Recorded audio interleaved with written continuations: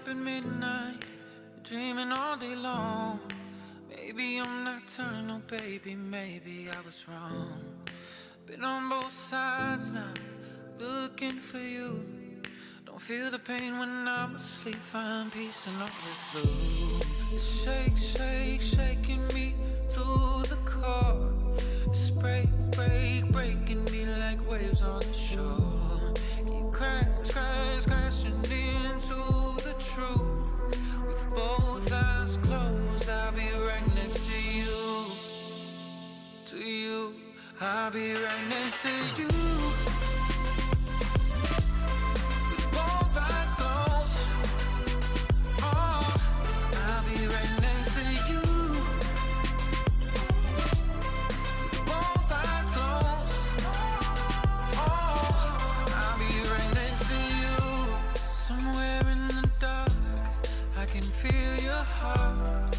Light up like a constellation.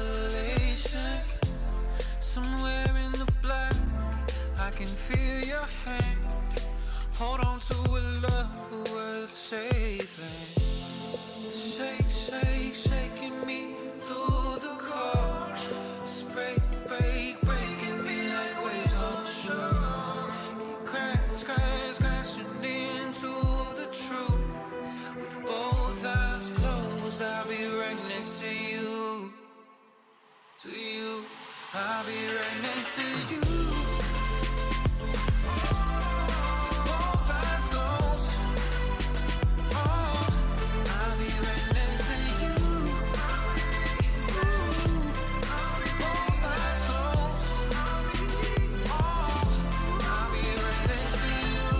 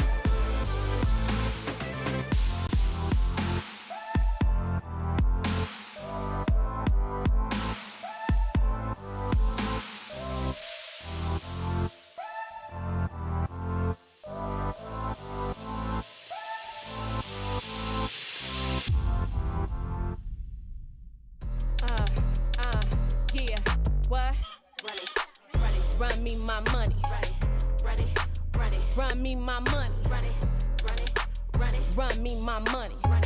Yeah, yeah, yeah. Big bad money maker, working hard for all this paper. Check my stats, I'm kinda major. Can't nobody do it greater. I can make your body rock. I'm the boss, I call the shots. Doesn't matter what it costs, baby. No, I got it. I'm forever popping like the hot grease in the pan. Gotta make them understand. I don't never need no man. I'm a INDEPENDENT chick. Yeah, you haters think you slick. Got it all, never fall. I'm the one they always call. Spend a stack up at the mall. They say I'm the greatest, y'all. I bring all the flavor, yeah. I bring all the heat. If you ain't trying to get money, baby, you can have a seat, yeah. Run me my money. Yeah, run me my money. Run me my money. Run me my money. Run me my money. Run me my money. Run me my money. Yeah, look, they don't want no smoke, cause they know I got the vapor.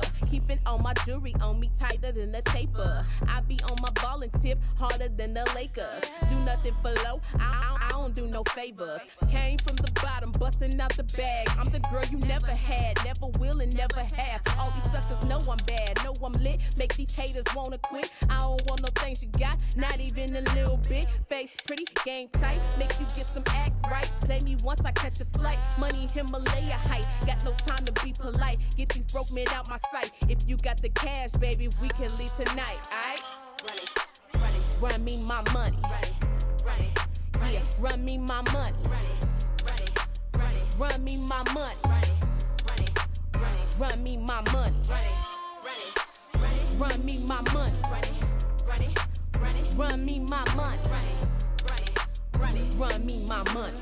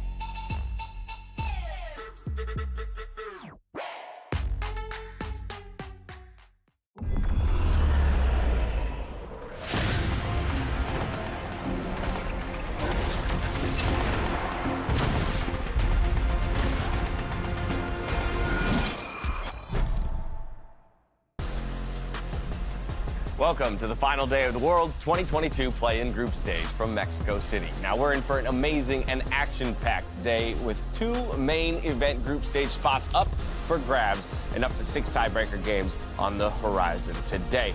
Now in our opening game, Fnatic and Beyond Gaming are fighting to keep their dreams of that first place spot and a ticket to groups alive. I'm Dash, joined by Chronicler and Raz, where Raz has once again forgotten to tag us in his going live tweet.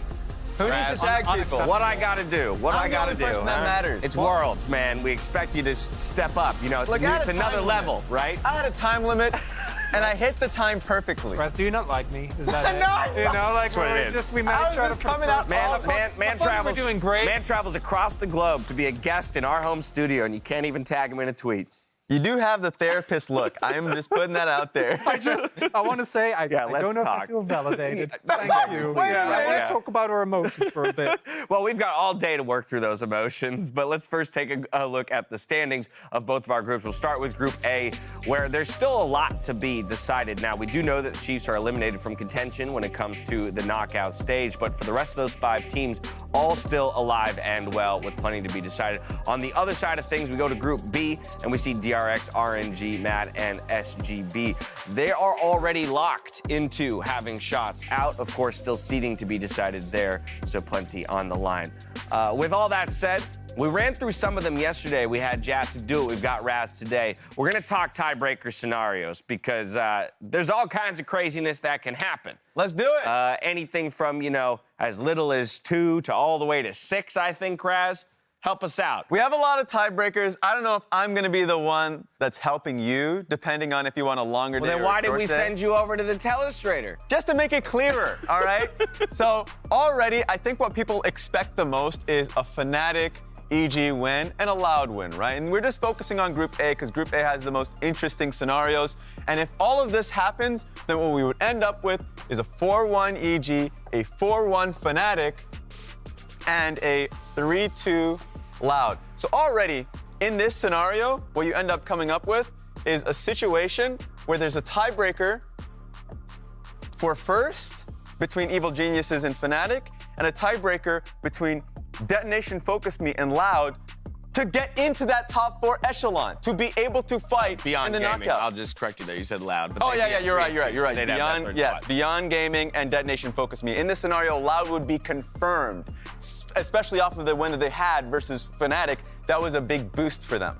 So that would be, they would have at least locked themselves a best of 5 and an opportunity to get out with those first top 2 teams rather playing for the first seed. But that's not the craziest of all of our scenarios, right, Raz? The craziest scenario, if you want chaos and more games, would be a situation where Beyond Gaming wins here, where Loud Gaming wins, and if Detonation Focus Me wins. And this would be a scenario where you would have Evil Geniuses go 3-2. You would have Fnatic go 3-2. That's the ugliest 3 I've ever seen in my life. All right. Boom. There we go. I believe in you. You got it, Raz. Get him. Wow, beautifully executed. Across the board. And that would be the nightmare scenario of a 5-way tie. And just as a reminder for people, it would just be based off of the fastest average game time for these teams that would lock them in a more beneficial situation in that tiebreakers. Yeah, all you need to know is with a 5-way tie, 4 games will be played in order to determine or break that tie ultimately. And as you mentioned, average win time will be what seeds teams into that 5-way tie. Absolutely. And this is all just talking about the scenarios, including Group A. The most exciting scenario would just generally be if Detonation Focus Me. Oh, we just don't get a screen anymore. There you go. Thank you.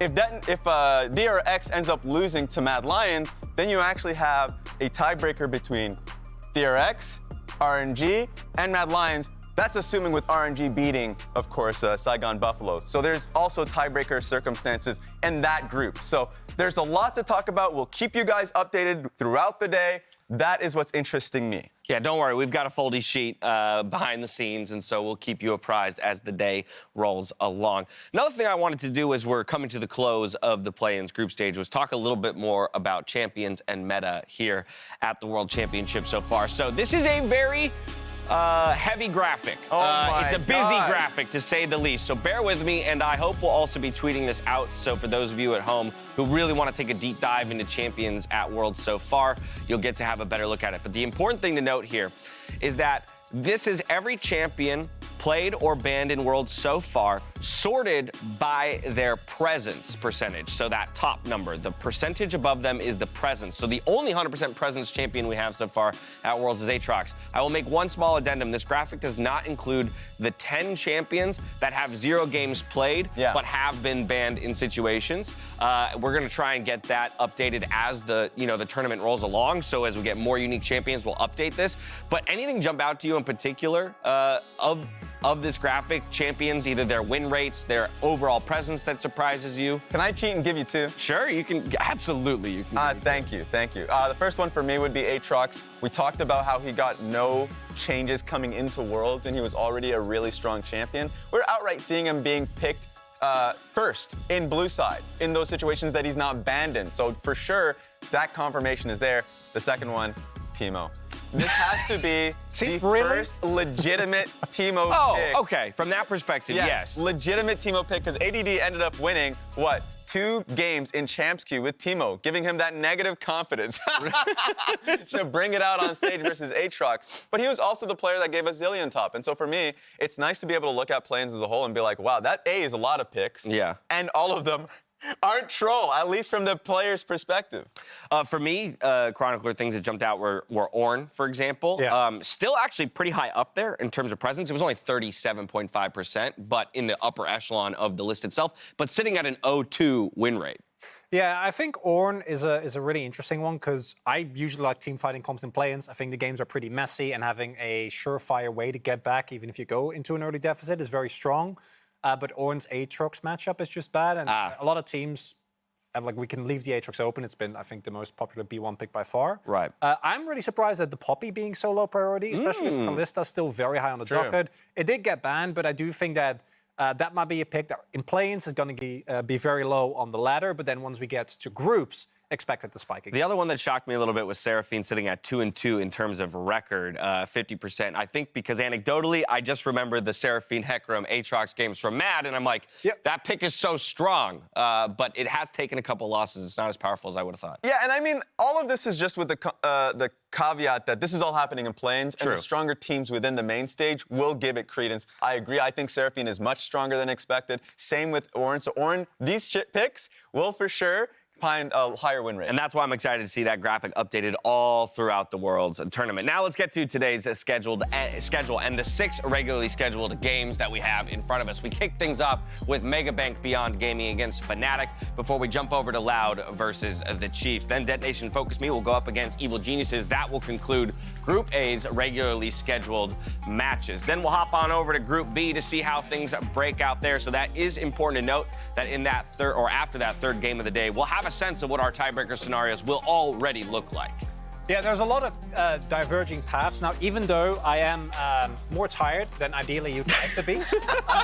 Strap in, my friend. I would love to be a part of League of Legends history and go to 12 games. 12 games. It's also a path of chaos. It echoes, Dead FM getting a big win last year around as well. There's a lot converging there. I wouldn't mind it, even though I don't think by the end of the 12th game I will be... Dagda and I barely survived 10 last year at Worlds. So, man, if we get 12, woof. Good luck. Woof. The game that I'm looking forward to is the DRX one versus Mad Lions. That one, I think, is a heavy hitting match. And that could easily just be 2 added, or at least the tiebreakers being added. Well, I like that you're looking forward to it because it is our featured matchup presented by Mercedes-Benz DRX against Mad Lions. Again, such an important matchup in determining what will be the final results in that Group B. If DRX locks it up, they're uncontested first. But if Mad takes them down, then it gets really interesting as we see Mad, DRX, and even RNG back in the picture to fight for that 1 seed. And even though DRX thus far have been able to, the most notable win, of course, the one being against RNG, against the minor region teams you'd expect an LCK team to have the performance that they did.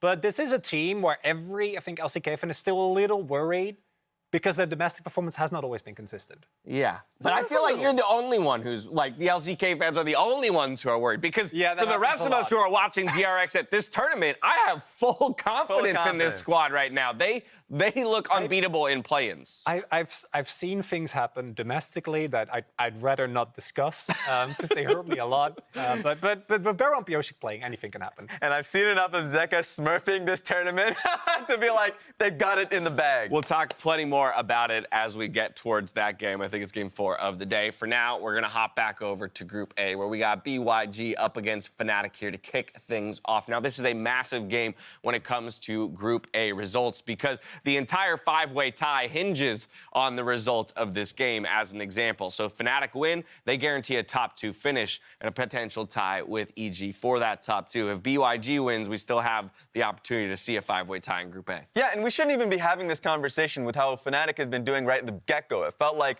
they started off this tournament really strong, pentakill for upset, and then in his second game, and we were like, okay, if this is how they look with the sub with Rux, like how would they look with Hilly? And it hasn't been good.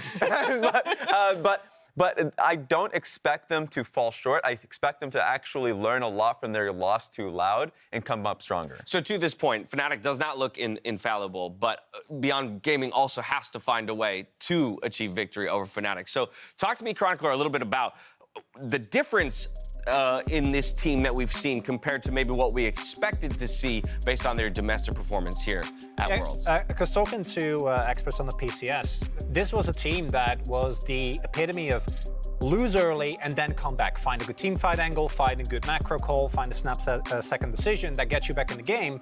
But at Worlds, it's kind of been the opposite story, where their early game, yesterday was a perfect example against that Nation Focus Me, they get a great lead, and then they have one very subpar fight around the Dragon Pit, and then they never really are able to pull it back. So it feels like maybe they are still trying to adjust what is the current meta to what worked for them domestically. Definitely concerning if that's where, or the part of your game where you're falling apart against a team like Fnatic. But all of our eyes are on Fnatic in this first game, where the team and jungler Razork are looking to take a huge step towards the group stage in this debut World Championship. Let's hear from him in our latest OnePlus Welcome to the Rift episode. Hello guys, I'm Razork. I'm the jungler from Fnatic for the LEC. My journey to Worlds, honestly, was very challenging. We were against the wall many times. We were one game away of not making it to playoffs, and we actually managed to pull through and make it to Worlds. Honestly, playing at the highest level, it means a lot to me because it's a dream that I've been chasing for a lot of time. And playing against the best players in the world, it's a big challenge and something that I'm looking forward to do. I want to take this Worlds as a learning experience and see how far we can go. To all of the fans watching around the world, I would like to say, obviously, thank you for the support, and I will make sure that we will make you proud.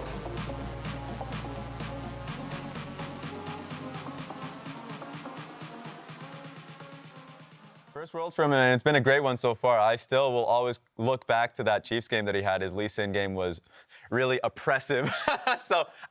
Honestly, this team has a lot of carry threats, and I want to see a little bit more from him. Obviously, that one game that I keep going back to it, the one game that they had versus Loud, started with a really unfortunate Skullcrab fight, but his level of play, especially around Humanoid, has been the highlight for this team. This is the one kick angle that we saw versus Tally when the Chiefs were on Rift Herald.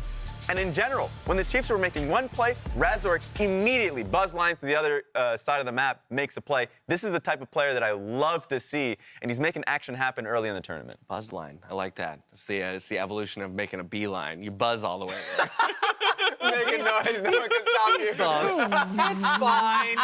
What you doing? A buzz line in the bot lane, bro. Oh, no. That's too good. I love that, Raz. All right, final thoughts, predictions on this match. Do you like League of Legends? Chronicler, you were talking about, liking the idea of a 12-game day. There's only one result you can hope for if you want 12 games. Yes, that's the result I hope for, but I think Fnatic will win. Okay. All right, fair enough. He still has the out. And Raz? You know what? No, my brain is telling me Fnatic. I'm keeping to Fnatic. Okay, fair enough. I do think, general consensus would be that Fnatic is the favorite here and should take this. But as we know, things don't always go to chalk here at the World Championship. But with the teams just about ready and the clock counting down, it's time for us to get out there and kick this day off.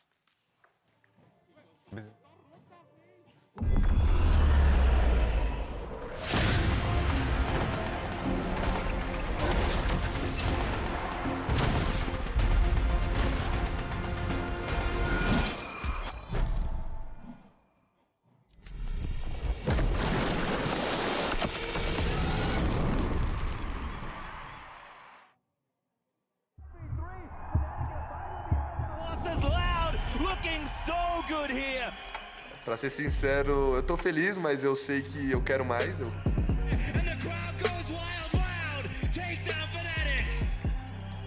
Quero, no mínimo, chegar em Nova York. Quero ter esse resultado histórico pro Brasil. Acho que esse é o grupo certo para isso acontecer. E a gente tá indo pra cima para buscar essa vaga. And it's just not one member stepping up from Loud. It's all of them. And it's just beautiful League of Legends. The auto fight goes in Evi's favor. It's the clean 5-0 ace. Detonation focused me. 2-2 now here at Worlds. リビルジーニアスも本当に強いチームだとは思うんですけど、僕たちがしっかりと自分たちのパフォーマンスを出せれば、勝てない相手ではないと思うので。Yeah, I'm excited with DFM, and I'm confident against Even. This is a guy with a very large champion pool. He's one of the main reasons you can call DFM so versatile. He is champion pool kind of year. He played random champ, so I need to be careful, I guess. まあもう僕自身もベテランの域に入ってきてますけど、やっぱりまあ向こうは僕を上回るベテランなので、本当にここは経験の勝負になると思うんですけど。Nothing that they can do. DRX dominate. 플레이는 진짜 딱 워밍업 정도라고 생각하고. The flash in for Zeka gets another, and it's DRX winning this fight. They don't need bullet time. They've got the kills. DRX in team fights, actually, we can match them for sure. We are like a top 4 team in these planes. 네, 앞으로 매드 경기 꼭 이기고 그룹 스테이지 올라가서. RNG clawing closer to the number 1 and number 2 positions. 等待着他们的将是赛场之上的艰巨挑战。打他们的话，我觉得就自己失误要减少嘛，然后信心的话肯定是基本是很高的嘛，那就基本会尽量去打得更好，然后去赢下他们。Đã rút ra được khá nhiều kinh nghiệm từ những trận thua và những trận thắng thì bọn mình cũng có rút ra được nhiều kinh nghiệm. Grip ở trận đấu sắp tới thì đường trên sẽ là cuộc đối đầu máu lửa. 在妹赛的时候，这个打法就已经见过了，就打得特别凶。我们是很有信心打赢他们。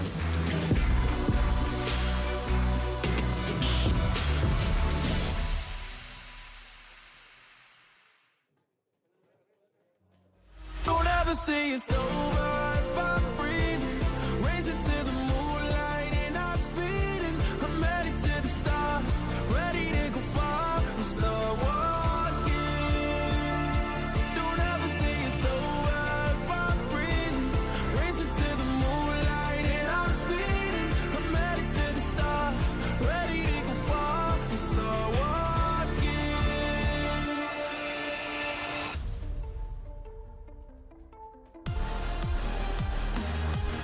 Ladies and gentlemen, welcome to the 4th day of competition here at Worlds 2022 and the final day of the play-ins group stage. I'm Captain Flowers, and I am joined for the first time on the cast by Dagda. How you doing, my friend? I am so excited for this. I've been looking forward to this all week just to get a chance to finally cast with you after, I mean, it feels like it's been ever since we actually got a chance to be on the same stage together. Oh, yeah, this is going to be amazing. We are starting it off with one of the top games of the day as well. We got Fnatic going up against Beyond. Fnatic, one of the 2 teams in this group that has their fate in their own hands. Yeah, I mean, look, after a disappointing loss yesterday to Loud, they feel like they're going to be looking to bounce back, right? Yeah. And especially against Beyond Gaming. And Beyond, on the opposite side, trying to see if they can push us into what is going to be a bedlam of a day, if they can start to out us into those 3-2 lineups. Absolutely. So for those of y'all who might not be super familiar with what the current stakes of this are, Fnatic, if they win this one, they'll be at 4-1. Evil Geniuses would be the only team in the group that can catch up to them, so you're guaranteeing yourself 1st or 2nd place no matter what. If you're a Fnatic fan or somebody who don't like tiebreakers, that is your squad. Beyond, on the other hand... You love tiebreakers. What do you mean? Oh, yeah, of course, of course. But if you do want tiebreakers, or if you're a big Beyond fan, or if you want Evil Geniuses to run away with it, Beyond is the squad that you're looking for. A lot on the line for everybody here. We're about to jump into Champ Select. I'm excited to see how this one plays out, particularly around some of the things that the desk was talking about, looking at the drafts, looking at how things are picked and banned, the 100% presence of Aatrox so far. Yeah, well, we have to see if it's going to be coming through. Humanoid is still going to have his Victor banned away from him. I think like things like the Aatrox, the Kalista is still going to be very high priority, especially since Fnatic have banned away the Kalista in the majority of their games here as well. And the Aatrox gone now. I'd be very surprised if it wasn't that Kalista last ban here for Fnatic. I feel like red side Aatrox ban is going to become more and more common with how often teams are willing to pick it first side on blue. It's just one of those no-brainers at this point. So there is the Kalista ban taken away by Beyond. Final ban of this first half is the Amumu. So Amumu, Aatrox, Hecarim banned from Fnatic. Victor, LeBlanc, and Kalista banned by Beyond. What will the first pick be? So I wouldn't be surprised to see a Sylas locked in here, or maybe even the Graves that's been left open as well. I think Graves still has a really strong spot, but Minji has actually looked great on the Sylas. It looks like that's what they're going to go for here. Love to see it. Love to see it. Sylas is one of those champions where, depending on his strength, you know, sometimes you need to see a good ultimate to steal before you lock him in. But when the priority goes up enough, when he's strong enough, when you know how this game is likely to go, they're not afraid to throw that down immediately. Maokai and Akali, the response. And I was about to say, you know, two decent ultimates there for the Sylas to steal away, but Akali has kind of been the answer to the Sylas, at least that world so far. But it has been a bit of a mixed bag, and we'll have to see if Humanoid can try and power that through in the laning prowess, especially when you got to say the Maokai there alongside him. Should be able to try and set up for a decent mid jungle, but the Sejuani here, you've got the Sylas mid, now you add another melee topside skirmishing is going to be insanely strong for Beyond. Oh, absolutely, and we're seeing kind of similar drafts here so far. We got these mid lane, like AP type of assassins. Sylas a bit more of a bruiser, but then a couple of meatballs on either side as well. Both of these sides going to get a little scrappy here as Kai'Sa is locked in for Beyond. Kai'Sa plus 2 melee champions. This is looking like a torpedo comp to me. Yeah, definitely is. And especially, like, this is just going to be full short range, which honestly works out pretty well for something like the Maokai. Now, I was about to say, throw up the caveat. Maokai was played by Hilly in that support role, and it looks like that might be the same story that we're going to see here. It looks like Razork is going to grab the Graves, which works out super well against something like the Sejuani. Sejuani likes where she can have a little bit of an easier time in the jungle, won't get invaded, won't get her camp stolen away, but that's exactly what Graves wants to try and do. Graves also incredibly good at setting a high pace, a high tempo in the jungle. You got to be able to keep up with them, so accelerating that game forward and keeping some safety, some priority there for something like an Akali that likes to have a little bit of time to scale up is always nice. Second half of the bans, let's see what it'll be. Gnar banned out by Fnatic, Beyond banning out Caitlyn. We do not have mirrored drafts on either side. There's only an AD carry drafted for Beyond. Fnatic still has to get theirs, so I'm not surprised to see Beyond targeting that marksman. Yeah, and I think, look, I like the Gnar ban. I'm curious to see what Renekton is going to happen with here, because I feel like when you have such a short-range composition on Fnatic's side, and you want to try and play through like your 3 melee tops on the top side, something like this Renekton just does incredibly well here. If like our Lee K wants to try and go towards that, even just being able to have that dive set up alongside something like the Kai'Sa, just everyone go in, I feel like it works super well here for Beyond. All right, what's that final ban going to be here for Beyond? Fiora was taken off the table by Fnatic. Beyond, they're taking their time with it, really thinking about it. Misfortune banned away, another champion we've seen plenty of, generally does very well in those AoE team fight focused comps, but they're not going to get it this time around. Fnatic, what is the choice here in the marksman position? I expect that to be the pick here on 4th, and they saved that last pick to see what the entirety of Beyond's draft will be. Yeah, it looks like it's going to be the Aphelios. Has a decent matchup into the Kai'Sa as well. And I think if you want to go for something like the Ornn here for Wunder, set up just really beefy front line. You got 2 great AD carries in the back with the Graves and the Aphelios, and just Humanoid kind of playing a bit of a nuisance in the back line. It could work super well. But again, I think for Lee K here, something like Renekton could do great if you want to try and go towards that. I would imagine something like a Nautilus or Leona probably going to be the pick here for Aquino, just something that can immediately jump onto that Aphelios.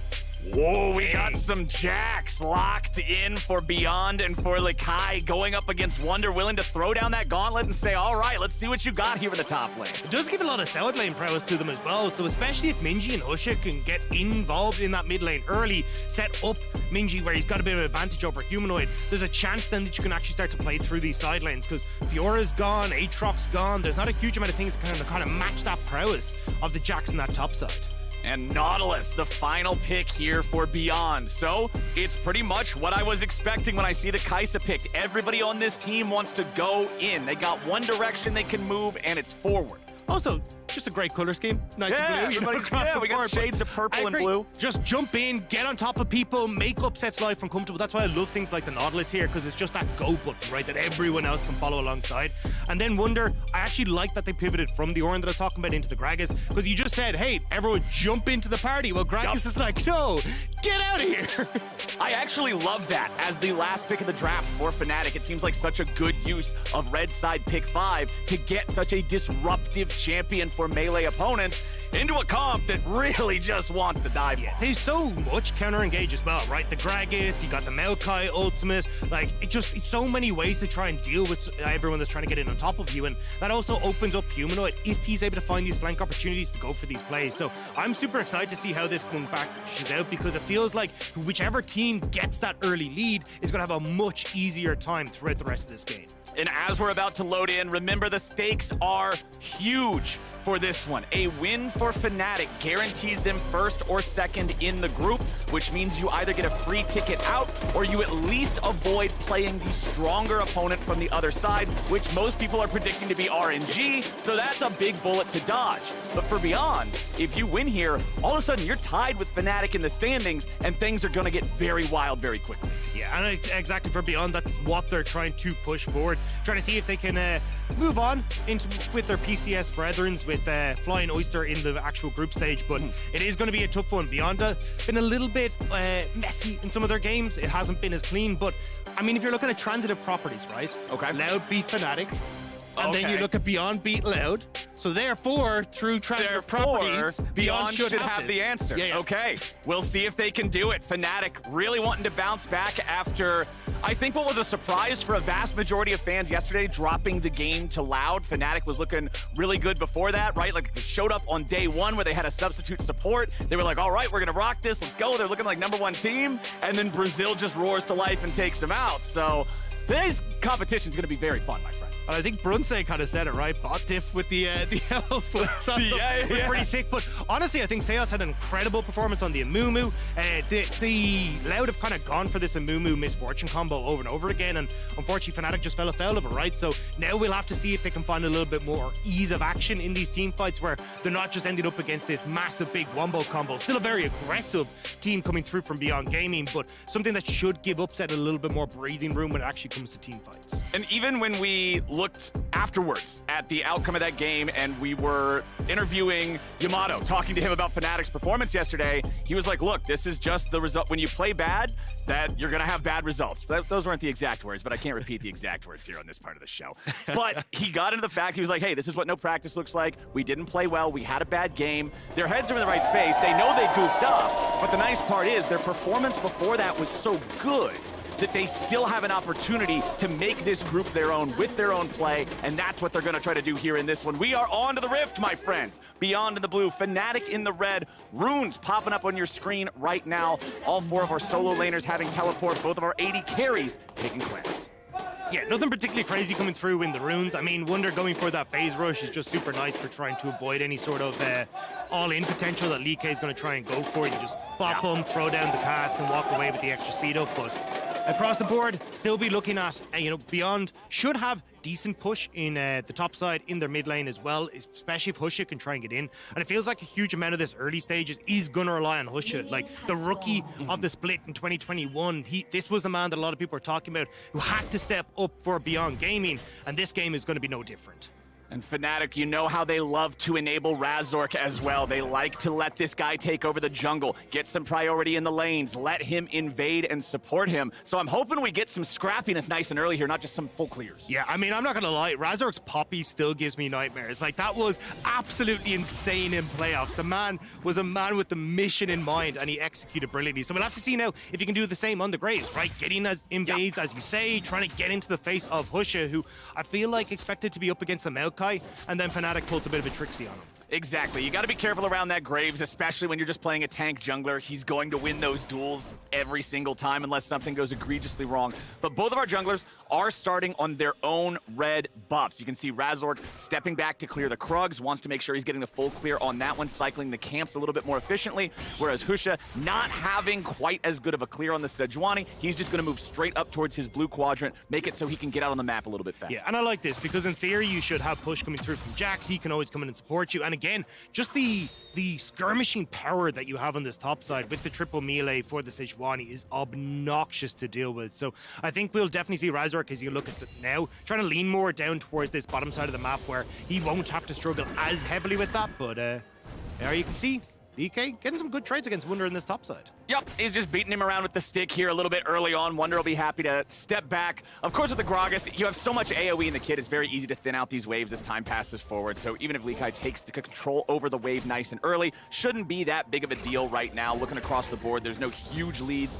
showing up anywhere just yet, as that's one of the interesting parts of this matchup. Gragas' body slam overrides almost every other movement ability in the game, so you can always stop other people from hitting you with it. Yeah, he's got the biggest of bellies, and he makes full use of that, but might need a little bit more help here, because it looks like Beyond trying to set up for some sort of play on top side. Pushing mid, though, means it will be incredibly dangerous, and it looks like Husha is just going to back away, make sure that Likai instead can just crash this wave. Exactly. Looked like he was just on Razork detection duty there, making sure his Jax wasn't about to end up as the victim of a gank.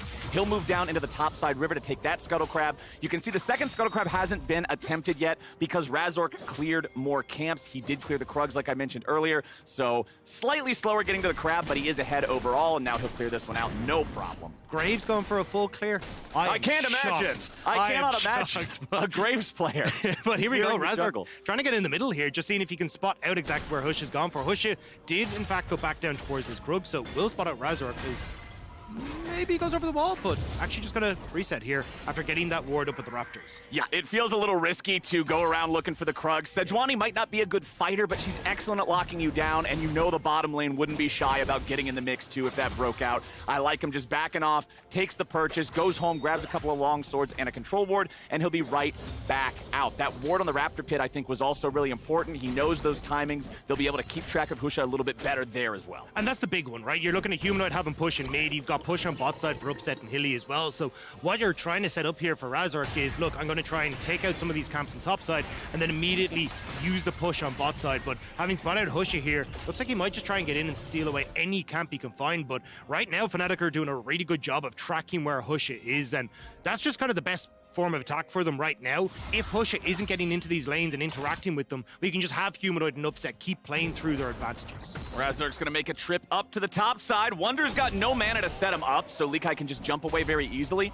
But I do want to point out a minor thing there, as we saw Razork invade the enemy jungle, set down a control ward. He did not shoot the Scryer's plant, he shoots it now, because if he would have shot it earlier, they would have been able to see that on Beyond side, they would have known he was nearby, he would have foiled his own gank somewhat. So I like the fact that he had the patience, not setting that off until a little bit later, but now he heads back into his own jungle. Sejuani's back up here, he doesn't want anything to do with it anymore. Nah, just gonna back it on out, go back to clearing his camps and making sure these all good and dandy. But again, like, this is gonna be fine for Fnatic. They just want to make sure that Husha isn't doing anything too crazy on the map. Like, he can look at the bot side, right? Upset, getting a nice little CS lead for himself, continuously just pushing the wave alongside Hylissang. They're gonna be okay to just keep going, because Kino and Wako can't try and go that ham in the lane, because the second they try and go in, Hilly can lock you up. They've got good disengage, you buy space for Upset, and suddenly that becomes a very different story in that bottom lane. Yeah, those fights can be really scary, especially against Aphelios. I mean, obviously the champions had lots of memes about him, but hold on now. Humanoid and Minji getting into a bit of a scrap. Minji with a stolen ulti. Humanoid's trying to run away.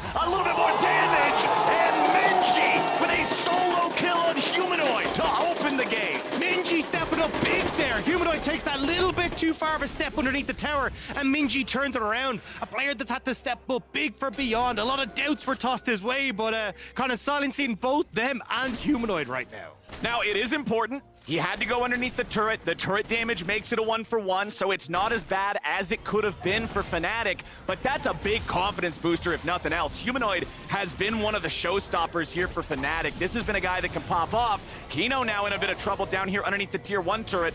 Razork, no level 6, so we can't just try to snipe this Nautilus down. Oh, that dredge line.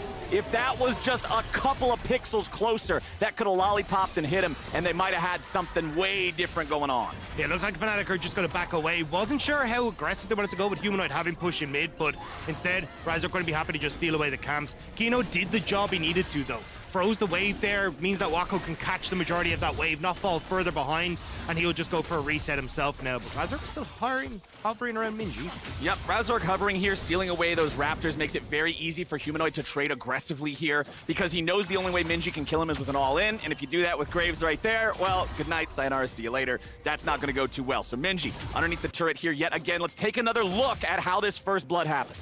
This was just really well played by Minji. So you can see Humanoid tries to go aggressive, ends up landing the shuriken flip, but the second he does, Minji actually goes back underneath his turret with his own dash and just catches Humanoid on the edge of turret range. Already has the perfect execution stolen, so manages to just follow up and chase him down underneath the turret. And I like how he waited for Humanoid to flash first because he didn't want to give him the chance to outplay there against the stolen perfect execution number 2.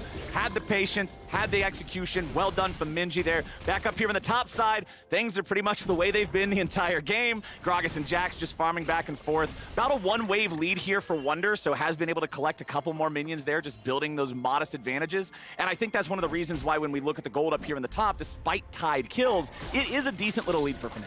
Yeah, and a lot of that is going to be this bot side as well. And the reason we're not seeing Beyond try and overcommit resources to this top side is Upset has a great freeze here. So he's only just creating this slow break here. So you can see that the Nautilus had to start to teeter down to this bot side. Kino wasn't sure if he needed to help break that with Wako. But it looks like Wako's kind of said, no, they've started this slow push out. I'll be fine. Go take the Rift Herald and make sure that we can actually get some gold back in the favor. I think they need to use this bot side though, because, I mean, look at the CS, 22 CS lead essentially that's opening up here in this bottom side. And it's not like that's 22 CS lead on an early game champion. Minji though, this could be bad. Remember that, oh no, Hush's ulti goes wide and Humanoid goes in. Fnatic's mid laner gets revenge as Hylissang goes in on the bottom side, finds a bit of damage here, has to walk back away. Nicely played from Fnatic. Good turnaround, and again, just getting more gold for them. So even though you end up with a little bit of an advantage coming through with the Rift Herald, the plates are going down for Upset in the spot side. They're getting kills. Razork again is getting in and stealing away so much of Hush's camps as well. I mean, Fnatic, they're controlling this early game so well. Yeah, nearly a 2,000 gold lead just 9 minutes in. Feels great for these guys. You saw them commit the ults bottom for the plates, and here's what happened to Minji. They knew he didn't have a flash from the fight earlier. Yeah, just spotted on the edge there. Razork comes around, and I mean, it's a good attempt from Minji, thinking that, look, we've got the Sejuani here, we can actually try and turn this, but doesn't realize that Razork is there. And splitting the uprights here for Husha is heartbreaking for Minji. The Graves ulti flew out, but they didn't even need it. That Silas was toast, man. Nicely done from Fnatic. Like I said, the bottom lane, they gave up the ultis to force the plate because, again, going back to what you're talking about, they know that Beyond isn't committing a ton of resources down here. They're not coming down here. Just spin the ults, grab the plate, get the money, whatever. You should be ready by the time a fight breaks out. This is scary. But that may not be the case. Beyond may look to force something, knowing those ultimates aren't available. Humanoid just gets dove. Humanoid just gets killed, and Beyond just get it done. Fantastic read from Beyond. Look at the right-hand side of your screen. No Razork ult, no Humanoid ult. Upset, Hilly, everyone is out of their ultimates, whereas Beyond had theirs fully locked and loaded. So Beyond just called the bluff, say, come on, Fnatic, you might have the lead, but we have more in the tank. I love the fact that they went for it. I love the fact that they punished Fnatic there. Now they're thinking about fighting again. I don't know if I love this one. Kino's going to try to get away. 200 HP left. Upset locks him down. Upset guns him down. Minji's coming in with a stolen Akali ulti, but they won't find a damn thing. Razork forces the flash out of Wako as Husha tries to peel over the wall. Wako wants to get away. The ulti nearly kills him, but not quite yet. Minji jumps in. Hilly's been baited. Hilly's been deleted. Minji goes right back over the wall looking for number 2. Razork wants to fight him off. Upset's coming in, but Upset won't save anybody. Double kill over to the Beyond mid laner, and he wants a triple. He goes in for the Kingslayer. He's finding them spells left, right, and center. Fnatic still trying to get their AD carry out of trouble, but it won't happen. Minji is a man on a mission. And Wonder TP down as well. That means that Jax in the top lane is just going to start tunking his way through this topside turret.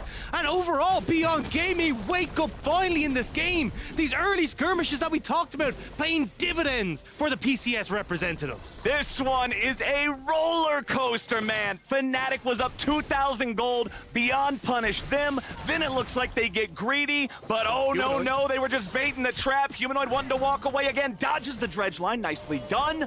But Beyond are showing this is not just going to be an easy game for Fnatic. Hilly wants to make sure the Lee K can't get as much out of this, though. Upset here. Razork here. The Jax could be in trouble. All right, just gonna walk it off. Nobody else is close enough. Nobody else is close. That's a level 6 tree with a pair of shoes. He does not want any alone time with Jax. Still, though, this is fantastic here for Beyond, right? They get the dragon off of this, and the fact that Fnatic chase so desperately for Wako just opens up brilliantly for Minji. Minji, look, very late on this play, don't get me wrong. So they do end up losing Kino, but they end up chasing Wako directly into where Minji can just hop over the wall, and it's so well played by them just to bait Fnatic into overextending. Pusha hitting over the wall as well means that they're able to set up beautifully, and Minji, with access to the perfect execution, he has so much mobility in this case. He's able to follow Razork easily, finishing off this kill as well. Topside, we got the plays. Oh boy, we got the Rift Herald summon up. You said you wanted to see it bottom side. Well, Beyond wants to drop it top. They're looking to accelerate this Jax even further. They're only going to get the 2 guaranteed plates. Jax's Counter-Strike very good at avoiding some of that extra damage that would have been flying in from upset. Still a gold lead for Fnatic, but Beyond still have the advantage in kills. Not completely disengaging this one just yet, just making sure that Lakai is able to get himself back and get at reset. Look, sharing is caring, but sometimes you should just focus someone, because Lee, Wako, Husha, and Kino all got hands in those plates, so not a huge amount of gold distributed onto one person, but it does mean Wako and Kino still up here facing off against Upset and Hilly. No towers taken for Beyond just yet, despite the Rift Herald. I mean, in 2 minutes' time, we're going to have another fight, it feels like, in and around this Herald, and we'll have to see if Beyond will be able to take advantage of that one once more. Yep, I fully expect it to be a fight over those neutral objectives. The game state is still pretty close, but Fnatic still keep finding these gold leads through their superior farming. It is a 35 CS lead in the AD carry role. It is a 20 CS lead in mid. It is 25 in the jungle. And even the Jax that was getting free firing time because of Wonder's teleport is down 25 CS. Fnatic is just farming way, way better. And this is where we need to see Fnatic just recognizing that they have these leads and making sure they're playing as a team coming into these objectives, because the last fight that they lost was we don't have ultimates, we're leaving Humanoid isolated, we're giving the opportunities for Beyond to come in. Then they end up over chasing Beyond as well, so coming in with a bit more of a level head, taking these fights a little bit slower is going to play into Fnatic's hand, especially when you're starting to see mythics picked up across the board for them right now. They are in prime position for the Dragon in a minute's time, for the Rift Herald that's just about to spawn as well. Exactly. As long as Fnatic don't get too cocky, you would expect them to have an edge getting into the mid portion of the game. It's one of the things that they were talking about on the show yesterday. When you have major regions going up against smaller regions, normally, if it stays close in laning phase, it'll get further apart during the team fights, right? Like, that's where you're going to see the increased coordination, the better shot calling, the better macro play. So that's what we want to see from Fnatic. For Beyond, I just want to see them keep it bloody. Yeah, but the big thing for Fnatic here is that they don't have to face check, right? This is one of the big things about Maokai. Kino there trying to see if he can actually set up for a pick, and Hilly's like, I'm going to toss one of these bad boys in here. Oh, I found a Nautilus. I'm going to back away immediately. So it helps out Fnatic a little bit, even though they don't have vision control on topside river here, to slowly but surely establish themselves on this top half of the map. Beyond, though, actually in a pretty decent position here, because Hilly's the only one that can kind of play tank frontline here until Wonder can move in as he started to wander over. Well, one of the big things I'm also noticing here, we've got level advantages in every role except AD carry for Fnatic. Remember that a level in League of Legends is worth like 300 to 500 gold in stats? So Fnatic is feeling pretty confident in their ability to take a fight. Hillsong's gonna fire off the ulti here at the very start. Rift Herald's gonna be taken low. Fnatic ready to start the fight off. Nice and easy. They've already secured the Herald. They're gonna get Kino too. Beyond just were not ready for this fight, and Fnatic gets the punish. Wako and Minji trying to get away, but Fnatic are not gonna let them get this recall. That is a 300 HP Kai'Sa. Only half health left on the Silas too. They're gonna summon up the Herald to tank this. Bush is gonna come up, try to help these guys if he can. It's such a tough situation for Fnatic to try to be able to find this here as Beyond are trying to get through. They're gonna fight back a little bit right now. Humanoid down to 300 HP, Beyond jumps in. Likai here in the counter strike, but he won't get nothing. Fnatic's ready to strike back. Likai is cut down by the 5-point strike as Wonder keeps the chase going. Kino's finally back in the picture, but the picture has already faded to black. Fnatic get the play. Fnatic refuse to be denied groups. They want to make sure that they are planting themselves firmly in towards that 4-1 spot, but Beyond, it's just so unfortunate. Item difference, level difference, setup difference for Fnatic coming into that Rift Herald fight, and they get absolutely destroyed. Humanoid as well, even on the bottom side, TP's in to finish off a turret for himself. It is snowballing out of control for Fnatic. The advantage they had in that fight between the levels, between the farm leads, the fact that they had the Maokai ulti already creeping through the perfect spot to drop it there in the river. Beyond just, they were never winning that engage. No, I mean, even when you look at where Humanoid was positioned in the 3-play as well, he's just corralling 2 members of Beyond, gaming up to his top side, buying a whole heap of time. Upset's in a perfect position, like who the hell is going to deal any damage to where the Aphelios is?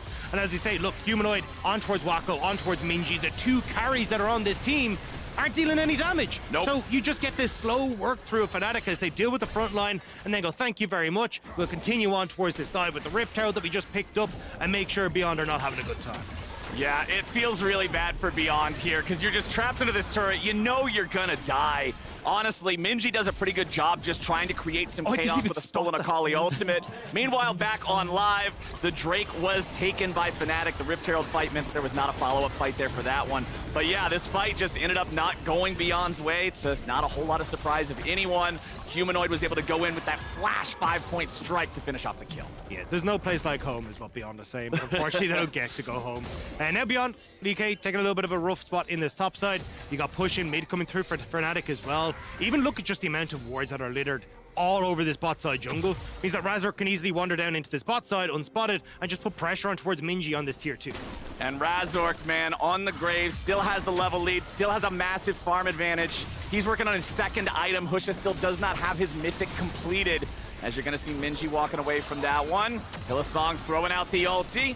They lock down Husha. They're not interested in diving a Sejuani. They're just buying enough time to take that turret out. Now the fight. Goodbye, Minji. You didn't even need to waste that flash, buddy. That one was signed already. As Kino and Wako have to try to get away, but Humanoid wants some more. Gets hit with the Acathian Rain, but now all it does is set up Kino to be yet another death. Fnatic are taking complete control. And this is the Fnatic that had that miracle run to get them to the World Championship. They came into Week 8 Super Week with a 10% of scenarios where they could actually reach Worlds, and they played phenomenally. Now we're seeing them once more when the chips are down, stepping up huge. And once more, it's Humanoid Razor controlling the side lanes. Healy showing up with the Maokai, and Beyond are just left spinning with how quickly Fnatic are playing this. I mean, there's a reason Fnatic is one of those orgs that's had so many international appearances, going back all the way to the Season 1 championship victory. They were one of the squads, one of the only Western squads, I think, in the last 10 years to actually make it to World Finals back there when they had to go up against IG in 2018. But this is a squad that you cannot underestimate. This is a squad that knows how to get these wins. And you can see one of the conversations that has been had about these guys, and even from the mouths of their own players, is, hey, we might not be the most coordinated in team fights. We might make some errors, but our individual level is so high, and that's a huge strength. Those individual strengths are showing up massively with the advantages in the lane matchups, with just those individual edges they've been able to hone for themselves. Yeah, and especially when you look at guys like Razork as well, who's just been dictating the pace of this entire game. Massive CS lead, now with the Gore Drinker completed. Great item for Graves, especially when you look at the amount of melee champions that are here for Beyond. Yeah. It's going to be so difficult to kill Razork, and he knows it. He's just like, cool, let me just face tank this, because what the hell are you going to do about it? Okay, Razork will just dash back out of the way of the Everfrost there. Husha does have his first item completed. It was not the Mythic. He's going for the Warmog's Rush after building Bombies to fulfill the HP requirement. I like this if you're up against a team that's got a lot of poke, if you're up against a situation where you're going to constantly get chipped down and chunked down. The thing is, like, I don't know how much of a chance you're going to get to use that against this Fnatic squad, because they just kind of want to go in. Bottom side, though, Wonder versus Lakai. The Jax is feeling good in this split push situation, and that's about the only light shining in the darkness here for Beyond. I think for Fnatic, I like what they're trying to do though, right? Wunder is just like, hey, I'll match on sides. Let's push in though, get vision control, and see if we can get this mid lane turret down. Because that's the last little bit of a bane of their existence for them right now. What? They're all in? Okay, Razork's here in the front. They missed the Husha ulti, but they catch Razork out. Nicely done. Oh! Kino dies at the very end to Upset's long-range damage, but a teleport's coming in the bottom lane, and we'll see if they can find a punish on Lakai. Wunder locking him down here with the Everfrost. Throws out the ulti, but the flash over the wall will keep Jackson good enough shape for now. He'll try to strike back, fight back, won't matter. Humanoid gets the kill. Nice TP from Humanoid. That could have been a disaster for Fnatic. Overextended in towards the top side jungle, but Humanoid gets one back, and now Upset gets one back, and Humanoid now TP and bot will net themselves a second one, even getting that mid lane turret as well. Now they can start to put their attention in towards looking at Baron, looking at the Dragon. That's in 50 seconds time, and starting to try to stack these up. Like, Razork way overextends here, right? You've got 4 members of Beyond Gaming that are all here. They have no real vision as to where they're set up, and he dashes in, so immediately they go in. Bit of a misflash as well, it feels like, going directly in towards Kino rather than trying to get away, but Beyond happily take it, but Upset, just with the Inferno Molt over the wall, managed to pip one back. That was a limit testing flash 100%. That's the I'm Chad Graves and I'm a full item ahead and it's a gore drinker. I'm gonna flash in and try to take one of you with me. It doesn't end up working out. He finally gets his van here a couple minutes later. And unfortunately for Beyond, there's 10 seconds left on the Drake timer. So Fnatic with that kill, the world is theirs. I mean, do you need Drake when there's a Baron? I mean, no jungle for push, or sorry, no support here for Kino. Means that it's going to be very difficult for Beyond to try and contest this, and Fnatic kind of know it. Lee guy is very overextended. He might actually need to TP out of this one. Oh boy, Beyond are pressed in a very hard situation right now because Fnatic are already on the Baron. Humanoid's going after the Jax. This Akali, 5-2-2. Trying to 1v1 this champion just ain't gonna work. Humanoid kills him through counter-strike underneath the turret. That's about as good as you can do it. As Wunder tries to keep everybody else zoned away. Husha wants to go into the pit, try to steal it away. It's gonna be stolen! Husha gets the Baron! And they're looking for Humanoid as well. Kino is on the hunt. Fnatic trying to make sure they can save Humanoid from the encroaching disaster. But look at where Beyond are moving to. They may not have a jungler, but they're moving down towards this Dragon to make sure that Fnatic can't try and steal that one away as well. That was massive. You gotta go for those in a game where you're 8,000 gold down. You can't just give them the Baron or they're gonna run you over. Yeah, you got about a 5% chance of stealing it, but it looks like Husha just made it happen. And for Fnatic, it's so difficult for them to actually siege up without something like the Baron buff. They're super short range. They don't really get to try and attack the turret. So not having access to that is going to be a bit of a disaster. And look, giving up a second Dragon to Fnatic ain't going to be too much. You still got another 5 to 10 minutes before that really becomes relevant. And maybe you can get that third item on towards your Kai'Sa. Maybe the Silas can get up towards his third as well. But Humanoid absolutely destroying DK in this side. Gets the perfect execution, gets the auto attack, and manages to just walk on out easy as you like. And there was never a moment in that rundown where Jax turned around or tried to fight. That was a full retreat, and Humanoid still got him. Then let's watch the smite here. Boom, instant. I saw 1147, and then I saw it gone. Yeah. Immediately. It looked like just there was a bit of burst damage that actually came through from Fnatic's side and gave that edge over towards Husha. Just manages to get the smite before he dies, and now that's going to buy Beyond so much time here. Fnatic still will be able to push in some of these waves, start to get the vision in towards Beyond's side of the map, but it's so hard now for Fnatic to actually try and close this one out. It feels like you're going to be waiting for the likes of the Baron to come back up, looking at this Dragon in 4 minutes time, and that buys a bit more space for Beyond. Well, that gold graph is looking like an ocean of red, though, my friend. Beyond still have an incredible mountain to climb if they want to try to take out Fnatic and throw this group into chaos. Fnatic might just lose their support here. Nice catch from Husha there with the ulti accuracy. They would have rather had Razork, but they'll take Hilly. Hey, I mean, look, if you got to get yourself out of the Mariana Trench, well, that's definitely one way to start it, and it's looking pretty good. Yeah. I mean, look, the Mariana bench coming through right now for Beyond Gaming to try and get out of this, but it's a good start. Now you can look towards this mid lane turret. You have the Baron up creeps here as well. There's still these objective bounties to try and collect too, so every little going to help here for Beyond. Okay, Beyond, still grouped up as a team. They know that Humanoid is so fed that if anybody gets caught out alone, it doesn't matter if it's Minji, it doesn't matter if it's Likai, they're just dead, 100%. So there's power in numbers here for Beyond Game. Yeah, and they're about to use those numbers. Moving up towards this top side, they'll make sure that EK gets at least one here for themselves. Humanoid is sticking around, though, and he's waiting for these members to disappear so he can jump onto the Jacks. This is what I'm talking about, man. If you leave somebody behind, you're leaving them for the wolves. And Humanoid is the one who will lead the way. Wonder coming up behind him to provide a little bit of extra knockdown. There comes that Shuriken flip. Goodness gracious, that thing does as much damage as an ulti. Razork goes for the kill. Likai barely gets away. Push is going to be punished now, though, as everybody from Fnatic joins the party, and Humanoid's the one getting gifted. Pusha dies for the sins of his teammates. Likai sticks that little bit too long on that top side and ends up getting caught out. Nicely done by Humanoid, though. The patience coming through to make sure he could get that pick. Minji on this bottom side, though, trying to see if he can push in, but Humanoid should be able to get there to make sure they can't get another tower, and it's actually going to be Fnatic who get the tier 2 out of that one. Fnatic feeling good about it. We've got about 2 minutes before both of our neutral objectives are back on the map. This is where I'm expecting to see everybody sort of start those recalls, grab the control wards, get ready for the setup. I'm interested how they're going to play around these. Yeah, especially when you look towards Upset, right? So close to his Infinity Edge. That's where this Aphelios really does come online, and he's going to be seeing if he can grab a little bit more underneath the belt before this dragon comes up. Beyond, though, looking for the pick. I don't know if they can really get much done here. Humanoid playing safely underneath his tower, denying the wave actually hitting the tower, means they can't look for the dive before the rest of Fnatic come back out onto the map. It's so hard to dive Akali in the first place through the smoke. Like, the champion is so elusive. There won't be anything to find here for Beyond.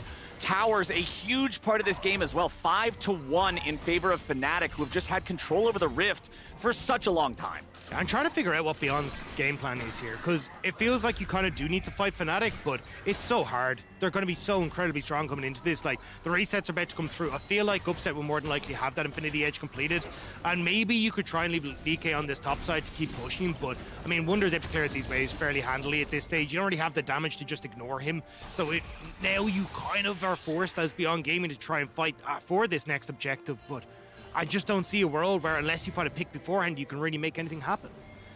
Well, it's a hard situation to navigate for Beyond Gaming. The other problem, these buffs are pretty closely synced in the time that they spawn, but they're just desynced enough that if Beyond doesn't challenge Fnatic, they can burst down the dragon instantly and rotate over to the Baron in time that Beyond wouldn't be able to try to take it as some sort of a response. Yeah, and Fnatic have even done a really good job of just setting up the waves, right? You can see Minji's got to clear that bot side wave, so you buy space now for Fnatic to push in mid, get control over both the bottom side of the map and on the top side so they can go for that player. Just talk about Flowers, so overall, Fnatic just in a great spot here, and again, Beyond not really in a position to look for the picks. Yep. And now their backs are against the wall. What is the decision? Looks like they're not even going to try and contest the dragon. They're like, hey, look, we're going to look for the top tier 2 instead. Try and position for Baron and just give up this third dragon.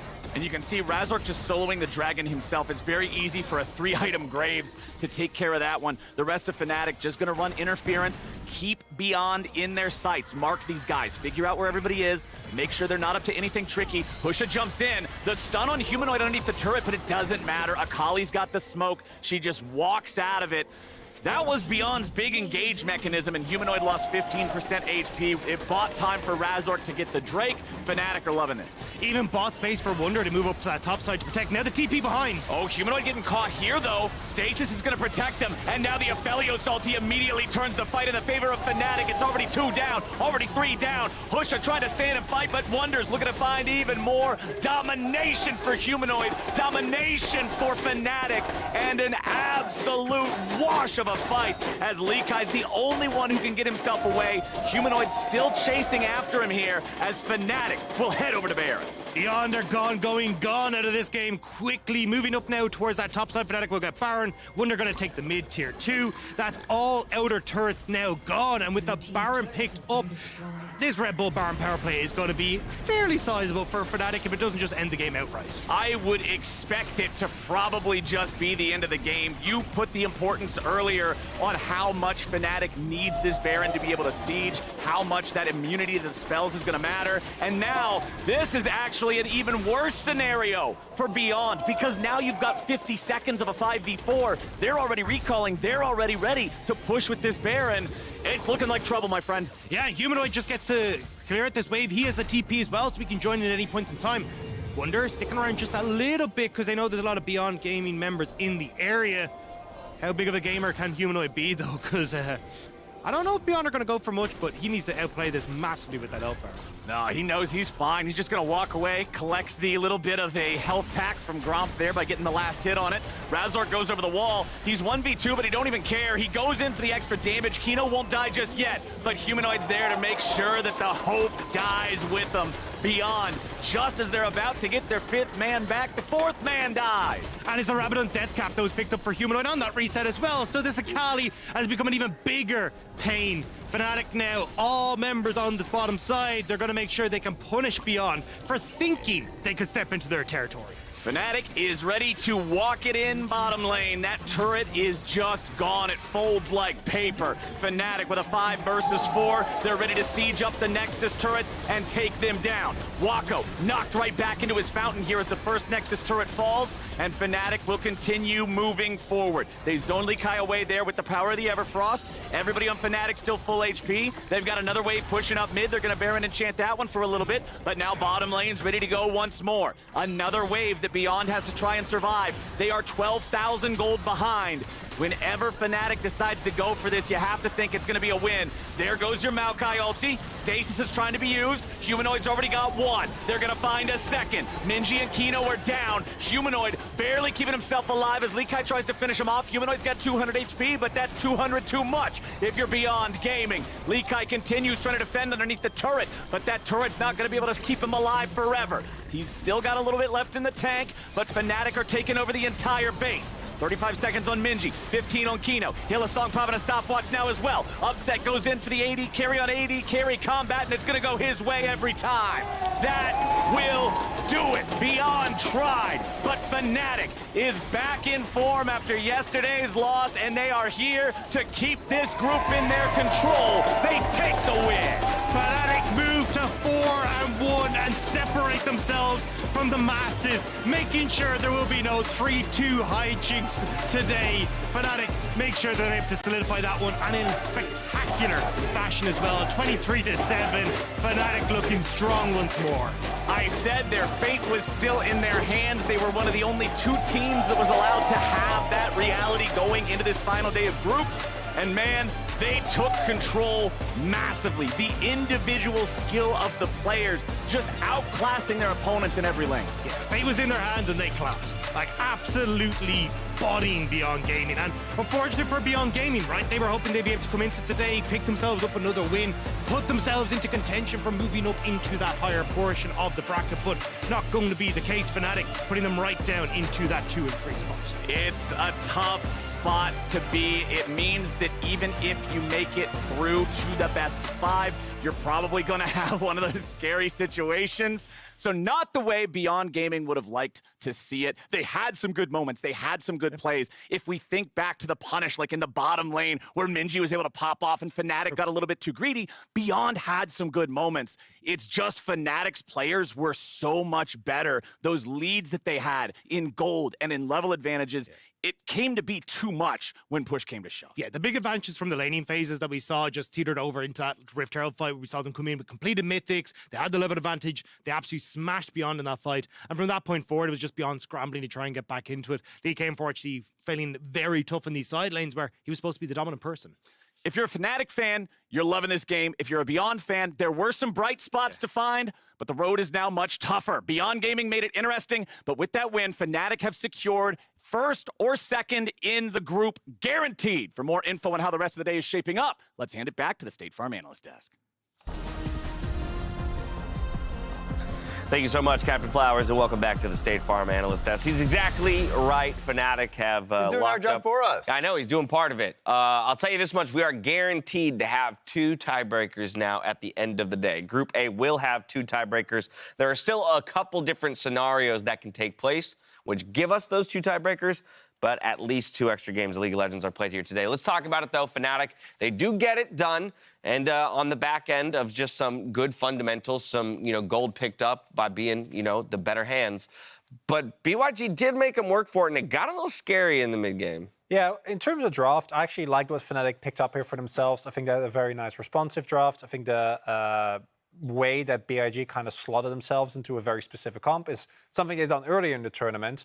Then they didn't get punished. This time around, they definitely did, because trying to play a comp like that into Aphelios, Maokai, and Gragas was not. Yeah, there's always. Oh yeah, I agree. I think there's always risk whenever you early pick your. Specifically, there's first pick Sylas and third pick Kai'Sa, kind of tunneled them into a very short range composition. When they already saw, especially when they picked in Kai'Sa, the Maokai early. So I was like, ooh, this is going to be a tough one. And then, of course, usually when you put your AD to 4-5, it's like, okay, it's going to be a tight squeeze on some of the bans. But he had 3 picks available, and the 2 bans that came through, MF and Caitlyn, is something that we expected, but he had the Aphelios, and so I thought it was just a really smart draft from Fnatic's side, knowing that they had range advantage front to back was solid from them, and overall, just strong laning phase. Yeah, that's really what it comes down to for me, because if you were to pay attention to just kill score, the game would have felt a lot closer. But in reality, while BYG, even in trades like this, we're getting technically the better of it. First blood going over to Minji, plus Wave in a better spot. The CS leads still amount for Fnatic. Yeah, this is the one play early that it was really good for Minji, but by this play, he was already behind. And so as you can see across the board, by 14 minutes, all these lanes had massive leads, a larger one in upset. Even at the 8-minute mark, it was about a 10 CS lead there for the bot side of the map. And so it was just something that you needed to see beyond actually at least Husha to really interact with his lanes early to get them out of this hole. And the reason we bring that up is because even after a play like this, right, a big skirmish, still early in the game, BYG coming well out on top again in terms of kill score chronicler, but right after this play was over, still ahead in team gold for Fnatic. And that is why it's so hard as a minor region to cross that gap to beat the major regions, and why in so many of these games, even if a major region team falls behind, you're like, let's see what happens as it opens up, because as many permutations as you get on the map at that point makes it so much harder, and that's a gap that is so much more esoteric and harder to break down. And you see it not just in the laning phase, but like the amount of CS that Fnatic got just by better wave management, by being on top of their rotations, right? Like first we shove out the wave, then we rotate. If you do that 3 or 4 times, like they got, I think, 4K gold just off of doing that consistently. Yeah, the Herald setups for sure is what killed them. So even though we're being generous to the point of that, like in these replays, we saw a lot of highlights from Minji. But at the end of the day, Fnatic felt very comfortable. For me, credit out there is going to Gragas, Wonder, who was there in the fights consistently. He actually, in a tougher matchup, of course, not wanting to be in the bot side of the map for too long versus the Jax, just when the lane was even, immediately buzzlined it, straight towards the Rift Herald, and so he was just a bigger impact in those fights. So great ulti that he had in the first Rift Herald fight that really nailed it for them. So nice from Fnatic to be able to bounce back off of the loss that they had last time. Yeah, oh, definitely. That's a nice rebound for them, especially as they might be, staring down a tie break against EG to secure that number 1 seed, which we know that they will want. I love the point, though, about the faith in major region teams in games where maybe they fall behind because of the mid game, and okay, when the map opens up. And that's the thing for me is you saw the turret scores there on the PGB, only 1 turret secured for Beyond, right? But as the turrets are falling on the other side of the map, Fnatic now has space to work with, and that's where we see those setups. We see the vision control and the capitalization in picks coming later. There's just so much from vision control, like the way that Fnatic chokes out the bot side vision, gets like a lot of damage down on turrets, to teamfight setup. Rez already mentioned the way that they played around Rift Heralds, but even any other objective, even though they gave up a free Baron that they had no reason, didn't have to do that at all. But because definitely did. But because the fundamentals up until that point were so much better than Beyond, it didn't even matter. And I cannot, I know we talked about the draft already, emphasize how valuable the Maokai early pick is, because hey, they kind of showcased that it wasn't a Maokai jungle really early on with the Graves pick because they already saw the Sejuani. But it's so flexible. You can play the Maokai top lane or support for a front-to-back team fight, or you can throw Maokai jungle like what we've been seeing from Evil Geniuses and play towards your side lanes a little bit more, your solo lanes. And so it's like, it really is such a valuable pick, and I expect teams to be banding that more. Yeah, I know Aatrox had that 100% percentage, presence rather, on that graphic, but I think Maokai is going to be the pick of Worlds. Laura standing by with Fnatic's jungler Razork after that dominant win and booking themselves a ticket to the main stage. Welcome back to Mexico for the Verizon post-game interview. Joining me right now is Razork from Fnatic. Thank you so much. You managed to bounce back after yesterday quite nicely, if I may say so, but I want to talk about the early game because it sounded like the early skirmishes, especially on the bot lane, you were a bit hasty, maybe? How did you correct your approach not to be overwhelmed by the boss and engage composition that they had? Well, we just realized that we were going too fast. I think one team fight, I went too deep, and then the Silas got the montage. But I think then we just realized we just front to back. We have Gragas Maokai. We knock back the melees when they go for carries, and we just kill them. Yeah, managed to correct things quite nicely. But I also want to talk about the game from yesterday because looking at the last games you played, you're the initiator for Fnatic. You have had this role since playoffs now, and when I look at the Lee Sin and Graves games you had, they were so much different compared to the Sejuani game you had yesterday. What was the issue then? Well, I mean, I think we were not very comfortable with the draft that we were playing. I feel like I can play Sejuani, I can play any role the team needs, and I think yesterday we played something that we didn't have practice on. And it's like kind of the Asian style to pick the Fiora and stomp lane. I think this doesn't work too well for us, or at least it didn't work yesterday. And then like we just need to see what style is the best for us. Like it happened in playoffs, we understand the meta really good, then we are really good. But I feel like right now it's hard to know what's the meta or what are we doing because we are barely playing scrims. Kinda, we can't really play. So yeah. I know, I mean, all of the players mention it actually, the lack of scrims. I don't even want to mention COVID because it hits you guys so hard, but you guys are granted either first or second now in planes. Given everything that happened, what do you think of the result and does it match the expectations you had coming in planes? Of course, I'm very happy. I think it could have been 10 times better if we won yesterday and we went 5-0, then we wouldn't have to wait for EG to play and maybe play tiebreaker against them. But yeah, I mean, my expectations are coming against in the playoffs were like pretty high, honestly. I think that we were coming with a really good level since the semi-final, even though we lost against Rogue. I feel like the team was very like well together and we were like playing good. And I mean, coming into this playing after all that happened with Rax and like upset, like barely screaming, solo queue not going very good with the pieces and stuff. I think I'm very happy. All right, I will ask you later about your first experience at Worlds. Once you get used to it, you may get first depending on whether either EG or DFM wins later. What do you think on the match and who's going to take this one? I think DFM is going to take it, hopefully. I mean, I don't mind playing a tiebreaker. I think we can beat EG again, for sure. But it's more relaxing to like just staying at home and preparing for the group stage. Would be nice to have things going easily for Fnatic for once. Razork, thank you so much for the interview. Best of luck for what's next. And that's all for us here. We'll see you after the second game. Stay tuned. Minji jumps in. Hilly's been baited. Hilly's been deleted. Minji goes right back up the wall looking for number 2. Razork wants to fight him off. Upset's coming in, but Upset won't save anybody. Yeah, good fight, I think. Really good fight. Now no flash. Yeah. Oh, Humanoid getting caught here, though. Stasis is going to protect him. And now the Aphelios ulti immediately turns the fight in the favor of Fnatic. It's already 2 down, already 3 down. Pusha trying to stay in a fight, but Wonders looking to find even more domination for Humanoid. Domination for Fnatic. And an absolute wash of a fight.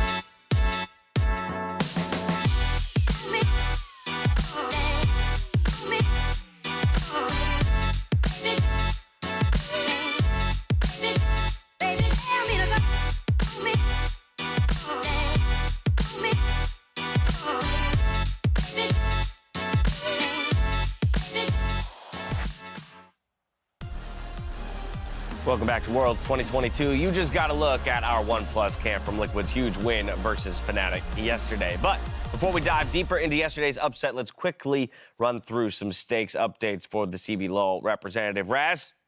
Boom! Break it down for me. If Loud ends up taking this win, they confirm themselves in the top 4. Boom. As simple as that. Of course, we ran through multiple scenarios. We are still confirming 2 tiebreakers at minimum. Yes. Just because Fnatic ended up winning the first game. Guaranteed 2 tiebreakers. Loud win here. They're into the top 4. They lose. They still have a tiebreak option to be into the top 4. Exactly. But win here. This is when you want to do it, right? Exactly. So how do they get it done? Well, good news is that we've already seen the blueprint. It just happened when they went up against Fnatic. Now, it all happened, unfortunately for Fnatic, in the Scuttlecrab fight. And a lot of the times, one thing that we've been seeing from the Brazilian representative is early skirmishes that have been working well around Brants. And so for me, this is their key to success, is playing around their bot lane, very confident AD carry, and then just being able to showcase that skill that both of them have and the willingness to take fights like these. And given the fact that Fnatic was, of course, able to bounce back, but for Loud, you get not only what is surely going to be an iconic clip that's going to be used for years forever. Forever, yeah. Every single thread or every single tweet, we're going to see that. But Loud is also coming off of a really, really big win. And when you have a momentum like that, a mindset like that, and you kind of look at the other side of the coin for Chiefs, it couldn't be any more different. I just want to know if it's still written on his bicep. It better right? be. Like, did he take it off? Well, does he believe that he'll bot cap this game? That's the question, right? You have to. If he believed that he could bot cap the undefeated team at the time, you better probably believe do he it could here. do it now. For Chiefs, it's about getting a win on the board here at international competition. Last time onto the stage for them while they are eliminated from knockout contention. As you can see, the teams are into champion select, so we're back out to our casters, Captain Flowers and Dagda, for the call. Yo, that's us, Captain Flowers and Dagda. Welcome back, everybody. We just got done with our first game of the day. They filled you in on it. In case you're not caught up for whatever reason, your speaker's been broke, Fnatic won, and that means that we're not getting the mega group tiebreaker scenario. But coming into game number 2 here, Loud wants to keep that momentum up with their win over Fnatic yesterday. And man, Chiefs, they don't want to go home with a donut in the wins column. They want to get one before they go. They really do. And look, they're coming out swinging already. They're coming in with their draft prep done. Misfortune and Amumu have been the bog standard bot lane for Brunsa and Sales in that bot side. And the fact that they're already getting rid of that means that you're going to have to see these kind of wombo combo compositions that Loud have gone for that won them the game yesterday against Fnatic gone to the wayside. Well, hey, this guy looks awfully familiar, my friend. This looks kind of like the guy that everyone likes to pick on first rotation blue side. He got through the bans. That means he's getting picked. It's Aatrox. In my professional opinion, he's a bit silly. Yeah. He's a bit over just a little bit over the top. But look, I think he's really good at the moment. Robo going to see if he can try and bring that one to the forefront as well. Tapoon, think of the Camille here to try and go for a counter, but I think realistically, I was going to say, I think you should try and go for some of these strong picks like the Hecarim with the Graves already gone. Try and secure yourself big, strong picks at the moment rather than going for some of these counter picks, because even in that bot side, right, Kallista's still a big pick here that Brunsa could try and go for. Yep, we're going to have to see if they want to try to match these roles, continue going after the same priorities, or if we're going to get the lopsided second half of the bans where they target different roles here. Silas, again, being very popular. Champion's just super strong right now. He does well into a lot of these melee situations where he gets to scrap with these guys, always have easy access to a target for Kingslayer. So they lock that one in. So we got Aatrox top, we got Silas mid. Do they want to draft their jungler here, or are they okay going into the second half of the bans and allowing their opponents to chip away at that pool? I think the Sejuani pickup could just be super strong here if you want to try and go for the jungle. Look, Arthur is going to outpace you when it comes to the jungle clear. That's just what Hecarim does, but I think playing for that top side could be really good. But we did talk about the Callista. Yeah. Looks like Brunson wants to try and get his hands on that and see if he really can bot diff once more. I respect it just because this champion has such a high presence in the drafts, like pick and ban. You would have to assume if they didn't take it here, Chiefs would ban it in the second rotation of the bans. So they're getting in, getting ready with that one. I am doubting this. I'm not going to fall for that one. Galio locked in instead. Okay, Camille Galio. This is one of the classic wombo combos. Camille sets him up with the ulti. Galio hits him with the unescapable dunk. Yeah, and it feels like they're going to be trying to obviously try and play around that top side a huge amount with that combo and check here, but it does mean you need something that can be relatively fine in the bot lane against the Kalista. So I wouldn't be surprised if you end up seeing Loud trying to prioritize getting rid of some of these AD carries that can play safe into the lane, something like an Ezreal or something along these lines, and making sure that you actually can try and power through this bottom side of the map, because I think Brunta has had a standout performance alongside Sales in this bot side, especially when Sales yesterday in the Amumu looked fantastic. It feels like that's somewhere you could lean that pressure into. Okay, so we've got the Sejuani banned away. That's the one that you hinted towards. It would be good for the scrapping in the top side of the map for Loud. I also like this Taric ban because that champion is so good against these wombo combos that have a telegraphed start. As soon as you see Camille ult, Taric ult, by the time Galio lands, they're already invulnerable. I'm liking the second half of the bans here from Chiefs.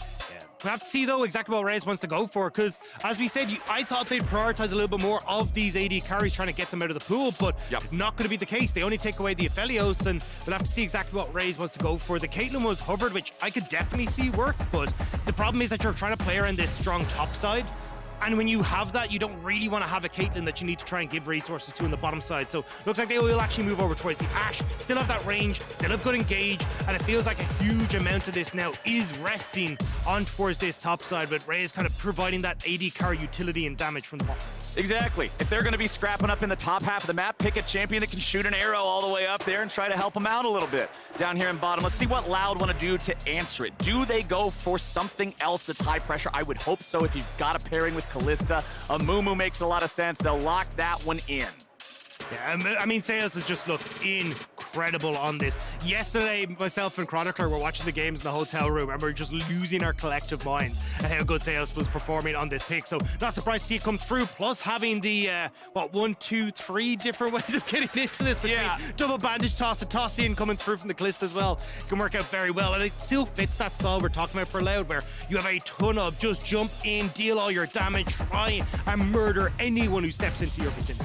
All right, how do we feel about this Viego pick on number 5 here? I'm a little caught off guard by this one. I wasn't expecting that to be the answer from Loud. Yeah, I was kind of expecting that we'd end up going towards something, even something like a Wukong or something along these lines that kind of facilitates that all-in engaged style. But yeah, the Viego I'm not as big of a fan of. Like, he wants to be able to try and farm up, play for that late game scaling, but when we've already kind of talked about Tali and Top Boon, Arthur wanting to play heavily through this top side, I would have preferred something that could try and match that aggression around the level 6 mark, but it doesn't really feel like Viego offers that. So it feels to me now like Sales needs to start moving out of this bot side to try and play that 4th man in this top side brawl that I'm expecting. And the final pick of the draft here for the Chiefs is the Braum. I like this a lot. Next to something like an Ashe that has no built-in escape mechanisms, he can provide some protection. And also you're against 1, 2, 3, 4 melee champions and a Kalista. The ability to disrupt the fights, use that ulti as a counter engage, I think that could be very powerful. Yeah, I mean, great peel, the opportunity as well to just double up on the slows in that bot side, right? Like, an Ashe arrow hits, suddenly Braum's able to just walk on your face and start getting those concussive stacks off. So, really nice bot side. And again, it means that you're limiting the opportunities for Brunta and Sales to actually go aggressive in this bot lane. So, again, it feels like this is where I'm going to be keeping my eyes on Sales to see if he can try and make his presence known elsewhere on the map, which hasn't been something that we've seen a lot from him. Well, Loud would really love to get this win here, move up to 3-2, put themselves in a great spot looking towards those potential playoff situations here in the play-ins. But again, man, for Chiefs, you want to get that win. You don't want to go home 0-5. I know when it comes to O, so many people were so excited about this Chiefs squad because they had such a dominant regular season in their region, right? They were something, 26-1 or so. I don't remember what the number exactly was. They only dropped 1 game in the finals. That was it for the entire split. It was an incredible record domestically, but unfortunately for them, their showing here on the international stage hasn't been quite up to the level they would have hoped for. So I want to see these guys be able to rally and exit with their heads held high. Yeah, and I mean, Tali echoed that as well, right? Saying that this was the best team OS had ever sent, and that if they couldn't do it, no one else could. Now, unfortunately, they won't be moving on towards groups, but this is about playing for OS pride and just getting out of their own heads. Like, we've seen them over the last couple of, like, even yesterday, it didn't even look like the same style that we saw coming through from Chiefs as well. So just getting themselves back into a position where they can be happy and show what OS is capable of is going to be a big win for the Chiefs. All right, we're on to Summoner's Rift here. Amumu's getting the Callista binding to make sure that they're ready to throw him in there like a bowling ball as time moves on. Both of our AD carries running cleanse here yet again. There's plenty of CC on both sides. That is a death sentence if they start to chain that. One of the big differences, though, Tally does have Ghost instead of Teleport. So as the game gets later on especially, we are going to see a bit of a macro advantage there for Loud at the cost of Tally maybe being able to run amok in one of these fights if he gets the resets with. Yeah, it's just, we used to see like the Predator coming through on the Galio because you get the boots and you'd run it in. Now it's just a case of, cool, well, I'm just going to go with the Ghost. And if we were seeing, like, instead of having that teleport to get back to lane early, you just Ghost back to lane. So it just, you end up getting there just quick as long as you can play your lane state correctly. So I think it'll be fine for Tally. Even going for the Aftershock as well just means he's going to be so much beefier in these fights. And the other big thing to note as well is, like, your bog standard on the Ashe is the approach velocity. The fact you have that means that if one of these Qs even lands from Braum, you get an auto attack from the Ashe. The speed up is going to be great. All right, well, Seos is immediately looking to get scrappy down here. I like that. Whenever I see Callista drafted, you better be PvPing at level 1. This champion, she's good because she's dominant. If you're not playing to dominate, why are you playing Callista? So Loud's already off to the races here. Yeah, and especially when you got the Amumu here as well. Amumu likes to try and play around the fact that he has that double bandage toss early. As you start to go on to the game, though, because you run the Glacial Augment, that's where you start to really feel the squishiness of the Sad Mummy. So that's where you'll have the ultimate at the level 6 for Brunson to try and save him. But until then, Seos will have to pick his battles carefully because that's a very much a one-way ticket with the amount of CC that Raze and Aladora can bring to the table. Now let's see what our junglers are doing here this game. We're going to get another red side start. You can see that Arthur started with his chicken camp. Hecarim just clears it so fast. AoE spamming on that camp just makes it easy peasy, 1, 2, 3 easy. But we are going to get the full red side clear coming out of him. Looks like Croc is going to skip that. The Krugs being left up so he can path towards the top side. As we get our lovely tri-lane camera to see the state of everything. It's Tapoon with early control over top, getting that one to crash into Robo's turret. Tally's got the push in mid, but Croc is coming around. Might look to make something happen here, but he backs away instead. Loud also having control over the bottom lane, but the wave is stacking up to push back the other way for the Chiefs. With this Silas in the mid lane, though, Tally is going to have to be very careful about how he tries to enact his plays around level 6, because Tinons can also answer with a lot of these plays. We already talked about how important it is going to be to move towards that top side, but, I mean, if Tapoon is locking Robo in there, well, Tapoon is now locked in there as well for when this Silas for Tinons comes up there. So I'm very curious to see how Chiefs are going to try and play around this mid lane. I'd love to see some early plays towards Tally in the mid lane, try and burn some summoner spells on Tinons, so he just has to play that a little bit further back and buying more room for Tally. As you can see, they just lean into side lanes and try and make it a little bit of a nuisance for himself. Just be as annoying as possible. Tapoon's also reading from that book here up in the top side, doing a good job making these short instant trades when he has the shield ready to go, so the Aatrox is not able to trade back effectively with him. The farm's still dead even between them, though, so even though Robo's health bar's hurting a little bit more, he's not feeling too bad, still has the potion in inventory as well. Tinon's gonna go ahead, use that first TP of the game here, 4 minutes in to get back into the mid lane. Does have a refillable Dark Seal Dorans, as now we might have some problems here. Tapoon gonna find himself ganked. That's Croc stopping in. That's Croc getting it done. That's Robo getting the money. And we talked about how we want to see Chiefs making early plays mid. Well, Croc just goes, hang on a second, if you're gonna go top, well, I'll just go top straight off rip and make sure that we're in a good position now. So immediately getting that advantage for Robo, we'll just be able to crash this wave, set up a nice reset timing for the Aatrox as well. Great stuff for lane. Feels awesome for these guys here early on. There you go. All right, Camille, farm that up. Yes, Tapoon will have more farm overall by the time this wave is cleared, but Robo's the one who got the money. I love the fact that they were able to put the first blood on the laner as well, especially when you've got these bruiser versus bruiser, carry versus carry types of matchups. Having that gold lead can really make you feel better and really make the other guy feel like he's just got his back against the wall. Yeah, especially the earlier you get towards this Eclipse, the more obnoxious this Aatrox becomes. So already with the serrated Dirk, I mean that he's going to have a good time trading against Tapoon here in this top side, especially in extended trades where he can kind of use the fact that he's going to have a ton of healing and that burst trade that this Sheen is going to offer for top Tapoon just won't try and match. At the moment though, good job on the bot side for Raze and Aladoric. Like actually having decent control here against Sales and Bronze, who yesterday really stepped up against Fnatic.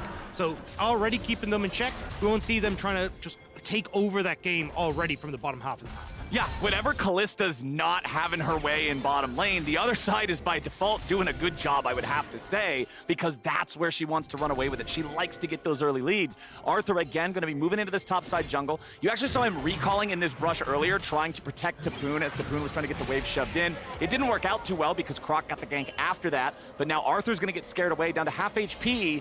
He'll walk on out. I love what Chiefs are doing here, right? They're already trying to set up, they're like, look, Tali has that level 6. Let's go and see if they can make a play. And remember we were saying, look, Sales would need to roam. Well, we got the roam through. Brunson's coming in first. Tanone's going after these guys. He'll look for the stolen Glacial Fissure as Tali has to flash away. 200 HP left.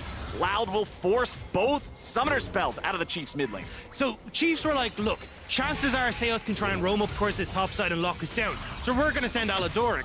So Loud go, hang on, well, if they're going to send 4 people, we'll send 5 people. Let's get the Callista up here as well and make sure we can make this a scrap. Now, Croc will spot out that this Rift Herald at the bottom side have been started up by Sales. We'll just grab that one from himself, but already Loud trying to prevent everything they can from Tali getting access to the map. Exactly, and Croc having access to the extra EXP that he got from First Blood in the top side, being a part of that kill, as well as stealing away that extra Scuttle Crab. He is the first jungler to 6, makes him much, much scarier, makes his resets turn into a whole different beast. So I want to see him get involved yet again. We can see him leaving the base now with the Noon Quiver, with that longsword, heading back up towards the top half of the map. The buffs are now respawning for the second time, as junglers will be handing those off to laners you would expect. But if you're Tapoon, you gotta always be aware of the thought of that Viego coming back top. And that's, I think, what Chiefs are trying to set up at the moment, right? You've got Arthur on this bottom side. They've actually got like separated clear paths here for both junglers. So as Arthur moves up towards top side, I imagine we'll see Tali try and shove him mid, but looks like he's just gonna go for the gank. Oh boy. Seo's trying to get away from it. He gets stunned up, but he buffers through it with a bandage toss, but he buffers backwards. Not a whole lot of places to go. The Chiefs are on the board. Nicely done here for Chiefs, especially now killing Seos to get to push in this wave. Might try and look up towards this Rift Herald as well, as Arthur will go for the reset, but immediately Loud start to go for the cross map. Get vision in on this top side, make sure they know exactly what's happening in the Chiefs jungle on that Rift Herald side. Maybe we even see them stealing away the Red Bull. Tapoon trying to jump away there from the range of the Infernal Chain. Still got hit by the Q2 on his way out, though. So Robo doing a good job trading back and forth. Total gold just popped up on the left side of the screen. It's the Chiefs jungler that is leading the way. The power of the farming on the Hecarim. But now Croc is ready to go in, and he's got Tanones right behind him. Tali could be in some trouble as Arthur shows up, and he's ready to fight now, too. Tali goes over the wall. Tanones with the flash. Robo kills Tapoon off screen as Arthur tries to get away. The bandage toss will not connect, but Loud just got 2 for nothing. Fantastic job from Loud. Again, getting in for the cross map. They get the vision down on the top side for the Rift Herald. They're like, cool, we can make that pick on Tali. Tali trying to protect the top side, but ends up running into the mid jungle of Loud. And they even have Sales moving up there as well. Numbers advantage gives them the Rift Herald and that kill.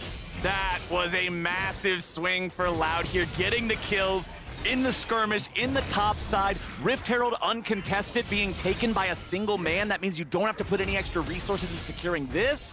This one's gonna hurt the Chiefs. It even has Tapoon back away from the top wave as well, right? So Robo now gets to have a good reset. He's moving back up towards this top side. Seos as well, just hovering over the wall, but we just see here on the top side, the Robo had that push in on the top. There we get the stolen away ult as well, means that Tali gets caught out. And it's just a bit unfortunate here where Tali tries to escape away, but doesn't have that flash because it was Burge earlier trying to make the plays happen. So Tinones knows that and immediately goes in on the play.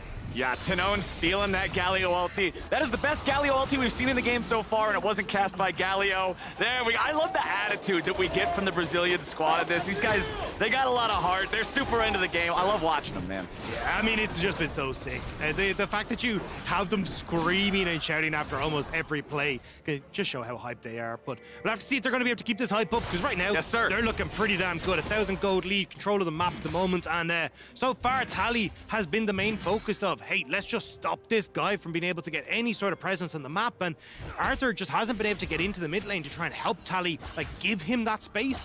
And it's just been Loud thriving as a result. So is that the recipe for success? If you're the Chiefs right now, you know, you're down a little bit. Hold on, I might not even be able to ask the question. We might have a whole lot of trouble going on. The bowling ball goes forward. Oh, but the bandage toss misses. Seos' accuracy being a little bit off in a couple of these different skirmishes. I'll forgive him after his performance yesterday. He had an absolute banger of a game against Fnatic, but well, hold on now. Tapoon's going in. It's not going to be a 1v1, but Robo doesn't even care. He's saying, what are you guys doing? He comes right back in 1v2. He's going to stand and fight Arthur and Tapoon at the same time. He goes for the Infernal Chains, but he bit off more than he could chew, and Arthur spits him out. Robo tries to make things happen, but he's just so late in the play now. Croc trying to see if he can find Tapoon. Can he pull a sneaky? All right, Tapoon, can you get away from this one, buddy? Nope, doesn't look like it. There we go, there's the dunk.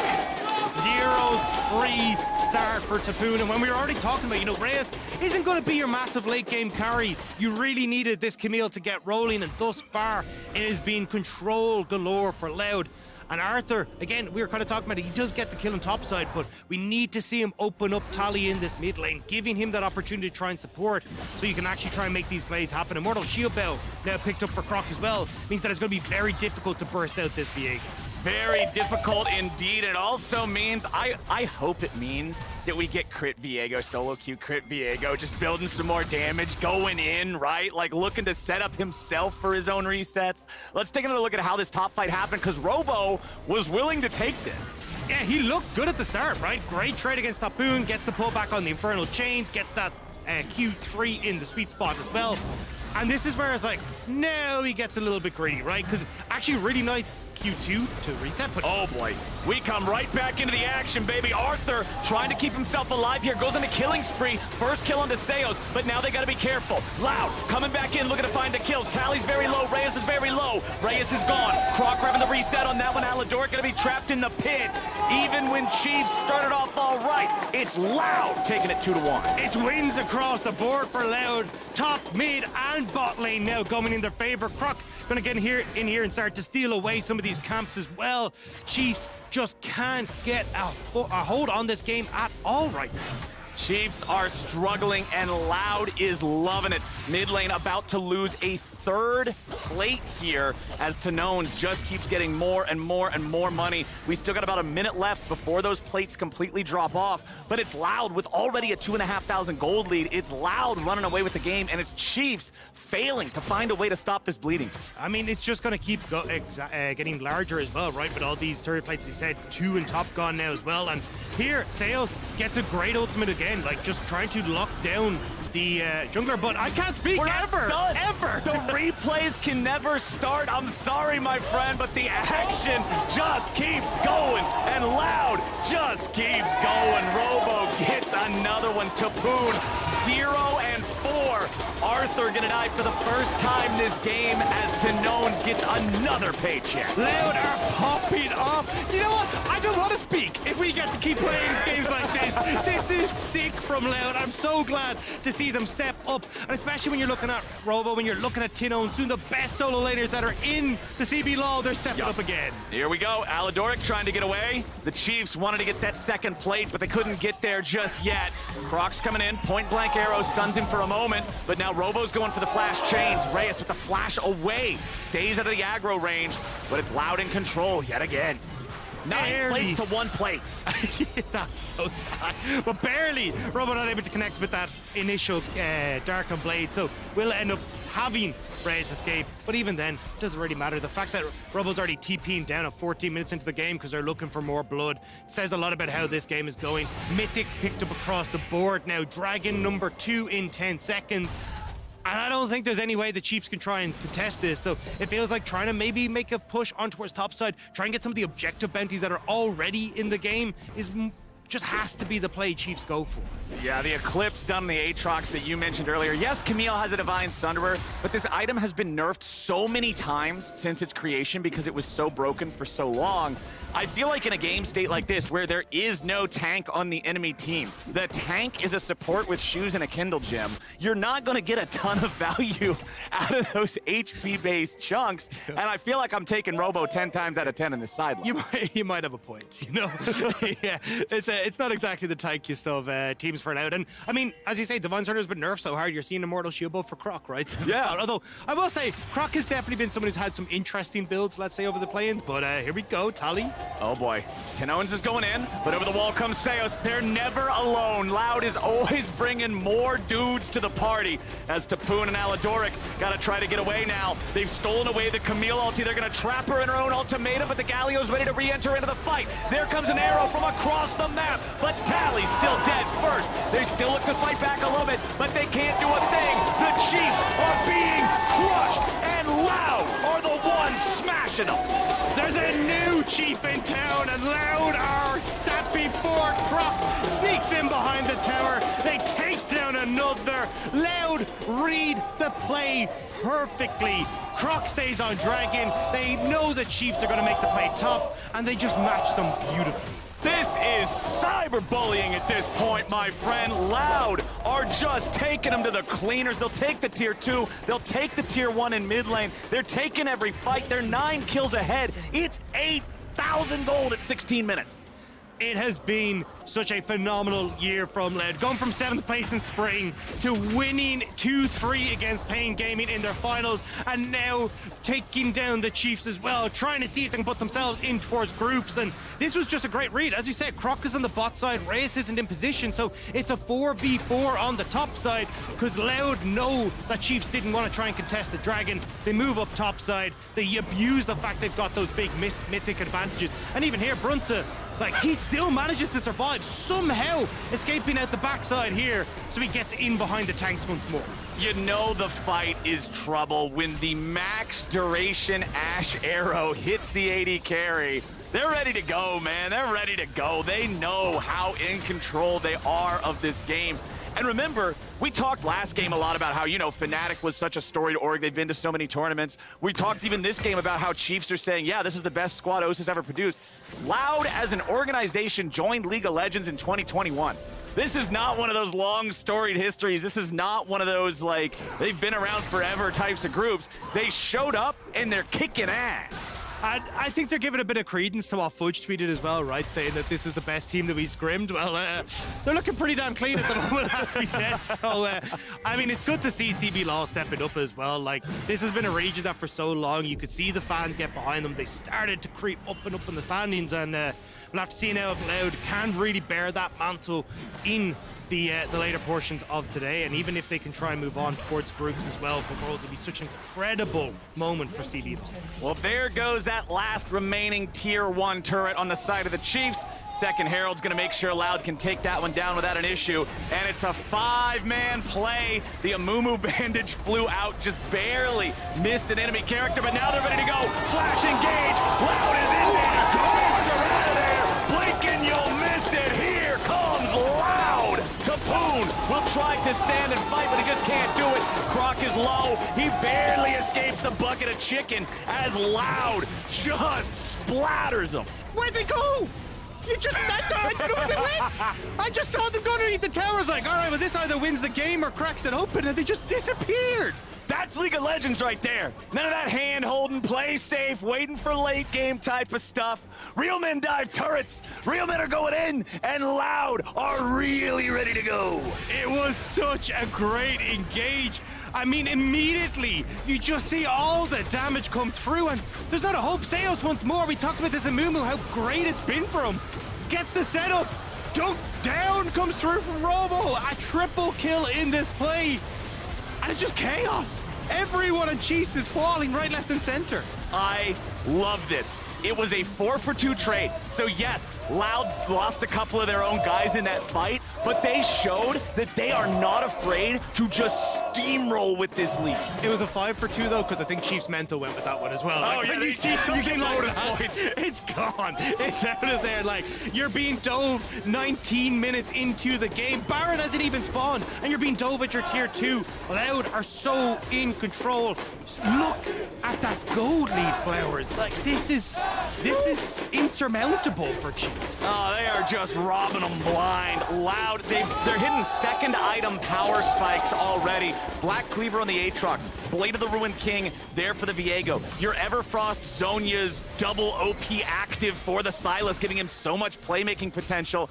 The gold difference is just a mountain. You're gonna need climbing gear to get to the top of the thing. Loud are making a statement here in their last game of, I will call, regular group stage play, because I do expect we'll end up seeing some tiebreakers. Yeah, I mean, look, there is no way we're not getting at least some tiebreakers today, but I'm excited to see if Loud continue to bring this. Like, Sales, this and Mumu, I feel like it needs to be banned. We saw Chiefs kind of go for the misfortune side of it, but it just looks like Sales. I mean, 1 or 2 missed Spanish toss in the early stages, but he has been so good with his engages throughout play-ins, and now you're seeing Chiefs fall to that once more. Dragon picked up number 2. Baron, it's just left there at the moment, but it feels like a matter of time until they move over. They're even going to go for the picks. Yeah, they're going for the flank now with Robo coming around. Brunso already kills Arthur. There goes Reyes. Enemy jungler's dead. Enemy 80 carry's dead. If you were waiting for your green light for Baron, there it is. Yeah, we're about to get some purple lights in here. Going to be picked up for Loud very, very quickly. And yes, Tapoon is going to stay pushing on the bot side. There was no reason for him to join in. No. He was never going to save that play. So that was a beatdown. Yeah, trying to get some plates, or trying to get some of that objective gold is going to be the best bet. But it feels like a drop in the ocean for what Loud have created here.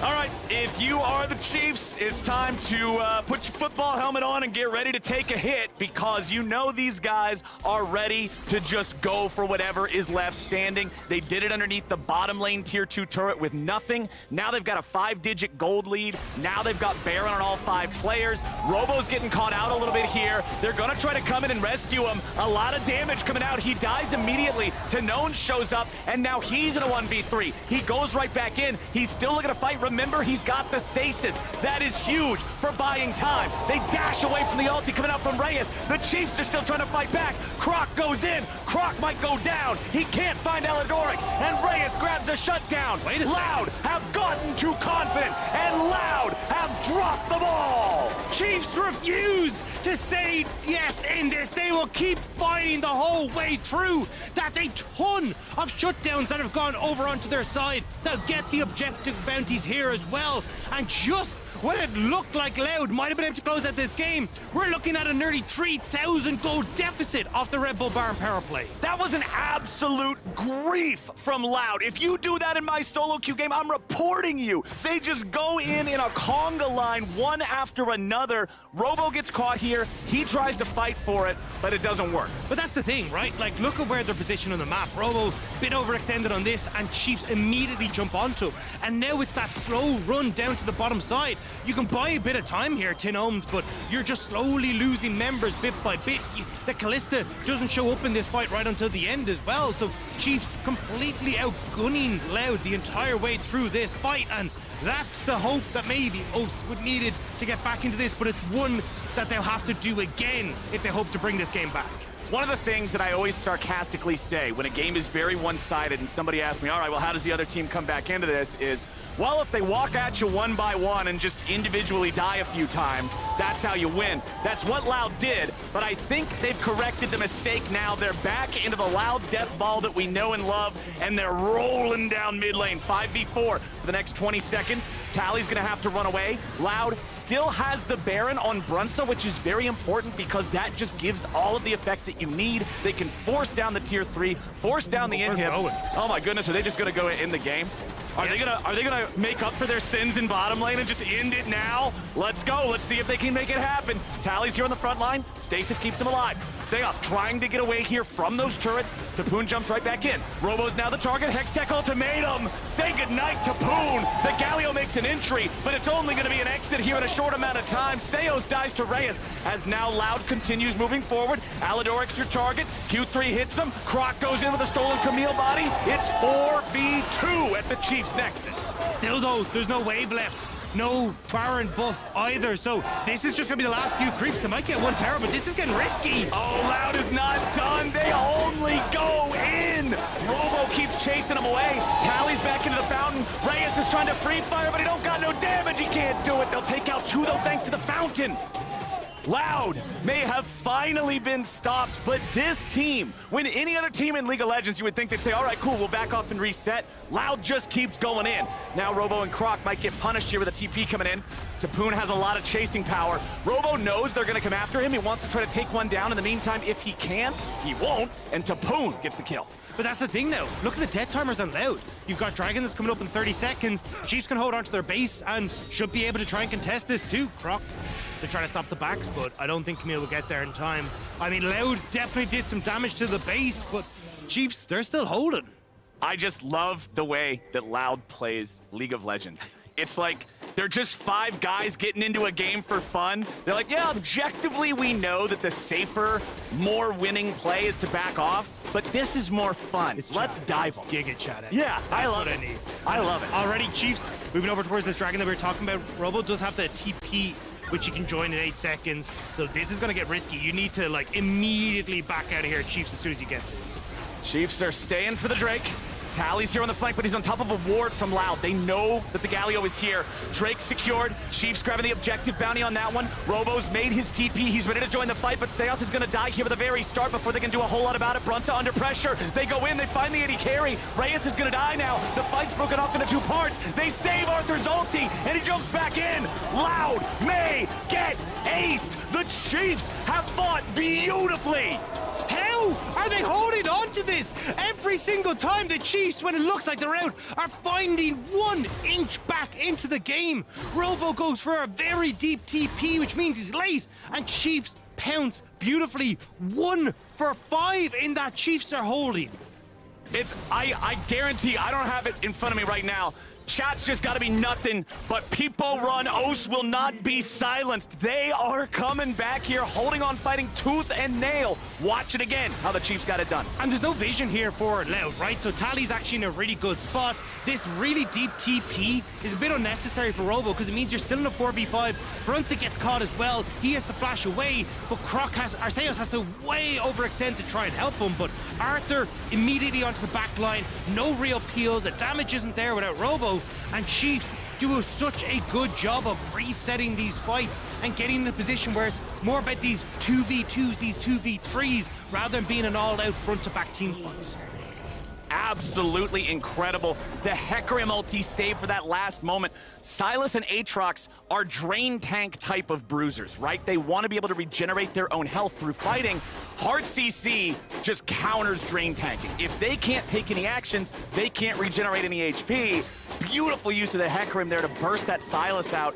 Now, we are getting excited for the Chiefs because honestly, it's incredible that they've cut the gold lead down from 12K to 6K. It's incredible they've tied the Drakes now, but they still have a long, long way to go as Loud still has a very impressive lead. Ash Arrow's gonna get fired off, hits Brunsa. Robo's in a lot of trouble. Amumu ulti drops. Now the Chiefs are too far forward. Tapoon is already dead, and Loud is striking back. The Galio ulti won't do a thing, and Aladoric and Reyes are the last 2 alive. The Chiefs got a little bit too hype, and now Loud gets the ace. Reyes, always known as the late game fight for the Chiefs. He falls, and with that, the final breath of Chiefs feels like it goes with them. Loud are pushing for the base. It's one of those things, man. You end up getting a big couple of wins off of punishing your opponents. You get a little bit too hype on yourself, then you're the ones making the mistake.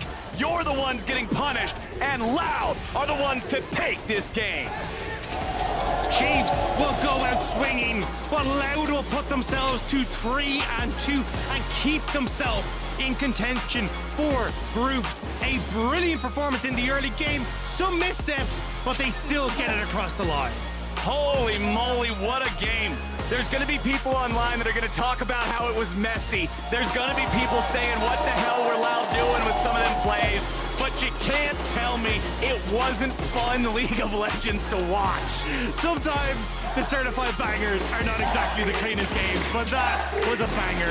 And especially for Loud, right? Being able to see them come together. Sales, we talked about him needing to roam around the map. He was fantastic. Tin Ohms as well, playing up towards that top side, getting control against the Camille up there, and then coming into it as well.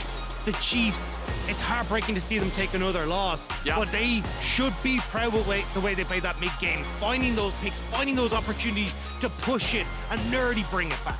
The Chiefs, unfortunately, will exit Worlds 2022 without a win. But for Loud, getting 3-2 there, since the Chiefs are at 0 and we saw Beyond lose to Fnatic, so they ended up at 2-3. Loud having 3 wins, they guarantee themselves at least top 4, which means they guarantee themselves a chance to play in a best of 5 to move on to get into the group stage, and that's huge. Massive.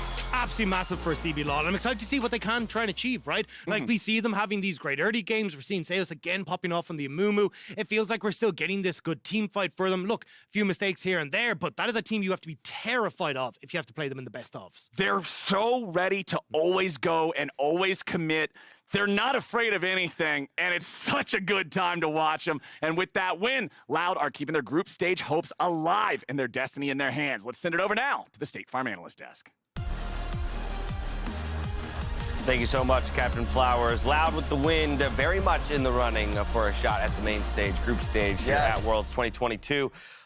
Chiefs showed some grit there at the end, almost made it into a game again in what should have been kind of a pretty clean wrap-up for Loud, but ultimately the Brazilian squad will get it done. Yeah, in the end, as much as I appreciated the resilience shown by the Chiefs, it was another game where they really lost all semblance of control very early on. And then Loud later on make a couple of mistakes in that bot side fight.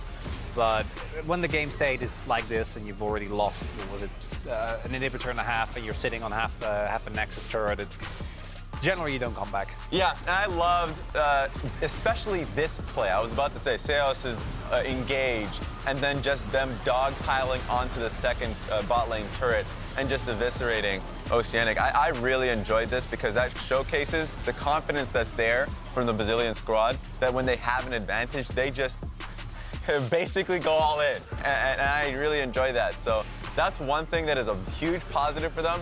It does become a negative when they choose the wrong fight, which is kind of what you just said, Chronicler. They chose a few wrong fights that got Chiefs back into it. Yeah, they'll need to clean up that kind of stuff, right, if they want to take a best-of-5 victory, let's say, over an EG or a Fnatic, whoever they might face in a situation like that.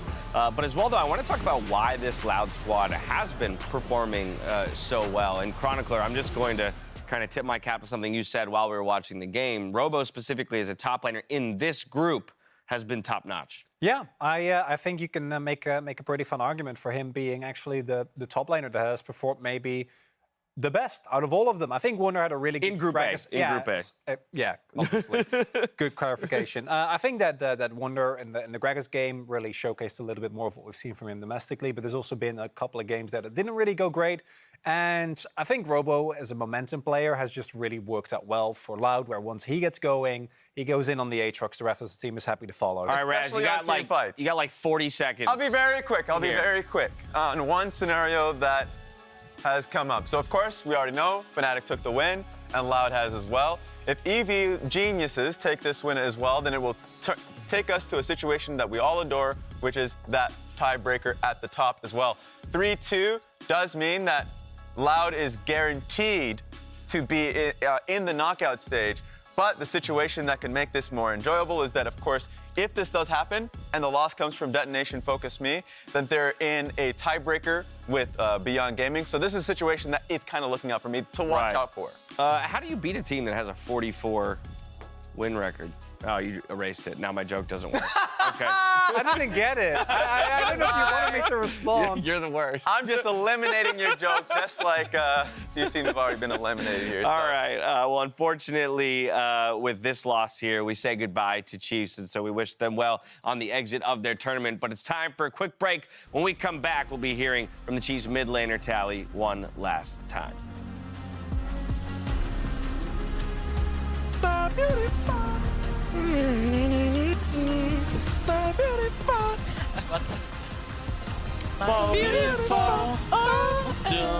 Dead first. They still look to fight back a little bit, but they can't do a thing. The Chiefs are being crushed, and Loud are the ones smashing them. Missed an enemy character, but now they're ready to go. Flash engage. Loud is in there. Chiefs are out of there.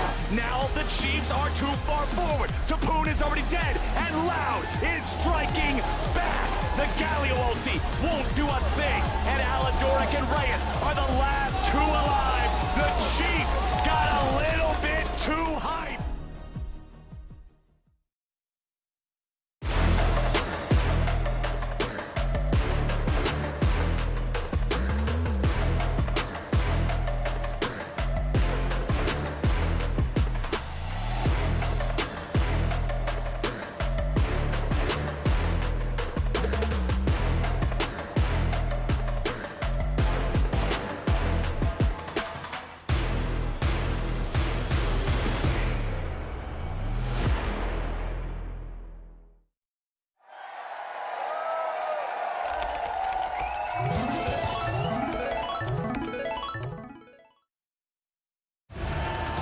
Behind 21 epic days of epicness. Behind 1 billion hours of dropped jaws. Behind every match, every broadcast, every moment at League of Legends World Championship 2022 is the network capable of making it all happen. The Cisco Network, aka The Realm. Cisco, powering the future of esports.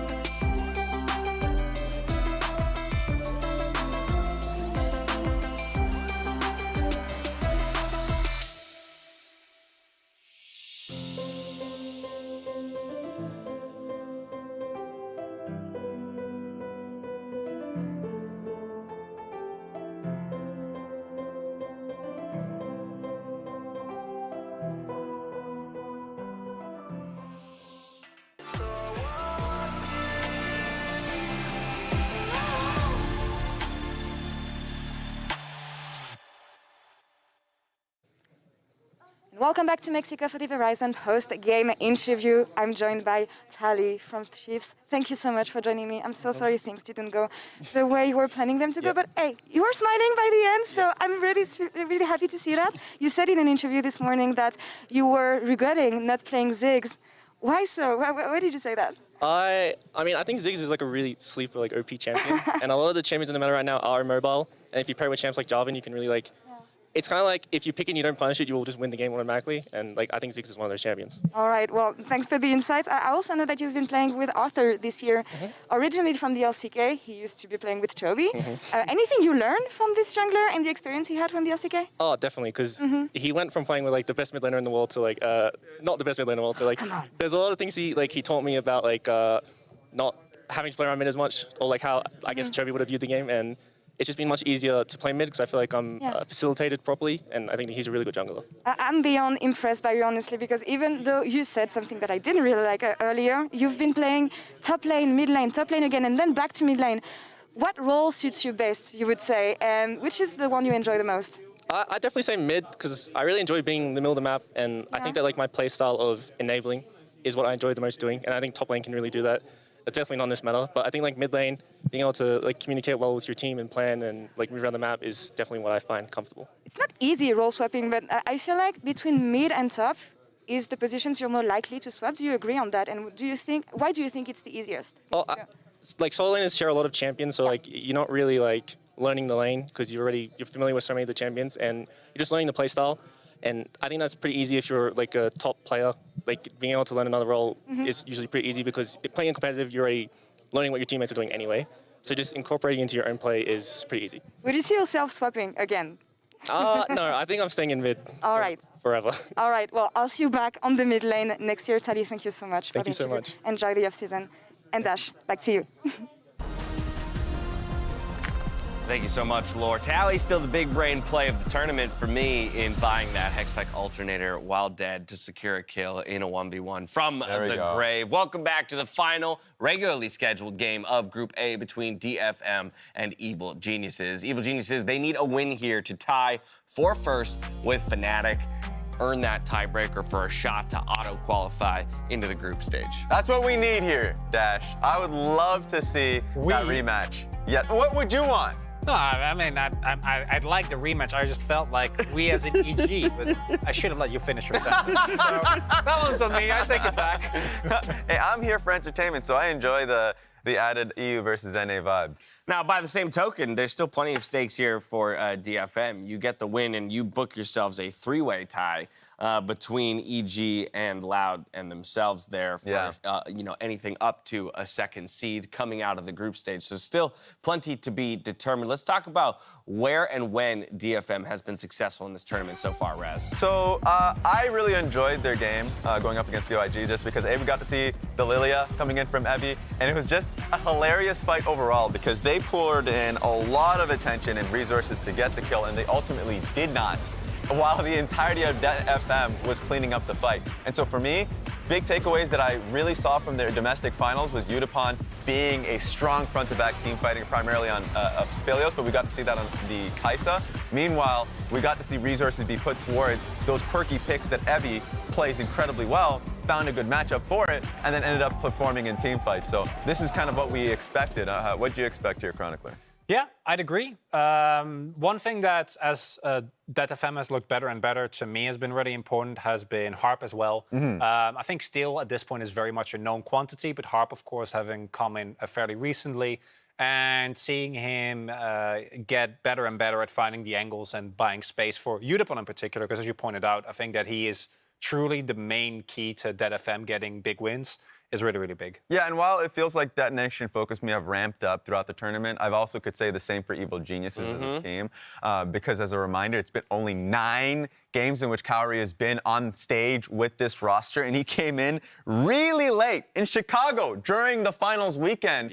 And so for a player who was in Academy, for sure you could say he's the top 2 in Academy, to be not only thrusted into the finals weekend position, and then now thrusted into a Worlds position, I feel like Evil Geniuses have gotten much better playing around him. At first, you can see the tug of war playing towards his picks, But now they feel a lot more comfortable playing away from him and playing towards topside and just letting Kaori and Vulcan do the work. Yeah, even just walking it back a couple weeks to that finals weekend, right? Really only finding success on the Lucian pick. Here at Worlds, definitely expanding a little bit and finding some comfortability. But while it has been nice to see Kaori kind of slot into the team and get more and more comfortable, Chronicler, it has forced us to talk about and look at more of the players around him than we normally would, and most notably Inspired, I think, in the jungle, being the main catalyst for why they sit at a 3-1 record right now. Yeah, what I've been loving from Inspired is that he has been extremely successful in actually building substantial leads on, most notably the Hecarim.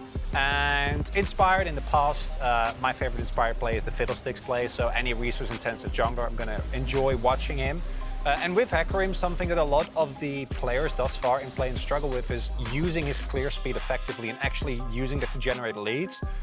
Instead, there's a lot of skirmishing, there's a lot of like early movement, but on Hecarim, you can just basically do a couple of clears and build like a substantial CS and item lead over your opponent. And I think he does that better than anyone else while still impacting the map. Because that's, of course, you can't just do nothing because then your team loses the game. I'll be honest, at this point in the plans, I don't think you should be letting Hecarim slide over to Inspired. But, of course, you only got 3 bans to work with in the first phase. And honestly, I just feel like he's better, at least for the team, being on more utility picks like Maokai, J4, stuff like that starts fights for the team. A constant thing we hear from Jojo Pian in the squad is that like he is the shot caller that wants to make plays, that can find those angles, and when he does, when he's on those picks, I feel like they get it done. I mean, his Maokai game was a really good example of that, where he was the one like going flash, roots, and then setting up the rest of the fight, creating the necessary space, and everyone else follows nicely along. I'm just kind of taking a look at the stats on the screen behind us. Yeah, low damage percentage, but largely because of what we just talked about, the role that he's having to fill for the team, but still managing an almost positive 9 CSD at 14, and then that XP differential is actually what is really astronomical and speaks to the farming numbers that you're talking about there, Chronicler. Yeah, it just means that while simultaneously being able to impact the rest of his team, he's able to actually have a high uptime on clearing his camps. And we have seen some decisions regarding clearing camps and not doing that at all by some other junglers. So it's always nice to see some. There are many paths in League of Legends. Yes, okay? Many paths. Some that more one successful can than take. Yeah, we're not arguing success rates, just how many there are. MasterCard fan predictions. Let's see where our audience at home thinks the win We got is going believers. to go today. There better be believers here. I know for sure that there's a huge Japanese community out there. Look at that. In Twitter. What? Okay. What's happening here? Is that real? American fans are awake.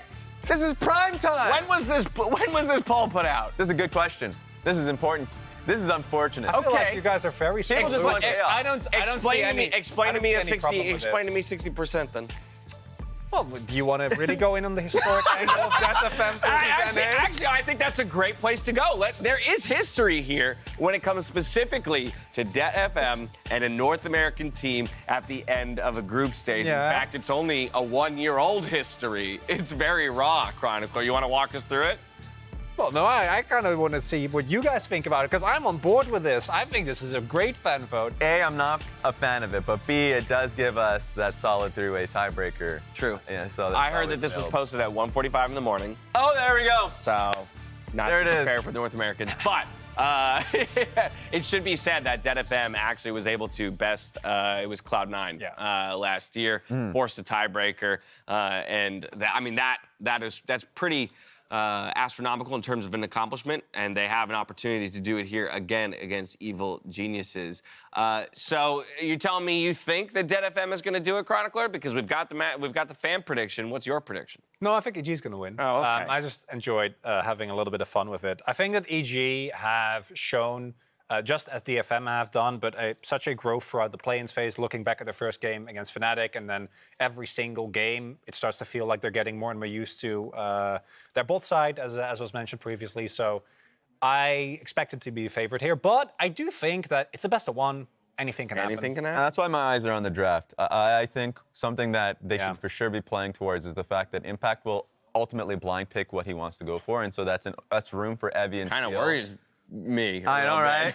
It'll happen. It'll happen, and it's about the success of Evil Geniuses, like being able to cover for that. Right. while also making a play towards either Jojo Pyun or the side of the map that they had the least experience in with Kaori into the roster. So still, I would also have the predictions towards Evil Geniuses, but I can see an angle. Are they going to give him? Yeah, are they going to give him the angle for the Urgot or the Lilia? We'll find out soon enough as the teams are ready to dive into Champion Select. We're back over to Captain Flowers and Dagda for the call. Welcome back, everybody. We couldn't find Jojo Pyun the Bald Eagle, but we found a lovely picture of him here to send some energy from me to EG, obviously from North America. I'm hoping they can pull this one off here, go into that tiebreaker for first place with Fnatic.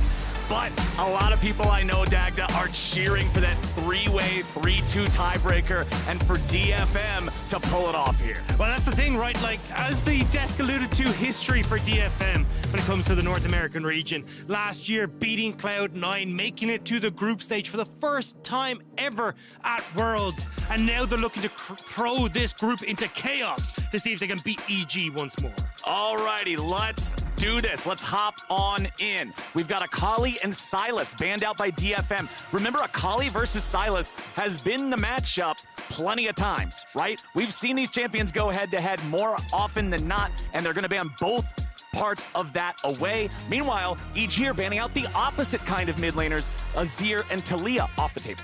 I mean, this is literally everything that Jojo Pyun has played now thus far. Out World's taken off the board. Azir, the Akali, the Silas. So we're going to have to see Jojo Pyun starting to tick in over to something a little bit different. But Aatrox left up and available. Graves is the same as well. But we've kind of seen Steel has been more of a facilitator, like things like the Trundle, the Poppy, the Hecarim. That's what I kind of expect. All right.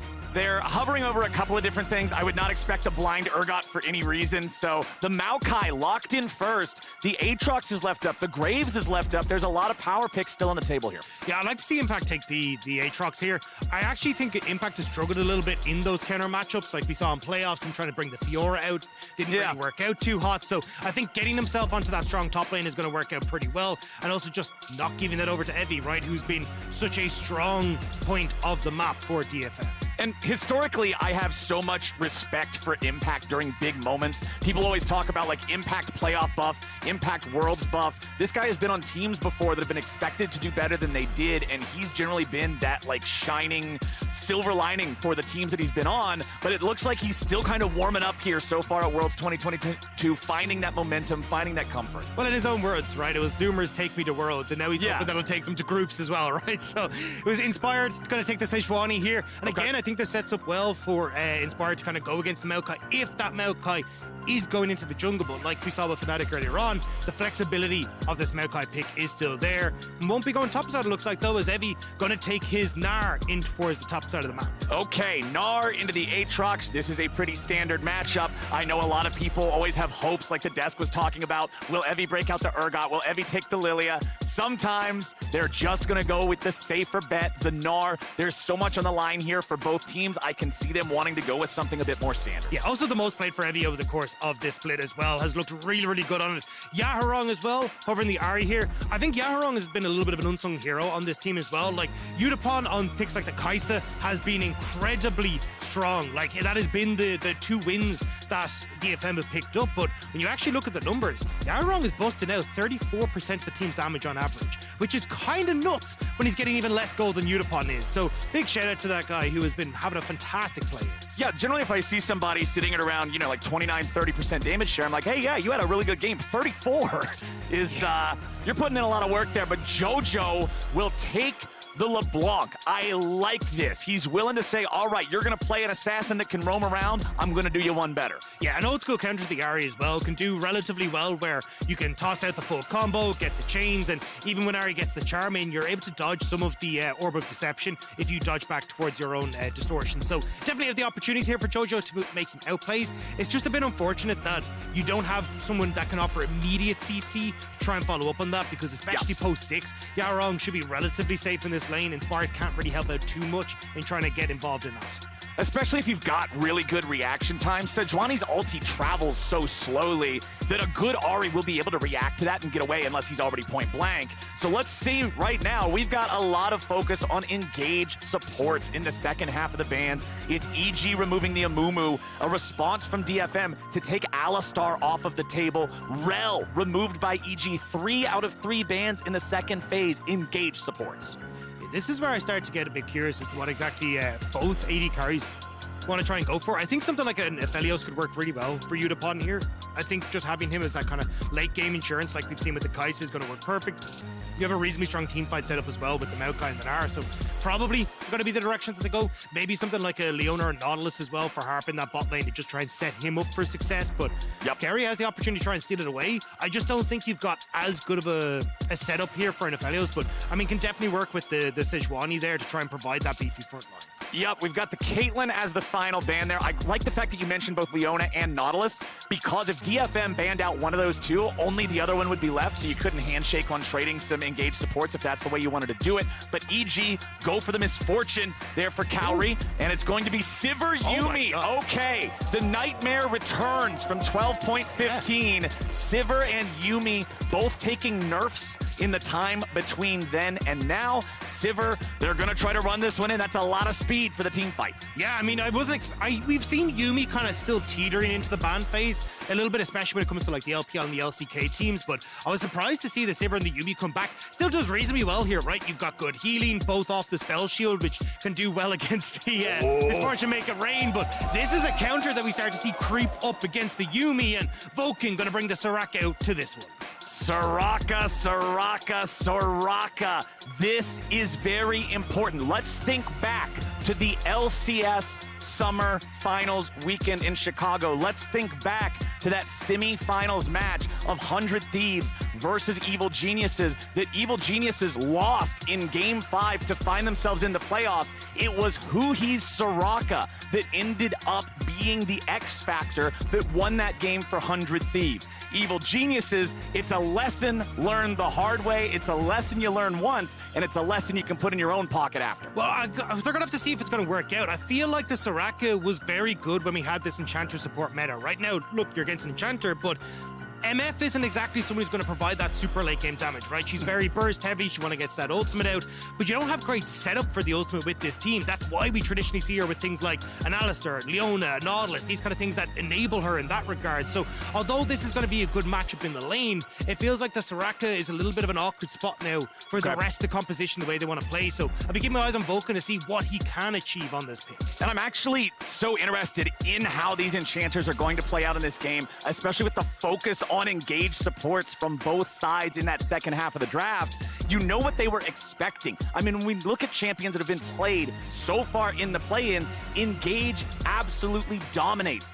Amumu 10 picks, Leona 9 picks, Alistar 8 picks, and then you get down and you're looking at Enchanters. Where are they? We got Rakan with 2. We got Renata Glass with 2. It's definitely a different world. You know, he's got that with the Caitlyn, but this is where I think it's going to be a bit of an interesting one, and it just feels to me like DFM have just a very easy to execute team fight, right? You have the Sivir scale, you play for that late game damage, so it feels like a huge amount of this for EG is going to be a case of, right, can Inspiring Jojo pop off on top side with impact to carry that across? And a quick reminder to everybody out there watching right now, you can link your league account with Prime Gaming to receive some free in-game content. And I do believe that things like that usually happen even more when we've got exciting games happening today. We've had a couple of bangers so far. I'm hoping for this one to be a battle. Either way this goes, let's set the stage yet again for people who might now just be joining us, who might have missed it earlier. If EG win, they lock a tie with Fnatic, who they did lose the head-to-head to, so Fnatic would have side selection, but they'd play a tiebreaker for first and that free ticket into the World's Group stage. If DFM wins, well then now we have a 3-way tie here in Group A, and things are going to get a lot more chaotic, with DFM then still having a possibility to take that coveted second spot and avoid an RNG play-ins battle you would expect. And if you want that chaos to happen, well, then there needs to be chaos in the mid lane here as well. I feel like looking at Yaharong, he wants Theo to try and help him out so they can lean down into this bottom side, make sure that Udapon and Harp are getting control over this lane. Whereas on the flip side, right, Jojo Pyun gets an early lead, he gets that one-shot potential, he can become an absolute menace in the later portion of the game. And even just getting control over the mid lane gives so much room to Inspired and Jojo Pyun that have been the mid-jungle to watch out for, not only in the LCS, but here on EG. All right, some nice trading back and forth here. Enchanter lanes generally mean you're okay just trading health bars as a resource even more than normal because of the fact that you got the heals, because of the fact that the mana bar converts into HP. As Yarong just going to trade with Jojo here a little bit. Gonna pop that LeBlanc passive, get that one out of the way. Both mid laners not afraid to scrap here early either, as the junglers are clearing through their red side quadrants. Both junglers did decide to go for the full clear, taking the Krugs on that first time around, and Inspired will walk into the top side river. If he goes through the brush, Yaharong's gonna see him, but he's coming the long way around. Really nice pathing here from Spard. Yaharong has no idea. But Steel does. Yaharong gonna get ganked here. Are they gonna go even further forward? They get the flash out of the mid laner from DFM. Great charm from Yaharong there to keep himself topped up. You can see he just pips Jojo Pyun as he comes over the backline of the minions, so avoids a lot of the damage, manages to flash away, and Yaharong will just barely manage to survive. But this is exactly what I wanted to see from EG, playing through this mid lane and trying to get Jojo Pyun an advantage. Exactly, the Inspired and Jojo combo. When enabled, Jojo can pop off. He can be an incredibly clutch player. In order to even get to Chicago back in summer, he had to have an amazing Game 5 against Team Liquid to keep his team in the running to get them to Worlds in the first place. But Inspired and Vulcan are the playmakers for this team. Vulcan is not on a playmaking champion this game. All eyes are on Inspired. It's just been a really impressive showing from Jojo Pyun, right? Like, rookie year, goes to MSI, first All-Pro team, and now representing LCS at Worlds as well. And even when you talk about how much he learned coming through MSI, right, from Faker, from Xiaohu, and you can actually see the difference that it's made to his gameplay, we're going to have to see if he can try and enact that roaming playstyle he talked about here in trying to help EG get across the finish line. Impact actually having a pretty good time. Was having a good trade there at the top side of the map, but definitely losing out in the CSD apartment at the moment. But we gotta keep our eyes on everybody from DFM, man. They got some playmakers here. Keep your eyes on Steel and the Maokai. We've seen how powerful this champion can be in multiple different roles. And you already talked about how earlier, Evie is on his most played with the Gnar. This guy can come up clutch when DFM needs him. DFM can drag North America into the chaos again, just like you were talking about last year. This squad has so much heart behind them. They've been to so many international competitions. They're always about just trying to be the best version of what they've got and constantly improving.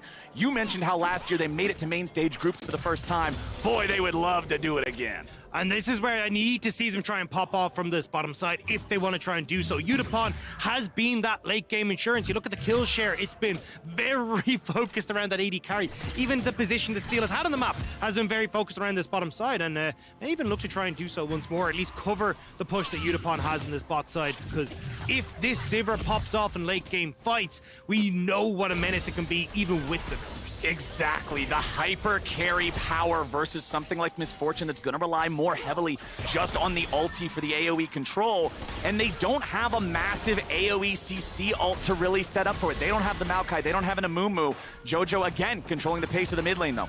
There is one combo that I think EG's bot lane has up their sleeve, though, and it's if you ever disconnect as this Yuumi, you immediately slam down the silence, and you immediately slam that open carry.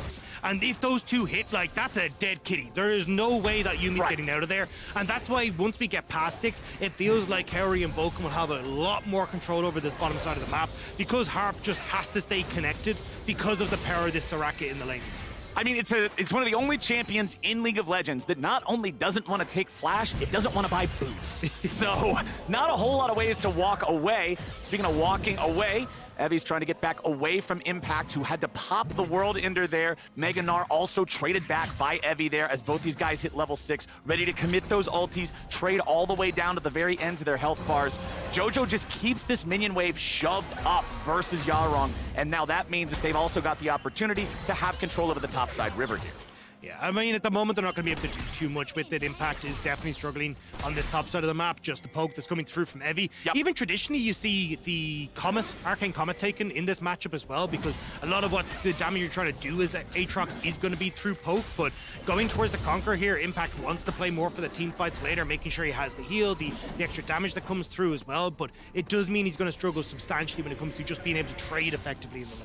And I think that goes a little bit back to what you were talking about during the draft, about how Impact hasn't looked great in some of these counter matchups. His laning hasn't been particularly impressive so far at the competition. So if you know that you're not going to be able to get the desired laning outcome no matter what, who cares if it's a bit better because of Comet? He wants to make sure he can show up later. And that's where Impact has shown, right? Like, team fighting, his understanding of the ebb and flow of a battle, like where he needs to be positioned, especially for, well, what was Danny, now Kaori in that bot side. Like, there is a huge amount that Impact brings with his veterancy to the team fight, and is going to bring Inspired to this top side, but will be spotted by Evie. Yep, I like the fact that Inspired walked up when he did. The Narbar was almost charged. They know he's got the ulti ready to go again. It would be a good time for Evie to try to aggressively trade on Impact before his ulti is back up, but Inspired will foil that by showing up at the right time. Meanwhile, bottom lane, Yutapon and Harp just continue to run the show down here. They're going to grab their first plate on that turret. They've got a very, very modest CS advantage. Just want to get this wave shoved up, make sure that one's ready to crash. Vulcan's going to see if he can find anything. A little bit late on the silence, so no way to stop that Yuumi recall in time. Yeah, would have been really nice too, but Yuumi already making her way up towards this Rift, Charles. You don't have the usual fighters that we used to see when Yuumi was in the meta. Instead, it's going to be attaching herself to the Maokai, so not as impressive as, say, something like a Xin Zhao, but we'll have to see exactly what DFM are going to be able to achieve here. Looks like even Yutapon as well going to start moving up towards this Rift, Charles. So I'm expecting an all-out brawl, but level 6 for Kaori, level 6 for Inspired. That's the combo EG are looking to play around. Yep, and you saw mid lane right there with the last trade between Jojo and Yaharong. That thing that you were talking about, even if you get hit by the charm, you can snap back to your previous distortion point to avoid the Q2 of the Ahri. So Yaharong, lower mana, lower health compared to his mid lane counterpart, but Harp has rotated up. Everybody from both sides is ready for a scrap here in the top side river. It's Evil Geniuses who have aggroed the Herald, but honestly, they haven't put a whole lot of damage into it. They don't feel compelled to make sure they stay on top of this objective. They'll pass that over to DFM. They're the ones holding the aggro now. Patience is slowly dropping away on this Herald. It's not at a spot where it'll just stay there forever. They're gonna try to keep it here. But now EG are the ones who are tasked with finding an answer. Very nice engage coming out from Yaharong. First blood over to the DFM mid laner, but he dies in response. Now Evie's gonna be caught. Impact and Inspired looking for the damage. Impact goes in. He won't quite find him. Inspired with a flash away. And Impact takes Evie out. 2-1 EG. We may not be done here. EG still want to try and keep this one going. Low health bars, low damage. Jojo gets jumped on, but a beautiful heal coming out from Vulcan. The Soraka bait is absolutely immaculate, and Kaori needs a little bit more to find another kill. He won't quite find it. Yaharong's back. He might be able to pick up the kill on Kaori here. Yeah, it should be nothing stopping him. Just got to get past that blue buff. There it is. 3-2. The fight favors EG, but it's bloody early. Yaharong will get the movement speed to finish off that kill, but in that fight, great patience from EG. Watch the Narbar and Evie. They know that he's already been popped. They're just waiting and out, taking it slow. And Impact again, we talked about him in team fights. Look at the positioning. Great access in towards the back line. Kaori with a brilliant ultimate to zone DFM away from a lot of those threats. And Impact immediately is onto that mini Nar in Evie, zoning Yutapon away from the fight. It ends up a little bit greedy, where Kaori thinks he can maybe finish off Yutapon, but just not quite able to get the damage across the line. And here's the big thing. Vulcan died at level 5. He comes back to life with the shared EXP from the kills at level 6. DFM was not expecting to have to play around the wish, and it catches them by surprise. But now, they're back into the river first, and they take the objective. Steel will manage to nick that one away right from under Impact's nose, but EG now still have push in mid, still can move over towards this Dragon. Inspired though, not exactly in a position, although he will now start to move over. Maybe they want to try and trade this, because you can still see that Steel is on that top side. So yeah, looks like Dragons will be on the card here for EG. At least they'll get something back for themselves. Now, Sejuani is not the fastest Dragon Taker in the world. She is not a Graves or a Viego or anything like that. So I would expect them to at least send a little bit of help over there, as Steel will walk up towards the top side. Impact, he's trying to play it safe, but not extremely safe. Fires off the chains there. He's not going to get away from Steel in time. Tries to pop World Ender, healing up as much as he can there with the increased vamp of the ulti. He will survive, he'll walk away, but he does have to go back to base now. And that's a bit of the downside there. You can see not a huge amount of damage on that top side. Like, you're just hoping that Evie is enough with the Hyper to try and take down Impact, but not quite there yet. So nope. Impact gets to walk away despite having no flash. Steel has invested the ult. Even you can see Harp as well had already moved back down towards this bottom side. And this is what we're kind of talking about with the Yuumi. Traditionally, what we saw with Sivir in this bot side alongside the Yuumi was Sivir, farm up, hit the late game, but you'd have Yuumi attached to some sort of fighter that could use this devastating combo, but we don't have that. Oh, swing and a miss from EG there. They wanted to try to dive Yutapon. Steel was coming in, so they try to just go for the immediate engage, insta-kill on the AD carry. They don't find it. Jojo losing out on some trades against Yaharong here in the mid lane. Fires off his chain, only gets a minion. Jojo is looking worse for wear here in the 1v1. Has to get away as he loses his clone. We'll just walk it back. Yaharong might try and poke him underneath the tower. We'll at least get a plate because Jojo just can't step up here. So nicely done, but keep your eyes on River, right? A huge amount of DFM members starting to encroach in towards this blue buff. They don't end up trying to go for the invade fully. They're just happy for Yahorong to get a little bit of the turret plates, and now even more with this Rift Herald plunked down. They want to spike this Ahri. They want to give him all the money they can. Herald's going to get the charge going in there. Kaboom! Takes out those 2 plates. Shouldn't get a whole lot more. And this is why I say mid lane was so incredibly important for DFM, because you now have 2 kills on Yahorong plus the plates. He's going to get full control of this mid. And now, how do you try and stop Yutapon from scaling? Like, he's just clearing waves like it's no tomorrow. You're not really getting the push on topside either because Impact is in that bad matchup. So now there's heavy reliance on EG to make plays happen. Otherwise, they will just end up being outscaled. And at the moment, Inspire just hasn't quite been able to find a way into any of these plays, especially to talk about with Vulcan not really able to assist on this Soraka. It feels like he's trying to make a one-man dream happen. Yeah, he's going to go up top, see if maybe he can find something here with Impact, but Evi's playing it safe. He knows he doesn't have anybody nearby. Their jungler's on the other side of the map. They want to dive bottom. EG going to get dove now as Cowrie just gets deleted. Vulcan was top 3v1, nothing to it. Yahorong trying to get away now as Jojo finds a fast combo on him, but DFM are the ones who come out on top there. They commit more guys to the bottom side while successfully playing back on the other end of the map, and Evi gets not punished. Evi does have to reset though, because he knew there was 3 members of EG on the top side. TP's back in though, but you can't. Oh, chain 2 connects. Jojo can't go underneath the turret first though. Yahorong survives because they couldn't get the aggro where they needed it. Yeah, Yahorong basically had to put himself into danger there so he could make sure that Evi wasn't going to be dove after the TP back in topside. So he will give a good chunk of his health bar, but does save Evi in topside. Gives the time for Yutapon and Harp on this bot side to end up getting the play as well on the turret. So overall, DFM putting themselves in a great position. 2k gold lead, and they're the ones that have scaling in hands as well. Yeah, they did a great job managing plates. They've done a good job managing the assignments, soaking the aggro where they needed to without giving up anything of real consequence. They've got a solid gold lead. 2 minutes until the next Drake spawns. Yes, EG got first Drake. Trading away 1 Drake for a near 2k gold lead early on doesn't feel too bad at all. Yeah, and the big thing as well for EG is that they really need to find flanking opportunities for fights, right? Jojo Pyun wants to try and play off of lack of vision for DFM. Honestly, same when you look at Impact, right? Think about that first Rift Herald. It was the fact that Impact had gotten access to the backline that made that big difference. If you're not able to use that opportunity to get vision on objectives, and you're missing out on turrets, which means you're being pushed back towards your base, it becomes very difficult for you to actually play around vision, find these flank opportunities, and DFM can play the front to back that they want to. So what do we want to see DFM continue to do to accelerate this gold lead even further? They're in a nice spot going into the mid game now that plates are gone and everything, but the game's definitely not over yet. Jojo jumps over the wall to find Steel here, locks him down with a Q2. Inspired wants to go in. They're looking to find this kill, and they're looking to find it fast, but Yahorong's already arrived. Steel gets away. He's not dead yet. Evil Geniuses find a Sejuani ulti, and Inspired comes through with the damage. Huge amount invested from EG though to find that pick. You can see the wave still pushed in bot side. Evi gets free time with that top side turret. Does mean DFM won't be able to put the pressure they wanted to get the mid lane turret, because that's kind of what DFM were looking for here. Get vision on the bot side. Make sure that Ahri can push in on bot. Push in on mid to try and get the turret, but unfortunately not quite able to do so as they do get picked off. Okay, Evi, let's see how much work he can get done here on the top side. Doesn't want to stick around any longer. Knows EG are resetting, so he's going to do the same.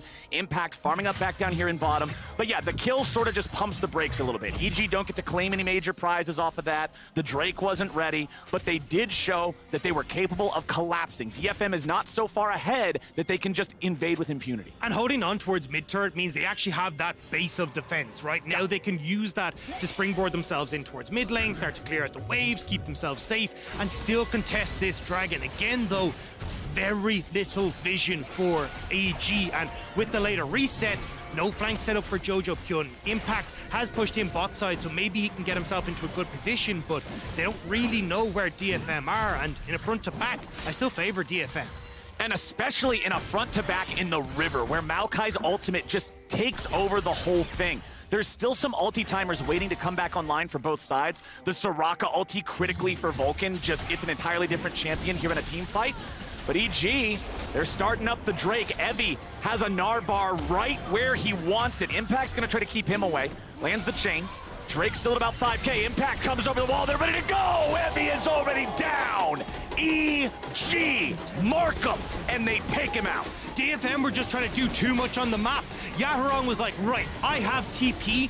I can use that fact to push in on top tower and force EG to play this quickly into the dragon, but because Evie gets caught out, Yaharong doesn't get the TP in time after he takes the top lane turret, and EG will get the fight and the dragon. Nicely done there, and this one does have a prize attached. They get to take the objective. Cowrie using the ulti to clear out the mid lane wave so they hold on to that forward operating base like you were talking about. Now, DFM, they gotta try to get their momentum back a little bit. I will say though, with top and bot now gone, this little bastion of defense has seen a few cracks in it, although Rift Herald is low. Secured by DFM, but here's the problem. They don't have anybody nearby to take the eye. Inspired's here in the front. The damage pours through. Steel is already down. And EG want to take more. Yaharong's not here. His summoner spellbook is exhaust. There's no way to join immediately. Jojo's clone will hang around a little bit longer, but EG, they don't stop the take of the objective. They'll get the gold for it on DFM, but the eyeball expires in the water. And that's actually a big win for EG. Again, Yaharong and TP bot lane, and EG go, oh cool, well we'll just take the fight then at the Rift Herald because we know we've got the numbers advantage. We'll end up losing that mid lane turret for EG, but as I was about to say, that was very short-lived for the world. When you can push in both side lanes and you've got an Ahri, very easy to skedaddle over towards this mid lane. So DFM would have gotten that. It's a good trade for EG, good forward thinking from the NA representatives. I mean, if you don't take that trade, if you don't stop him from picking up the eye, they can just drop the eye mid and kill the turret anyway, right? So that thing is dead no matter what timeline you're walking down. Evil Geniuses still down 1,500 gold, but up 2 Drakes. The stats from that is gonna make this game feel just neck and neck with DFM.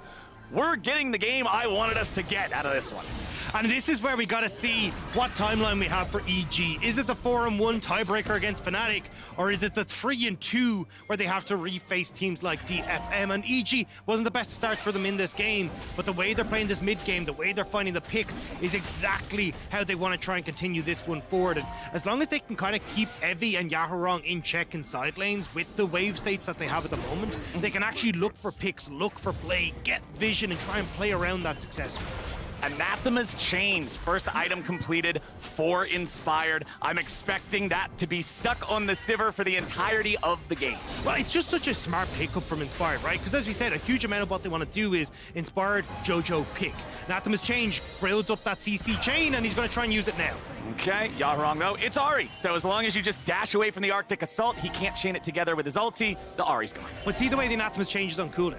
This is what Inspired is trying to do. He's trying to move it around. Every time he's looking for the pick, attach the chain to that person and extend the CC so you can actually look for the damage, look for the picks, and Evie might have found one. Evie is looking for Impact, but Impact is fast enough. World Ender's so good at being able to run away from these situations, giving him that movement speed bonus to retreat back to the tier 2. So we're seeing solo laners be pressured on opposite sides of the map, on opposite teams, having to use their ultis to escape. Inspired still sitting up here though. They really want to try and get this top lane turret for Jojo Pyun, see if they can catch Yaharong overextended. No ultimate for Yaharong means he'd have to invest the flash if he's caught here. Okay, let's see how long they're willing to wait for this. Yaharong says, nope, I'm not going to risk anything. Minions, you can go. I don't want nothing to do with this. They're still just chilling. They're still just chilling. Oh, he's getting baited. Oh, he's getting baited. He's ready to go. He does not get caught. The flash is there. It actually looked like that ulti would have gone a little bit wide anyway, but he flashed for safety. He didn't want to risk it. No, he flashed it. Inspired never missed that. No. He was definitely the flash, all right? We give him those. We take those. You got the flash. That's what you came for anyway, right? Exactly, and especially when you got a mid at 20 until Ocean Dragon. Right now, no flash for Yaharong. Kind of limits the playmaking that we've seen him attempt to go for in some of these early skirmishes. It also again means that EG now get to reset. They're pushing at mid. You can already see they're starting to try and creep that vision line forward, get it out of their own jungle, and see if they can get Impact pushing on side, get him into a flank position, get Jojo into a position where he can also look to deal damage to Udapon on this backline. This dragon fight is going to be insane because we're still at just a dead even game state. 2,000 gold lead for DFM, but 2 Drakes and the stats that those give is going to make up for that on the side of EG. So that means I'm looking for positioning. I'm looking for flanks and marking when it comes to this next fight because it's just going to come down to who's got the better hands. I'm also curious to see if EG do go for this fight. Because, I mean, an Ocean Dragon isn't going to do much against the composition for EG, and they honestly might just go, hey, look, we're just going to all in on this top side, look for the tower, look for pick onto Yahurong, because at the moment, again, they just don't have the vision control set up properly. Udapon has so much push in mid, Kerry just can't match it, so actually getting into River is tough, but we're seeing the TPs, we're seeing Jojo Pyun and Impact trying to get into position to get in behind DFM like we talked about. Jojo saw Evie walking towards that brush with a sweeper. He knew he had to get back immediately. But committing the teleport of Jojo to the bottom side of the map tells me that EG wants to fight for this. Inspired took a little bit of poke there, but luckily for him, he's got a Soraka. He's also got some honey fruits there he can eat, so it won't really stick to him that well. You can see back up to full HP now. But EG are splintered. This is important. If they want to try to make a flank, you got to have the timing right. Otherwise, you just end up in 2 separate fights that you don't win either one of them. And here they go. Jojo goes over the wall. Jojo's in trouble. He's charmed. He's rooted. He's beaten down. He's beaten up, and they get the shutdown over onto Yarong instead. Mid laner traded away from mid laner as Cowrie tries to reposition. A flashback over the wall. A double kill for the AD carry. And the evil geniuses get the better of them. It looks funky, but Jojo baits them. Dashes back over the wall and EG collapse. That's exactly what they needed to do when they couldn't fight the front to back. Now you got Yahurong and Steel gone. Evie's still looking. Evie has Mega Gnar. They're seeing if maybe they can make some kind of a miracle happen. There it is. He alley-oops 2 of them back into the wall. They've got Vulcan, but Udapon is down. Evil geniuses trying to fight back. Inspired's locking him up, and Impact's the one who's going to deal the damage. Evie wants to stand and fight with his pocket Yumi, but Harp jumps out, only to find himself CC'd. A teleport's going to come in as Harp takes the damage, but he gets back onto the top laner. Yahurong is back, and Impact has to run away. DFM, come back with a vengeance, come back from the grave, and come back to smack EG. And Yahurong and Cole will find the dragon, they find the fight, it was close. EG started off so well, but the Gnar and the Yumi combo bring it all roaring back down to earth for EG. Huge, huge, huge from Evie and Harp there. It was such an incredible performance. I love the start of this fight from Jojo, right? Like, Impact is hiding there. Jojo shows himself and goes, oh yeah, you found us, you know, we made the mistake. Then comes back again and just baits Steel over the wall, baits out everything from DFM. Evie can't get into position. Udapon is useless in this scrap. And again, look at Kerry's ultimate. Perfect positioning here to separate DFM, which gives him the opportunity to take this fight. But as you called it, Evie, once he gets into the Narbar position, he's also got Cowrie's flash down from that last little skirmish, so he immediately jumps onto Vulcan and onto Cowrie, gets rid of the 2 big sources of damage here, especially alongside LeBlanc already gone, and then it all tries to fall to Impact to carry, but he just doesn't quite have enough to take down Evie and Harp before the cavalry arrives. And this would have looked fine if not for the TP. Jojo, he had the TP down here being on the opposite side of the map before the objective spawned. It meant an advantage for DFM. They were tracking it, they were ready for it, and then Impact ends up in a 1v3. There's no way out of that one for him. It takes him a couple of seconds to beat him down, but they are gonna get there. It's Harp who ends up taking the kill, and that's DFM also critically stopping the Drake stack for EG. They are not threatened by a soul point game state now. Yeah, and EG now, still gonna be under the back foot. Udapon has a ton of push in mid. Evie now having that force of nature is going to be a medicine team fight. Will also be struggling against Impact if Impact can close the distance, but it's so difficult for Aatrox to actually get on top of this Gnar. And then even in the side lanes, right, Yahurong, he is so good at just playing sides because you've got the safety of that ultimate. So EG again need to find some way to deal with just DFM corralling them back into their own side of the base. DFM once again looking to play spoiler to North America's hopes here in the play-ins. They're doing a good job so far. 3 items on the Sivir. This is scary. Yutapon must be answered if EG want to have any sort of a hope in the fight. It's very tough. They're playing well around him. EG's going to have to find some sort of a way to get through that. But Steel on this Maokai, just again, sort of showcasing how much disruption and how much space this champion can create.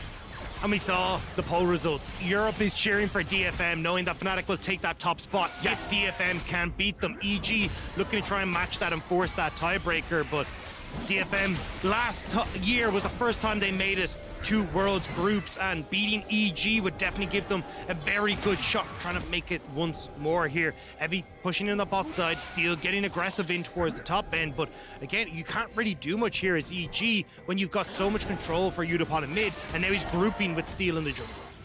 Also, if DFM wins this one, remember that these are 2 of the teams that'll be in that 3-2 tiebreaker spot, so they'll have to probably play again. As we do see DFM in the enemy jungle. Steel just throwing a couple of little tree babies out there. He's going to find Inspire. Yaharong's coming up from the side. Jojo's found Yaharong. Nearly kills him from the get-go here. Yaharong's got to be very careful. A TP's coming in. Evil Geniuses looking to see if they can get anything off of the mid lane advantage they found. Jojo misses chains, so he's got to reset his position now. EG, 5 men top. DFM, 5 men in the EG jungle. Inspire tanks the Maokai ulti. Vulcan's going to die here with the front if he ain't careful. He flashes away to survive. DFM go for it. They're going to get both summoner spells out of the EG support. I mean, they can fall back to Baron. You've got Sivir here. She does so much damage, even Evie as well, but looks like they're not confident to just fall back towards that objective. TP coming through from Jojo Pion in the mid lane as well.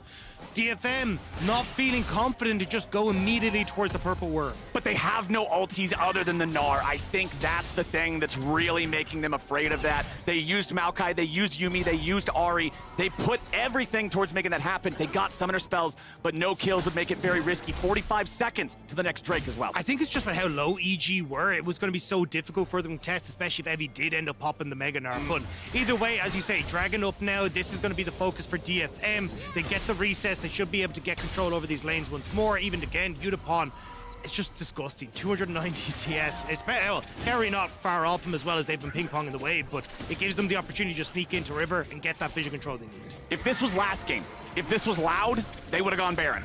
But here in this one with DFM and EG, there's a lot on the line. The decisions appear to be a little bit more towards the safety end of the slider, as we'll see if Evie wants to walk forward here. Impact and Inspired. If they catch Evie, oh, that was a very clutch hop from the Gnar to get away. Again, though, Evie every single time has been popped early on this Gnar. So again, EG back it up, but DFM are immediately turning over towards the Dragon. DFM know that they have to use this moment when Evie still has Mega Gnar, and it looks like EG instead will just back away. Unfortunately, though, not really in a position to actually do much as they move out, because wave in top was already pushed in, wave in mid was already pushed in. DFM doing good on their due diligence before they went towards the Dragon. 2-2 in Drake count now, so it's going to be, even at earliest possibility, a 40-minute Dragon Soul. It's not really going to be that huge of a win condition anymore, I don't think. It's more down to who's got the positioning, who's got the fights. If you're EG, can you pop Yutapon before anything really starts? Can you pop Evie when he's in mini form? If you're DFM, can you set up for these big fights with Steel leading the way and the DPS just falling in line behind? Who can force the other side to play their game? But here's the thing, right? As you say, 2 for 2 in Dragons, but even look at the amount of towers that are on the map.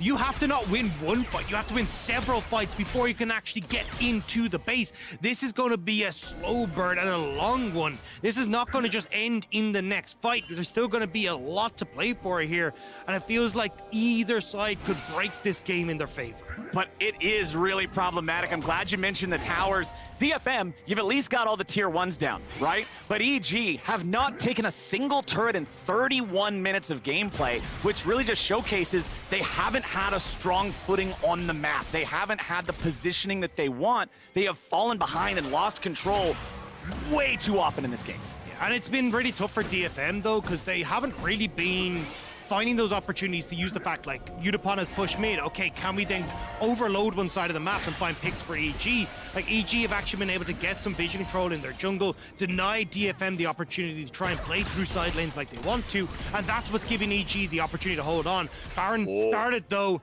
and because Steel showed, they don't know.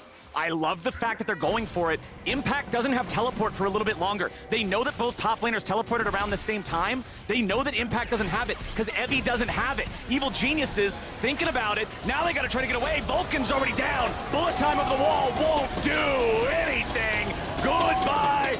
Good night. See you later. DFM gets 2. DFM are going to be able to turn back over towards the Baron. EG, they tried to move in, they face check it, and Steel says, peekaboo, I'm going to take this one for DFM. Nicely done from DFM. The call there to go for this. The call to move into the Baron. Impact's ready to try to disrupt them. Could this be the hero moment over the wall? They go. It's secured by Steel. Inspired tries to get away. JoJo's in the run from Evie. Impact trying to stand a fight and get one back if he can, but he's 1v2. Evie's gonna find JoJo. You have to think. JoJo with a dash over the wall, but he can't be run down. Impact kills Steel. Yahurong might just die now as well. Evil Geniuses clear off 3 of the Barons. Harp and Evie, the only ones left standing. We've seen them do it once. Can they do it again, Flowers? All right, it's 2v2. No teleport coming in to save them this time as Impact and Inspired keep the chase alive. Sejuani providing the CC, Impact providing the damage. Vulcan shows up, a nice silence. They got him rooted up, but they need a little bit more damage. There's your stasis. The Yuumi tries to get away. Evie's gonna die. Harp's still alive. They're not wearing purple no more. Evil Geniuses back to life. And finally, some of these buildings can crumble for EG as well. The Baron was going to cause them issues. They said no. These towers were causing them issues. They'll say no. EG find the fight they needed to bring this game in their favor. Absolutely huge. I talked about Impact being a clutch player. I talked about him showing up in playoffs, showing up at Worlds, and he shows up here at the end of a Baron fight that started with tragedy for NA. And Kerry here, unfortunately, gets caught out just in the edge. Good idea to try and post up with that ultimate, see if he can deal the damage, but DFM are too strong. And then, as you say, Impact, the hero in this play. We said, look, laning phase be damned, it's team fights where Impact steps up. And not only did he step up, he stepped on DFM in this fight. Gets Yahurong out of the pick. Immediately onto Udapon. He is running amok in the backline of DFM, and when there is no front to back, DFM cannot fight him. He's so much healing, and look, Evie is running amok on towards JoJo Pyun, but it is just buying the time and space. Impact needed. Here we go again. Right back into the fight, right back into the action. The game is the closest it's been, and it's been tied the whole time, Dagda. Now we've got our 5th Drake of the game about to spawn as the teams jockey for position here in the river. DFM gonna step up. Impact! Impact! Impact! What the hell are you doing? Impact!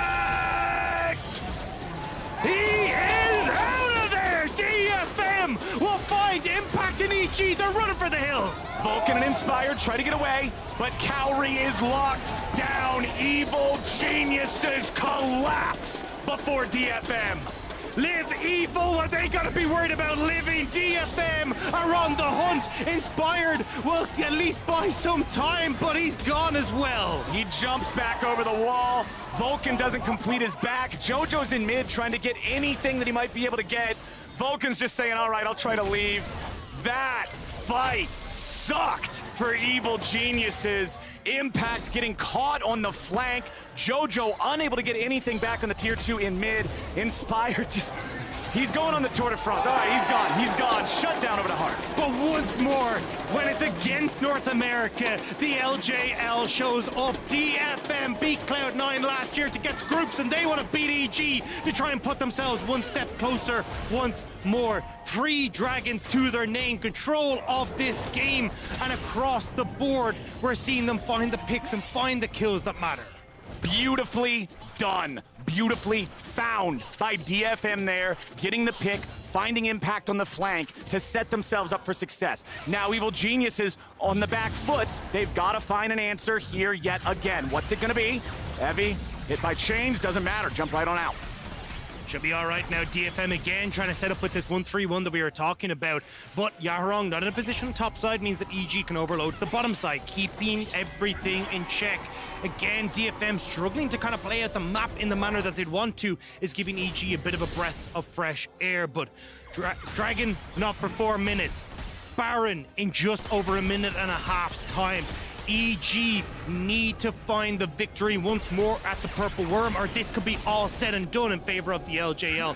We're gonna see here in the fight, right? Impact trying to get control over mid lane. The wave wasn't there, and immediately DFM pounds. They know there is no way EG can get in a position to try and help them.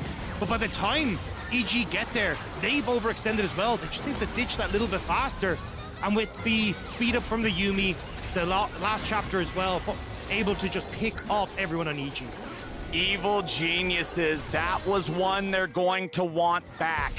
But the Baron is the name of the story. Look at the items available here on both sides. We have to take note of the playmaking tools. The Everfrost on the Ahri has been critical for DFM setting up these plays. You've got the Kimtech Putrefier for Harp, negating some of the healing that's been so clutch for Vulcan and for Impact. Impact completed Guardian Angel after the last fight, so he's got that to bring him back to life. A stopwatch on Cowrie will also be a big difference maker, as will the Mikhails for Vulcan to be able to save someone from CC. This next fight, this should be an absolute bloodbath. I am just expecting 9 or 10 bodies hitting the floor. The LJL once more trying to see if they can push in towards groups. This has been incredible. DFM, I mean, they have been the best team in the LJL for so long. Evie and Udapon able to just attract so many great players from the LJL because they have been at the top of the game for so damn long. Udapon, 2013, he joins with DFM, and he's been there ever since, looking so good. And now again, looking great against Evil Geniuses. Can they once more push back North America, or can EG do what feels impossible right now and find that big team fight when they need against the LJL representative? Well, the DFM Death Ball has showed its face in the top lane. They will take out the tier 2 there. That one will drop no contest as they go for some recalls. A lot of spam pings around the Baron pit as Evil Geniuses just started up. There were recalls coming out from DFM. EG, they call their bluff. They're saying, we're gonna go for it. Baron's at half. Steel is nearby. If Steel lives up to his name here, the entire game, I would have to assume, is going to go with it. The Baron secured by EG and JoJo, but what about the rest? Can they get everybody away over the wall? Impact tries to dash it out. Vulcan's stuck in the pit. He's probably going to die. Yaharong trying to chase after EG. A TP's coming in. Bullet time over the wall. Evie gets shredded by it as he arrives, and now he could be in some trouble, but he slams 2 into the wall with the ulti. Evie gets away. JoJo dies. EG is crumbling. Impact tries to fight. Evie stays alive. EG is aced for nothing. The resurrection will come through, but it will be short-lived for Impact. DFM have done it. They will move towards the top side. They will beat back EG, and they will once more show NA that the LGL is here to play. Japan gets it done again. EG make a smart call for the Baron, but they turn around and try to fight instead of sacrificing Vulcan, and DFM outplays them. Ladies and gentlemen, I hope you like tiebreakers, because we're getting tiebreakers. DFM takes out EG. 3-2 Electric Boogaloo, let's go! I am set for World Play-Ins, because these tiebreakers are going to be incredible. DFM, the thumbs up from Evie says it all, what it means for this region. Huge for DFM to find this win. This gives them the opportunity to still play for the number 2 spot, which is so important because it helps you dodge what everyone is assuming to be a best of 5 with RNG, who most people are like, why are they even in this stage of the play-ins? They're really good. You don't want to go there. And if you're an EU fan, you're celebrating just as hard. Fnatic just made group stage. Loud. EG and Detonation Focus Me now all tied at 3-2, and I mean, for DFM, that's gotta feel good right now. You're now gonna go up against these guys once more, having just beaten them as well. It's gonna be an interesting Group A right now. It's a huge confidence boost, because now we've got a very interesting rock, paper, scissors in that 3-2, right? Because you're looking at EG, they beat Loud. Loud beat DFM, DFM beat EG. It's 1-1-1. The way this goes is gonna be madness. I love this. This is exactly what I needed to finish out this group, because I don't know what way this goes. Loud have a massive step up. DFM just played out of their minds there, and it feels like EG, they need to find that success once more to push them across the finish line. What a game. What a banger of a game. As a lifelong North American fan, I should have expected this. I should have been ready for this. We all knew this is the way that it was going to begin with. We're going to have a lot of extra games at the end of the day. Hopefully we keep getting some bangers. It's going to be exciting one way or the other. But that one was close for so long, right? We saw like slight gold lead for DFM. We saw the Dragons in the favor of EG. But again, I love the fact that you pointed out the towers later on. It sort of painted the bigger overall picture of the map control that DFM had. Yeah, and that was the big issue for EG. They just couldn't get themselves set up with objectives because of that control that DFM had. But look, I appreciate the call of the end by EG. Like, try and risk the bar and you're not going to win it.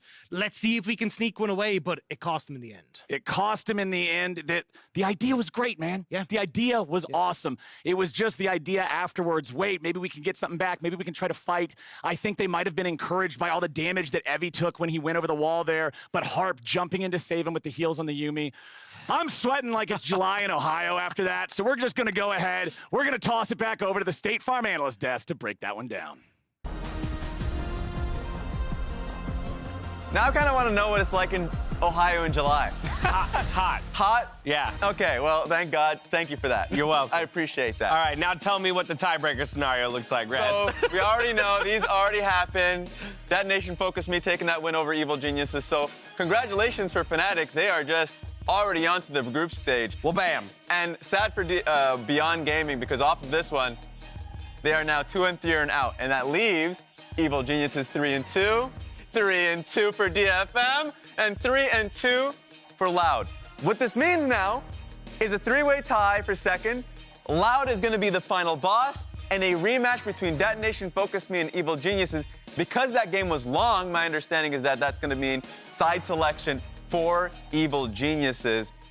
We're going to get another rematch of that one. Yeah, that is exactly correct. Given that the game length was over about 35 and a half, it means that EG's average win time is still just an ounce faster than DFM, so they will get the side select in that rematch.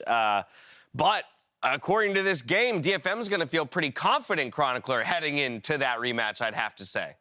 I think so. The draft took a really weird angle.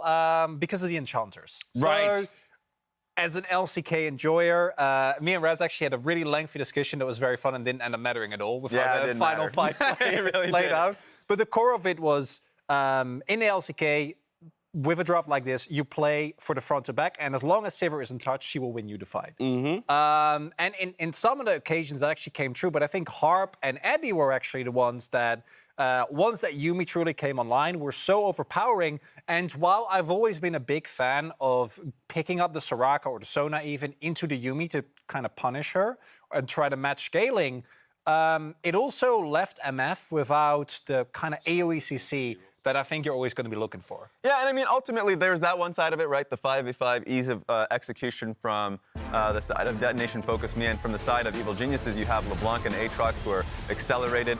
You can play through side lanes with the Soraka ultimate always hovering alongside Sejuani, so you have side pressure, but the team fights ultimately is the one that ended up mattering. And this one was an interesting fight because it dragged, number one, and at first it was looking really good for Detonation Focus Me, even after the death to Ahri. But with the ulti from Soraka coming in, you had a little bit of faith. It was like, okay, even LeBlanc like dipping in and out of the fight, and it was looking good. But thankfully, we cut that off because Kaori just jet right into the enemy jungle and killed himself. So that was not the best highlight that we had there for Kaori. Sure, but I wouldn't argue that this game was the best highlights for either team, mostly just because it was back and forth. Again, at any given moment, if you were to tune into this game for the first time, you could flip a coin and say that team is winning currently, because fight after fight, it really did seem like the advantages were being traded.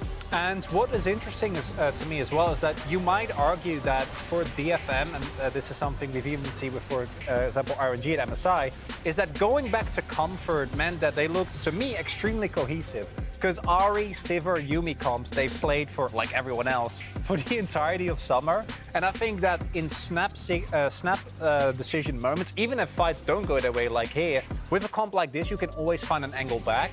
This was where I felt like when the entire Baron was saying like, okay, I think EG can pull it back, but there was just always more. When JoJo takes this teleport back, I'm like, what are you doing? It ended up working out for him. He lives for a very long time throughout this, and it will end up being a one-team fight for Evil Geniuses. And that's what shocked me throughout the game, because not just that last replay where it was like, okay, Detonation Focus Me did a great play that ultimately resulted in a Baron, but then ultimately couldn't play off the back half of it well, because Aatrox just got into the pit and they didn't really turn. But then you look at this replay, and it was very similar with, yeah, okay, you catch the LeBlanc, but then you found yourself right in the middle of an MF ulti. Evie. Beautiful. Just popping off here. Finding an amazing Gnar ult on a flashless MF. And you also have Yutapon flashing to make sure he gets a couple of autos in, and that's a type of cohesion that I think really pushed DetFM over the edge here.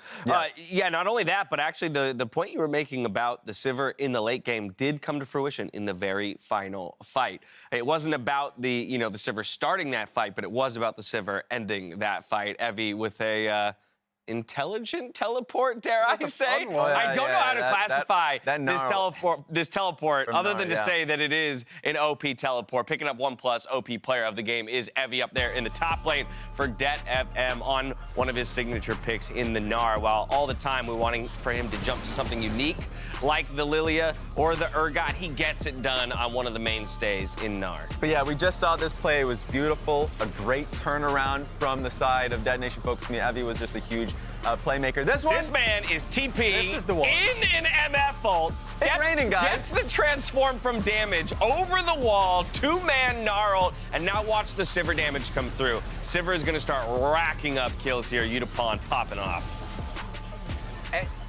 It's just, this game kind of broke me because there were so many permutations. It just kept going back and forth, and in the end, perhaps unsurprisingly, it's the Sivir and the Yumi that win.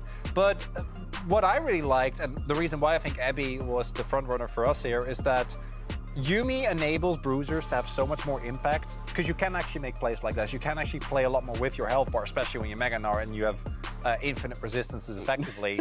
And then the amount of lockdown that Abby was able to find set up for big ultimates from Harps as well, because I wouldn't have minded a little bit of love for Yumi, but I know that's an unpopular point of view. So, Raz, talk to me about takeaways from this game, given the fact that we are already promised a rematch between these teams. So that's just kind of an interesting scenario where we've got this game of evidence, a few hours until these teams are going to step back on stage against each other, but it's EG with side selection like we talked about. So is it as simple as getting over to blue side themselves and changing what draft looks like, or do you just have to stop the Yumi pickup and don't let them get to this kind of more comfortable team fighting side selection, situation? I think, is going to play a factor. And that just got word that EG did select blue. There you have That's going to answer your question. We're probably going to see a Maokai first pick there. Okay. But I think scaling is going to matter a lot. For a team like Detonation Focus Me that pride themselves in team fighting domestically, and what we've seen so far in the tournament, they want a team fight that's just straight up, front to back, easy to handle.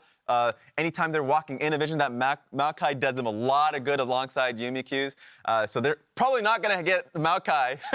That's, I feel like, off the table. But if they can find any composition that has that scaling team fight aspect, will work for them. Well, they may have fallen down here in this game against Detonation Focus Me, but they're still very much alive in the tournament. Evil Geniuses. Laura standing by with Vulcan now for the Verizon post-game interview.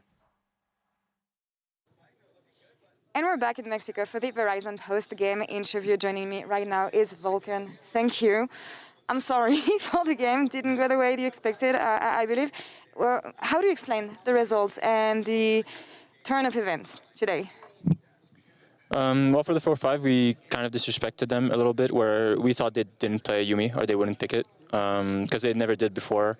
And their support was mostly like an Alistar, Rel, and Mumu player, so we basically didn't expect them to pick it. And when they did it, we were like, oh, shit, they locked it in, you know? And Soraka, I was asking my team, you know, what pick do you think could be good? Because in my head, I was like thinking of Leona maybe, or Nollis, but it seemed pretty rough into their comp. And then someone mentioned Soraka. I was like, yeah, sure, I can play Soraka. I did fine in lane, but then at some point, Yumi just starts nuking us with her little missile.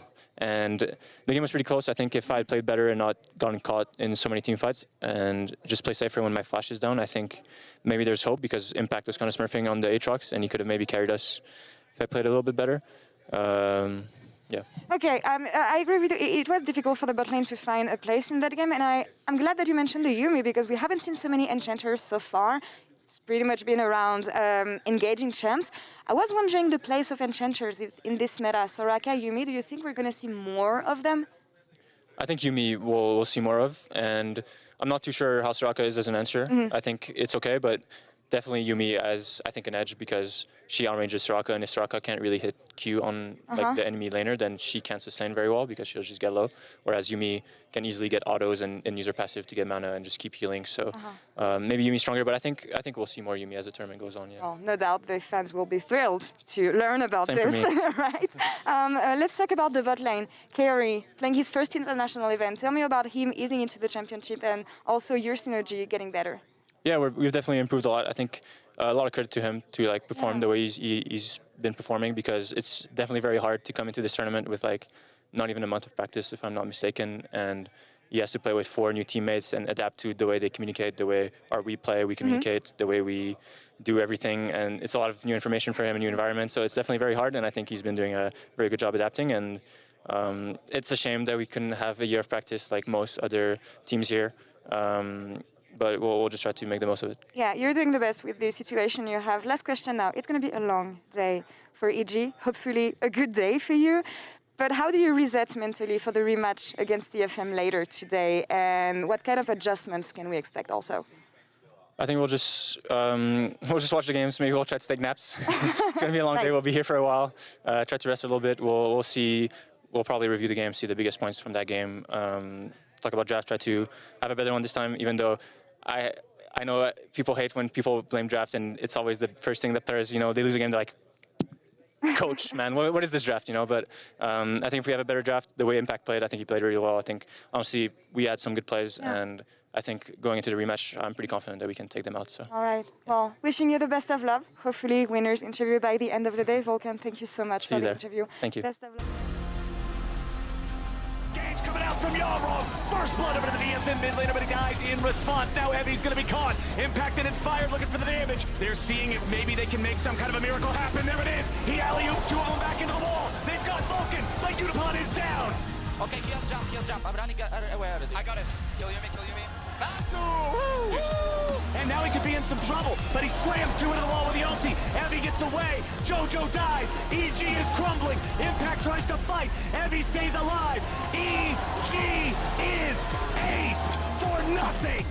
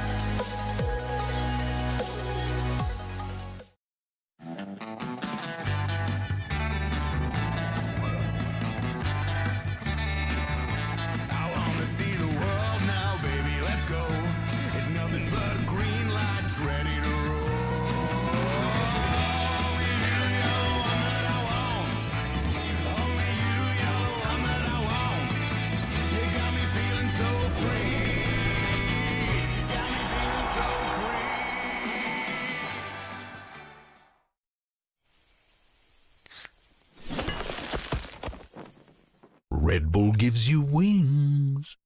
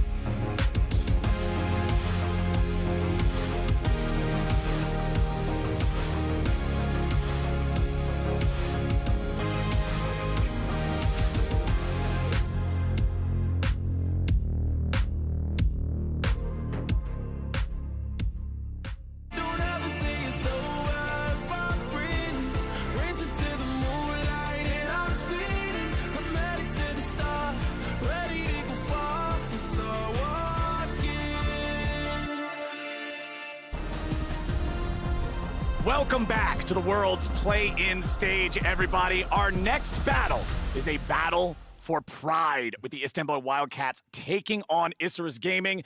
Neither team able to secure a win thus far in the group stage, but somebody gets to walk away without that winless record here as they exit the play-in stage. We just need one. Just one on the board. And especially, you know, for Istanbul Wildcats, a team that even coming into MSI, coming into Worlds last year, it was a big conversation point of, we want to show what we're capable of, dropping to teams like Beyond Gaming, right? They wanted to show that they were going to be able to bring it back, make it towards groups, and now they're, you know, potentially going out without a win if Isurus have anything to say about it. Alrighty, let's go ahead and see how the draft shakes out, because we've got Callista, Azir, Graves, and LeBlanc all banned away here at the start. Hecarim gonna find his way onto the ban table as well, so the Wildcats prioritizing junglers above all else here in the first phase. Yeah, it makes a lot of sense, to be honest. I think Grell and Saya have been the big focal points for this squad. Grell's Graves on day one as well, I was incredibly impressed with, so not surprised to see that has kind of drawn consistent bans since that day one. This will be the third time it's banned against them. We'll have to see now exactly what the game plan is. At least Holy Phoenix getting his Callista banned away. Sarah, I'm going to have the Azir removed from him as well. Alrighty, so Juani will be the last ban, so what will be that first pick here for the side of the Wildcats? I like what you said about Grell and Saya being the focus. Everybody jokes around about Heaven or Grell. Well, they're going to try to stop him at the pearly gates by focusing those top-tier champs. Just a little bit of a hover on the Garen, referencing yesterday's attempted counter pick towards an Aatrox, which just didn't work out so hot. But hey, Maokai's open. You got first pick blue side. Why not? And now we're talking about the other counter pick as well for AGT with the team. Both of them kind of going, all right, look, we tried our damnedest, but it didn't quite work out. But I do believe it will be Aatrox that's picked up at somewhere along this line. And then the question is, like, how high priority do they want to give towards picks like for Holy Phoenix or even for Gavado on this bot side, just to try and get comfort there, especially with the Callista already taken off. All right, well, in surprise to absolutely no one, Aatrox is open, and Aatrox is drafted by the side of Isurus. Now, what will be the thing to accompany it? I would expect them to probably draft their jungler in the first half, since jungle's already been hit by so many bans, but they'll go with a Sylas, both solo lanes picked up here. Yeah, I think the big one is that both more carry-oriented or farm-oriented junglers are off the board, so that does open up a lot. And I imagine the Maokai as well will be going towards the jungle for Ferret in this instance, especially as they take the Gnar as the answer in towards ADD's Aatrox. So it'll be a question now of, okay, do we go for the mid lane or do we want to try and get Holy Phoenix onto comfort? Now, things like the Kai'Sa, even the Samira as well, which Holy Phoenix has made a name for himself for, are still open. So looks like they will just try and get some fixture here for Sarah. Well, the Maokai having such flexibility is so great too, because even though you're seeing the Gnar and you're like, all right, he can't go top now, he could still be flexed to support. You still don't know 100% of the time, so that'll still keep Isurus guessing. What do they want to go for here? Okay, locking in the Kai'Sa as their final pick, before the second half of the ban started. Yeah, I'm curious now to see what the game plan is for Istanbul Wildcats. Samira going to be taken off the board. Holy Phoenix is also a big Neela player as well, except plays at Eclipse, at least from what I can see in the playoffs. So could be going towards something like that, especially when you've got, you know, Stark Screen who can add damage, Seren who can add a lot of damage as well. The big AoE wombo combo could be the direction that Istanbul Wildcats are looking at. And that's one of the things that I always look at if you're gonna try to draft Neela. You gotta have damage elsewhere. In terms of a marksman, her damage profile is generally considered very low compared to a lot of other choices you could have. So anyway, Samira, Trundle banned out. That kind of tells me that they're a little bit concerned about having the stats sapped from something like that Maokai if he's going to be main tank role there in the jungle or something. So what will be the other ban here from Isurus? Misfortune is the big one for me, right? Like, she does very well against the Kai'Sa, makes it a little bit awkward, so I assume that's going to be it. Because Holy Phoenix, I mean, look at the combo you have already for Istanbul Wildcats. Like, add a Misfortune into the mix there, it's going to be great. So they do end up taking that one away. So now the big question mark is, what does Holy Phoenix want to do? I think another jungle ban and towards Grell is more than likely going to be it. Could go towards something like the Jarvan that we've seen from Ferret, or even looking at a little bit of a mixture in the jungle pool as well for Grell. He's been someone that's had the Lilia band away a lot from him in the domestic league, but I don't think it'll really work with the combo that they have at the moment. Alrighty, Nautilus banned out instead. I actually like this because Nautilus just has that point and click guaranteed engage. And when you look at the composition from Isurus so far, there's not really a lot of good engage there. Yeah, and does really well as well with the Kai'Sa, right? Like, just sets her up perfectly to dive into the backline with the killer instinct. Now, to see what Jelly wants to try and take a hold of here, but no, it'll actually be the Wukong that they're going to give over towards Grail. So I like that, right? Again, just all in on this short-range combo. Dive, dive, dive is exactly what Isurus are going to try and go for. Alrighty, Wildcats, what is the answer gonna be? I need to see an AD carry, and I need to see either a support or a jungler, depending on how they want to pilot the Maokai. I assume Maokai will be going jungle because they banned out the Trundle. Neela, locked in. You called it, buddy. Yeah, the big, interesting part for this, though, is that Holy Phoenix actually plays Eclipse Neela. At least looking at his playoffs. So traditionally we see something like the Immortal Shield Bow and that kind of stuff coming through. So I think it'd be really interesting to see exactly what that build path is going to be for Holy Phoenix. But now I want to see something like that can try and help out, an Enchanter that can help this Neela. And Yuumi, not the worst of ideas, though it looks like they're still trying to figure out exactly what they're going to go for. Yeah, I think Yuumi just works super well here with the Neela. Yep, Yuumi and Neela going to be that bottom lane combination. So what is the support here for Isurus? What do they take to try to punish the Yuumi pick? Super hard. Like, you could go with something that's like more Enchanter oriented, right? But that's not exactly what you want for a Kai'Sa. She wants something that can provide that engage. You have the Wukong there already, so technically you may not need it, but I still think something that can opt into that engage role, like a Leona, could work really well. Rel fits into that wheelhouse as well. Looks like Jelly is going to try and pilot that one. Okay, so there's your engage in the second half of the draft for Isurus. They've got the Wukong, they've got the Rel. They're doing all right here with that. Now, let me ask you, who are you going to give the edge to here based off of these drafts? I like what Isurus have brought to the table. I think just from power pick perspective, right? Aatrox, Sylas, super strong. You've got great front-to-back team fighting that can come through, great engages. And it feels like for Istanbul Wildcats, it's kind of a case of trying to absorb part of that engage and then immediately turn it around with things like the Maokai, the Neela as well to try and set it up. But it's definitely going to come down to a case of execution in team fights, and this can be a very back and forth game depending on how these early fights turn out. Alrighty, well, let's rock and roll. Both of these teams, winless thus far, 0-4 versus 0-4. Both of them really want to get this last win, especially for Isurus Gaming, playing in front of the home crowd. You know you're exiting after this stage of Worlds. You would love to do it on a high note. Especially as over the course of the weekend, or even the week, we've had the parents of some of the players in the crowd, like being able to finally give that victory to the home crowd would mean so much for this squad, but even for the TCL representatives as well, right? A lot of pride on the line, especially for someone like Holy Phoenix. 6 TCL titles, an MSI appearance, the World's appearances as well. He's been someone who's been very prominent in the TCL space. We'll have to see if we can try and carry this game, or at least provide that extra little bit of pizzazz on this Neela pick. Exactly. Show us some style. Show us some of those moves. We haven't really got to see a lot of this champion. I mean, people always meme about how new champions are overpowered, they're overloaded, they take over the game when they're released. For some champions like Zeri, it's like, yeah, you got to beat her to death with the Nerf bat to get her out of the game. But Neela hasn't had the same spotlight. She hasn't had the same ability to steal the show. So I'm always sort of excited to see somebody try and show us how it's done. Yeah, the reason we haven't tend to see, well, it depends on the region, right? Like, at least in LPL, the reason we don't see a lot of Neela is because she tends to die a lot in lane. And I don't mean in the 2v2. What I mean from that is oftentimes you end up with just 4-man dives because she gets shoved underneath the tower, and that makes it really difficult to try and play her. This time around, though, because Saren had already got the Victor and he knew he was into the Sylas, he should have wave push. It'll make it very difficult for Isurus to try and go for these bot lane dives. So Holy Phoenix and Farfetch get a little bit more time to scale up, get to a position where they're comfortable. And one of the big underutilized things as well, or at least under talked about things with the Neela, is that you tend to hit level 6 with both the AD carry and the support for something like the Rift Herald fight, which can be so impactful when we talk about the back and forth nature of these squads. Also, a lot of extra combat power for the side of Wildcats in the bottom lane summoner spells. Exhaust versus Cleanse, there on the AD carries. And then obviously being Yuumi, you get an extra combat summoner spell anyway. So, good stuff there, as looks like we're going to get Isurus invading nice and early here. No handshake, same side, or same buff, opposite side starts here. Instead, gonna steal away that red, get things moving and shaking nice and early. This is spotted, though, by Istanbul Wildcats, right? They actually placed a ward in that Shrine Brush, so information for Ferret means he can more than likely move over to the opposite side and try and answer back. I mean, even then the second ward here, so they are well aware of what Isurus are up to here and what Grell is trying to achieve. They know exactly how long Grell is staying for, as Jelly and Gravoto going to back up a little bit here in bottom. It's Seiya first to level 2 in mid lane on that Sylas. Grell will just walk back into his own side of the jungle now, does not want to overstay his welcome.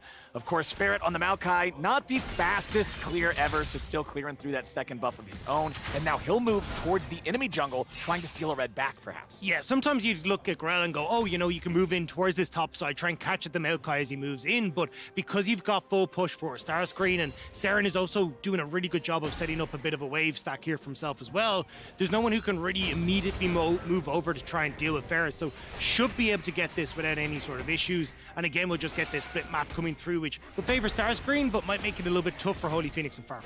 And I love this ward from Isurus. This ward that let him know that Ferret was coming in there. Seiya's gonna jump back in onto Saren now. Ferret is first here, but Grell is also ready to go. W over the wall. He'll jump in and find Saren. One more hit will take him out. It's first blood over to the home team. Now you see there, Saren tries to move over to help out Ferret, but with Grell able to sneak in over the wall, does a really good job to turn that one back around. So nicely done by the hometown heroes. Very, very good stuff there to get on the board. Again, I'm complimenting that ward. I'm complimenting them being ready to know what Ferret's going to want to do. And it's not like Ferret could just turn that into a mid lane gank either, because your mid laner is Victor. What's he going to do? I mean, yeah, sure, dude, I'll shoot him with a laser. But it turns around the other way beautifully. Grell utilizing the power of Wukong to hop over the wall and surprise him. And hey, it's a good start for Isurus. And that's where I want to see Isurus try and continue through this mid jungle. So Ferret wants to move top to get away from that. Alrighty, ADD will try to just back it up here a little bit. Ferret just utilizing the power of Maokai's CC to force that flash away from the enemy top laner. So ADD is going to hurt a little bit after that one. Still has about half health left. Still has a potion being drunk. All right. Oh boy. Oh boy. Oh boy. Saren steps up. Saren is in for a world of hurt. He has no flash. Saren? Oh, nobody. Okay. I was like, oh my, that's a lot of Isurus members around here. But again, I like this, right? We talked about how Seiya was going to struggle to get push in mid because of the nature of the matchup. Well, if Grell and Seiya just play through the fact they have a much stronger 2v2 in these early stages, well, then you can actually get that control for Sylas that you need. Start to bring that attention down towards the bot side and make things incredibly uncomfortable for Holy Phoenix and Farfetch. And overall, like Grell and Seiya, not even just in this game, across all of play-ins, have been so incredibly good. They have been the standout performance from Isurus, and we're seeing it once more here against Istanbul Wildcats. All right, Seiya tries to just jump forward a little bit, always just keeping Saren guessing. Is he going to go in? Is he going to jump on me, right? Always posing that sort of a threat here. As bottom side, Gavoto and Jelly, they're doing just fine up against the Neela. Not really a whole lot to talk about in that matchup. Starscream takes a lot of damage from ADD, but now he knows the Aatrox has no cooldowns, and his Narbar is charging, so he'll run him off there with a couple of extra auto attacks. Honestly, though, just the one kill here at the very start. Nothing super bloody, nothing super crazy. You can see Starscream leading in the EXP, but funny enough, Holy Phoenix and Farfetch, this is that leveling advantage that you were talking about that they have over their counterparts because of Neela. Yeah, and this is where it becomes super good for things like Rift Herald when you want to fight, because traditionally you won't actually see the supports getting that level 6 before the Rift Herald fight, but Neela will offer that. I was actually keeping my eyes on this top side though, because Starscream definitely needs help crashing this wave, especially if the Wukong for Grell wanted to go towards that top side, but looks like they're not going to go towards it just yet, so Starscream will be able to crash this wave, but that was a bit of a dangerous moment there for Starscreen after taking that poor trade. I guess it's just one of those ones where you cross your fingers and say, I hope he ain't there. That's the shy. That's what he does. It's just like, all right, you better not be here or I'm screwed. But hey, it works out well for him. Seiya's going to try to crash the wave here in the mid lane at the same time. Gavoto and Jelly making their way back down towards bottom here as they just fire off that plasma to grab themselves an extra little minion. Want to stay caught up. They're bringing Grell down here, but he has no ulti, so I wouldn't expect a full-on tower dive or anything like that. Grell will just be hanging around. Seiya, though, now if you bring 4, then you can do something. But instead, they're just going to start up the Drake and let Grell take that one. Yeah, I mean, using the fact that you get pushed for Gavato and Jelly here to get the dragon is nice. Seiya will just be a bit of a nuisance in the mid lane, but overall, you're not really going to be able to set up for too much of a dive when you don't know where Ferret is, and you definitely don't want to get caught underneath that tower against someone like a Maokai. So using the fact they've got these early leads, dragon taken, Isurus playing a nice early game out here. Yep, Isurus Gaming having an all right start, but still nothing too super worrying for the Wildcats, right? The game could still go the other way. They had that one play early in the mid lane. They got the Drake. It's nice, but it's you're not sweating just yet. That's what I was going to say. There was either two ways that this game was going to go. It was going to be, you know, gloves are off, all fisticuffs, just brawling back and forth, or it's a, hey, there's a lot riding on this, which there definitely is for both these teams and the pride of the region. So you can see them taking this nice and slow, making sure that they're going to get their, well, dot their I's, cross their T's, not allow the enemy any sort of input where they don't want it to be. And right now it is Isurus that's dictating the pace of this. I just think that Grell, now that he's hit that level 6, will get a little bit more active on the map. Wukong having access to that Cyclone is such a massive step up for his damage output. And when you already kind of look at Seren, who's calling a lot of help, but... Nah, we're good. We're good. It's always a little bit worrying when you see Nar's health bar go that low, but then you remember, nah, he's fine. I'm just going to kite him out anyway. He's okay. But I agree with you, my friend. I want to see some helicopter monkey action here out of the Wukong if he can find an angle. But Holy Phoenix will rotate himself up through the river right now.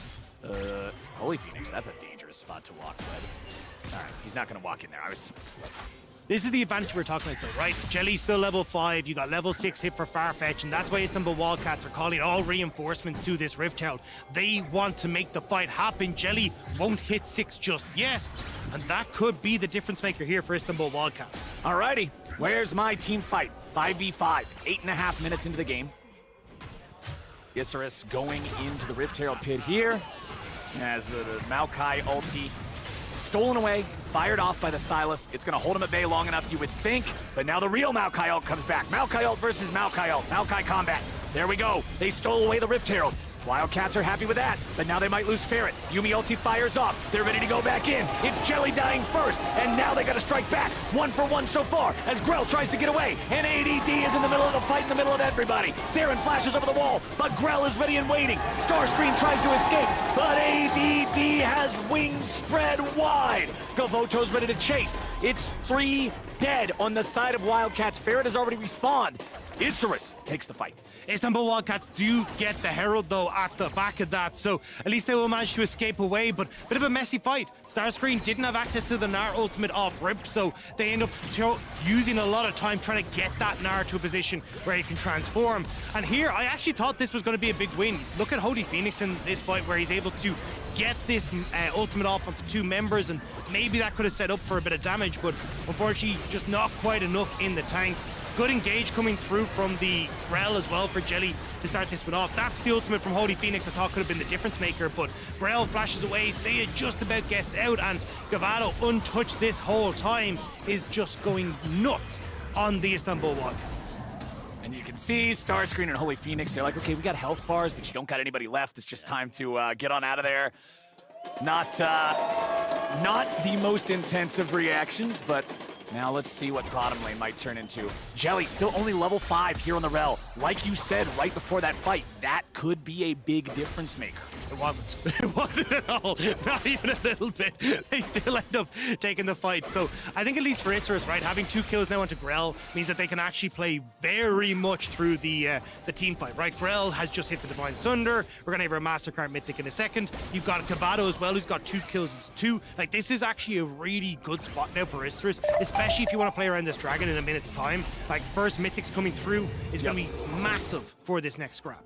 Big stuff when the item spikes come online. The Sunderer that you pointed out, I really want to see Aatrox hit that Eclipse. We know how much of a power spike that is to the item, the champion. In combination, it's just a little bit silly. But we do still have slightly over a 1,000 gold lead for the side of Isurus.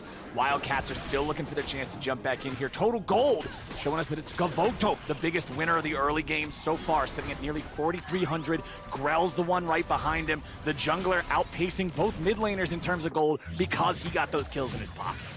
And you can see as well, we're talking about the preference here for Holy Phoenix going towards the Eclipse as well. So going to be trying to dish out a little bit more of that lethality damage, but does mean he doesn't have that as much safety when he goes into these fights because the Immortal Shield, Bow Shield, significantly larger, but at least the Eclipse can dish out a little bit more at these early stages of the game. So we'll have to see if Holy Phoenix is going to be able to have that big impact with the Eclipse, but especially when Gavado and Grell are in good spots. Looks like they might want to try and make a play on bot side, but kind of second-guessing themselves. Yeah, they're bringing the party down with the Drake about to spawn and the wave crashing into the turret. They were looking for a potential punish on the Wildcats, but it is a 4v4, potentially, if the Victor wants to rotate around as well. He's not going to show up just yet. Both top laners We'll have teleports available here in just a moment, but Grell has already found his way onto Ferret. There comes Jelly. There's your backup. There's an easy kill, Ferret. Oh, that's feels bad. That is definitely, it feels bad. And the fact as well that Seiya manages to zone Saren away from getting into the fight as well means that again they just get to turn over towards this dragon, and Isra is doing a really good job in setting up for these fights early and getting the leads that they need. I mean, Isra, the LLA crowd is definitely behind them, and you can see it. You love to hear it. You love to see it. The hometown teams are always going to have that extra bit of heart behind them there in the audience. Grell picks up that second Drake of the game, so now, my friend, it's a 2,000 gold lead. It's a 2 Drake lead, with one of those being Hex Tech, which is super valuable with the 9 attack speed, 9 ability haste. This lead feels really good for them. If they can get the next Herald when it spawns, I think they're going to be in a really good spot. Jelly having a flash away here from Holy Phoenix, and Farfetch using the Yuumi ulti trying to catch him. That first Herald is summoned up here in the mid lane. Wildcats really want to get the value out of this, at least just the guaranteed 2 plates of the charge. Wham bam, there it is.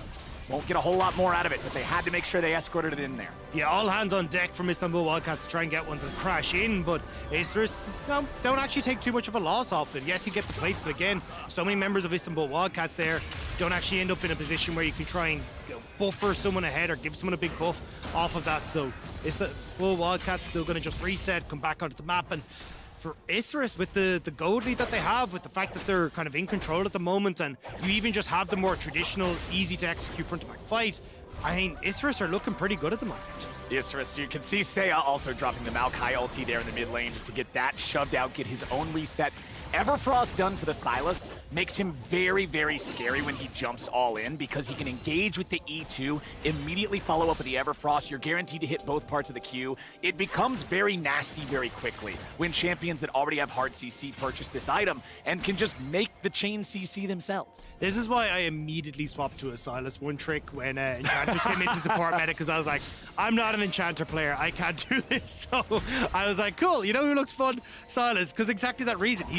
He does so much so well. Great engage, great setup, so difficult to deal with, good scaling. Like, there's a very good reason why he has become such a staple in the mid lane, especially when you're able to play through a 2v2 like Grell and Seiya have been doing.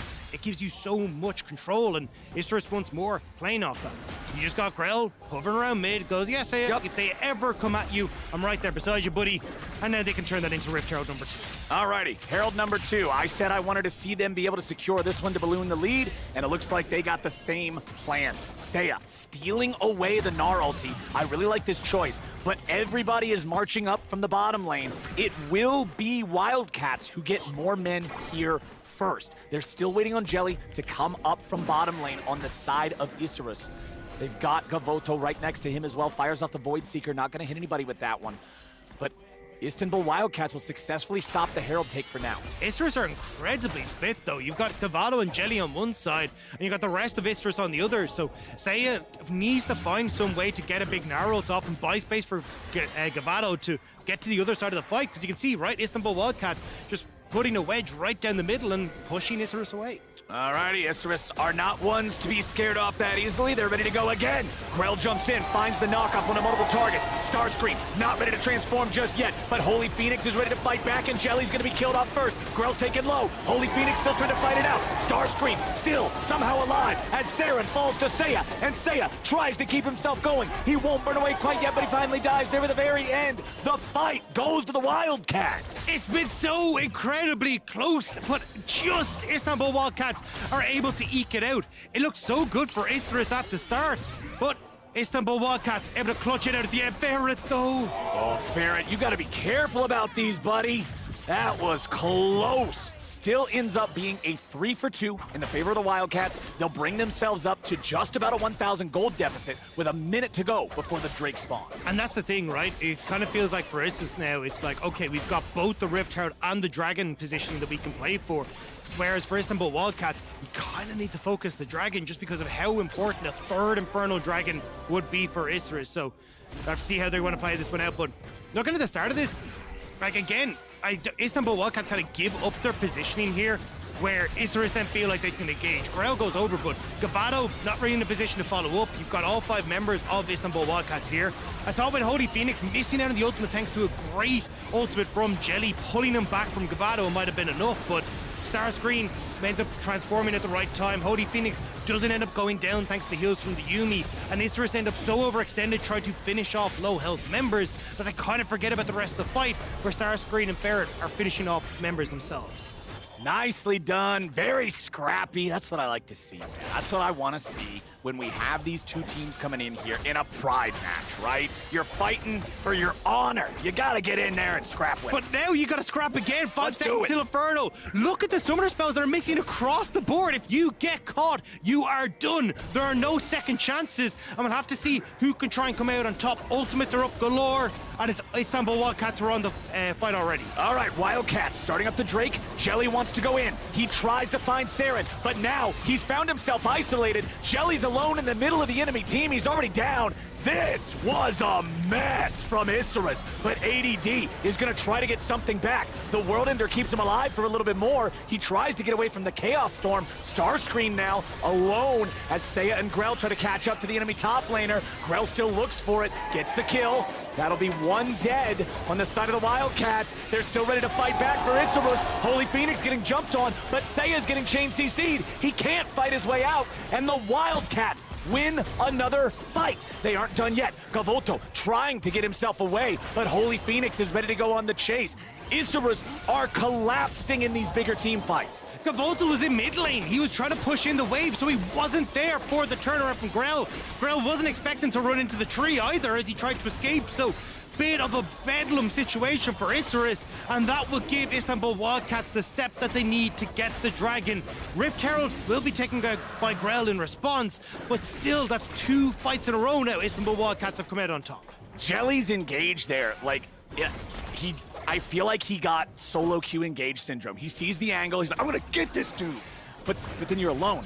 Yeah. And that dude has friends. You scream, I've got the mid laner, and then turn to see that there is nobody who's with you. I mean, even from the position that they're in, right? Like, Gavato is not really in a position, Seiya can't really follow up. I think he may have thought ADD was a little bit closer, but just unfortunate. And to be honest, Jelly's actually been really good with the engages. Some of the flanks that he's found, even domestically, have been fantastic, but just unfortunate there. And ADD does buy a little bit of time, and this is where I got a bit nervous again. We're kind of seeing the bloodlust starting to creep into some of these players, where that gives the opportunity for Starscreen to get caught. But again, Gavoto's in mid lane. He's not here for the turnaround. Doesn't want a killer instinct into this fight. And with Holy Phoenix still having access to the ultimate, he's heating up Istanbul Wildcats just enough to carry this fight through. And then Gavoto trying to get away here, wants to escape, but it's pretty difficult to get away from Maokai. He'll still manage to do it just with the blast cone there. Super thankful for those plants. As Starscreen and ADD back to the split push situation down here in the bottom lane. But yeah, I really think that it's just so difficult to play into Maokai in general in these river fights, in these neutral objectives, because the reason nobody else could come with Jelly, the ulti was zoning you all away. You can't walk into that thing.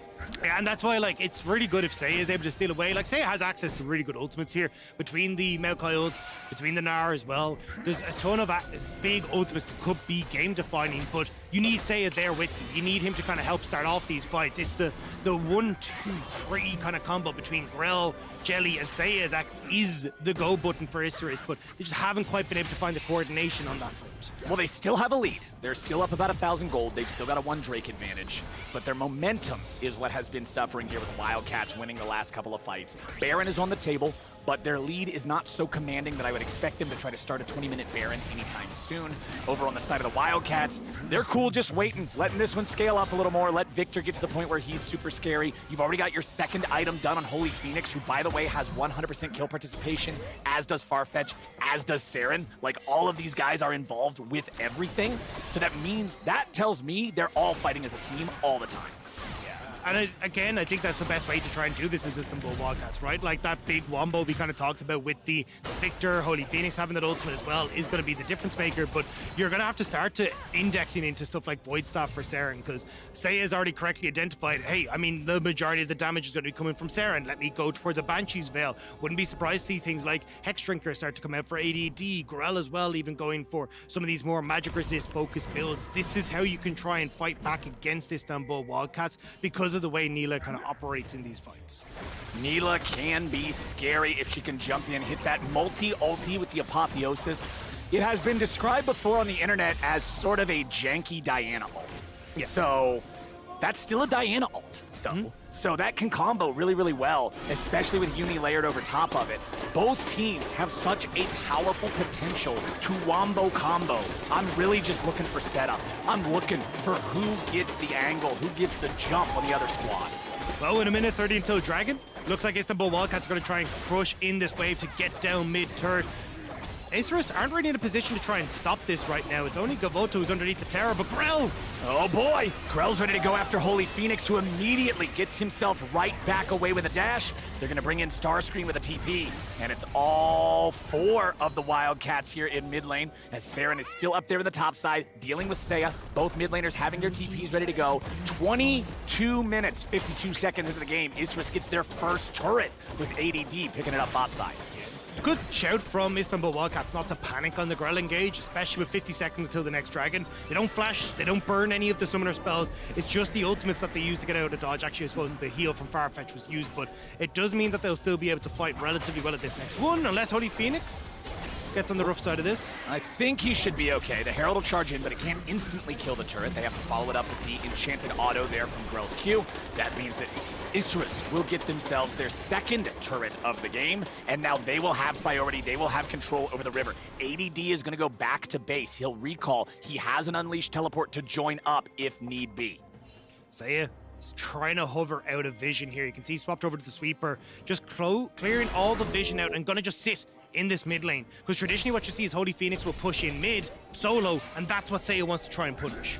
This is why it's so dangerous to put your control wards in the very edge of that brush, because you can see it did not detect the ward. But now Seiya with a stolen ulti, they're ready to go in as Starscream tries to get away. The Wildcats again just pop jelly, but now they're in trouble. Saren's immediately killed in response as Grell finds the ulti the second time. Holy Phoenix and the rest of the Wildcats trying to get away, and they'll kite it out for now. 1-for-1 trade, mid laner for support. And that's what we're talking about for Seiya, hiding in that brush, waiting for Istanbul Wildcats. He pounces as Ferret sneaks over the wall. Oh, Starscream's low, Ferret is low. Isurus Gaming are on the hunt. Meganar? He's still got it, but it's dangerous if you jump in there. All right, they're chilling for now. Holy Phoenix and Farfetch have full HP. They're ready to go. If they come around from the side, they might be able to make this fight happen. There is no Neela ulti there for the extra control, though. Hit with the Infernal Chains. Not going to get yoinked back. Holy Phoenix is going to work to zone them away. Ferret does not have Smite. So TP will come through from Saren to get back here, so Istanbul Wildcats do it again. They just about... Oh, actually, hang on. Isurus are still trying to fight this. There we go. Drake secured, but Isurus are ready to go. They find the engage, and they find it on the enemy. AD carry. He gets away. Ferret and Starscream now stuck in the pit. There's no way home for Maokai except a coffin. And now there's no jungle for Istanbul Wildcats. Barret is there. We're still going. The flowers. Oh! Farfetch. He's gone too. Farfetch gone. Ferret gone. Holy Phoenix about to be gone. He'll barely escape. ADD staying alive, but it just baits in Saren. Now Seiya's gonna go after him. Grell getting it done. Everfrost locks up Starscream. They're just about to get another one. Double kill back over to Seiya. These are the longest fights I have ever seen. People are respawning in the middle of the fight and coming back again. Baron now is going to be up for the Baron as Isurus will move over towards that objective.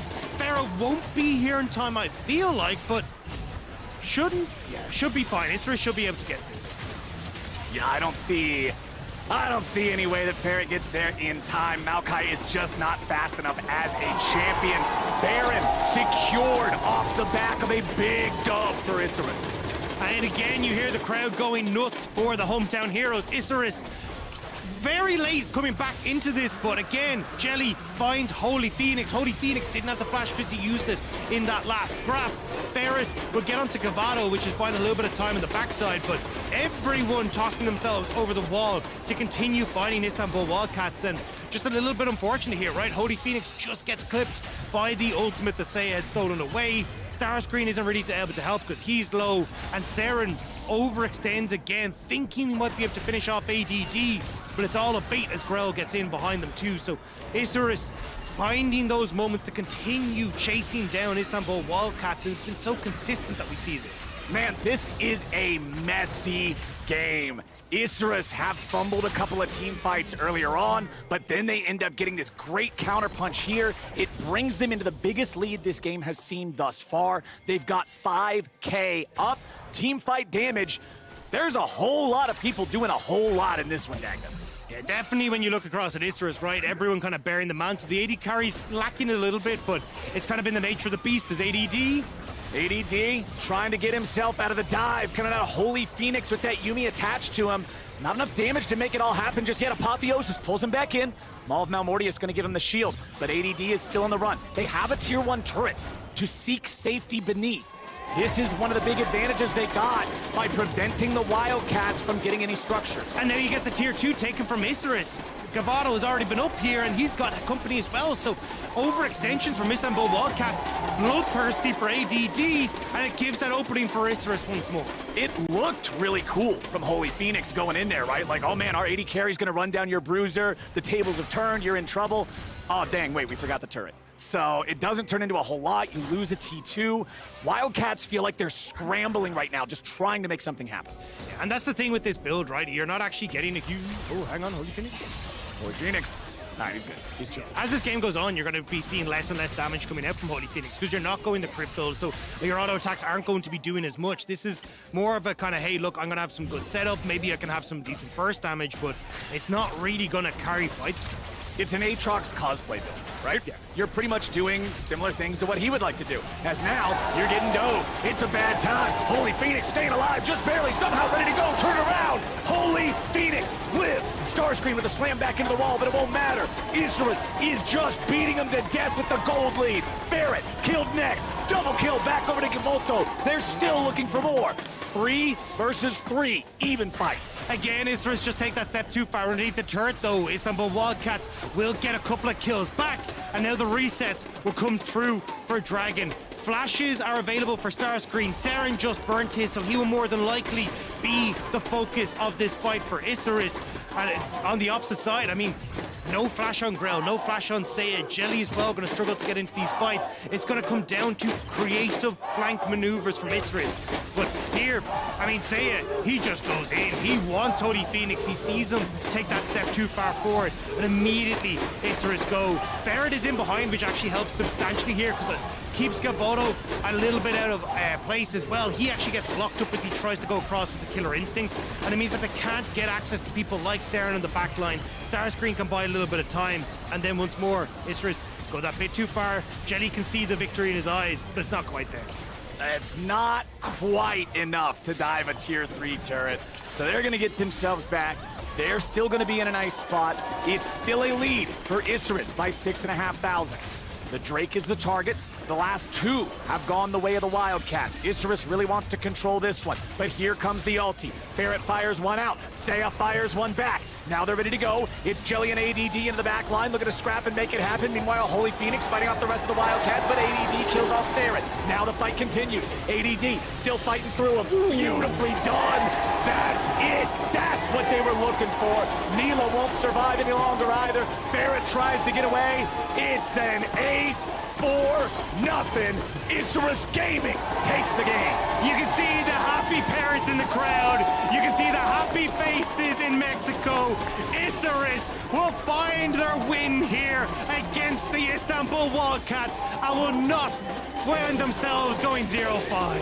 Isurus Gaming, they had one last shot to take a win, and take it they did. 31 minutes in, they will defeat the Wildcats and find their first win of Worlds 2022. It was messy, it was scrappy, but it was Isurus winning the game, and you can see how much that means to everyone in the stadium there. Yeah. Great stuff for them to be able to pick up that needed win at home. You love to see it, the signs in the audience, Gavoto, Gavoto. You know it means a lot to be able to do this, especially when you consider this is the first time that Worlds has been in North America since 2016. There's not a lot of international events going down around here. To have the chance to play in front of the home crowd on a stage of this caliber and at least be able to walk away with your heads held high, taking a win, that's worth a lot. Fighting for the pride there, getting the win for these guys.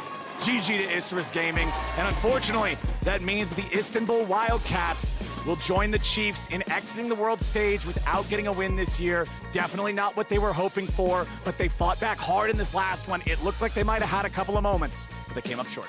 Yeah, especially when you kind of look at the TCL and the rivalry that is cropped up between themselves and CB LoL, even from the past with the International Wildcard Tournament. This has been a region that has so much pride in it, has had a huge amount of passion behind it, and is a team that for a lot of times were, causing a few upsets, but unfortunately just haven't been able to find it this time around. Well, both of these teams are eliminated from moving any further into the play-ins knockout stage. But again, congratulations to Isurus for going out on a high note. Coming up next, we got Group B. This is going to determine some tiebreaker potential in the next one. It'll be DRX versus the Mad Lions. This one could get very chaotic if Mad Lions can take down the last remaining undefeated team. Hey, look, all I'm saying is I'm down for a 4-1 tie, Then we get RNG to creep out in first place, but we'll have to see exactly how that one's going to pan out, because DRX are looking fierce in that group. Yeah, I mean, the only lossless team remaining, they are definitely a tough opponent. Mad Lions has their work cut out for them, but they've been playing pretty good so far. Maybe they can do it. It's a massive maybe. But okay, we've got the Group B standings taken care of. Let's take a look at how Group A ended. Fnatic will clutch first. This automatically puts them in the main stage groups. They will not have to play a best of 5. Megabank Beyond Gaming and the Chiefs are both eliminated. They cannot go any further. They will not compete. Evil Geniuses, Loud, and Detonation Focus Me find themselves in a 3-way tie. That means they're going to be competing for who gets the second spot and the easier best of 5, while the other two are going to be in a much more dire situation. Here's the schedule updated now with the tiebreakers for the rest of the day. You can see Evil Geniuses going up against Detonation Focus Me first, and then Loud will play the winner. Loud gets that right because they had the fastest average game time. So that means EG and Detonation Focus Me, if you lose that one, pretty sure you're out. If you win that one, you play Loud. Winner of that will get to play against the weaker opponent from the other group. Loser of that, well, you're probably playing RNG. Yeah, which is a big old toughie, to be perfectly honest, especially for EG and DFM, right? I mean, we're getting that rematch that we just saw earlier of the absolute banger, so I am so ready to see how that one's going to pan out. But of course, before we get to that point, we are still going to have those next couple of games from Group B. We're stepping away, but on the other side, we'll be hearing from hometown hero Grell before our featured matchup presented by Mercedes-Benz, where we see DRX battle the Mad Lions for a guaranteed spot in the group stage. Don't you go anywhere. Don't ever say it's over if I'm breathing. Racing to the moonlight and I'm speeding. I'm headed to the stars, ready to go far and start walking.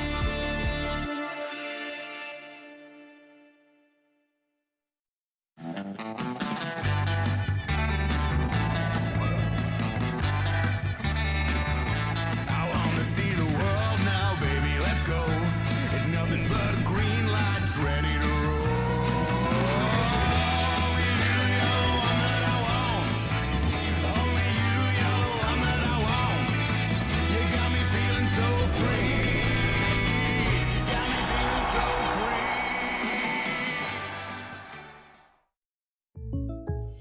free. Yeah, that's the most I can give you. Fine. Then it's time for the ace up my sleeve. My beloved squishy pig with Original holographic cover art. Hey, Ash, what you selling? Save the references, Jake from State Farm. I'm saying goodbye. This little piggy went to the game store. You don't have to sell your favorite games. State Farm has coverage options, so you get a rate that fits your budget. Thanks, Jake. Hands off the squish! For surprisingly great rates that fit any budget, like a good neighbor, State Farm is there. Call or click to get a quote today.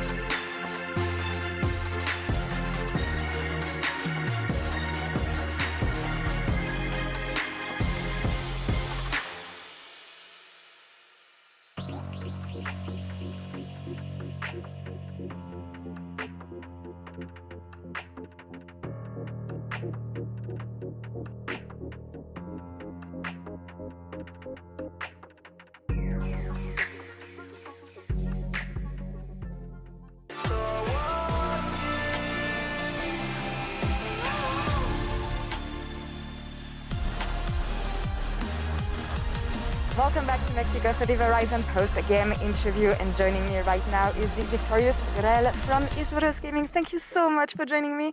You finally find a win on the last day of playing. How important was it for you to end this competition on a good note?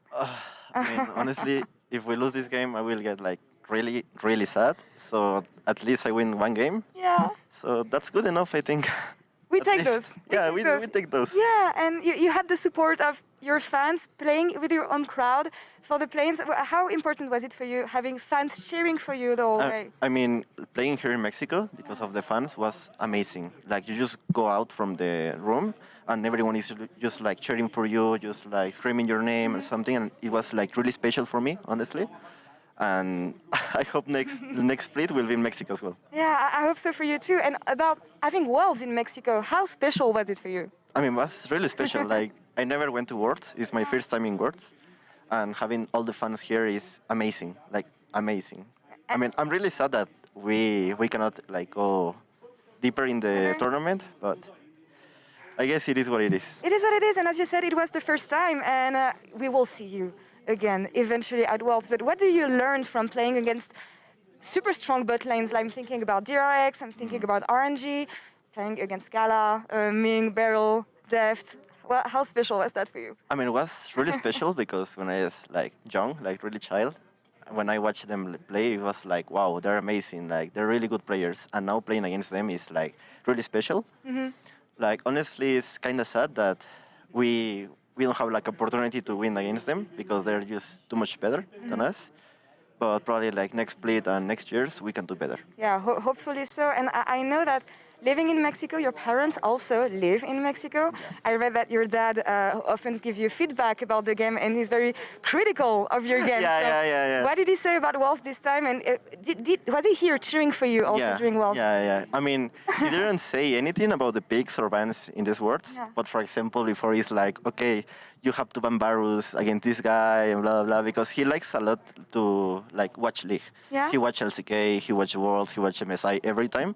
And he's like really good father. My mom as well. Like, I love my fathers. It's always amazing when you have parents supporting you. Grel, gracias por la entrevista. I hope I said it well. Yeah, you did well. Looking forward to seeing you again in an international event. Thank you. And we're going to take a short break now, and we'll be back in a couple minutes for the Mercedes featured matchup between DRX and the Mad Lions. Stay tuned.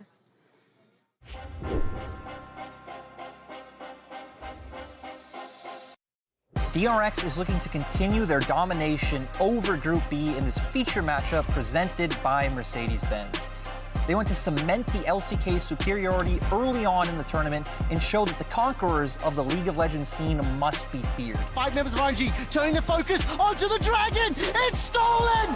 Pioshik gets the soul. Deft gets the kill, followed up by another for Pioshik. Breathe is still standing with the flash available. He's going to run for his life. Going to run for days. Get back to base, and DRX may want to look for the win.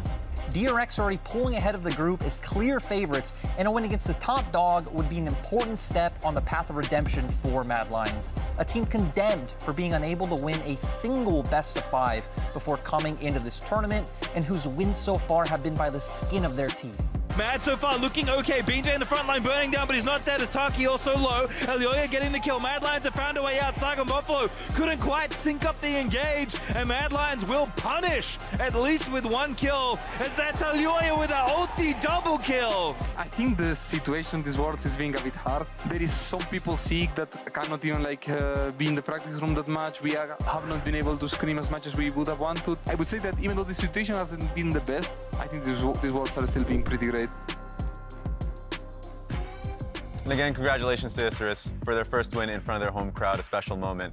And we're looking at Group B. We already talked about the stakes in Group A, and we already have 2 tiebreaker games coming up. But for Group B side, it's pretty spicy as well. If it all goes as expected, we had DRX taking a win and RNG taking a win, then it would turn ourselves into a pretty easy day from this group side, because then it wouldn't be a tiebreaker. But that's boring, because if it ends up being a Mad Lions win, and it ends up being like a Saigon Buffaloes win, we have 2 upsets, then you might end up finding yourself with multiple tiebreakers here. So there's something to watch out here, because there could either be 2 sides. There could either be the 3-way tiebreaker for first with DRX taking a loss and Mad Lions taking a win and RNG taking a win, or it could be a tiebreaker for second. So a lot to watch here.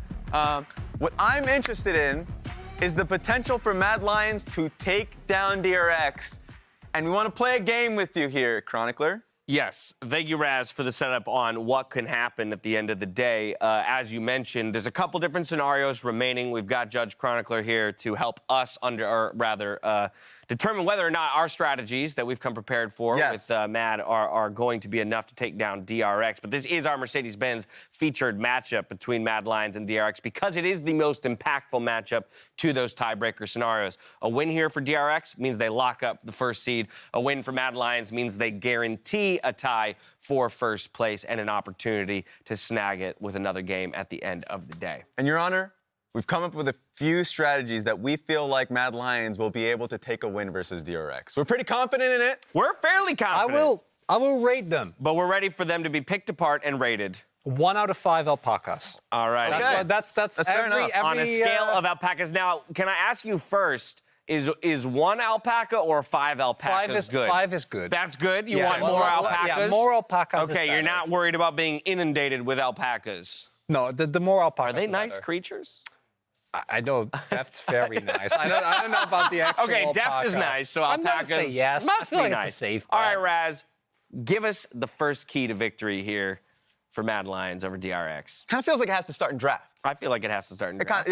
That's where the game starts. Exactly. I think Pyosik and Juhan both have really benefited from Maokai. So, Your Honor, I feel like we strike Maokai from the ban list. I think it goes a step further. I like where your head's at. It's about either getting rid of the Maokai altogether and or picking it away. But probably more importantly, in terms of securing picks for Mad Lions, it's Hecarim, Seraphine. You get rid of that Maokai, you find your way to a Hecarim and a Seraphine, and I think it's an easy-peasy, lemon-squeezy victory here for the Mad Lions. I mean, don't you like these picks? I feel like Hecarim and Seraphine have been really good for the Mad Lions, and whenever they find those picks, I was surprised with Unforgiven on the Seraphine coming into the tournament. It feels like he understands the champion within the lane and outside of the lane. And also, Elioya on a carry jungler, like, he's been needing this really for the playoff run that he had in the LEC. Judge Chronicler? Okay, so start off very strong. Maokai, good shout. I think banning that, great call. Elioya on the carry jungler, also on board with that. Seraphine. I'm sold on it. I'm not sold. I don't think the Seraphine is that great. And Objection. Please sit down as I do my ruling. I'm sorry. And I personally would argue that trying to go into team fights against DRX is a bad call. So I will give it 4 out of 5 alpacas. Okay, you know what? It could have been a 5 if we didn't go to the Seraphine. 4 out of 5 alpacas. I was going to object, but actually I now think a 4 out of 5 alpaca start is a pretty good start for That's us. a great start. That's only key to victory number 1. I like that. If we move on to key to victory number 2, we obviously move into the game itself and the game play. We're looking at the mid lane. Yes. Zeka has been popping off for DRX. So we think a lot of the key to success here for Mad Lions is going to be about Niski being able to hold him back. Hold the door, Niski! Hold that door! Hold that door! Okay, those stats. Do not let him pick up stats like first across every damn stat. I feel like he's been smurfing on a lot of games. So here's the key to success. Yes, find a way to close that door in any way. Is it going to be Alessandro pick, a Galio pick? Unplug his keyboard, put tape over the mouse, you know. Just throw the alarm clock if you have access to his hotel key, something. Okay. Judge? Feels a little desperate. I'm not getting any arguments. It's just a lot of shouting about keeping Zeka down. That's 2 out of 5 alpacas, guys. You can do better. Yes, targeting Zeka is important, but I want to hear actual reasons. I think the argumentation wasn't quite there. We're going backwards, Raz. This is not working. All right, bring it home then with our third. It's our ringer, our home run point here. Okay. Oh, it is blackout time. Unforgiven is going to find a way alongside. It's not going to just be him, too. It's going to be Niski who's rotating down to the bot side of the map alongside Elyoya, the classic 4-man bot party. And it's going to be Unforgiven with the bot cap that's going to take this win. Yeah. See, here's the real reasoning, right? Is it's about taking it to another level, too, right? Well, it was on the bicep once. No, now we're talking about That's putting true. it right here and staring across that stage at your opponent as you bot Do you cap. think that's a marker? That's a tattoo, by the way. That's permanent. Okay. That's full commitment. 1 out of 5. What? 1 out of 5 alpacas. Not it. Not it. I'm not seeing it. I move for a mistrial. Our judge is biased. Is deft we're talking I think about. you need to recuse yourself because this is. Thank you. We found a new gavel, new judge. That's 5 alpacas for me. 5 alpacas right there, baby. Let's go. Bring it out, please. All right, Judge Chronicler. On the other side of the coin, we've talked a lot about what Mad maybe can do to take down DRX, the favorite in this matchup. But if DRX wants to move through the group stage undefeated, lock up the #1 seed right now, what do they do to ensure that victory against Mad? Not do what they did in regular splits and make very subpar decisions repeatedly throughout the entirety of the game, as they have done. I've seen Beryl and Pioshik walk into multiple people on Vision and just both die for no reason. So that's an angle. Haven't been doing a ton of that here at the World Championship. So if they do more of the same, it looks like it's all well and good for DRX. But Mad Lions looking to disrupt that as we toss things out to the arena. It's Freakin' Jet standing by for the call. Hello and welcome back. We are here to close out Group B. Maybe some tiebreakers. There will also be tiebreakers in Group A. It'll be a fun day. Actually, unironically, every game counts. Yes. They brought us in for the games that matter, obviously. Yes, sir. Jet and I, first time casting together internationally in at least 5 years. An undetermined amount of time. I actually would love it if someone could find the last time you and I cast together at either an MSI or Worlds, because I think it's at least 5 years. Maybe longer. It's an absurdly long amount of time. So it's good to be back with you. I agree. For these. It's good to be here. So we're going to see if DRX, they will clinch first seed. They will go the way of Fnatic. They will lock the top spot. They will lock themselves into the group stage at Worlds. If Mad Lions win, they are tie-breaking for first. 4-1 each record. Congratulations, 4-1. RNG could join them. We'll have to see, but that's Mad Lions forcing a tiebreak. If they win, the chance to take the top spot themselves, which allow them to make the group stage of Worlds still without winning a best of 5. Yeah, that would be the dankest timeline. Yes, it would. If they managed to actually pull all of that off. But I will say, being on red side is a slight disadvantage. Currently, blue side has about a 60% win rate. I need to quickly chime in that Belva has been locked in. I know, this is good. Yeah, I didn't want to air quick, but it's like it's Belva. Yeah. So I'm kind of about it. I'm about it, especially for Elyoya. Putting him on a carry jungler, especially if Niski's on something that is going to be enabling and supportive. That's right in his wheelhouse. It's also a spicy proposition because my crystal ball pick'ems had Belvath as the highest win rate champion with at least 5 games. Oh, okay. So this is a peculiar start. Yeah, mine was Neela. She is 0-2. So, like, the pick rate is about there, right? Where it's once in a while. But that is up against Sivir Yuumi. If you are willing to play engage the bot side, and enough where Spell Shield won't just lock you down, so, like, a Leona, an Alistar, you can punish this lane. Yuumi does not have the selfish peel good enough to keep Sivir alive? If you've got the damage coming through with MF Alistar, which I think you should have, and you can actually pick yourself a decent lane. Now, is Alistar going to fit every team comp? No. Do you want to give Zeka an Alistar ult? Also no. But Leona also fits that bill. Again, there's the mind game around, can you spell shield Q? That is playable, so it'll be very action-packed down there, I think. Yeah, and very similar to the conundrum that EG was faced with in their loss earlier against DFM, where they had the misfortune.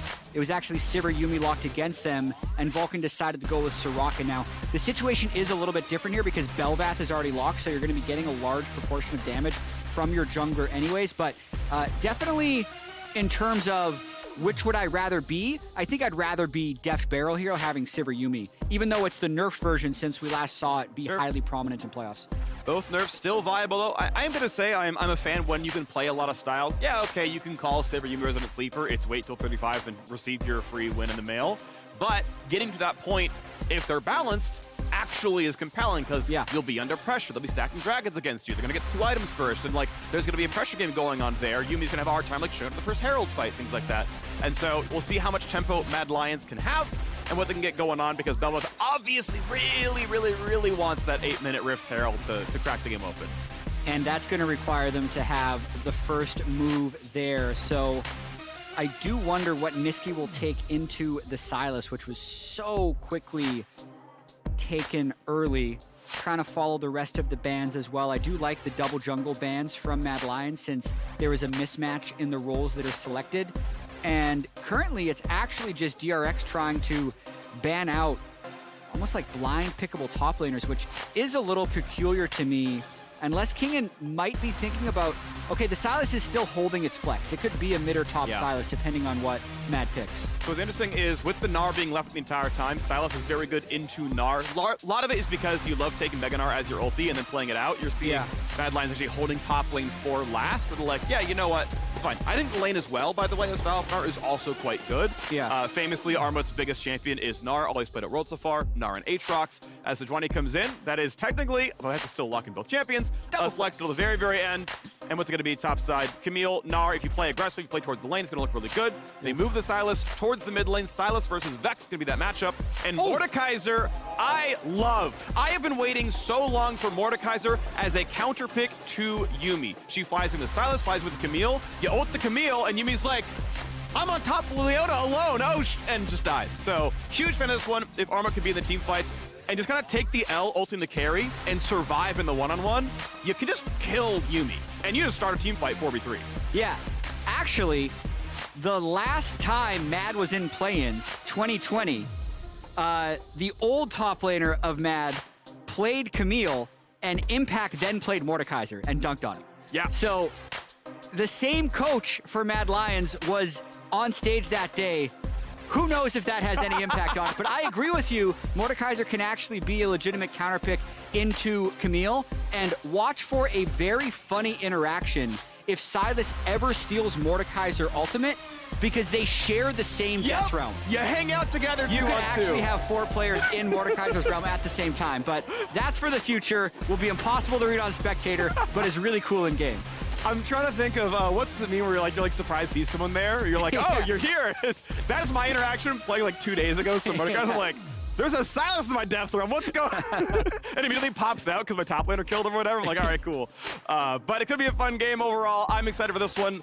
European fans, if Mad Lions wins, they are tie-breaking for first, either a 2-way or a 3-way tie. RNG could join. They're likely to if it happens. Obviously, DRX fans hoping they just win. They 5-0 it. And if you're tiebreaker fans, you're Mad Lions fans. More tiebreakers if Mad wins. Yeah, Europe loves ties. I hear that. Yeah. It's an old saying. It's an ancient wisdom, you know, brought down from the elders.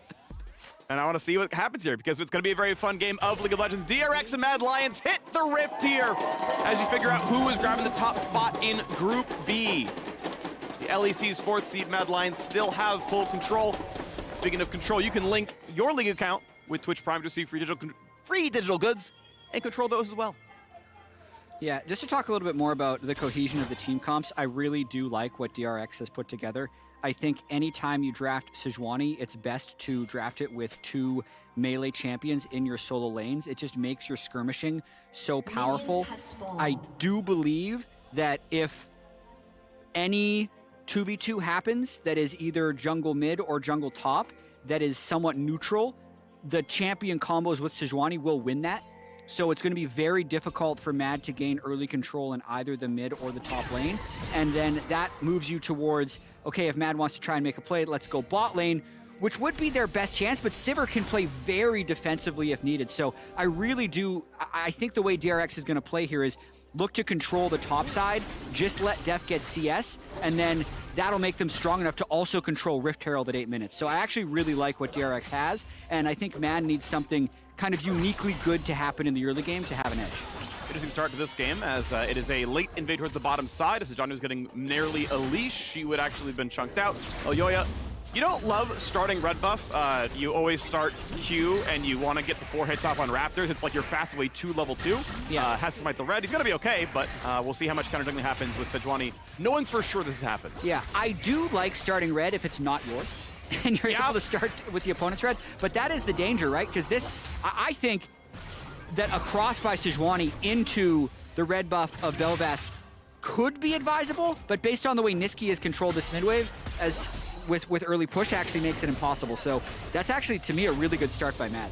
And Orsa pretty well takes the 2 easily taken camps. Going for Krugs is a bit of a risk, to be honest. So now clearing this one on Vision. Unless he poaches some XP from mid. He does get level 3 because this is an XP poach from mid. Normally, Raptors red is not that level, but extra clear speed feels pretty good. Sejuani slinking around here with the wave pushed in. Again, knows that Bel'Veth went towards red. He's gonna try now, stun lands into Niski. Has the fear available, aims it towards Pioshik.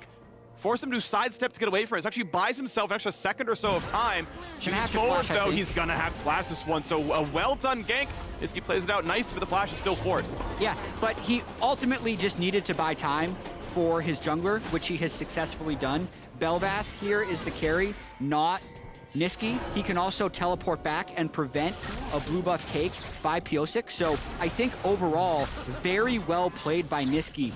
Obtaining the mid prio, dodging the gank, and just letting Elyoya farm. Yep, 2 camps lead right now for the Bel'Veth. Those are 20 about to get... He is now flash shuttle. Yeah, and this makes it a little bit scary because you can always Q flash, but Zeka, with not a minute to follow up in any meaningful way, I don't think there's a chance that Niski dies anymore. Zeka will need his first recall. Before too long, and unfortunately, I don't think has enough farm to finish Lost Chapter. Every mid laner would love to play a lane long enough to get a Lost Chapter recall. Yeah. Zeka, though, I think needs the mana before that one, so we'll see what he gets, but it won't be a ton. Yeah, I give very high grades to the way Niski has played this early game. He's absorbed 2 jungler ganks, is only down about 5 CS, and his flash, but also has match TP with Zeka, so very well played on the Vex so far. Yeah, he's given Bel'Veth a 3 camp lead. That's the big thing, right? It's 4 to 7 right now, and she can take her own Krug still. She can get Raptors when they respawn. That is what you want to be here on this champion.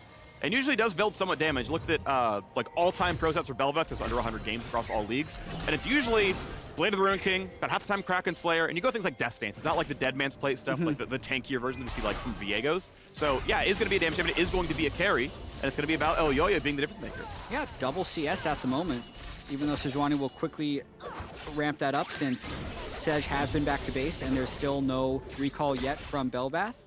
I also think, other than that, like the game has gone very much the way you would expect it to. Bot lane having push is the somewhat unexpected part since DRX really has pressure everywhere. Ooh, Unforgiven with Cleanse not heal knows that if Deft like lands a flash Q, you're flashing and hoping you don't die from something else out of Yuumi. I mean, Barrel, if Barrel's on the top, it's actually just flash Ignite, and then Q lands and you just kind of die to it. So has to actually drop that entire wave. So Unforgiven, given a bad recall, down 8 CS, and it's going to get worse. And the question is, does DRX take a tempo recall? They should be on Noon Quiver money, even though he did a Doran's Blade start. I think he's farmed enough that he has 1,300. So this is actually a very good recall. I would like to listen to Dragon Control. I'm always a big fan of, okay, our bot lane has infinite priority. Start the Dragon stacking early. It takes half a turn of your jungle to get it. We'll see. Noon Quiver, Control Ward. DRX just have infinite control of bot lane. Yeah. Freak, looking at the Balmy Cinder by Mordekaiser, I know you're a Mordekaiser enthusiast. But yeah, big one. What's your review on this is the first item? So it's the more common version. I like greedy AP builds where it's like Riley's first and they can't get away, whatever. But this allows him to say, look, if I'm just taking the carry away and making sure that I don't die, and if I take the strongest guy, let's say there's a 6-0 Silent. Like, well, I'll just tank him. We're the 4-4. I live, and we come back, and it's great. Yeah. And he has the QSS tax, which kills his gold lead. Right. It's like, I can just build tank and it's chill. Sunfire or Iceborne Gauntlet are both relatively common on him. Iceborne keeps them in range so you can land the rest of your stuff. It makes your E land really, really commonly. Sunfire just is a decent bruiser item. And most Mordekaisers are doing like Sunfire Demonic or Sunfire Rylays. That is the common build. Right. So yeah, likely what it goes for here, and that's fine. It's like pretty risk averse. You're kind of chilling, and it's not a bad build by any means. Yeah, and what would you say? This would be for like I guess Mordekaiser people that wanted to play him in solo queue. Great. Riftmaker first if the other team has a tank support like Nautilus. Because then you just kill that tank support at the start of every fight. So almost guaranteed. So I actually, as a Mord enthusiast, I'm a Mord jungle enthusiast primarily. And it's like, I love just taking their support because it's a guaranteed kill and it feels good. And yeah, Riftmaker, Demonic, like you just kill them really easily. But I actually started watching like GM and Challenger Mordekaiser junglers, and they like exclusively take the carry. Like there's a game where there's a 6-0 Draven, he's like, I rushed Thornmail. And I just sat there the Zhonya second and was like, win for me, everybody! Interesting. So I now know what Flowers feels like when he sees Skarner games. Because I have like 5 more minutes of Mordekaiser stories. Like, this champion is fun. Yeah, I think he actually is quite versatile. This is a very standard sort of average build. Got it. And also you can see a back-to-back red buff invade by Elyoya. So the game plan of let's get Bel'Vath a lot of money is so far working very well as he crosses mid lane looking for something. Knockup, good sidestep by Zeka. That would have been a little more damage. And you can see, yeah, Elyoya, if he lands the knockup, presses E, gets a couple hundred damage out of it. Doesn't get much more out of it, so off he goes. There is actually choice in Bel'Vath's skill order, by the way. He is doing Q-Max, which lowers the cooldown of his dash, but E-Max is very well represented as well. It is the higher damage build. Less mobility, sure, but E-Max and Bel'Vath is actually completely reasonable as an option. Just not what's going on here. Def spell shields it, no movement. Yeah, interesting actually that Bel'Vath is starting up Rift Herald right now. It's all about the reset timing. Zeka was just back to base, and so is Piosik, because they have no bot prio whatsoever, but they're kind of making the bet that Deft or Barrel aren't moving up, and they can just take this. I think this for a lot of reasons, actually. This is really nice. Yeah, it's not only mid-prio, which is obviously great, but Mordekaiser 1 kills Herald so fast. The passive is one of the best, like, damage caps of jungle monsters, where, you know, percent health damage is capped on jungle monsters, right? But, like, Mordekaiser is a very generous cap, so he burns that stuff really, really fast, and if the jungler does show up, just ults it, and Elyoya is guaranteed the smite. It's one of the powers of playing more top set of jungle is you can just guarantee get rid of the smite. I don't see Sejuani rushing QSS second item, or I mean certainly not first, but I doubt it second either. And just like, okay, every jungles always are, so we do indeed get the 2-minute Herald play, or the 8-minute Herald play, but the very early one, right? It goes to Elyoya, he's ult for him, and he's gonna pop off. And it also kind of does not play to the expectation of what I thought a Sejuani comp would be able to accomplish. Like, Piosik was unable to get any early skirmishes with Camille Sejuani or with Sejuani Silas to be effective, and they weren't able to take top. Like, I think usually with Sejuani double melee, you can usually control the Rift Herald, but that wasn't what happened. He was set pretty far behind by the early shenanigans of Elyoya taking his red buff twice, and wasted so much time getting Niski. He was just so far behind the pace that they couldn't even think of contesting. Well, we are onto the Ruin King, into the jungle. Good flash out by Niski. Dodged the rest of the slow as well. And a nice attempt. DRX shove a couple of ultis in there. They force a much longer cooldown. But right now, in a power trap, missing 2 big teamfight power ultimates, is that Mad Lions actually probably have control over the map overall. Hold that thought, though. Elyoya with ulti form says, I will take this fight. Jumps into the knockup. Even with a Yuumi around, takes an Ignite to his name and is like, I'm ult form Bel'Vath. We're chilling. Yeah, it did give a window for Unforgiven and Kaiser to push bottom finally. They've been getting really pressured under their turret. But it ends up kind of being nothing much to write home about. Yep. Small gold lead for Mad Lions, fighting for the top spot in the group. Yeah. High break with DRX, maybe RNG if they can win as well. Mad Lions looking to make that spot into the group stage happen, and off to a gold lead. Big lead for Armut. Mordekaiser into the pool. Looking at, actually, I had his stats up. Hadn't even played it all summer. Obviously not at Worlds yet either, so digs it into the pool and says, hey, this is actually the time for it. Glad to see him play it. He's doing very well. Sunfire is done. This is the very standard option as the Aegis comes across. Expecting Demonic or Rylai second. Yep. You can see full tank builds if he's just there to siphon someone out. We'll see what comes out of it, though. But looking at this game, I wouldn't even mind getting rid of Sejuani, but we got to fight, of course, in the top side there, Kingen. Gonna go ahead and find his first couple of stuns. The 3v1, the fear's gonna land the damage. Should it be? There it is! First blood comes through the jungle, but the TP coming across. Big damage towards Elyoya, staying alive for now. Death Realm has been popped, so Zeka cannot get anyone useful, or Pyosha can't tell which one. I think it was the Sejuani he had grabbed based on the damage profile, and it meant that you couldn't deliver the stun, you couldn't lock anyone down. Zeka could not finish the kill. Yeah, Armut removes the synergy with Sejuani after that turret dive. Very well done. And the kill goes over to Lord Elyoya. He gets all the CS. Every move is for him. Every red buff is for him. Blade of the Ruined King completed and free boots now in his inventory. Let's watch this one more time. You can see there'd be a temptation to try an ult right now, but you have to stop it. If you're the Mordekaiser, they get the pullback, they chain it really nicely with the CC from the Vex, and they finish that off. But then just a really nice job at the back end of this fight. Let's not let Sejuani passive allow Silas to lock down Elyoya. Yep. He gets enough damage out that DRX does not want to chase through, and they get away with the kill. And I would guess that Zeka is Q-Max on Silas, being that he's into a ranged matchup.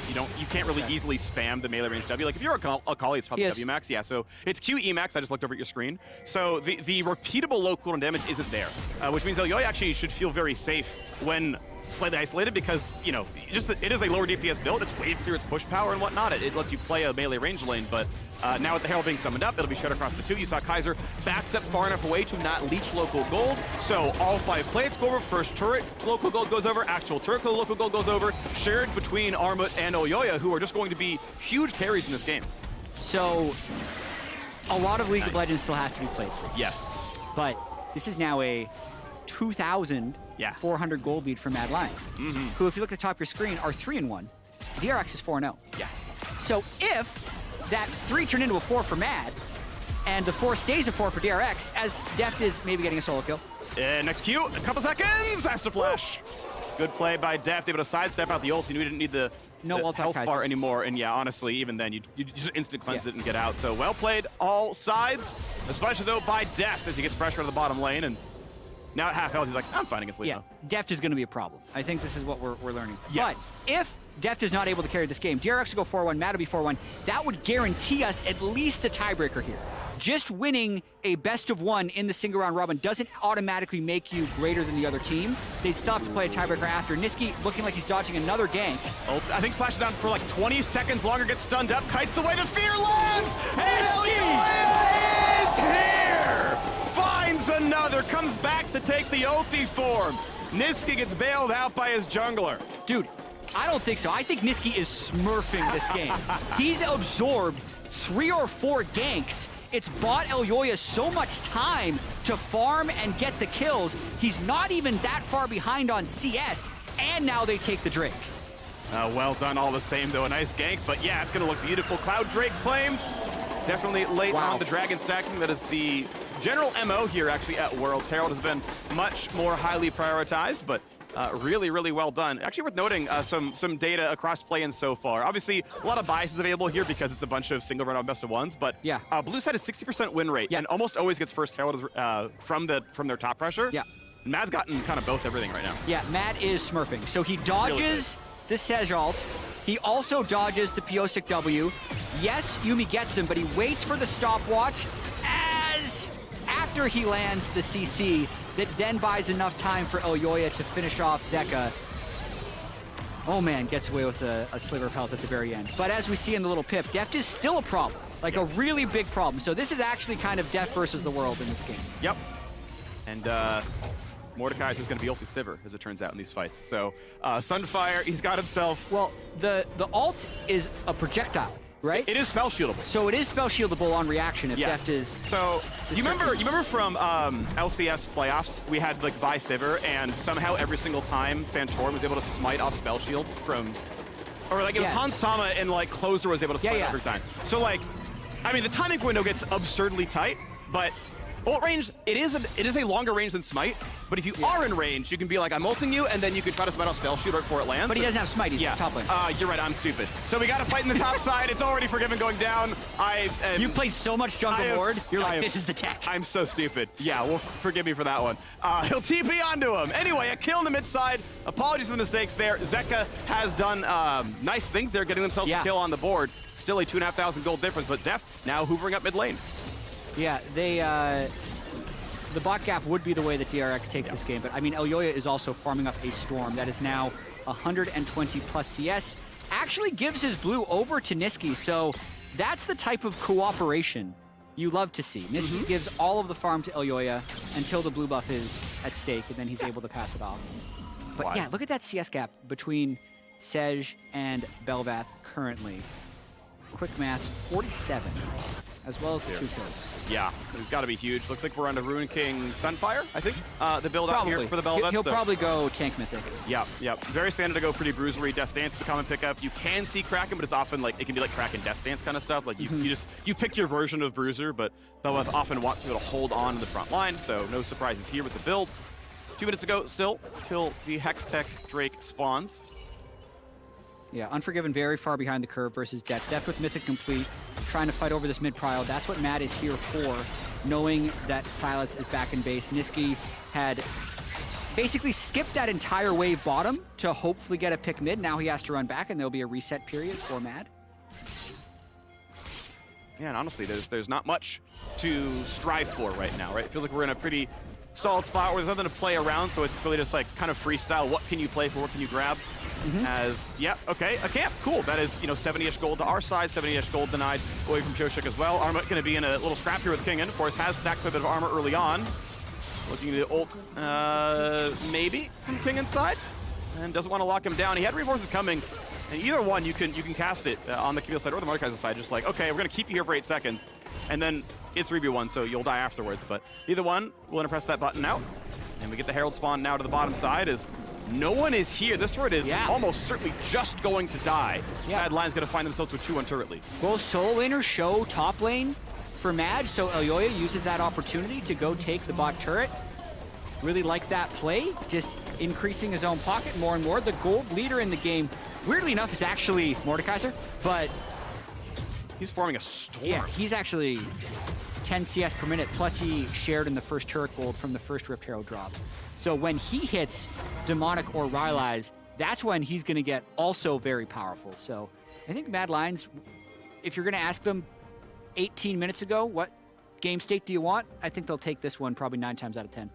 All right, I need Mordekaiser has 300 gold inventory, so that you can't combine either one. Rylai's is 415, I believe, so you can't tell which one he's going for. Demonic obviously more damage. Rylai's helps you like lock someone down. If he does, for example, go for Deft, who wants to kite him, Sivir ult doesn't beat Rylai's slow, so that like kind of signifies that's your target selection a little bit. We'll see what it ends up being, though. Unfortunately for him, doesn't get another recall timer off before the dragon spawns. It's up in 12 seconds. QSS not in for Pioshik, so if you want to ult him to guarantee the smite for your jungler, that is certainly an availability, and should honestly just win the duel against a 4-level deficit Sejuani. I mean, for the most part, it looks like DRX is conceding this Drake to try and get farm on the top turret, but then Mad is also conceding the Drake to get the even more valuable inner bot turret. Looks like Herald actually hit that one, so even though they kind of left Herald alone after they got the first turret, it actually managed to slam, so a 1/4 HP bot tier 2, easy to kill. Arma again getting the gold. Zeka topside does have TP. For this to hold the wave if he can. Nope. Okay, DRX doesn't even decide to dive. Wow. You can see that Luden's hitting really hard as well. This is kind of the standard Yuumi build that I'm seeing now as well. The poke in the mid game is so high, and there's no sustain as of yet for Misfortune. The Aegis build path is in the inventory indeed for Elyoya. I don't think any other tank mythics go out of the Aegis, so going to be on Sunfire. Second, level 11, transforms again off of this dragon kill, and looking really good here. Man. DRX saying, we're too far behind. It is Demonic, by the way, so that is the more frontline focused option here out of Mordekaiser. So it leads me to believe he's probably going for the Camille or the Sejuani in these fights, most likely. What are we watching, by the way? Like, if Mad Lions pull this off, if you mentioned something in the start of the game, like it is actually possible and I know we're looking really far ahead, but it's actually possible for Mad to be a quarterfinalist for Worlds without winning a best of 5 the whole year. Yeah. Because what that means, if they win this game and then also win the tiebreakers to actually get first in this group, that would put them in the group stage. Yeah. In which case, you do well in the group stage. You Best also of ones. They're just the best of one's guts. By the way, best of ones did get LEC first team All-Pro for Elyoya, for Niski, for Unforgiven, for Kaiser, for 4/5 of their roster. The one guy who didn't is actually the gold leader in the game at 8,600, which is Armut's Mordekaiser. So, winning best of ones? Pretty good. Pretty good. Pretty good. Yeah, turns out format for LEC pretty good at making the deep run of Worlds. Looking pretty solid right now, but Unforgiven, careful, a lot of fog of war. That was almost a dangerous wave to go for. Pioshik theoretically could have gone for like the Q ult, but with Cleanse being up, it's not much of a play, so nothing going through, just taking the waves, just chilling. But we are on 2 full items now for Deft to play now into the left side of the map. The dive on in, Elyoya gets a kill, ulti over the top, and a flash away for Deft, but Beryl dropped at the same time. He was over the top. They're just going for Beryl. Couldn't find a new player. They have demonic Mordekaiser and a Belvat. This thing is just dead. This is dead so incredibly fast. MF on an item is good enough. It's DRX every time realizing we just have to cross map. Mad Lions are simply too strong. Every time they pick the fight is right. And look at that, a 22-minute Baron. Mad Lions careening towards first place in the group. I cannot say enough good stuff about Niski in this game. The LEC MVP for a reason. It's not always about having all the resources for yourself. It's about doing the right things in game. So he's 20 CS down. He's got Elyoya super far ahead here. Elyoya makes the primary initiation, and Niski over the wall here with the ulti also tags the Yuumi. He tags Barrel's Yuumi before he can hide, gets them the second kill, which then I think makes that Baron uncontestable. Amazing play. That was really, really big. Those 2 kills meant so much right there. Obviously, no Smite makes stuff in the first place, but yeah, 4v5, you can kind of contest sometimes with a 2-item AD carry. Not going to happen here. So mid now under fire. Looking for their 4th turret of the game. Top tier 2 not to be killed just yet, but mid obviously pretty low. Arma sticking with the group to make the siege happen, but has to realize that Camille is splitting the top side. Will be poaching the Krugs down as well. So Kingen doing what he can to get his farm back up. Actually has taken over the CS lead of top lane temporarily. Yeah. As we're getting the Thornmail coming through now for Arma. Yeah, again, looking to just tank somebody out and not be the major carry because Elyoya pretty much is that. How many minions can Deft kill? That is the new minigame for DRX. Yeah. Ideally, they would have been a lot more active in the early game with the Sejuani and the double melee top side, but now it's all about being a front-to-back team comp. Pioshik needs to be within auto-attack range of Deft so that when Mad does hit the Sejuani, Deft is able to fire through. There are relatively short ranges on Mad, so if they don't have a clean engage, Deft's ricochets can do a lot of damage. But at this point, that's a pretty rose-tinted take because Mad Lions is very far ahead in this game. They're doing so well right now, Niski. Getting a couple of wards down to the bottom river as it's just Mad Lions owning that one. We are under 7 minutes from an Ocean Soul here as well. Mad Lions Baron buff will time out. 2400 gold on the Red Bull Baron power play, but will time out. They're going to take their, looks like, final resets. T-minus 1 minute till the Drake spawns. That is usually the call. You can greed if you have TP, where you can recall at like 15 and then just like finish a mythic or something or some kind of big item, then TP in instantly. But for the most part, if you're going to walk, use your own legs, recall at 1 minute, get back out of the map, make sure your waves are good, get your wards back down. And with the gold lead, I can't see how DRX should be able to contest that. As long as Mad Lions play it correctly, any fight is just theirs. Yeah, I completely agree. I think DRX needs to wait another 5.5 minutes at least. And even being up here is risk of kind of losing the game if there's a clean engage by Kaiser. Also just want to say I really like this team competition from Mad. Yeah. Specifically Kaiser on Engaged Champions. I feel like kind of ever since he arrived on the scene in LEC several years ago, he's been so good at creating team fights. So this is part of why, personally, I said this before World started, I feel like it was actually somewhat unfair the way people dumped on Mad Lions and their perceived form coming into this event, because they were very bad on playoffs patch, which made them bad in playoffs. But throughout the regular season, they were the first place team. I think in a world where Niski can not be locked into control mage matchups, where Kaiser isn't locked into playing an enchanter, they are just a completely different beast. And I think they're showing that in this game. Looking good right now. Elyoya finds himself his third Drake, and it's looking very good on a 5,000 gold lead. DRX gonna keep trying to get what gold they can. And they have found 3 turret kills. Like, to their credit, the amount of crossing DRX has done, I mean, this game has felt so absurdly in control. The gold lead is only, in air quotes, 5,000. Okay, it's 5,000 and 3 Drakes. That is a ton of power. Ult's gonna keep him outside the Baron pit, so now Kingen is gonna guarantee be locked down. They're gonna get the whole squad around him. When he comes out, he could flash the wall. Will try to do so, but I think he has it too early. I think he was still in the Death Realm, and that picks up the kill.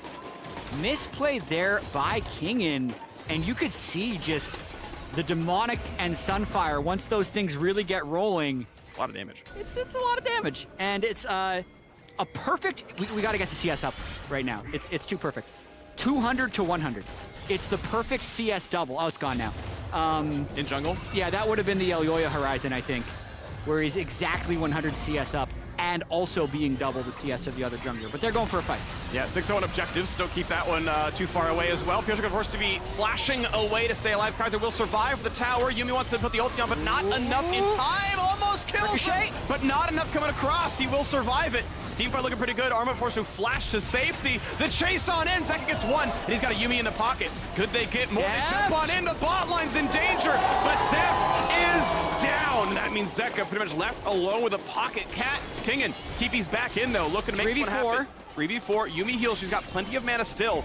How good do the recalls look? A quick slow into Elyoya. A little bit of poke. Soon the fear available for Niski takes some more. This could be the game deciding fight right here. Prowling projectile. The squad is here. Unforgiven is low. Here comes the push on in, and Kingen has to ult to safety for a little bit of time. They shut down Misfortune with the prowling projectiles. A dive in for Zeki gets a second, and the health bar is going to be too much now. But the stolen plan, however, Abscond, Abduct takes one down. 5-8 and kills the gold lead. That little bit closer. Oh, this game just got so interesting. Whenever Yumi gets a fed bruiser, it multiplies the power. And Zeka just got massively fed. He is now the richest player in the game and will have a Yumi on him. Let's watch this one more time. So Camille is already down, which emboldens Kaiser to go for this initiation, but they can't quite get the execute, and he takes 5 turret shots. Then, look at how grouped everybody is. The ricochets will hit everyone, and Deft speeds up the team. Deft plus Yumi means you actually can't run away once a fight is lost. Zeka, who's had such an incredible play-ins tournament so far, flashes in to get the close. Of course, Niski actually knows exactly when to go back in to kill Deft, and then the end of this fight was just about biding time, and just the Silas ends up popping off. And so close to killing Kingen here as well, right? Down to about 1,000 HP, finally gets the ulti off to push them around, but now the fight continues on, and Pioshik just so incredibly low. Belwa's putting out so much damage, but Kingen got onto Unforgiven and solo kills the AD carry. Oh my. So a 6-kill Belveth, level 15. Primary carry here. This is one game where actually, like, the AD carry is super overrated for Mad, because Belvath Mordekaiser is plenty of damage, but they can't just lose like that. Kaiser, Deft.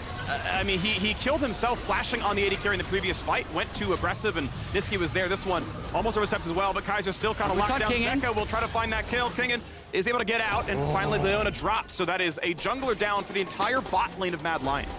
Such a tense moment in the game right now. Arguably, it has flipped into DRX's favor as they have won back-to-back team fights, but they are still 3 dragons down with the Ocean Soul spawning in a minute, and Mad will have 5 people alive for that. Looking at the gold, it's 13,000 gold on Zeka's Silas, and here he comes. There's the root. There's a whole bunch of damage instantly deleted. He built armor, and Silas wanted to kill him, but Zeka gonna get traded back out. Huge damage. Mad Lions, Elyoya onto 7.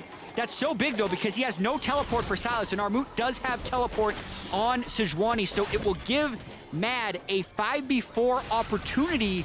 They just get these recalls in 30 seconds until Ocean Drake. They need to shove this mid wave so they have a pathway into River to try and get this soul.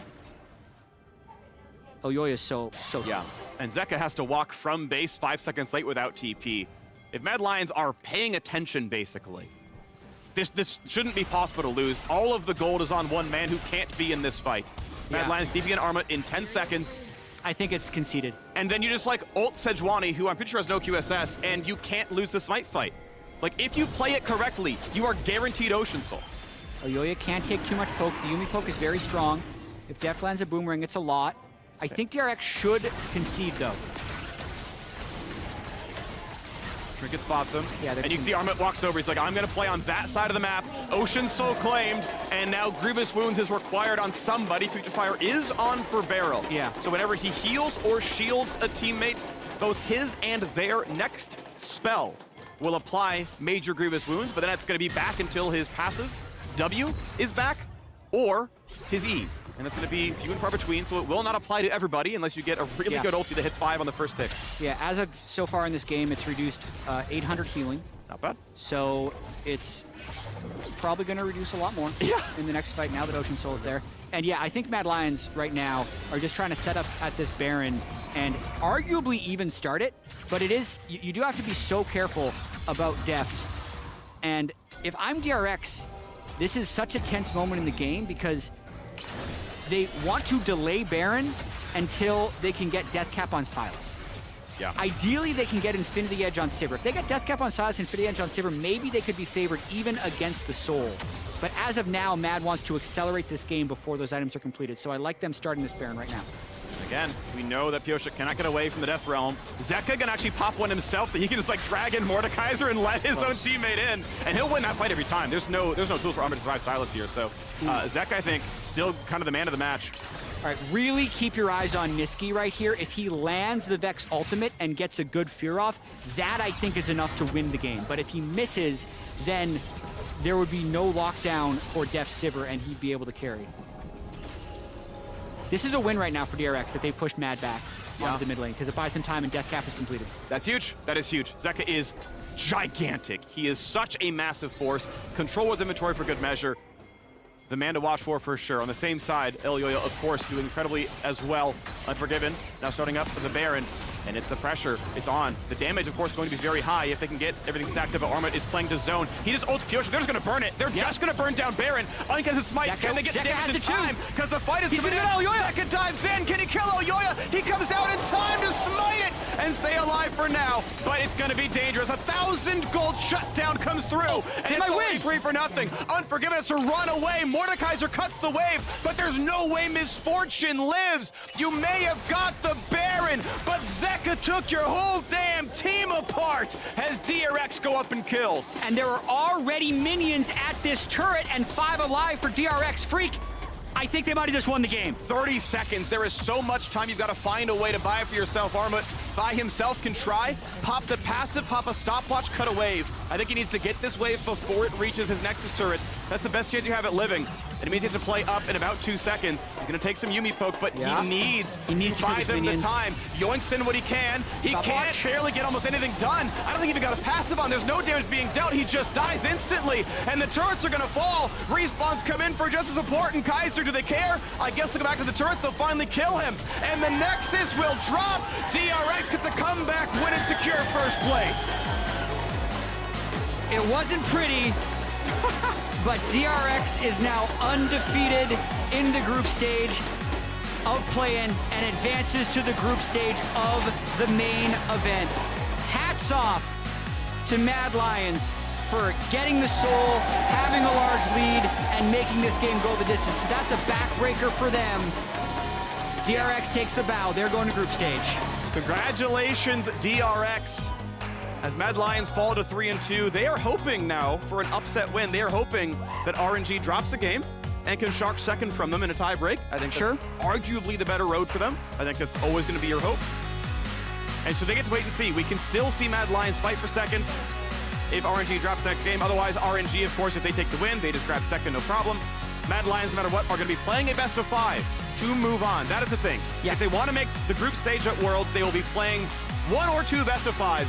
Need to win all of them to make that happen. As of now, it could be against anyone. There's still that 3-way tie that needs to be resolved over in Group A between DFM, EG, and Loud. What does not need to be resolved, though, is whether or not DRX was the top-performing team in Group B. Not many actually expected this with RNG coming into the tournament and knowing that DRX wasn't that great of a team in LCK during the regular season, surging at the end to get that World's qualification. But they certainly showed up here this week. They really did. I got to hand it to Zeka. I mean, I think truly that Raz had the idea where you've got to hold the door and keep him back. But the one team fight left side, and then finally the Baron contest afterwards, where DRX bought enough time to get him death cap, because he doesn't kill Bel'Veth nearly that fast without death cap in the inventory. But he had it and just kind of crushed him, and the team fight was over. I did this whole game talking about like the death timer, but it was actually the Zeka timer. Yeah, and he hit death cap level 18 and just took over the game. 8-2-2, absolutely gigantic. So Mad Lions, they pushed him to the brink, but DRX have punched their ticket to the group stage with that win. So for more on that, let's send it down to the state from Analyst Desk. DRX is headed to the group stage, and they're doing it in undefeated. Woo! And Raz, we tried our damnedest We did! to give Mad Lions the recipe for success. And thank you, Freak. I feel like we deserve 5. I feel like we did a pretty good job in that regard. 5 alpacas? Apparently my microphone's not on, so I'm going to go ahead and flip that on. I don't know if any of you heard what I said to kick off this segment, but DRX, undefeated, going to the group stage. They lock up the 1 seed. Did not come easily, Chronicler. They were tested here. I think the Niski point deserves to be raised to 3 alpacas. From 2 to 3, we'll take it. We'll take anything we It can is get. retroactive. I think the argumentation is still lacking, but the point, so on point, as we saw in this game, because what I really liked about this game, it showcased both a lot of the strengths of Mad Lions, Elyoya in particular, really gapping Pioshik, enabled by Niski, as I think when they've looked the best. And as you reference strengths, even we could see it there in Champion Select, right? We saw the Maokai getting dropped away, the Hecarim as well in response from DRX, leaves us with the compositions that we see in front of us. And you heard Jat lauding the play from Niski, especially early on, absorbing so much pressure in the mid lane here without falling down. And we also saw what has actually plagued DRX domestically, which is a top side that just doesn't look that good, right? Kingen, this not really his fault with the amount of attention that he's getting, but Pioshik not able to actually deliver on a couple of ganks, not able to find impact in mid-game teamfights, getting caught up a bunch of times. Yeah, like this play right here. This one, yeah. This is a pretty crucial one. Ended up giving Baron over to Mad Lions, and so you're right. It felt like that earlier play that you saw, the top lane dive. Yeah. It was a late defense, and then that play also catching both off guard. So the Yuumi and the Sejuani is dead. Mad Lion has Baron, so they win, right? Looking pretty good. Right? At the point we just left you, there was a 7-0 Bel'Veth. You mentioned it. They take Baron off the back end of that play. By all accounts, it feels like Mad Lions is in the driver's seat, and all they got to do is keep their foot on the gas pedal, and they will take the victory. But DRX finds a way. I kind of had a sinking feeling because the problem for Mad Lions is that DRX has been in this exact position way too many times. So this is their comfort zone. It actually is. This is why a lot of LCK people, as much as we love Deft, as much as we love Zeka, were not super high on this team because there were just a lot of things that when we're playing regularly, we see it here, come to fruition. But if you don't take care of Deft and Zeka, you are not going to win games against them. And they both got free reign to do whatever they wanted here. This was a heartbreaker here. It does feel like Mad was maybe feeling a little bit of pressure or clock pressure at that, knowing that the Sivir was on the other side. We were tracking the inventory the whole time. She still doesn't have her Infinity Edge here, but she was so close. And to a degree, I feel like that's the pressure Mad was feeling. We got to beat him before Deft gets to that 4th item. Yeah, in the previous fights, it was looking pretty good. It was a good catch on, by Zeka in the first replay you saw there as Mad Lions was walking to the jungle. So you already see what... I'm sorry, is Yuumi the second highest damage in this game? Oh my goodness! Get the cat out of here. Yeah, it's terrible. Get the cat out of here. Get her out of my League of Legends. This is not my League of Legends. Support Yuumi, second highest damage in the game. Hey, you saw that last team fight? You saw that last team Somebody fight? told me we were done with the Enchanter meta. I thought it was going to be Leona and Nautilus and Maokai all worlds long. Welcome back to the cat. Wait until you see Lehans. It gets way worse. I mean, this is going to change, again, the way that people think about the meta here at Worlds, because while it did seem in the first couple days people were lunging way more for the hard engage, we're starting to see people, we saw the Soraka earlier, even if it didn't get the win, we're starting to see people kind of walk it back a little bit, back to the Enchanters. I mean, and Yuumi has been getting banned. So that's been something that has been the case. She hadn't been played until today, actually. Exactly, and what's it telling me is that either the bot lane people are still trying to figure out what's ideal in the meta, or meta's wide open in the bot side of the map. That it's viable to be playing very late game scaling compositions with a Soraka or a Yuumi or something like that. Or you can play towards hard engage, and it's been working out. Yeah, when it's ideal to play Yuumi when Deft is your AD That carry. helps. DRX undefeated, 5-0. They get that #1 seed. Now, if you're looking for more Worlds-related coverage, you can check out the Riff Reaction podcast on Spotify. When we return, RNG is taking on Saigon Buffalo. We'll see you there for our last regularly scheduled match. Catch you soon. Yeah. Go. Go.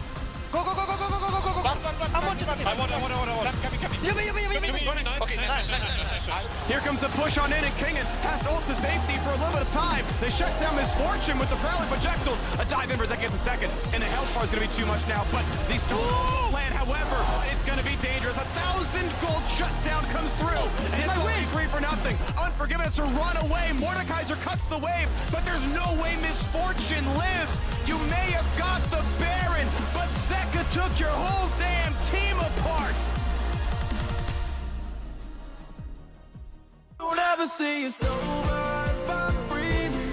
Racing to the moonlight and I'm speeding. I'm headed to the stars, ready to go far and start walking. Don't ever see it's over if I'm breathing. Racing to the moonlight and I'm speeding. I'm headed to the stars, ready to go far and start walking.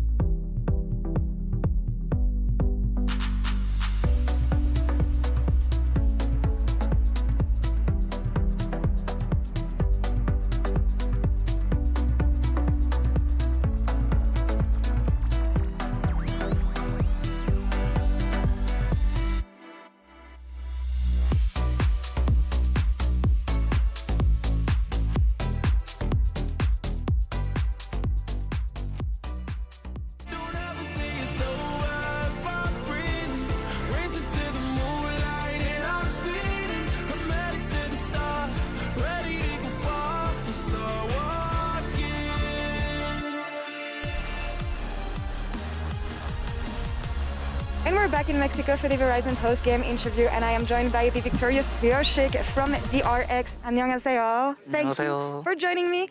Quick take on the early game because things didn't go so well for you. What could you have done better? 이제 짧게 우선은 초반에 대해서 여쭤볼게요. 사실 잘 안 풀렸잖아요. 어떤 부분이 잘 안 됐다고 생각하세요? 이제 제가 아랫바이게 먹고 이제 그냥 위쪽 올라갔으면 됐는데 너무 긴장해서 그런 건지 몰라도 저희 칼부랑 레드 털린 걸 알고 있었는데 그쪽으로 다시 가서 그때 좀 많이 망한 것 같습니다. So, I mean, after I took the bottom herald, I should have just rotated towards top. I had the information that they already took my raptor and also red buff, but I went back inside, so like things started to going really bad there. All right, well, misplay then, but maybe you were surprised by the Belveth from Elyoya today. It's not a champion that we've seen so far at the World Championship. Do you think we're going to see it more often, and how well does it fit to the meta right now? 그리고 오늘 굉장히 놀랄만한 픽이 등장했잖아요, 벨베스. 엘리오 선수 벨베스가 나와서 좀 좋은 활약을 보여주기도 했는데 지금 메타상 벨베스가 어떤 것 같은지 앞으로 더 등장할 것 같나요? 이제 벨베스 챔프가 그래도 이미지랑 다르게 되게 다재다능한 챔프인데 앞으로도 잘 쓰면은 계속 나올 만하다고 생각을 합니다. So unlike what people think of Velbeth, I think it is actually really versatile. She can do a lot of work, so I think it's pretty viable in the future too. Interesting. Looking forward to seeing if we can see it more often then in the future. Anything you have to say about your mid laner? He's been performing so well so far at Worlds, and to me, this game, it wasn't different. 이제 제카 선수에 대해서 하시고 싶은 말씀이 있으신지 지금 월드 와서 너무 눈부신 활약을 보여주고 계십니다. 혹시 뭐 어떤 생각 갖고 계신가요? 일단 오늘 막판을 진짜 너무 큰 치명적인 실수를 해서 많이 말리고 시작했는데도 건우가 이제 할 수 있다고 잘 팀원들을 이끌어 나가가지고 너무 그냥 캐리한 게 너무 고마운 것 같아요. So I mean, this game, it started off so awfully for us, but he was the one actually leading us. He was like, we got this, we can do this, and then he actually carried the game. So I just want to say thank you. And that's super impressive. Again, given how young he is, you guys are 5-0 now in the playing stage. But would you say that you played to the expectations? 이제 플레인 스테이지는 5전 전승을 기록했는데요. 경기력을 놓고 봤을 때는 기대한 만큼 보여줬다고 생각하시나요? 일단 개인적으로 뭔가 스크림에서 한 만큼 잘 안 나와가지고 아쉽긴 한데 그래도 전승해서 다행인 것 같아요. Well, I personally am a little bit bummed because my performance was not up to the scrim level, but still, I'm really relieved that we are undefeated. It is ramping up for sure. Last question. I've been watching all your games, but what I'm looking forward to the most usually is what happens after the game. The champion impressions you've been doing in the LCK. Is there any chance that we can see some of them at Worlds? 이제 항상 LCK 경기, 표식 선수 경기를 챙겨보고 있는데 가장 기대되는 점은 언제나 경기 끝나고 승리하셨을 때 성대모사를 하는 식으로 세레모니 하시는 부분이 있잖아요. 네. 혹시 이번 월즈에서도 혹시 볼 수 있을까요? 일단 아무래도 중요한 무대다 보니까 좀 높은 곳에 바라보면은 충분히 나올 만하다고 생각합니다. 아직은 플레이인이라 아끼고 있습니다. So right now it's only playing, so I'm just kind of saving up because, it's a really important kind of event for us, but maybe in the bigger stage I will. Step by step, I'll keep an eye out on that. For now, 인터뷰 감사합니다, Pioshik. Thank you so much, Chisan, for the translation. And back to you guys in LA.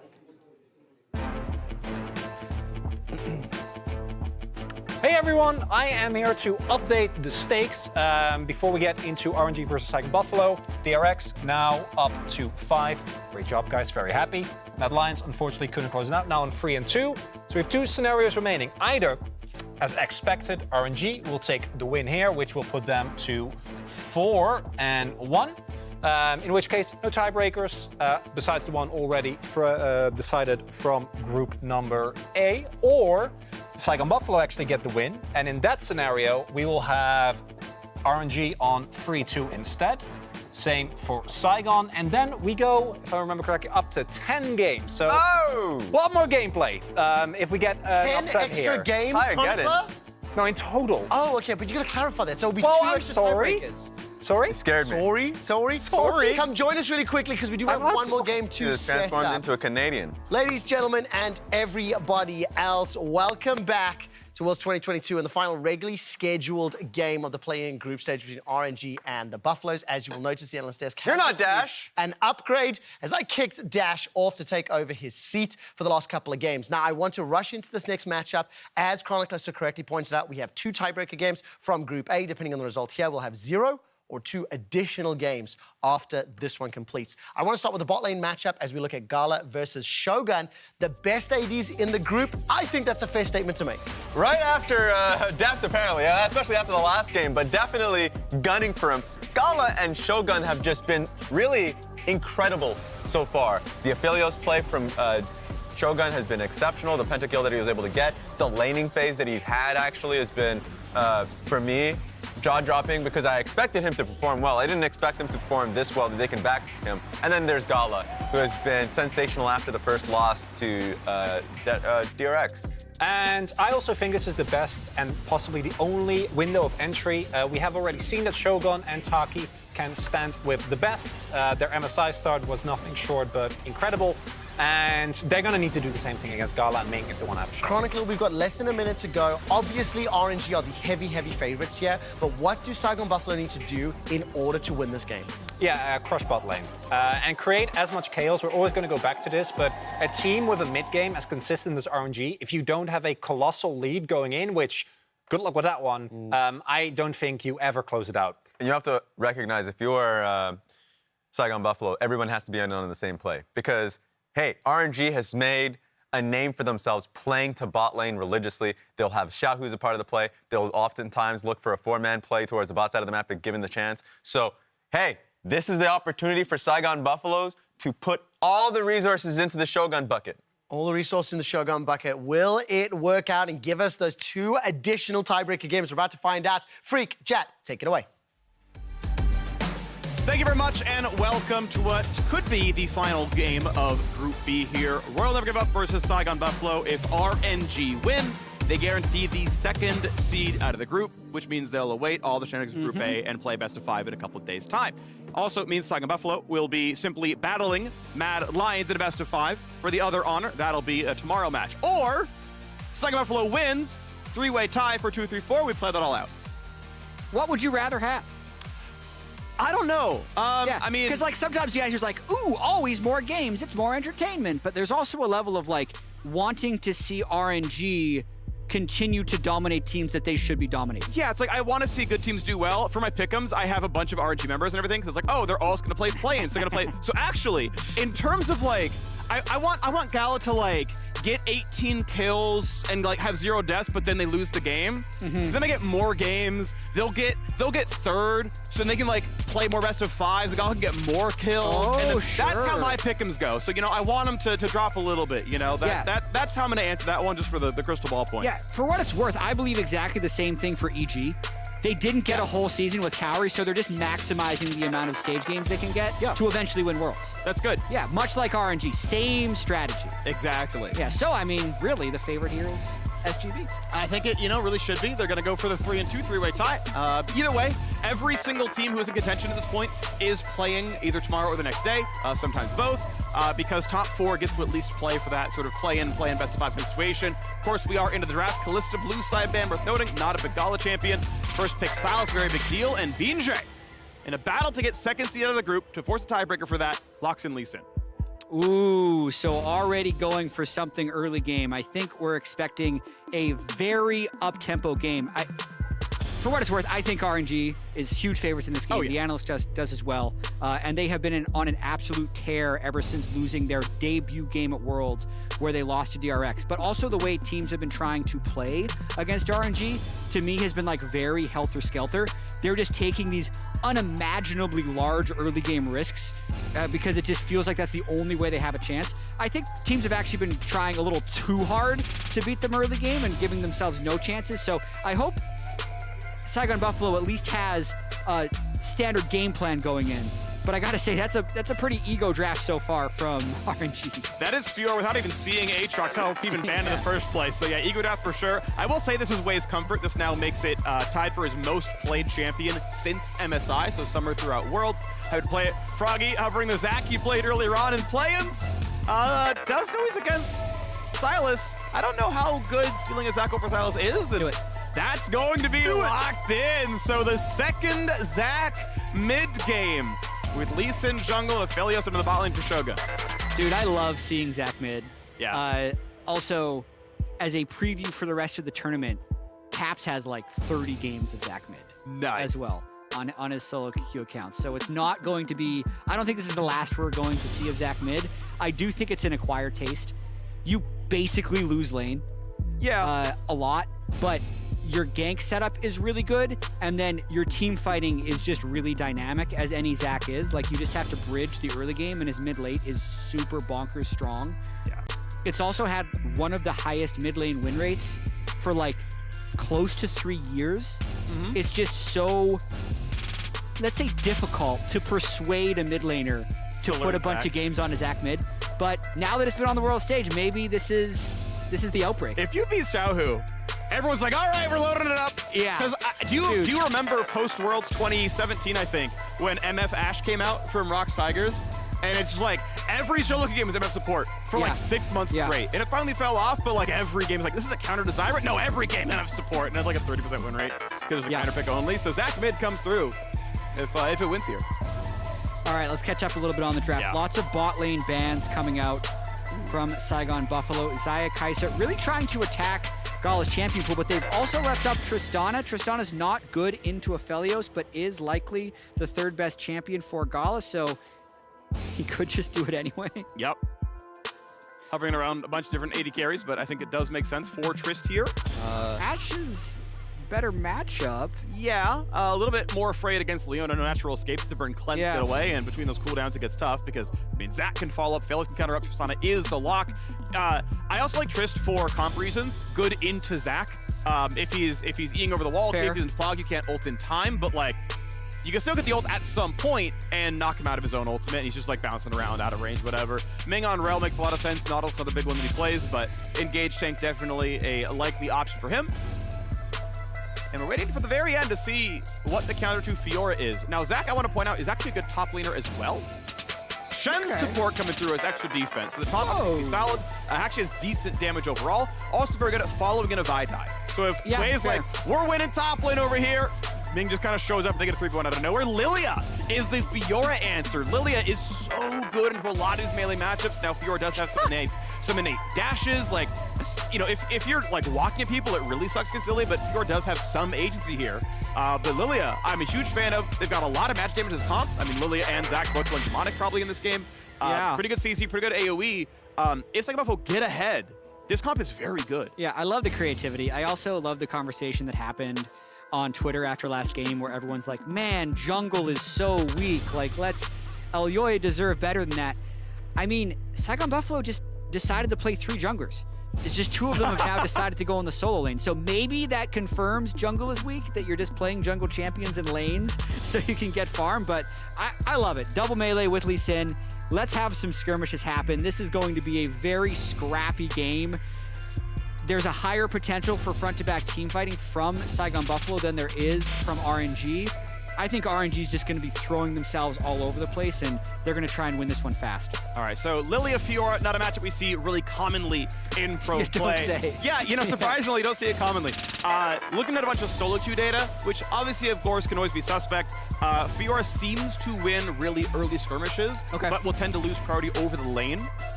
So, you know, by around level 6, Lilia's going to have enough move speed, enough levels that she's not going to get bursted out, not going to lose the grass trades anymore, and gets to just have perma-prio, get things like Rift Herald, and move on from there. That's the expectation. Yeah. Obviously, player skill matters a lot. Yeah, and if you didn't watch much LPL, you'd think that, like, oh my goodness, this Psycho is blind picking Fiora top. That was really common in the LPL. Yeah. That's just what happens. It's a different type of lane in that league. All right, well, we are on to the Rift. RNG can secure second spot in the group. It would guarantee exactly third for Mad Lions. It would mean that Mad and Saigon Buffalo would play a best of 5 for elimination tomorrow. Winner would play second from Group A the day afterwards. RNG would wait for 2 days to play the third, fourth winner from Group A. Or Saigon Buffalo wins, through a tie for second. Mad Lions joins the whole squad. They play each other to figure out who's 2, 3, 4. Yeah, would definitely be a continuation of our every game counts mantra. Every game counts. Of our casting set. Also, shout out to, I believe, Molecule on Twitter, who told us that we cast together in 2019. Yeah. Which I'd forgotten about somehow. Yeah. But it is true, because he showed me the screenshot. We also cast together MSI in the group stage. I forget the Twitter handle, but thank you as well. I liked your tweet, so best, and the shout out. So we have cast together 3 years ago internationally, but we are here indeed. So on we go. Ming wants to spot the fact that, they are starting on the bot side. BJ has done blue buff. There's no gameplay here whatsoever, but it's guaranteed information. You obviously can't, sweep the walk forward, so RNG guaranteed know where Lee Sin is starting, and they know, okay, likely 3 camp topside, at least a possible 3 camp topside, and Breathe has to play around with that information. Has run Ghost, by the way. I think it actually makes a lot of sense against Lilia, where move speed differential is such an important part of the matchup. Froggy takes pretty heavy trades, and we'll see how much he can trade his health bar for Xiaohu's mana. Worth pointing out that Zach's spells cost percent current health, but the healing is percent max health. So the lower he gets, the cheaper his spells are, and the more he functionally heals the result. Yeah, definitely something that is very important when you're jungling too. If you don't think you're getting invaded, it's important to use your health potions later, because you want your health to get low early so that your blobs heal you for effectively more. Then use your health potion before you gank. But that's irrelevant for the mid lane Zach. It's also worth doing when, I actually saw this from BJ as well, you also don't want to heal push before Gromp, because Gromp's heal is raised based on missing health. And so he didn't chug a potion until he started Wolves to get the biggest Gromp heal possible. So another optimization for any junglers out there. If you're not going to lose your Gromp, heal afterwards. I want to see how aggressive the Shen lane gets with Ming and Gala, because we definitely don't see that combo that often. It's definitely because Gala got heavily banned out, but it'll be whether or not kind of the player's skill overcomes the bans. But if they have a third player... flash, that was beautiful. Shogun is gonna die. First blood, literally perfect from Ming as the buy comes over as well, and Gala is 400 gold richer. That was so good. That was literally perfect. Yeah, and also perfect timing with Wei arriving. They're going to be able to at least push him off the minions, definitely chunk him back to base. Second jump. Doesn't want to go for it. Doesn't want to be stunned potentially near the turret, but does reset rocket jump if you land the 4th shot on the auto. And there is no XP being gained. This bot lane is already absurdly over. Tristana is an early game snowball champion. Smite for health. No. It's not even close. Wait. Doubles handed over. Xiaohu's winning mid lane. They're winning the jungle. They're winning bot lane. Who cares about Fiora Lilia? This game is doomed. He just solo killed them at Crab? Yeah. What is happening? That just, to me, that just shouldn't happen, but it did. So everything is going the way of RNG to move on as the 2nd seed in this group. Well, time to buy and get your money. Gets a recall stop as well from Breathe with the wave in. Yeah, actually a pretty good spot for him, it looks like. It is going to, I believe, push still slowly towards Hasmid, but still going to lose some farm along the way. You? Nah, not. Gets the health, but there's a very small buffer on the very end of your... Yeah, last quarter second, eighth of a second, something like that. Damage itself will not break a recall. Ani goes towards Frozen Heart Rush. Yeah, so BJ comes through at very low health. His mind is telling him no. He's like, Zach, come on, bud. So Zach at no point actually had, really leaves the wave. It wouldn't have changed much. BJ does go too aggressively, but yeah. If Froggy dropped 2 CS, he can at least safeguard out. Yeah, true. If Froggy was able to arrive, then maybe they have a chance, but that's just very ill-advised. I think he sees the play, he knows that Vi's on the bottom side, so he thinks that Xiaohu's just going to back away in a 1v2, but Xiaohu knows his burst and sees how low BJ is. It's also probably, BJ might not have realized how low his health was. You're so used to just winning a 2v1 and having the mid laner run away. Yeah, sure. I can understand why he'd go for it, but just very ill-advised. Shadowing mid side right now, wants to find the engagement. Xiaohu will get a double knock. He actually burns his own flash because he was afraid of what the engage could be. Was right to do so because the 3v2 goes in though, but everyone's here. Taunt might mean nothing. They're gonna get him back. Taki sadly grabs double buffs, but Wei goes back in. Thankfully for him, there's no cooldowns back up, but there's no way you win these fights anymore. Gala coming around. This one with Zerk not a bad set of damage. Will collect the wave. Here's the engage. Red buff means a bit of a slow rocket jump back to safety while still being in range for the rest. They're gonna brawl and flash out for Taki. Doesn't matter. Damage for Froggy doesn't matter either. His ulti means nothing, and RNG get one back. Double buffs eventually find their way on to Gala's Tristana. It felt like a very ineffective roam until the fight just decided to continue. Oh man, I think this is probably a good time to bring up a conversation I had with Emily, who watches probably more LPL than anyone else on the LCS broadcast. But there's this kind of discussion that has gone around for years about, like, what are you fighting for? Yeah. Right? Because traditionally in League of Legends, it's like, fights need to have a purpose. Like, oh, we're fighting to gain control of bot lane so that we can take Dragon. Or we're fighting so that we can eventually get this turret. But in LPL, like, a lot of times the mindset is just different. I think this is true of the VCS too. Like, no, you're fighting because you think you can win the fight. Yeah. Like, the fight is a purpose in itself, and that tweak is like a slightly different way of looking at League of Legends, and if you do it for long enough, you just get so used to fighting, you do see angles that other regions do not.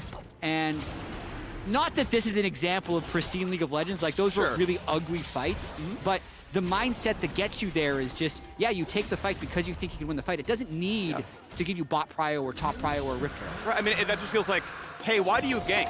Because 400 gold is good, right? Like, because killing a champion is, you don't farm and I do, so like, yeah of course, right? And you know, we see this all the time, so yeah, the jungler's shadowing mid, like, making sure the wave goes in, because if they gank me, I'm dead, but if my jungler's here, we win the 2-on-2, and like, just extend that to the entire game where it's like, I kill cannons because I like 90 gold, I kill champions because I like 400 gold. Yeah, exactly. I like it. I mean, it's fun. Yeah, like, why'd you do that? Because I thought I could kill him. Yeah, because it doesn't killing a champion is good. Like, yeah, that can be its own goal. I like it. Well, we get a fun one here. 1,500 gold lead, though, as we crest 8 minutes into the game. Early Ocean Drake as well. I know, casting with Dagda a couple days ago, he's like, yeah, in the LPL, we always feel like a dragon free 10 minutes. Like, we're getting 23-minute souls constantly. Like, yeah, RNG with control. Find a time to grab the first Drake of the game, moving towards the second. Yeah, and Xiaohu continues the action in the mid lane. I think it's expected that BJ plays a lot around mid lane just because Zach is there, but really, Xiaohu's kept the wave in a really safe spot to make it difficult for a Zach Lee Sin to come and gank, and then when they show in mid lane like that, it just enables Wei to be able to take this Rift Herald thanks to the move of Ming's Shen. Well, bot wave is on the tower, and it looks like Gala going to be dropping a bit of farm as he's back from his recall. Has Noon Quiver, the power spike every AD carry loves. Zergreaves Noon Quiver, definitely solid for early on to the game. But an attempted play, one auto shorter getting the fourth pop, but regardless, looks like didn't want to take a heavy trade from Shogun, and he just takes a health lead. Ulti will easily come back up in time for the next dragon play, even a cleanse would at this point. So no danger there, just going to get his farm into the tower. Not a danger in the world here for the now 76 CS AD carry. 1.7k. I believe Gala is off to the races. Oh, yeah. He will definitely get Mythic. Well, he won't definitely get Mythic first because he has Berserker's Greaves and it looks like Shogun has skipped boots. So he's at least going to keep combat power relatively close. But it's going to make him a lot more mobile. Breathe catches the wave in time. We are seeing the move towards Frozen Heart still, of course, for Husband. Does have quite a few auto attackers. Even Silas, honestly, cares about his attack speed. Getting his passive off, definitely a little bit relevant. But Husband trying to get into the spot where, like, okay, once I'm no longer in danger from the Fiora all-ins, then I can start making the kiting really annoying. We can get towards Demonic and feel pretty good about it. So just kind of waiting for that scaling to happen, but they're just trading farm in the meantime as the game goes a bit poorly for Saigon Buffalo around them. Yeah, on their own little island, and things are on fire on one side. Yeah, just holding Rift Herald a little bit longer for Wei, trying to find the right window for taking it down. Be curious to see how they use it. I think generally speaking, when you're Vi, because your gank is so lethal, you're hoping to be able to get a kill before you drop Rift Herald, because then that'll likely give you 4 or 5 plates rather than just dropping it mid lane for 2 plates. Here's that mid lane gank though. Looking to find the, yeah, they're gonna get the sleep as well. So here comes Shen. They buy some more time. Is gonna be good enough. There's a question, kicking him back. They get the kill, and it's a delivery. Ming gets a very good taunt, holds his flash as well. He's always gonna be safe. Wei coming around, so nicely done to get the Shen ulti out. I thought we were gonna see a top dive with Ming riding in on Wei, killing the Lilia, and then cracking an entire tower for Fiora, but that's all preempted. Ming now on a 3-minute cooldown. Great gank on mid. Yeah, the Lilia is just not there, and that's like the type of gank you dream about when you're Lilia. Like, yeah, what if I just run down mid and just like randomly throw an E out? That helps you get a kill. Get a sleep out of it too. But it was perfect in it. I think bought them enough time to get the damage down onto Xiaohu, and and get the kill. Keeps him in this game. Oh, little danger. Does have his own passive, but if there's enough follow through, yeah, he's like, if I get Bloblets there, TP not even available at the point in time. Gala will take an ulti. Gonna be fine. Still has cleanse. For the slow. Yep. Still detonate if he wants to, but just gonna save the mana. Okay, But Froggy. Spirit damage. Froggy coming in. Does not have his own ulti. A flashback. The Vial. Huge damage. Is it enough to kill BJ? Needs to get out. 300 HP left on him. Will stay alive. They need to block the abscond abduct. He might burn. Oh, he barely survives it. Plate still crash. 3 in the mid. I mean, technically defended. Very low health Zac. That's the type of defense you can go for when you do have your passive up because the turret will protect you. BJ almost dies in the process, but overall, I think an adequate defense. And a pretty good Herald drop by RNG as well. I think if you're not going to get a full turret, dropping it mid is the correct choice. Sure, and enough pressure on bot lane, they couldn't go for Chalana apparently. So, okay, is what it is. The bot lane still being pushed in. Shogun is farming pretty well. Top 3 at Worlds so far in CS per minute on average across all games. So has been very good at farm, has been very good at trying to be the late game carry, and of course, still in the running fighting for second out of the group. A very, very strong player for sure. As Divine Thunder has now come through for the first 2 of RNG. On the top side. Yeah, also worth pointing out, not that he's going to break the record in this game, but Shogun currently has most kills in a single game at Worlds. When he played Isurus, he had 16 kills on his Aphelios in that game. Seems good. That's going to be hard to beat, I think, for the rest of Worlds. That one might stand throughout the whole tournament. Make sure he gets rid of the wards inside the lane. That is one thing I pretty much only ever see in really high MMR and Pro is warding inside the lane to track the possible roams. Obviously, anyone with really good wave clear just like takes the wave out of mid and then like walks bot or something, and you can actually see them do that instead. So important to keep that vision. But he's got Sweeper. He's like, no, I can now roam if I want to, and indeed walks towards the bottom side. Doesn't do a whole lot there, but has the possibility. Yeah, second Dragon up on the Rift at the moment as well.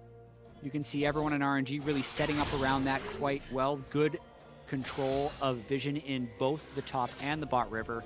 Gala keeping the bot lane completely shoved. Jungle and support staying grouped up together to clear vision. All of this very sound, textbook, practiced, and they look to be able to take this Dragon uncontested. Looking solid right now as they stack up the second Drake. And yeah, as you mentioned, uncontested because yeah, nobody's really around talking to fight for some wards. And everyone knows the timer here, but the power differential is just simply too high. Shahu is already in mid, has the Lee Synergy just in case. There's the Drake going down. Everyone just jumps over the walls, gets right back out. And RNG have put the notice on that, hey, by the way, in 24 minutes, we're going to be a Hextech Soul. Find a way to fuzz before then, otherwise it's going to be out of grasp. Yeah, Hextech Soul. Yeah. That's my pick. Yeah, I went Cloud. Sadly, it's tied for third, I think, so unlucky there. Fight in the top side, though, could look half decent. Still putting a couple of shots back and forth. Diving in for quite a few vitals, but and yeah, I mean, that's the big thing, right, is you get the Divine Thunder pop, that's a huge health differential. Sometimes you get a vital there as well. Grasp all feels good, and able to just kind of drain tank back up, even though Oblivion Orb is in. I'm sure it's cut some healing. Breeze is just way more damage per chunk. Yeah, just such an interesting matchup, actually, in top lane. So much about just your auto attack range and, like, unironically auto spacing to get your auto in, dodge the Lilia Q, get back in for another one. Breeze just kind of putting on a clinic there, gets a plate for his trouble, and or rather gets a demolish proc for his trouble and takes that trade even lower. Yeah, and in the matchup, he's really not shy about using riposte aggressively in every single trade. It's like, I'll just block the first Q, and then if you want to come back in for W, I'll just ult and fight you, and it's going to be no problem. But able to, get a huge health differential on those fights. Information known, they know where BJ is. Huge damage available. Ult's coming across. They're going to try to burst him. Shields up, buys a bit of time, but the stun's not going to matter. They will knock down the Lee Sin, and an escape is coming through. But the rest of the team still coming across. Ult, pretty good damage there. Will they get the pop? Yes, Shogun gets the kill on the way, and they're still coming in for more with the Hex Gates. Talking gets a bit low, stays alive, and it's a double kill for Shogun. Over the wall, he's drowsy. This will be a guaranteed triple kill, and it's going really good now. Only 1,400 gold separates. The crucial part is 1,000 of that all went onto the 80 carry. 16 kills against Isurus, 3 so far against RNG. Arguably, the RNG kills are maybe more valuable if we're doing conversions. But at the moment, that's exactly what they needed. They do give over the mid turret to Tristana during this whole fight, but the discussion we had earlier about why do you fight this could be asked right here for RNG. Ultimately, they fight this because they think they can win. But at the time, no one on their team was near, and it was a 2v3. They think they're just going to win it, though. But then when Xiaohu comes over, they still think they're going to be able to win it. Can't see the mini-map in this replay, but you can notice Tristana not there whatsoever. And red, white, don't fight is the saying when you're up against an Aphelios. Not heated here by RNG. He stacks up so many white chakrams and kills them all. And they just swapped dual lane top functionally, right? Like Aphelios was just laning top into that point to play around that side of the map. It was like, wonderful, a team fight's erupting around me. And they get a decent shot at the game now. 2,000 gold difference, though, still pretty big, right? It's 2-0 on Drakes and 2K gold. This is a lead for RNG in this game. But yeah, signs of life for the Gale Force Aphelios. Still down most with Phantom Dancer against Gala, who, during the replay, mostly solo killed the bot lane turret. Herald was claimed by Froggen, so he's got something there, going for the Sunfire Demonic Kid in the previous game. Very common AP Bruiser build is indeed on this one again. So we will probably see Saigon Buffalo get their own second turret before too long. But Gala is still gigantic. Yeah, at least checking the gold between the two of them, it's now within 600. So even after Shogun went up to get those 3 kills, he's still down 600 gold just because of how many plates and how much solo gold Gala was able to acquire. Still looking at him to solo carry this game. However, I will say, like, the front-to-back protection for Shogun's Aphelios is really high. Unless RNG gets a really good flank, the peel that Zac or like a Frozen Heart Lilia, those 3 bruisers that Saigon Buffalo have can create some pretty strong front lines or fight lines for Shogun to succeed. So kind of a dark horse for an upset here. Wouldn't have thought that after watching the first 2 minutes of the game when Gala got an immediate kill and Xiaohu solo killed BJ to get double buffs, but they've done a really good job to not let this game get out of control and stay in it. Definitely impressive. You're going to keep on scaling. The Frozen Heart, of course, is in on the way towards his Leandry's build at this point. Nothing else going to do with the Sapphire Crystal realistically, so is going for burn stacking, but not going to be buying any health for a while here on the Lilia. Gore Drinker is in, Steel Cap's in, and we are seeing the 3-item spike build come through for Aphelios. Lord Dominic's always a bit of a sidestep for a while. It is a bit of a power trough unless you're against immediate armor stackers, but not that much right now, but it'll give him the biggest 3-item team fight when that happens. But of course, we are far from this. We're at 3rd Drake coming up in 15 seconds. Yeah, and I really think the Kraken Slayer Phantom Dancer spike for Tristana is huge.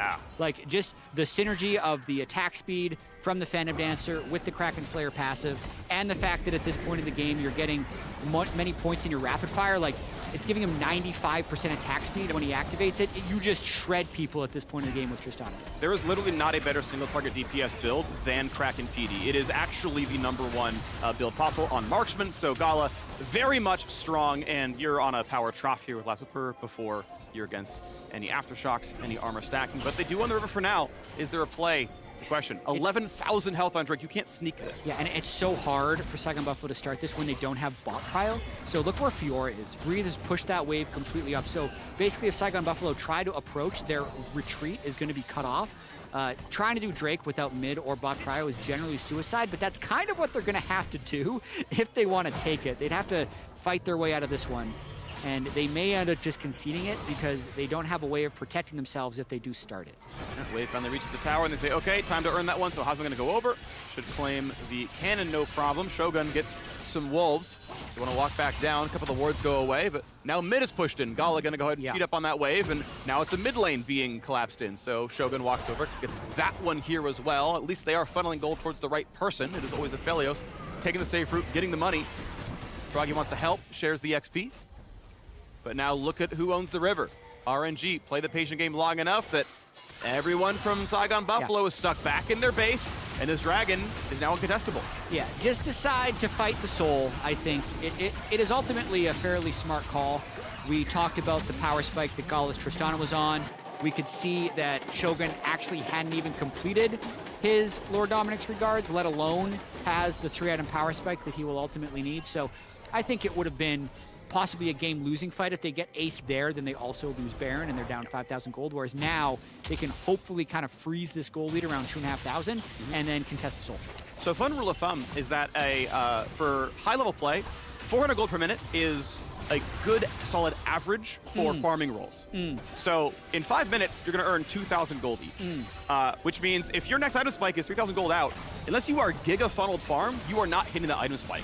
And right now, we got to play towards the top side. Not going to happen for much. Easy jump over the wall, keeps him safe, no Leonot lands, but it means that Shogun by all rights, shouldn't finish IE in time unless he is, again, being given a second lane of farm, or there's a fight early that breaks out, he gets triple kill. He'd basically need 3 or 4 kills to get IE, so he's not going to have the, quote, spike that he needs.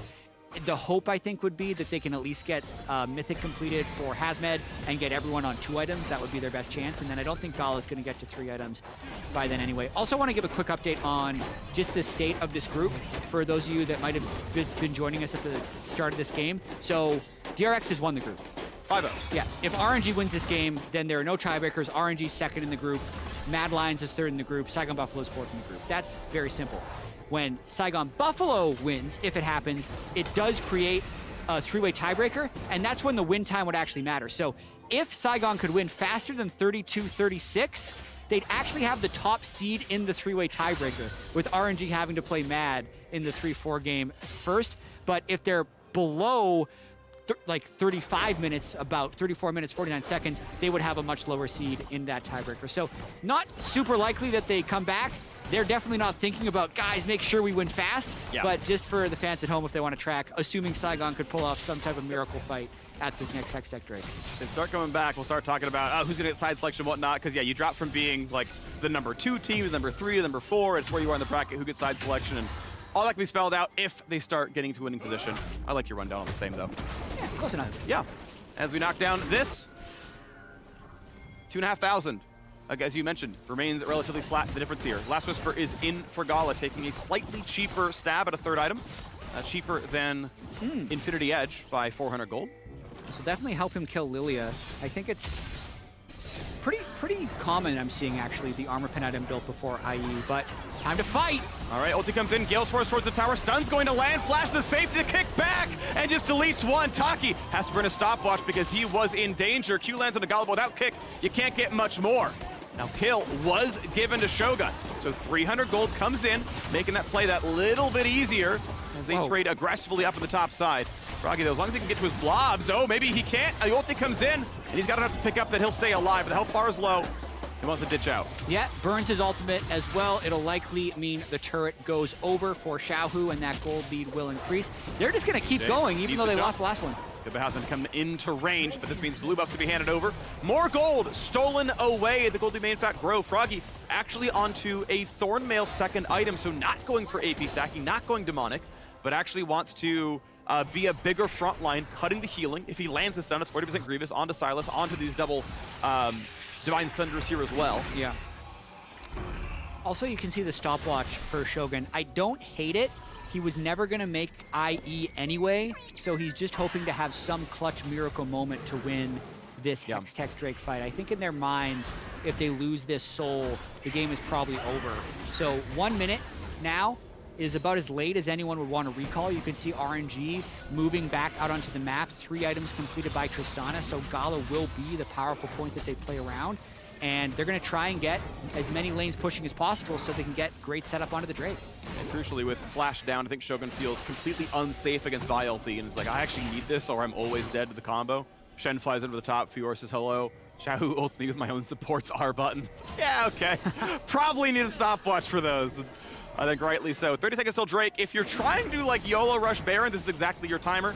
You get just enough time to finish this off and somehow hope they don't check for you, but mid is going to be pushed in first by Saigon Buffalo. They're not going to greed for mid turret. The gold couldn't even be spent if they got it. And ultimately Gala just safe with his double buffs. It is just fine there, but Breathe knocks down bot yeah, too. It is just so impossible right now for Saigon Buffalo to win either side lane matchup. It's a slow, but he's able to jump back, so not bad there. It's going to be a small timer until Xiaohu can get another ulti picked up. I think it might have been timing out, needed to burn it no matter what, but can't get a new one yet. Yeah, I think Saigon Buffalo's best chance here is just try and brute force their way through mid, get that wave, move into river, and then just YOLO flip the Drake. It's so bad already with where Breathe is, killing the inhibitor turret, but I think Saigon just needs to start it. Go. Literally sacrifice the inhibitor, just try and take this dragon and hope they don't get it. They are in a tough spot. The goal is just go. Is your smite better than Waze? Because the fight has got to start. Red, blue, guns for Shogun, solid AoE. Red, There's white, red, don't white. fight. There's red, white. Are they going to get into range? Is there going to be a fight? The smite's going to be claimed. Inhibitor will go down. They choose to say, you know what, screw it. You had the Drake. We get inhibitor for not getting soul yet. But the effort we put in early on forced you to the side of the map. And by the way, there's still a Baron angle. Yeah. There's still a Baron angle. They're running across mid and saying, okay, you've got to contest this one now. Yeah, and I really love what Breathe did there, knowing that if they do try and kill him, they just get Baron. They have to check this. Look out! Gets ulted, gets locked up, doesn't have a single way to live, and immediately there's no jungler. Immediately there's going to be no mid laner. Chunklow not quite dead. 5-man sleep. 5-man! Good enough. Riposte in. Huge time block, but they're diving. They've already got Vi. How about the rest, though? Can they kill Fiora? Yes, they can. The front line holds up. A stopwatch buys time. Xiaohu flashed to safety barely, and all they're going to get is Froggy's passive. Even that. A beautiful bait by RNG, but turned around stronger by Saigon Buffalo. Saigon Buffalo know how to fight. Yeah. It doesn't matter if the setup's not pretty, but the 5-man sleep was a 4-man sleep because Breathe threw the riposte on it, but he marked all 5. It completely turns the fight around. Shogun buys enough time with his stopwatch. They stop the dragon, completely worth the inhibitor sacrifice to buy themselves more time in this game. And using your 400 gold per minute benchmark, Freak, there's now 1,600 gold on Shogun, so he will have IE by the time the next fight happens. Watching this one more time, Violet goes down to kill the jungler, but Shogun gets so many chakrams from that ultimate. Looks like he's got about 12 right at the very start of this fight. And then Hazmed flash QR with the clutch flash QR. And then I believe Taki flashes to chain the stun onto Wei and allows them to take the back end of the fight. At that point, the damage is there. Xiaohu does what he can. W than Zonia's, but even though Gala is getting as much damage as he can from over the wall and actually nearly gets Froggy with it. I mean, if that last attack was a crit that's passive down, does it change anything? I don't know, but you do get the Zac passive if he rolled a little bit better on the dice. Oh, super interesting. Shogun actually sells his broken stopwatch to pick up the IE right now and get that earlier power spike. Kind of necessary, I guess, since they are threatening to lose their inhib, and it looks like RNG's not going to give them a chance to catch their breath. They're constantly going to be pressuring to end the game with Fiora while kind of daring around the Baron area. Very tricky situation for Saigon to get out of. Again, when you don't have a champion that can actually match Fiora or Sylas in side lanes, they have to kind of hope to win a team fight. Warmogs, Anathemas, maybe something else like a Ryle's or a Demonic coming in next for Zac. He's been able to hold frontline pretty well, right? Hasn't been in too much danger. At a certain point, you also just can't tank like Tristana. 80 carries outscale tank items. It's just like by default. So at a certain point, you're like, might as well try to kill Sylas faster. Way back over the wall, gonna stay safe, no problem. Not too hard for a Vi with Flash to dodge pretty much any CC.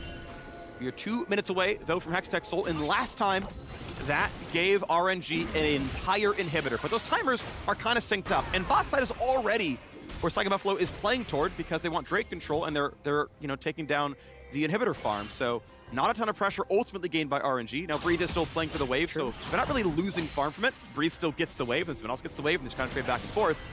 And now, the way, Xiaohu walking up, information known. He might go. Shogun has flash, but no longer is able to get a stopwatch this game. Yeah, the longer the game stays in this state where, like, even though they're not losing anything yet, they're kind of constantly at risk, Saigon Buffalo, because they have so much less vision, and this could happen. Passive's down already. This is, I think he might just be dead. They don't have Lily TP. They can't force him to revive, but Breathe knows he can be collapsed upon and decides that he should let Froggy get up after all. Ulti down for Breathe. Yeah, and Ghost used as well. 9 seconds on the TP for Lilia. TP up for Zac. Oh, it could be a flip. It's fully on vision, though. Yeah. TP is burned. So that is a 4-minute cooldown forced out of Froggy. With cooldown boots, it's shorter than that. It's 3 and change, though still decent amount of time has been gleaned with that one. We'll see if Lily can actually play the bot lane, but the resets come in, T-minus 45 seconds. Drake is coming up, and guess what? Yeah. It's again the chance to exit soul for RNG. Yeah, this time Infinity Edge is completed, and this super minion that Lilia is currently clearing, that is the last super minion wave. So even though the inhib isn't back up yet, they have stopped spawning, so there won't be the super minion threat, but it's going to be exactly the same situation.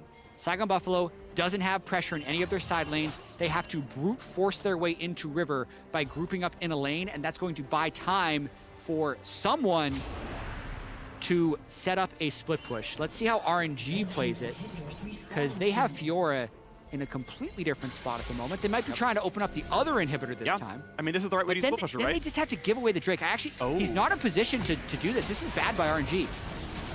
Yeah, they're gonna try and get Baron, but they're not even there. Like, Vi is behind the Dragon Pit. If they were trying to, trade for Baron, I think he should have already been there. catch it. I think they can force a fight here. Well, we'll see. Timer's going down as fast as it can. Gala definitely very lethal. 6,000 health on Baron. 5,000, 4,000, 3,000, 2,000. Baron claimed. RNG cross maps the required Drake answer. Again, this is one of those like acceptable trades for Saigon Buffalo, even if they get it. I didn't have my eye completely on him. I'm not sure if they had to hesitate to walk in since RNG had laid that trap earlier. They weren't sure if it was a Baron rush or not. But it's just, again, about kind of buying time. They themselves now have 2 Hextech stacks, so extra haste, extra attack speed to improve their teamfight power, and just need to withstand this split push moment while Baron is alive for RNG. We'll see if Shogun gets himself towards Bloodthirster or a Guardian Angel. I think both can make some sense in this context, but in a lot of cases, I feel like with AD carry, if your GA is popped, they just kill you on respawn. But if your team is threatening enough, sometimes you just need those 4 seconds, and it's actually going to work for you. We'll have to see which one he decides he wants. You can always rebuy his stopwatch. Yeah. It'll be broken, but it'll switch into a GA. 8-5. 6,000 gold difference, though, right? Baron has grown that gold lead. And a death cap completed by Xiaohu Silas. We know from last game when Zeka got his death cap on Silas. That's a pretty big power spike. Also looking at the game clock approaching 32 minutes. If this game gets to 32 minutes and 38 seconds, even if RNG loses, they would still be top seed in the tiebreaker. So they have held on for long enough to at least improve their standings, but they're likely looking to just win this game and get second seed. Flash in onto BNJ, and again, he is deleted in the exact same spot he died last time. Mid's gonna fall. Vino ulti means nothing too threatening anymore, but Leona ulti now stolen away by Silas. Top already pushed in here by the Vi. Oh, this is big. They might get all 3 inhibitors here, or just the game. Already diving in for this one with the team split up a little bit. They get a stopwatch out of Xiaohu, but that is it. Froggy, of course, no passive. Gonna be quite low, has to get to the fountain, and he might get just destroyed. Phillies is gone, Taki is gone. This fight is over, this game is over. RNG will claim the second seed. They will shut Saigon Buffalo down. And it means we know how Group B ends. RNG is the final boss of Group B. They are the second seed. Mad Lions will face Saigon Buffalo tomorrow for the tournament live. Definitely took a little bit of finishing as RNG had a massive early lead, still wins this one in 33 minutes, means they are the second seed from Group B.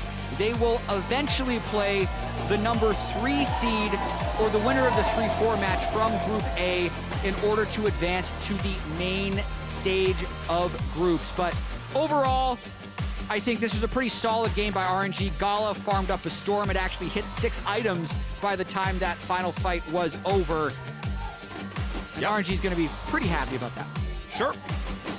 Second spot, they still do have to play a best of 5, as you mentioned. It's going to be a cross against Group A. Yeah. There are more games today. Group B has no tiebreakers. It went clean 5-0 to 0-5, but Group A, we've got that 3-way tie. Fnatic aced the group. Congratulations, they're number 1. Yeah. But Loud, Detonation Focus Me, and Evil Geniuses are battling for 2, 3, 4, and that's going to be coming up next, right? Those are going to be 2 games that decide who faces RNG, or like faces each other to then face RNG, or takes it to the second spot and faces that Mad Lions Saigon Buffalo winner. Yeah, exactly. And as you just mentioned, tomorrow, Saigon Buffalo will play a best of 5 against Mad Lions. Saigon now the 4th seed from this group, Mad Lions the 3rd seed, so they will play a best of 5 to see who cross plays. It's all coming together.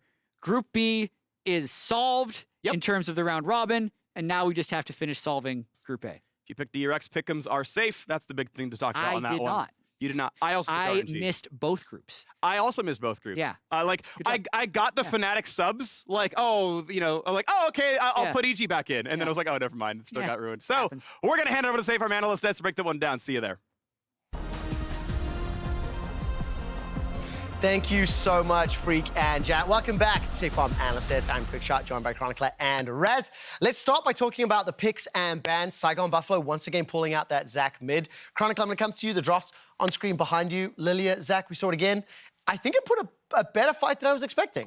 It did. I think with the composition that RNG went for, as we saw, you're going to be looking to mostly 1-3-1. You have not only 2 great side laners, but a Shen to kind of accommodate it as well. Whereas SGB went for a much more team fight-oriented comp. And especially in the early to mid game, I think we saw the power of not only their team fights, but also how much faith they have in specifically Shogun. And he delivered. Yeah, he had a great game. And I think that from the side of RNG, we get to see the Shen support That for me was something that I loved seeing from teams in general. We got to see a little bit of it from QuartJJ in North America, and for me the idea is always as simple as you're playing through sides and your support now has access to be able to tilt matchups, right? Yeah. So it's something that I think has been very successful in the past, and it's nice to be able to see it because, hey, if you use it properly, especially if you think that the enemy top laner is something that Shen does well into, then you have a strong flex. Yeah, completely agree. And I think the first 4 or 5 minutes of the game, I really thought it was going to be just a one-sided stomp. I wasn't 100% sure the Buffaloes were going to put up a strong fight. If I could bring a replay up, but I would like to bring it up paused because I just want to set the state of the game. As we went into the team fight you're about to watch, SGB were down about 2k gold. The game felt to me like it was start to run away, but Saigon Buffalo actually win this fight. Rez, talk me through this and what you thought could have happened at this 50-minute mark. At this point, it felt like every fight was working for RNG. We can run the clip as well. Exactly. As we're running it, you can already see the 2v2 heavily in favor towards the Fiora side, even gets the slow attack speed slow reduction.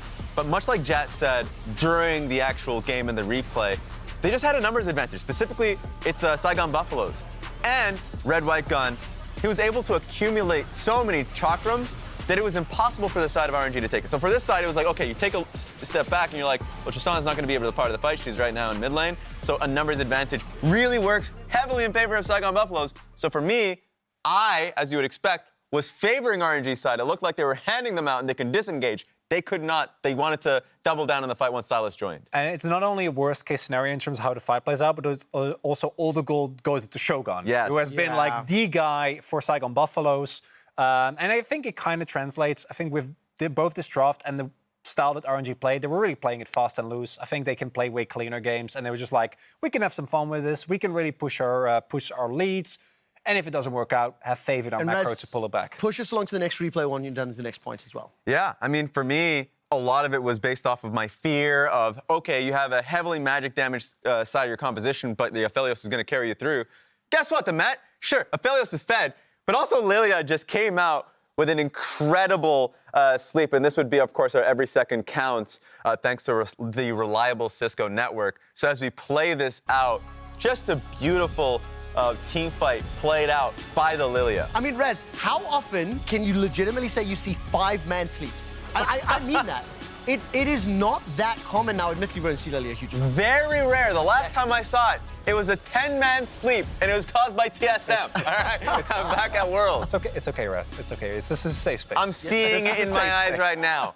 But yes, that was beautiful. The follow-up is even better, and those two plays made me believe that Saigon Buffalo could push us into that upset. There is an argument to be said that the expectations for how DRX and RNG were going to play the game out versus how Mad Lions and Saigon Buffalo put up a fight. Yes. Mad Lions and Saigon Buffalo put up a bigger fight than was expected. Ultimately, the result came out the same. I'm not trying to be an apologist or anything along those lines, but Saigon Buffalo in particular, I think looking way scarier than I was expecting. You can see on the post-game breakdown, at 20-25 minutes, yes, that gold lead spiked to 4 or 5K, and then it ran away from the Buffaloes, but ultimately, they put their heads up high. It does mean that the groups are now wrapped up. I want to take a look at the standings in Chronicler. When we take a look at the 1st through 5th, what do you make of this? I think it played out a little different expectations in terms of maybe DRX RNG, but ultimately that's what we were expecting. Yeah, that's the only one. DRX being more consistent really only sold the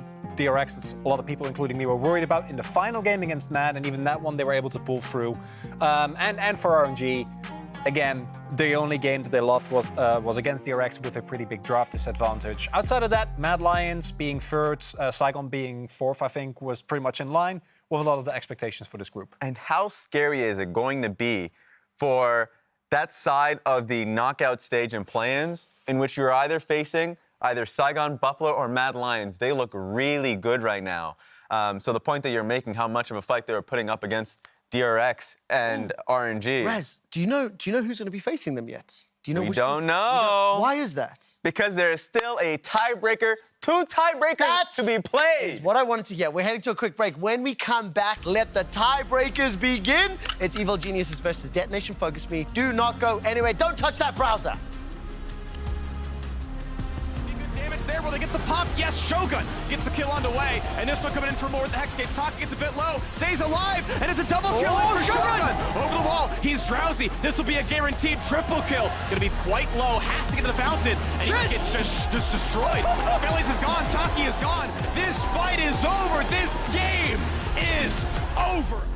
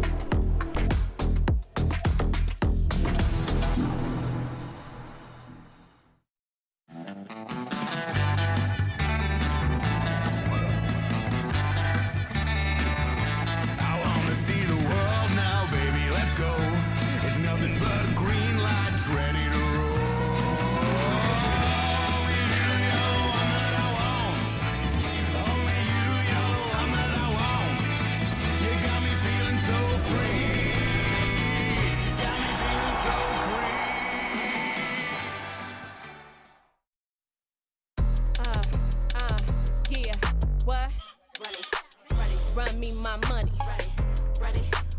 Run me my money. Run me my money. Yeah, yeah, yeah. Big bad money maker, working hard for all this paper. Check my stats, I'm kinda major. Can't nobody do it greater. I can make your body rock. I'm the boss, I call the shots. Doesn't matter what it costs, baby. No, I got it.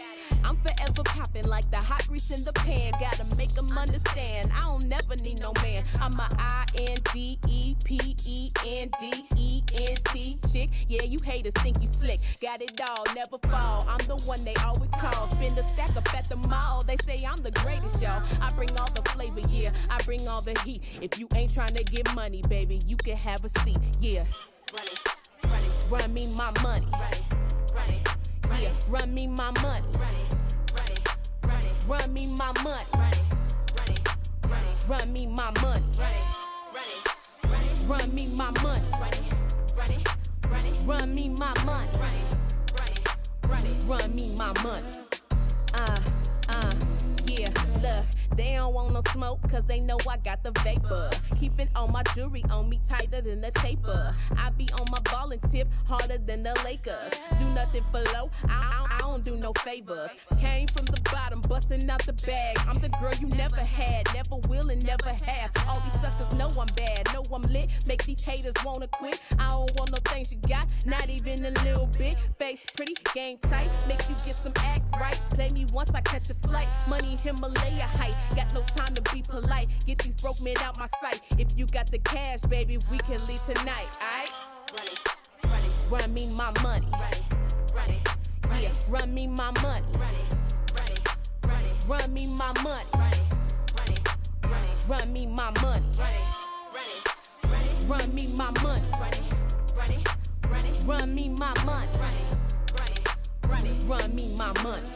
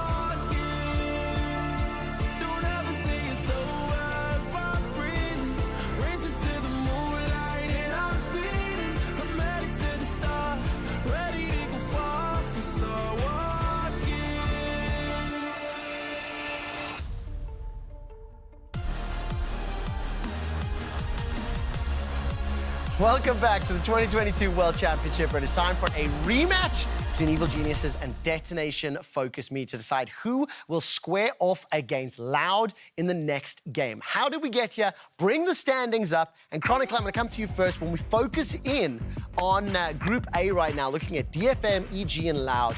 3-2, 3-2, 3-2. What's the biggest surprise you have when you look at those standings? I'm going to cheat. I'm going to do two. Fnatic being on top of the group actually surprised me, not because I don't believe in Fnatic, but because of everything surrounding. Yeah, with the substitutes and everything. Exactly. Them coming in, I was worried. They overcame that and I think should be on the top of the group. And it's got to be Loud, right? Like, I didn't expect Loud to put up this much of a fight. Detonation Focus Me and EG, I think, were very much expected to be around this position. Loud getting it done. Super impressive. Yeah, I mean, I share the Loud point. The fact that it shows in the bracket the fact that they're under, but really that's just, alphabetical. They are right now in the best position of the 3-2 teams. They're the final boss. I also would say I'm surprised with Detonation Focus Me. They're the one that put the clown nose on me, so there is a shock there. You know what? I appreciate you calling it out. I will say now, as we take a look at the schedule, a reminder, as this is the battle for seeding, 2nd, 3rd, and 4th, all three of these teams will take part in the bracket stage of play-ins. What we are looking to do is sort out the seeding. Who will be the final boss? It's whoever wins this bracket between Loud and the winner of EG versus DFM, as well as 3rd and 4th, who will face off against Mad Lions and Saigon Buffalo. In order to set the scene, I'm going to ask my analyst in a moment to give us some keys to victory. Then I'm also going to allow each analyst to rebut, debate style, the arguments put forward. But before I do that, I need to ask you guys at home, who will win this game? I'd like you to type in chat right now, DFM or EG. Open your chat boxes, DFM or EG. We will be tracking that. And once you've heard their monologues, I'll check in with what you guys are saying at home. Gentlemen, are you ready for this one? I'm damn ready. Raz, I'm going to start with you, as we are in North America and EG lost that game earlier to bring us here. So what is Evil Genius's keys to victory? Buckle up. Because for me, the first take is going to be to put Inspired on some engage. So what is that going to look like? It's going to be a J4, you can do a Maokai, hell, a Vi. We saw his Vi performance during regular season. For me, it's a standout. He is the playmaker. He is a shot caller. Put him on something that can make fights happen easily. The other one, to me, play the solo lanes on sides and prey on Yaharong. Even when you were watching him in domestic play, I felt as though, Yaharong, who's predominantly a strong, control mage player. Yeah. I felt like when he was put on sides, especially versus Sengoku Gaming, struggled a little bit when they went towards some more assassin picks that Jet could play. And I feel like that is specifically something that Evil Geniuses are really good at, playing around Jojo Pion, and you can play the map a lot more, better. That's where the third one comes in. Slow down the pace of the game. Be a lot more disciplined. When they took that loss, a lot of it was based off of them taking a winning fight and then inching for more. And that's where you want to stop. You don't want to see Kaori doing what he did last game and just jumping into the enemy jungle thinking he can get a kill, right? All right, let's move us along really quickly. Let's go next. Because Chronicler, prepare for your rebuttal. Keep it in mind. I want to hear it after this next bit. How does Detonation Focus Me win their game? So, very happily, I'm actually going to start with my third point because it ties so nicely to what Raz was saying, which is track Inspired. You got to really make sure that you know, because I think Inspired is by far, in terms of performance at the moment, the strongest part of EG. If you can keep track of him, make sure that he doesn't take over the game, then it becomes much more harder for EG to play. Secondly, I think Eddie today showed that if he gets resources, he can carry, is looking in really good form right now. And Impact, I think, has not been that great thus far. Getting counterpick for him would be big. Finally, enable Utapon. Utapon, in terms of team fighting, is still looking incredibly strong. Make sure that either Steel pays a lot of attention to the lane, he gets a comfortable matchup, or Harp, make sure that he actually gets the peel. I believe we have less than 90 seconds to go, and I still need to get predictions. So, Raz, you have an opportunity to rebut any one of the points just brought up by Chronicler. Just particularly the Utapon point. In a lot of the team fights that we've seen from Detonation Focus Me, they struggle when there are multiple flanks, threats, or oftentimes they won't be on the objective first. I think that's something that they will struggle with going into this one. I feel like it's going to be hard for Utapon to be enabled in those fights. And if I had to rebut Raz, which I assume what I'm doing here, I would personally try to keep the pace of the game high. I actually think that NA, if the pace slows down, gonna get in their own heads. They don't have the best track record when it comes to international tiebreakers. You call them chokers? I think you gotta speed it up and don't think. Quickly just go. scroll prompter down for me a second. I missed that number. It's free. I think it's free and 9. 3, in international 9, tiebreakers. in all-time international tiebreakers. Now, I want to check in at home. This might be a little bit of a one-sided post when I think about I don't want to see this. What? DFM? 52%. Yeah. I did not expect that. What time is it in Japan? Can anyone tell me that? While I get my predictions from my analysts. Well, North America's wide awake. What's happening here? That's what I'm thinking. Hey, listen, I saw some flame from Mark Z on my Toyota sales pitch. That's going to be problematic. I'm going to come to you, Chronicler, now. Who will win this game? DFM, record for North American tiebreaker is horrible, and they already won today. I can tell you, by the way, it is 11 a.m. in Japan right now. Thank you so much. They are wide production. awake. Both regions wide awake. Is EG going to do it? Where's your prediction? They will do it. Evil Geniuses will take this win. All right, now I want to figure out, are we ready for picks and bets? Yes, we are. Ladies, gentlemen, and everybody else, welcome to bonus content at Play-Ins. Freak, Jat, take it away. They all need Cloud Noses. Thank you very much. Welcome back for our last two games. The days we figure out who is going to be getting second, third, and fourth in Group A. And as we head into Champ Select, check out DFM's pick New Genesis by Otto as the song that represents their play style on the official LoL playlist on Spotify. You also check out all the other teams, so you can have that one going on. I have a fun Did You Know? Jat, did you know that Japan is both farther north, south, east, and west of Korea? What? Yep. Oh, because it's so long. Yeah. Okay. There's so many islands. Cool. Yeah. Yeah. Just FYI. I learned that one a week ago on Reddit. And I wanted Also, to share. California's really big. California's really big. But this is everything. Yes, it is. Yeah. Finishing in third or fourth doesn't matter as much, but not finishing second is the most important thing, knowing that RNG is sitting there as the number 2 seed. So there is a theoretical world, actually, where, like, the winner of this just loses to Loud anyway, and then these two teams would actually play another best of 5 tomorrow. That's the way this is set up. But the real goal for these teams is to win 2 in a row, because the second seed is everything. If you win 2 in a row, you dodge RNG as your final boss. Correct. If you can't do that, you are going to be facing RNG as your final boss in a best of 5. That is your only route through to the group stage. That is what matters. Fun sets coming through as Maokai, Mimu, Yumi banned on the one side, Azir, Kalista, and Silas banned on the other. Of note, EG are undefeated on blue side at Worlds so far. They are 3-0 on blue, 0-2 on red, as they had a faster average win time than DFM. They got side selection, I'm assuming, and chose blue as a result. They get first pick for Aatrox for Impact here. Looking pretty good so far. Yeah, and the reason that Loud is the top seed is because they had the fastest average win time of the 3 groups that are tied, for those of you that are wondering. And some very notable differences already in this pick and ban phase. There was the post-game interview that Vulcan gave after the loss they had to DFM today, where he said, yeah, actually, we greeted and didn't think they would play Yumi because they hadn't played it in the past. Yumi then had a huge influence over that game, so right off the bat, bam, they bammed the Yumi. Also, Vulcan mentioned Impact had a really good game on the Aatrox, but they couldn't support him in carrying it, and that's what they lock in right away. I wouldn't be too surprised if the third pick from DFM is the Gnar, once again, because Evie had such a strong carry performance in team fights with it, and it would probably be banned by EG on the 4-5 if not taken right now. But what about playing team? Well, all right, what if it's pulling ADD? The other thing is, Set support is a very aggressive bot lane pick. Kai'Sa Set, super strong level 1 and level 2 against Aphelios Thresh. Once EG locks in the support, there's a huge amount of pressure to try and match that role so you don't get things banned out straight off the bat. But that bottom lane is actually going to be decided pretty early. Kai'Sa Set's going to have to all in a lot. Harp has an all-time 6-4 record on Set, his 4th most played champion in competitive. So actually, a lot of comfort for him as they fight to get an easier road through to the group stage here at the World Championship.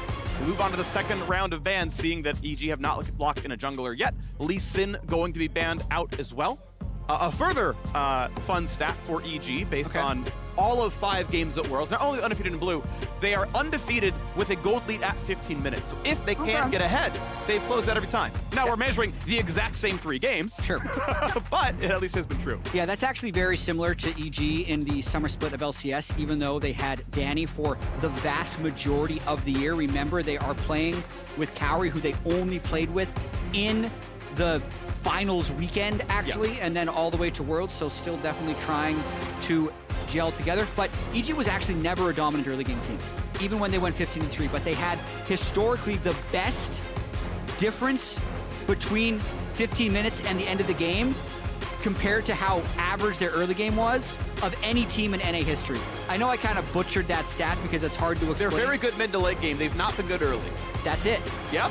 To historic levels. Indeed. And we'll see if they can make this one happen here as well. Obviously trying to get revenge on DFM, who had beaten them recently. This could have been the EG Fnatic tiebreak for first if EG had beat DFM earlier today, but instead we find them in the battle to fight for second, third, and fourth. Yeah. The Gnar that you mentioned is going to be up, as instead the bans went toward the mid lane. And that is what EG wanted to get rid of, was options away from Yahara. Yeah, that's a bold choice, Cotton. We'll see how it plays out for him. Just giving him Gnar once again. No Yuumi to empower him, and also somehow Akali is here. So that's also a bold choice. Silas banned right away, but Akali for JoJo is also incredible, even if they are blind picking it here. They think it's good. I think it's good. Obviously, jungle would be available. And obviously, it's blue team. They have to go on both no matter what and decide, yeah, Akali, we don't think you got the answers. Obviously, the Ahri ban, the LeBlanc ban, I think getting rid of things that would be good there. Skarner, of course, could be an option. I believe we have seen him play it earlier. Not this split, though, to be fair. I think that was the Danish jungler on Team Liquid, Santorin, who had played it earlier on. But Trundle, the hover now, I think, reasonable against as many walking beefy champions. Actually can do quite well into Gnar. Gnar often needs to hop, get away from Aatrox ganks, and then you just kill her afterwards. That's flash down, so decent interactions there. You can slow up Hecarim. You can kind of just keep Set from doing anything. There's some decent interactions and enough good ult targets. Yeah, I think he's specifically best against Set. Set's engage is often flying into the enemy team. You then pillar the rest of them, ult the Set, oftentimes taking an aftershock, or even if he doesn't, he's just even more squishy and then you blow him up. But you can see right now, DFM heavily a dive comp. Set, Hecarim, Mega Gnar, and Vex can all proc a plasma stack for Kai'Sa to fly in for an assassination. So Vulcan is going to have his hands full trying to keep Cowrie's Aphelios alive, and I think that's going to be the general theme of this game. DFM trying to kill Aphelios and seeing if it works. Now, Vex the counterpick to Akali. Of course, naturally good against dashes. Try to the passive, get the fear, interrupt him mid-ult, things like that. Definitely favored, especially in the early game, if the opponent can stay alive. Akali does scale incredibly well, but we should expect Yahara to have some priority here in this lane. Should be favored if all plays out well. And maybe part of why they let Akali up, he's like, you didn't get rid of Vex, okay, we're happy. But the comps are locked in. Cowrie back again onto Aphelios, his all-time most played champion. Of course, a good late game carry. And certainly EG scaling is there. Yeah, and the Aphelios Thresh lane is a bit of a throwback. Thresh has been basically vacant from the meta, but from playoffs patch to now, I think close to 100 damage at rank, or sorry, close to like 40 or 50 damage at rank 1 for his basic abilities has been added. Death Sentence and Flay have both been buffed at level 1, so the all-in for Thresh is going to be a lot higher, which can help him be that lane dominant support. Indeed, the rank up on Flay has gotten really good. As far as Philly is concerned, maxing shield and or Flay for second seems to be his best road about it. We'll see if that's what we want to go for onto Vulcan. But it's not exactly do or die, but if you lose here, your road to Worlds must go through the MSI champions Royal Never Give Up. They are waiting for you if you can squeak through the best of 5 tomorrow. And so every team wants to win now and then win in 1 hour's time against Loud to secure the second spot in Group A. It is a pretty crucial set of games here for both EG and DFM. Yeah, very high pressure play-ins, a very punishing, difficult qualification stage to group stage. And if nothing happens in the early game, I have a bit of a rant. Great. Just a small rant on the way some fans perceive major regions versus non-major regions in play-ins, because historically it is very close, and actually to me, EG losing the group stage to DFM or even losing this game would not be a shock. So literally last year, DFM won their play-in Group B over Cloud9 3-1. They lost the group stage game to them, but won the tiebreaker against them. Yeah. Cloud9 then went on to still qualify and actually make it to quarterfinals, despite what happened in play-in. So DFM beat a quarterfinal team in play-ins. But as Yaharong thinks about going for this buff, they just get a word on Raptors. It's not like 2021 was an outlier of major regions having slip-ups or struggles in play-in. 2020, Mad Lions, a European major region, went 1-3 in groups and then got eliminated. But here's Seth. Oh, but he's already... But here's Inspired. They know It's a about bait. the plan! I can't believe it! Was this research or what? Because he's got Pillar, and Harp doesn't have Flash. They gotta have this kill, and it's first blood already for EG. Absolutely mind-reading by EG in the level 1. All right, I'm pausing my story to talk about this because this is knowing the matchup, and it is a little bit of a bluff. But so either way, this is good for EG's bottom lane because if Set, Kai'Sa do not all in at level 1, they are stuck under their turret until at least level 3. That's just how the matchup goes. Thresh is ranged, Aphelios has more range than Kai'Sa's, they push the wave, they harass them out. So what Set does is he E's level 1, and if he can flash stun, they can actually kill you at level 1. So they wait in the bush, EG pretends they're not reading it, but Inspired is there the whole time. But it is fairly predictable just based on knowing the matchup. So I love that play by EG to pull that off and get first blood. All right, well, sad is, though, Inspired is down a jungle camp, chat, and Steel going through a ward. Cowrie. Have they skilled Lantern? I don't think so. That's fine. I think it's QE. No, it is. Actually, it is WE. So yeah, Vulcan does have Lantern. Thank you, Observer. I'm not logged into the game, so I couldn't check. But Jat is. I could have just cheated over on his side. But yeah, WE start for Vulcan. So hook at 3 will be his option. So yeah, it was always safe. Of course, Flash is also up for both. Evie pushed back, lands Q2. Nice by Impact. No way to get Q3, so walks back. Yeah, EG bot lane didn't even need to burn Flash to get that kill. So they are really going to be set up for dominance in that bottom lane. Also, Inspired didn't get counter jungled either. So really just an incredible start for him. Now pokes out top lane. Evie should be able to escape. He is hugging the wall. Pillar is on, hops over it, and then Flash at the end of the same. But that is still Flash down. There's health bar down. There's Evie taking a pretty early recall. And Impact is like chilling with the wave that he's going to farm, no problem. This is going to force TP out of Evie. Wow, Inspired domination at the start of this game for sure. Amazing read on the bottom lane play and then still getting the Summoner Spell top lane. Back to World's history. Yeah, 2020. Mad Lions goes 1-3, then loses the best of 5 to Supermassive from Turkey. Then also LGD, even though they eventually made it through to the group stage, was 1-3 in their play-in group, losing to PSG Talon, Unicorns 11, and Rainbow 7. So 2 major regions had significant losses in the play-in groups in 2020. In 2019, even, Splice got pushed to 5 games against UOL. They lose one of those games. They are not out of play-in whatsoever. They also advanced all the way to the quarterfinals. 2018, Cloud9 has to go to 5 games against Gambit in play-in. That team made all the way to the semifinals. So, like, the point here is actually every year, play-in is always incredibly tight. Yeah. And it is by the skin of teeth that teams make it through. So I personally hate the memeing that happens as soon as there's the chance of a, quote, misstep by a major region, when it happens literally every year, because non-major regions are actually good. And people are not willing to admit that. So this is a competitive matchup. The next game will be a competitive matchup. And to me, the conversation should be about the winners. I agree. I think well put, and I'm glad we got the rant out there, Chad. Thank you very much. I'm sad Twitch clips are... Oh, good! Bye! Speaking of winners, Jojo Pyun solo kills mid lane in a counter matchup. And also, Jojo Sakali's really good. Yeah. So they probably should have banned it. And EG is trying to pop off right now. All right, triple stun comes Big in. stun. Dagger going to be grabbed. TP coming down as well. Trying to burn down the AD carry. Heala's on cooldown for 5 more seconds. Autos come into the fifth second plasma. Can't go through. But can they get the rest? The cleanse comes out from the fear. Cowrie, 1 hit from dead. Ulti's going to land. And he's going to reset it, but he can't go to the tower here. It's a 1-for-1. Both AD carries dead. Both AD carries dead. Minions dropped for both. Yaharong, very nice teleport right there. The natural recall put him in position to be able to teleport back to that wave. Not quite accounted for, I think, for EG. That felt like the slowest turret dive in history as well, partially thanks to the triple stun by Harp's set. And Jojo's got to watch out.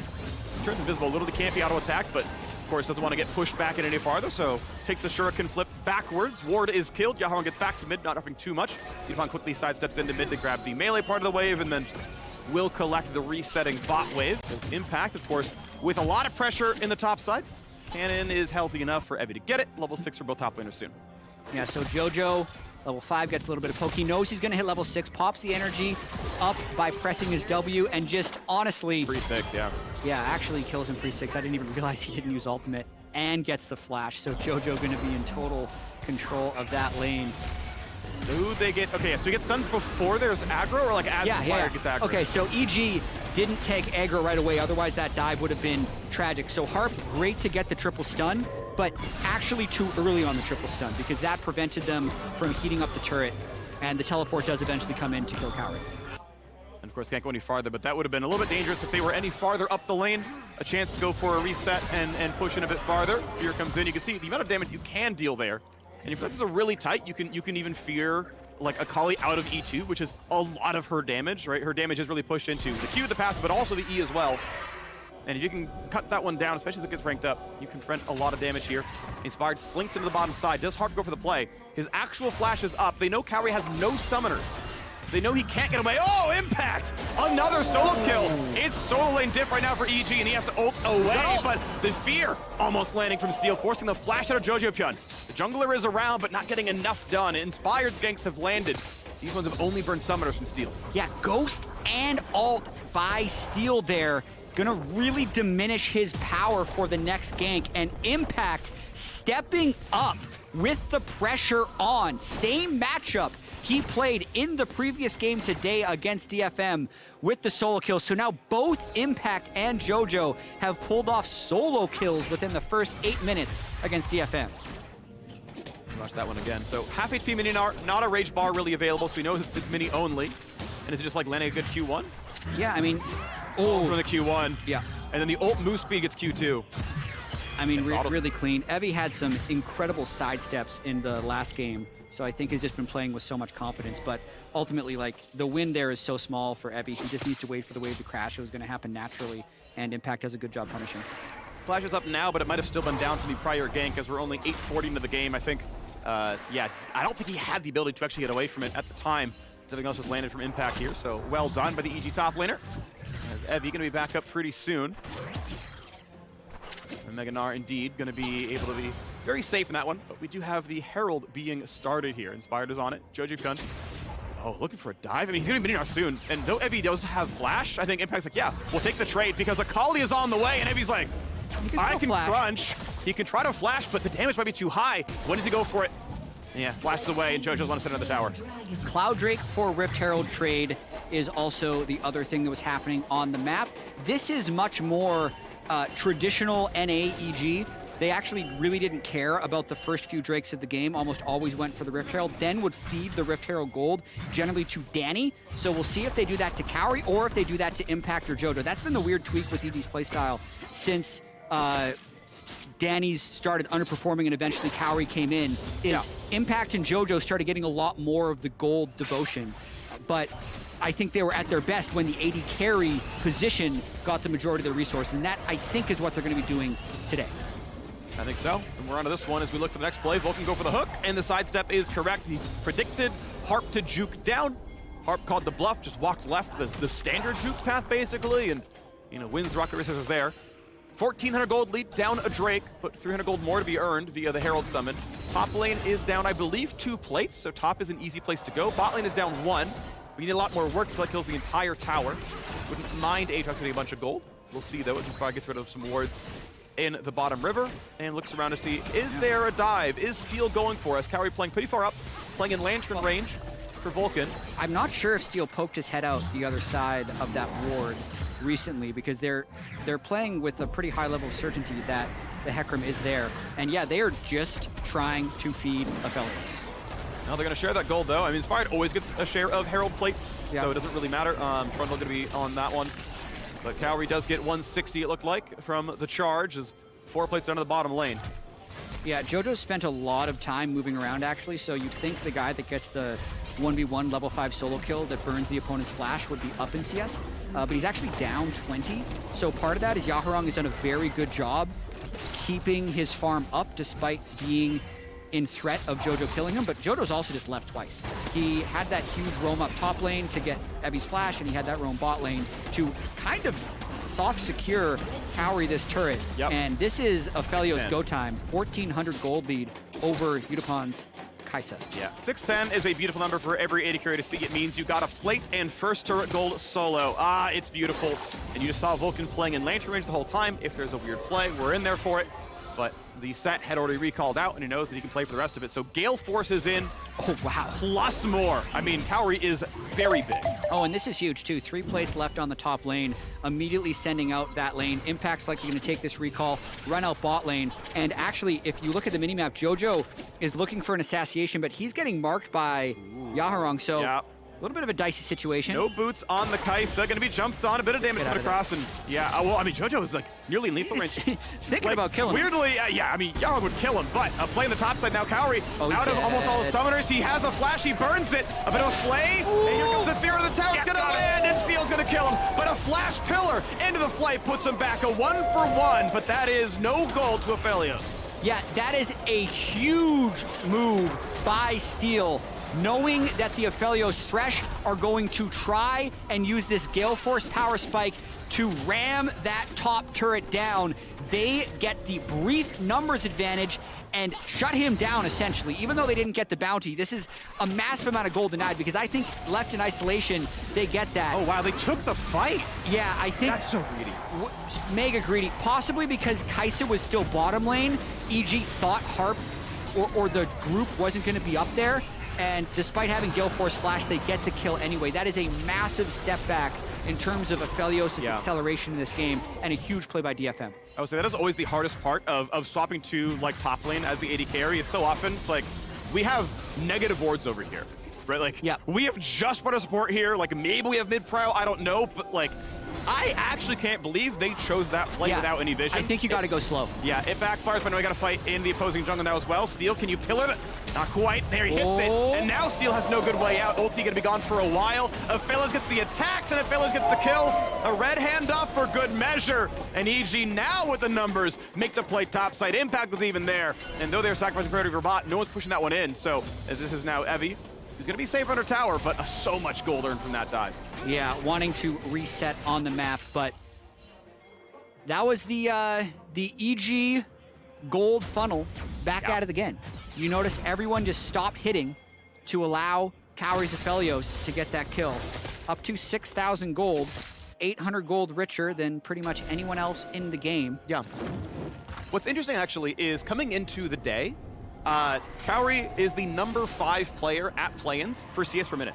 He's actually been able to farm. He's actually he's at 9.9 across a bunch of games, where he was, to be fair, they were 3-1 coming into the day, so okay, he's probably got a winning record and had a lot of control, but he has at least been able to acquire farm. To your point about them funneling gold, I think I agree. Like, it's been more the impact show than it was in the regular season and during playoffs for most of it as well, but he has at least gotten his farm up and finding, oh geez, comfort on Aphelios, but Yaharong, that's huge, gets the assassination. Steel wants a bit more. Vulcan does not get ulted upon. No Ghost to get the rest of the way into range. I don't think you can dive this one with the shield. I think it's going to be okay. Indeed, no play. Very critical that DFM keep finding angles onto Cowrie. They have basically their entire composition devoted to that. If they can keep his flash and cleanse close to cooldown, and if he keeps not necessarily playing around the right lantern range for Vulcan, that's going to continue to be a possibility. Remember, Evil Genius's Academy was where Cowrie spent most of his summer split. So this is vastly a higher amount of pressure than he has been experiencing for most of the year. And I think these last 2 moves after getting such a great early game have been a setback that keeps DFM in the game. And as we move on to this one, second Drake of the game has spawned. EG, of course, have already used up their Herald claim. DFM cross-mapped it for the Drake. And now we can see the second one under fire relatively soon. We saw Inspired look for a second, dropped it away. As Cowrie shoves in the mid lane, they maybe have the space for it. I mean, Vex is playing so far back on her lane right now. We know it, but the vision's not there for it. The EG have complete control of this dragon. Yeah, no Mythic on Kaisa still, so unless they get another huge pick onto Cowrie where they can burst him out, there's just no contesting this one. Really just need to watch if EG plays this clean. I think they have the tools to be able to win this game. The mid prio should be fairly easy to accomplish with Aphelios Thresh in their current power level. They just need to play properly in lantern range, and they can get it done. You're gonna get it. grips himself the Drake. I know Baron gives local XP as well as global. I don't know if Drakes have a lot of local XP. They might have been trying to funnel Jojo on that one as the second Herald is up. The fight might be coming in soon. It's going to be Inspired Lantern, walking up. Impact wants to be in. What's the front line looking like here? First W misses for Yutapon. There's the dunk in the Huge first line. by Harp. Gets a lot done. The punch comes across, a flash away, and it's Yutapon chasing him, and a Lantern gets him out. Vulcan somehow claims the kill credit, but this team fight's looking beautiful for Evil Geniuses. 2-0. Big goal for Evie. Hook's not going to land, and Cowrie's in a weird spot, but from the back, Impact knocks him down. EG are up 9-3, and they're about to send DFM to the 4th seed. What a crazy fight. You could really see DFM one at a time taking their shot at Cowrie's Aphelios and just duck, juke, and dive. I don't think I have those three correct, but that's essentially what he did. Lantern coming back off cooldown for Vulcan towards the end of that to secure it, and DFM actually burned everything and still didn't take him down and lose the fight 3-0. Dodge, duck, dip, dive, and dodge. Well done here by Cowrie as he starts the poke, and yeah, they know Lantern's down. It's like, all right, buddy, you got no flash, I think. That's why you're the play-by-play. I actually like the angle that Harp finds here. Inspired can't give this angle in the future. It's really important for the front line not to have a straight line between themselves and the carry, otherwise Set can ult into him. But Cowrie did have Flash Gale Force, so he's able to avoid the fight overall. The amount of mobility that Aphelios had in that fight is pretty absurd when you think about it. Misses the Q on Yutapon, but still really difficult to bounce close enough to kill the Kaisa and buy time, but not get in range of the turret. Yeah. And gets it done. It's huge, though, that Yutapon doesn't have Mythic there. He went for the Serrated Dirk for laning power, but it delays his Mythic and doesn't have the damage to win the fight. Yeah, it's weird. It like delays your Mythic, but it also lets you get the Q evolve. Because you're like waiting which to, he like, used on the minions. Right. Yeah. And could have done more damage theoretically, but like, oh, it's so rough. And like, yeah, it is what it is. He is now here with Kraken Slayer. This is more of the frontline fighting version. I mean, you're going through a Trundle and a Thresh, I get it. I have to imagine it's Lantern Max for Vulcan. Those Lanterns are coming up so quickly that I imagine it's W Max for him. You were correct, sir. So yeah, 11.4 second cooldown currently. Definitely solid stuff there. So expect that he's going to be playing as a defensive option. Is the reason his AD carry live now. Joji Pyun, ult E, gets a lot of distance, goes back in for more. Voice of Fear buys a bit of time because now Impact has arrived. Knockup's going to land. They can't quite kill Steel. And Evie now back to Mega Gnar, but Inspired with the pillar. He can't dive that tower yet. Yeah, definitely trying to send in a lot of backup. That's an overall good play for DFM because they get mid pressure. Cowrie and Vulcan were thinking about moving up, but that's a pick. Big hook, and it's a flashless Set with no more escape tools. When does Pillar Crop is the question, because that would lock him down. The auto's going to be good enough as well. There it is. Oh, they got Aatrox. He can walk around. Wow, a pick off onto Impact. Definitely impressive. His flash is up, too, so whatever it was, well done. Well done by DFM. It's a 1-for-1, but a better kill, to be honest. Yeah, and it looked like Jojo also burned his teleport trying to find Yutapon's Kaisa. Couldn't quite get it. This Rift Herald, though, will likely be another turret fed over to the Aphelios. Yes, sir. Yep, 4-3-4 onto Collector's second item. That is going to be more of a like short-term power spike, but long-term going to suck a little bit up against someone like an armor stacking Gnar or Hecarim. But if you're going for power now to push your lead, it's certainly solid. Serrated Dirk is such a good item to rush that might as well complete it at a certain point in time. Just will hurt his late-game team fighting. Joji Pyun gets rid of the wave on the top side and keeps on going.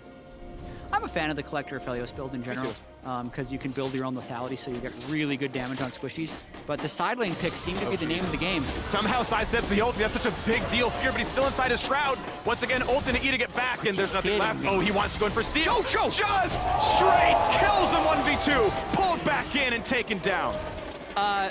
Montage play, yes. Yes. Gold positive? No. No. Because he didn't get assist gold, and the other team did. Still, that's the type of confidence you like to see from Jojo in this moment. He still gets more gold for himself, and in his mind, that is worth it because he will carry the game with gold. So I love that play out of Jojo. That was fun. 3,000 gold difference remains, though, and we have seen comebacks from this amount before, even just today, even just in this group, I'm pretty sure. EG. Wait now for the next Drake to spawn. They did claim the second Drake. We are moving toward Ocean Soul, and the next one spawns in 20 seconds. Jojo's Fen will be alive. He will beeline out of base. But if you are instantly fighting for Drake, he's not there in time, and his ulti pretty tight from coming back from cooldown as well. Yeah, looking at the minimap, though, Steel's Hecarim running out the top side of the map. Doesn't look like they'll contest that. Watching this one more time, yeah. I mean, Impact just wants to clear one more wave before recalling. DFM doesn't recall. I think Impact thought they were going to be on a reset, and it's an easy kill picked up for Yaharon. That's when they picked off Harp, and then, yeah, the Akali who had TP'd into mid nearly catches out the Kai'Sa, but doesn't land any spells in time. Yeah, top left of your screen, you can see top turret traded for the Drake.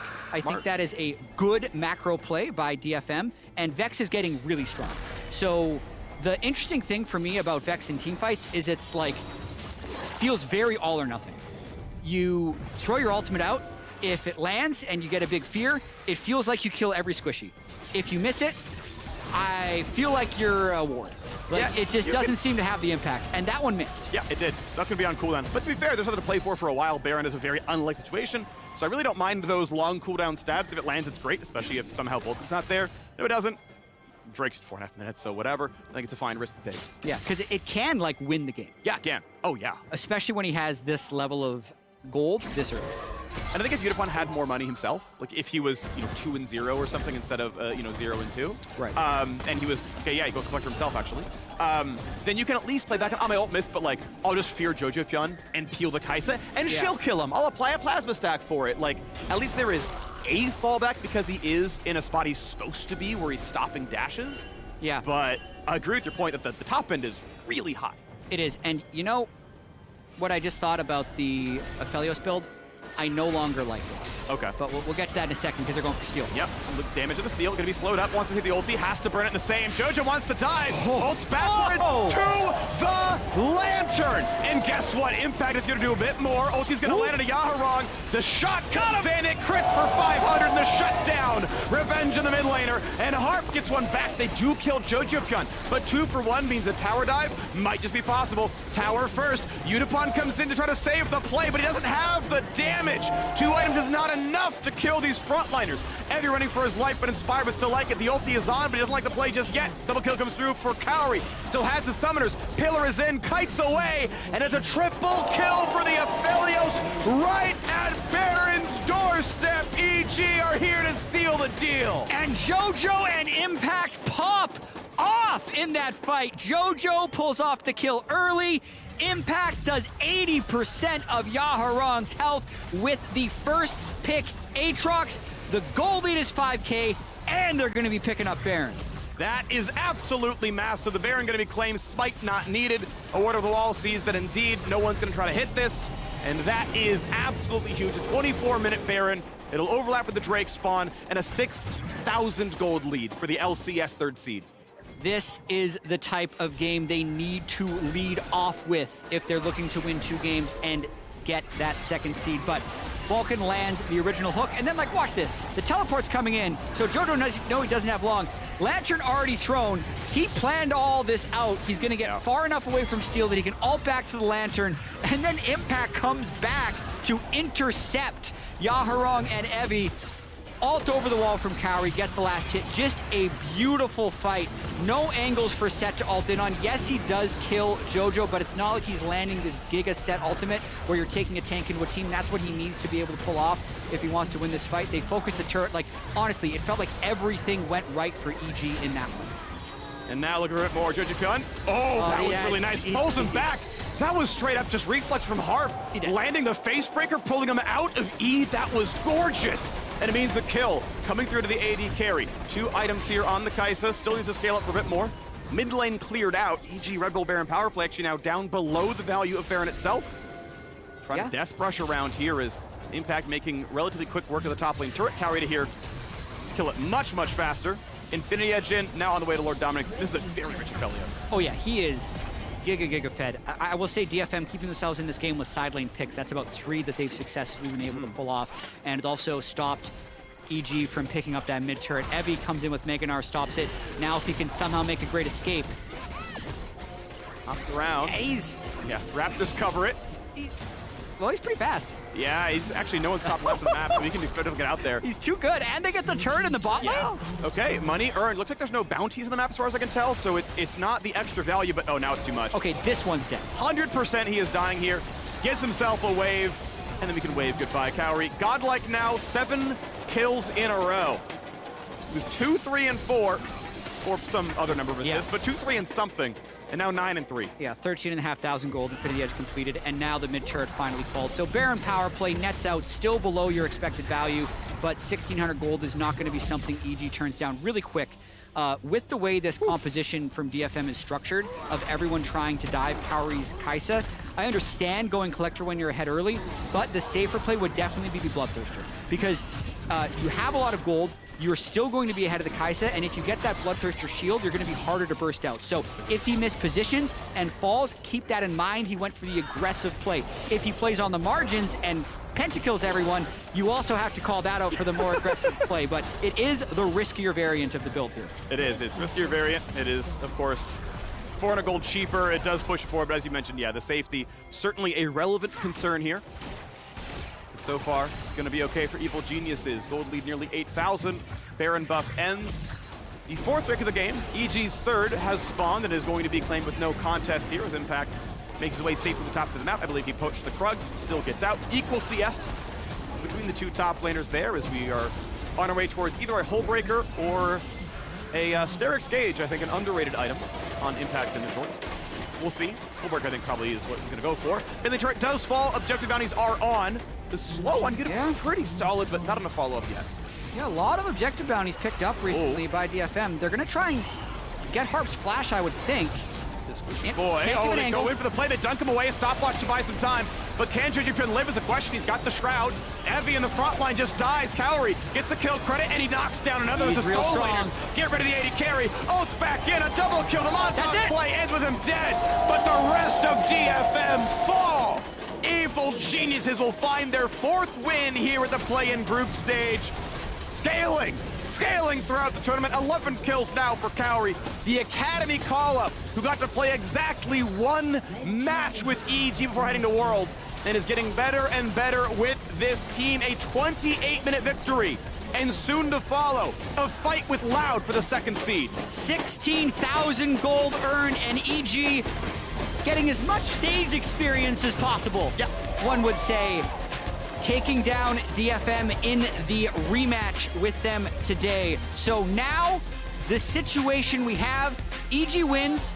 They will move on to play Loud in the next game. Loud will have side selection, though, which is very important, knowing EG is now 4-2, with the 4 wins being on blue side and the 2 losses being on red side. They will likely have to win their first red side game against Loud to get the second seed.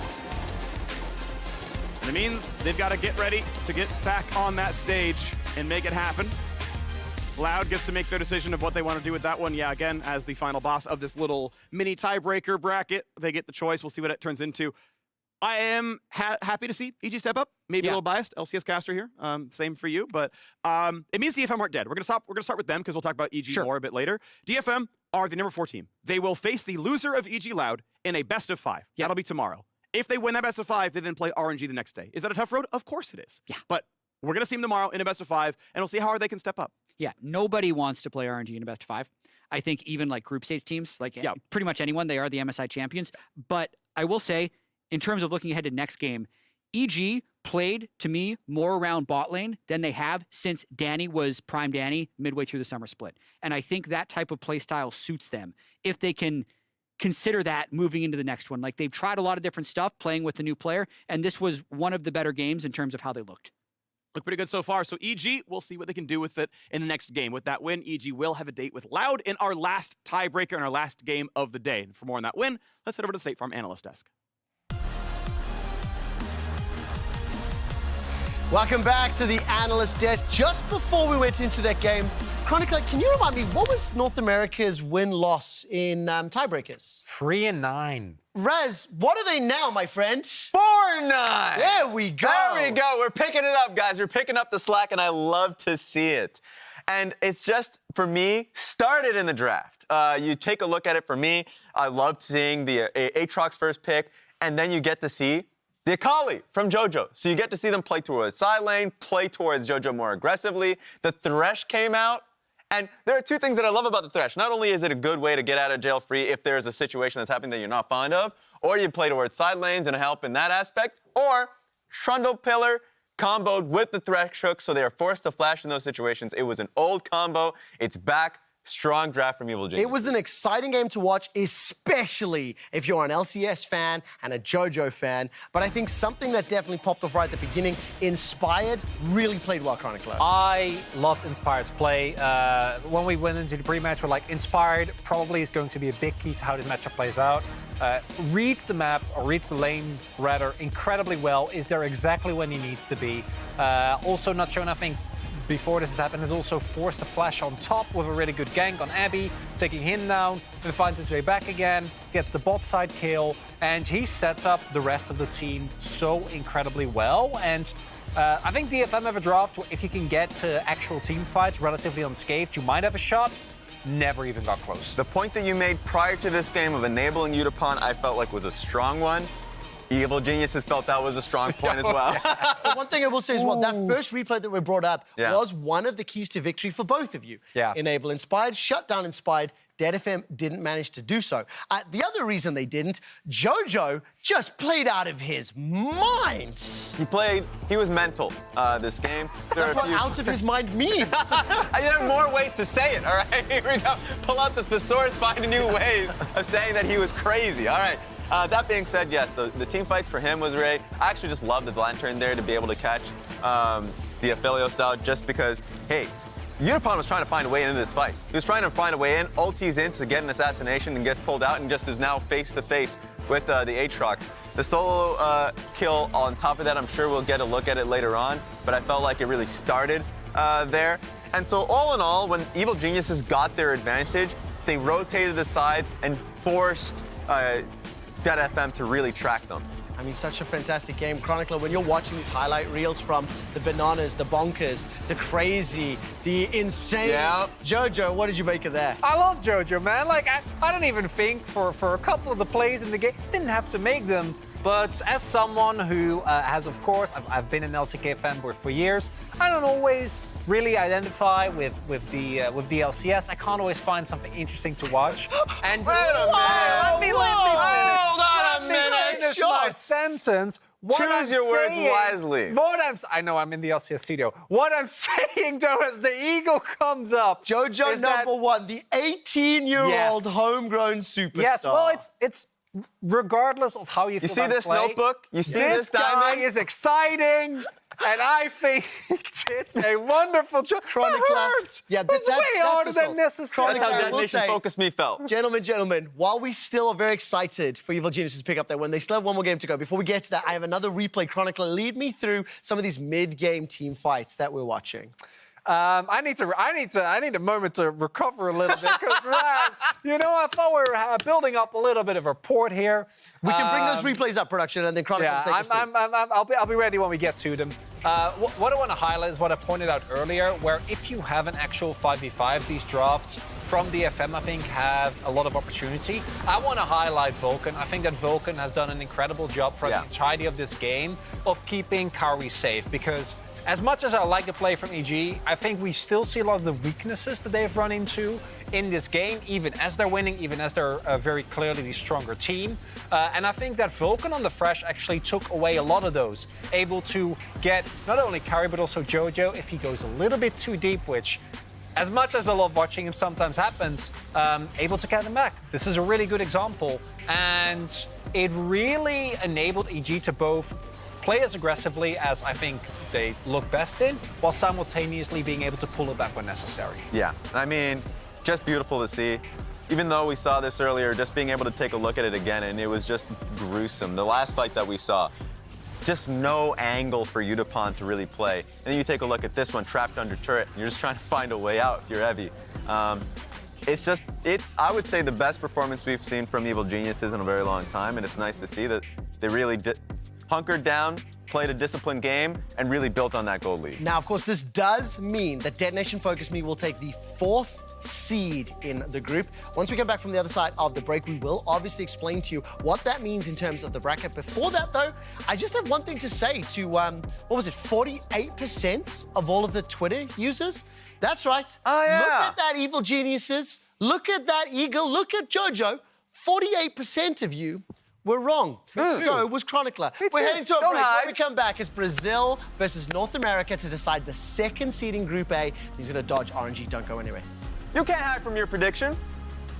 The punch comes across, a flash away, and it's Unibon chasing him, and a lantern gets him out. I'm looking Hacker up. Yeah, I ult the Vex. Can you go to lantern, Jojo?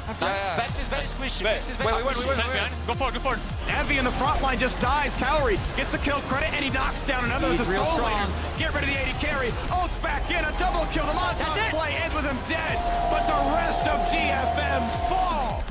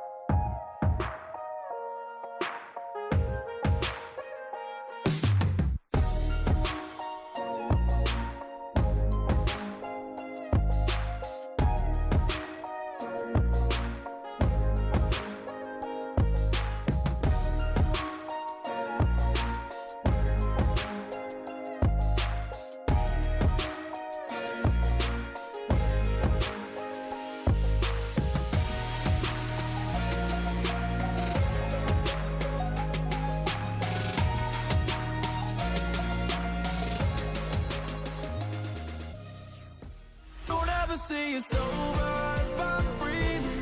Raise it to the moonlight and I'm speeding. I'm headed to the stars, ready to go far and start walking. Don't ever say it's over if I'm breathing. Raise it to the moonlight and I'm speeding. I'm headed to the stars, ready to go far and start walking.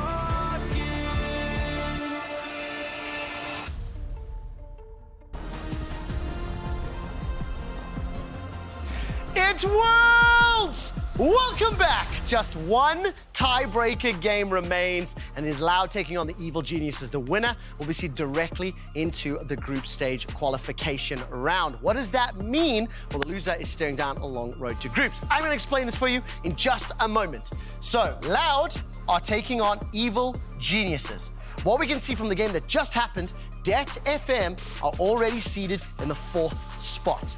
The winner of this game, let's assume it is Loud, will then advance to this matchup and avoid RNG on the bracket, while the loser will then take on Det FM. Well, we can undo that one and make it a little clearer here, shall we? There we go, okay? The reason for this is, of course, we want to have the best of 5 to determine who the 2nd and 3rd seeds are from the respective group. They will then battle the 2nd seed from the opposing group. Obviously, this can get flipped if we clear it and EG win, which I think is what a lot of viewers watching our stream will want. That will then put Loud into that matchup against Det FM. Now, with the bracket explained and making sense, it is time to set the stage for Brazil taking on North America. I'm going to rejoin my analysts. Welcome back. Oh, what's that? As now we step up. Oh, a mid-gap. Okay, I got you. As you can see, Jojo the Bird is joining us. Before we talk about the game, before we talk about the players, gentlemen, I want to ask what this means for Brazil and North America. And talk about what it means for you as an LCS fan and viewer, looking at this, knowing you can dodge RNG, knowing that makes that path to groups easier, and maybe chronicle what it means for the regions. Rez, let's start with you. The first things first, I mean, yes, the stakes are important, but also if you think about it historically, I remember 2015 when CLG was knocked out of groups, but they had to face Pain, and Pain ended up beating them. It was BRTT on his Draven versus the Vayne of Doublelift, and it was from that point forward, you never heard the end of it. So yes, it's important for stakes, but also if you lose to Brazil, in this case Loud, the fans are gonna be loud. They're gonna let you know. And I'd argue that for both regions, you're not just fighting for this match, right? For getting a better seeding. I think whoever ends up facing RNG, it's doomed. I know RNG have shown some weakness, but this team in a best of 5, I think, is too big for anyone in play-ins. I wouldn't even bet on DRX in a best of 5 scenario. So this might be the best of 1 that decides which of the 2 teams actually makes it to groups. I think that is a fair statement to make, especially when you look at the strength of RNG. Yeah. Now, ladies, gentlemen, and everybody else at home, I want you to spam in chat right now who will win this game. LLL, you need 3 of them, or EG. Please consider this.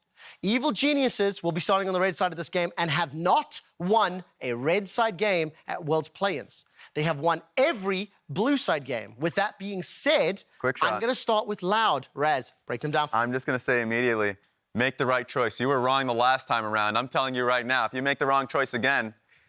But for Loud, it starts with Bronze and Seos. I feel like they are incredibly confident in how their abilities in taking 2v2s. And we saw what they did versus Fnatic's bot lane. Made it very clear. Bot gap, baby. Made it very clear. And I feel like their team fights have been on point, primarily because the draft's helping them exceptionally. And on top of that, I think Robo's here to play. Not only is it, I think, the strongest part of Loud, barring maybe top. I think Robo's had an incredible tournament thus far. But it's also, to me, the weakest part of EG, specifically the laning phase. Or rather, the way that if they get shut down in laning phase, I think Kari in lane specifically has done a good job. Yeah. But in team fights, he struggled. And if they don't get a lead through the lane, I think it gets really hard to win mid to late game team fights. Chronicler, how much advantage does Loud have, not only having a little bit of extra rest time, arguably maybe fatigue, but also watching what EG just did? Does this play into their favor? Ooh, I don't know if it does. I think EG actually has continued to rev up. I didn't have faith in the rev up. Let me move us on. I've just got the note. We're maybe 2 minutes away from draft. I've got a few things left to do. Let's take a look at some Evil Geniuses team statistics throughout the course of the play-in stage. Looking at first blood percentage, half of the games. First tower, first dragon as well. All of them 50%. The amount of time that they have spent in a major lead, that's worth more than 52% of the total gold in the game, is 45%.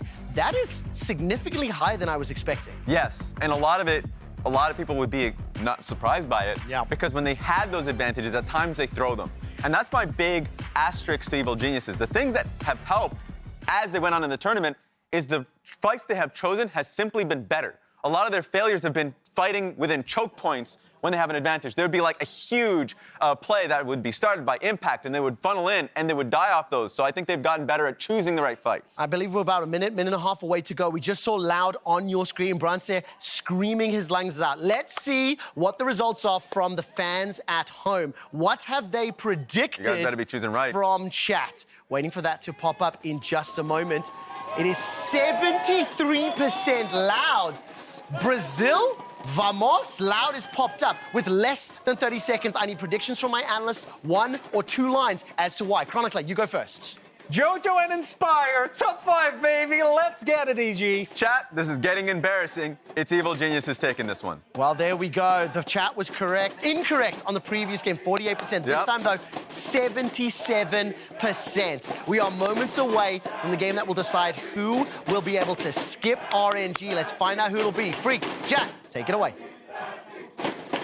Hello and welcome back to our final game of the day. Who is getting second place in this group? Winning means you are waiting for a best of 5 against the winner of Saigon Buffalo and Mad Lions. You win that, you are into the group stage of the World Championship. Yeah. If you lose this game, you are playing a best of 5 tomorrow against Detonation Focus Me. And then if you win that, you then best of 5 Royal Never Give Up, the reigning MSI champions. Yeah. Winning makes the road much easier. It does. But if you're trying to play as many games as possible, you could... I'm kidding. Chat, here's the problem, though. There's only 5 games against RNG at most. Probably 3. There are 6 in the group stage at Worlds. If you want the most games, you actually want to win this one, chat. Yeah, RNG definitely the monster under your bed. Yeah. And needing to win this game. It's easily the most important game either of these teams have played at Worlds so far. So the last time these teams played against each other, Loud actually amassed a 3,500 gold lead by 23 minutes and threw it Baron. So EG won that one. Otherwise, you'd be having a much different conversation. One thing I'll point out, Jojo always does a lot of banter and chat in pregame lobby. Really? Loud was matching it. Like, they were just both spamming as much as possible. They were pretty quick getting in game. They were in lobby for like 30 seconds, just like typing madly at each other, and then they started the game. But both these teams are ready to throw down. So, blue side, Callista ban, no Akali, no Silas either for Jojo Pyun. So, obviously, pretty intelligently targeted bans. Callista, not always seen as a blue side ban, but certainly one here. It is what Kaori played in their win. That is also what Jojo said. He said, ban Akali, Silas, go, go, go, go, go, go, go, go. Yep. So they listened. I mean, that is the strategy. So it's going to be Sejuani coming through. Worth noting that actually EG ban, a lot of champions that they had played, their winning comp against Loud was actually Aatrox and Maokai, and this banned Callista here as well, so not allowed any of those picks here. Sejuani, an early flex, a solid tank jungle, or actually a really good laning top laner, obviously can frontline afterwards as well. They say, you know, if we're not playing Assassins, then we can just go Azir meta and try to win team fights. Very true. Jojo is a very good Azir player, a fairly generically safe mid laner now that the other 3 of that power mid laners are down with Silas Akali bans. It does leave like a LeBlanc pick open if they wanted to go for that, but I think right now EG is thinking team fight. It changes a little bit if they lock in Bel'Veth. Yeah, you look at Tenon's sort of champion pool since MSI, it's a bunch of Ahri, okay, sure, Talia, and then it's down to like Lysandra 3 games, Zoe 2 games, the Silas that he had played a bunch of has been banned out. We are back on Trundle here for Inspired, generally considered very good into Sejuani. Yep. Thanks for walking in the melee range, I'll hold you, thanks for the stats, now I'm the front line. Obviously his early jungle pressure was outstanding in the early game against DFM. Yeah, and part of why EG won that first game they had against Loud is they had really strong scaling in their team composition. That's something that Inspired mentioned in his post-game interview when he had the Maokai is, yeah, you know, I don't know if playing against RNG-type teams if we'll be able to get away with scaling, but for these type of games, it's worth it. And their early draft very much says they're not going to be super aggressive early, and they're picking for team fighting. Alrighty, we'll see what they can track then as far as jungle moves are concerned, because Sejuani can certainly do a lot with her lanes. Now doesn't have a melee mid laner, no Silas there, so that is one possible synergy gone. Top lane usually almost exclusively melee, and with Misfortune locked in, you can always grab Gnar here and cover it. Or we'll see something else coming through. Misfortune, of course, is very, very strong.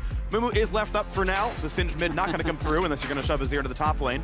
But I think eyes are on the chance at Amumu Misfortune. This is the comp that beat Fnatic. It's actually the comp they had played against EG and nearly won with, so I would expect an Amumu ban or a support takeaway on 4 here. Yeah, 100%. I think Amumu will be banned in the next 2 bans by EG. Interesting how they're early picking support to ban them out. So they're basically saying, okay, our AD carry pool is deeper than what we think our support pool into MF is. Sure. Which I actually buy, honestly. I mean, we have basically no AD carry bans. There's the Amumu instantly banned away. Yeah, wise choice there. But yeah, if you're looking at good engaged tanks, I think Leona is, to me, the cream of the crop. I put her as my highest death champion, by the way, because I thought she'd be in almost every game. And supports tend to die, unfortunately. They don't get very much gold. So, you know, I know there's a bunch of like Nautilus chatters in Reddit every time, but I'm like, no, it needs to be Leona. Come on, be on it. Orin gonna be dropped away though, as teamfight ults. You talk about the scaling differences. Toronto can frontline, Azir can backline. Orin makes sure those fights happen. But yeah, Leona is there to guarantee interrupt MF ults. Of course, Toronto Pillar can do the same thing. I think it's probably the single best skill for that, but in case it's not up, Vol can play that job. And we're not even seeing any AD carry bans, so if he wants the Felios, he's played some Ezreal as well recently. Still up for him. This Jax ban is actually rather interesting. I think that signals that Impact, well, 1, Robo is good Jax, but 2, that Impact might actually want to pick his top laner blind rather than trying to get the counter pick. It's something he's done for most of his career. He's just been so good at blind picking top laners. It'll also allow Kauri to have a longer look at AD carry if they choose that. Or, you know, they can just throw down and pick Draven, but we'll see. If you want to play through exactly one lane, if you're like, we're going to have jungle prio, this is us, and it's like, well, Draven Leona has you under your tower, and we think we can trap proc, then like, I can see it, but this is the, we definitely win the 35-minute team fights. Deal with it. Goes a little bit somewhere else. Okay, Kai'Sa, I would argue is actually slightly less of a strong laner than the Aphelios. I actually think Aphelios should be prioritized over Kai'Sa from what I've seen from these players. Certainly she's very dynamic, right? If you get a good pick, Pillar will add a plasma attack, you can ult on, you can follow through, you assassinate someone. If you're trying to be a little more aggressive, a little more hyperactive, like that'll land. But much less safety for the backline. Yeah, I do think that Aphelios there is also very killable. Sejuani, Talia, Misfortune can get on him. Whereas the last angle they picked Aphelios in, they had a Thresh to peel. So understandable, but they don't have that many synergies throughout the rest of the team composition for Kai'Sa yet. And they did actually choose to counterpick Impact's top laner instead of counterpicking AD as 5th. Technically, Talia's flexible. Talia could jungle. Zach could go mid. I don't know if it's exactly an Azir counter. Talia mid, of course, far more likely. It's in the pool. And we get Viego out of the jungle. So it is Sedge top after all. Decides that this is what I want. I want to play it out this way. Fair enough here. This wouldn't be the worst Mordekaiser, actually, for Impact. Speaking my language. But he's got some options here. Nara's still available if they want to be generic. Yep. Oh, I like this more. I actually like this quite a lot.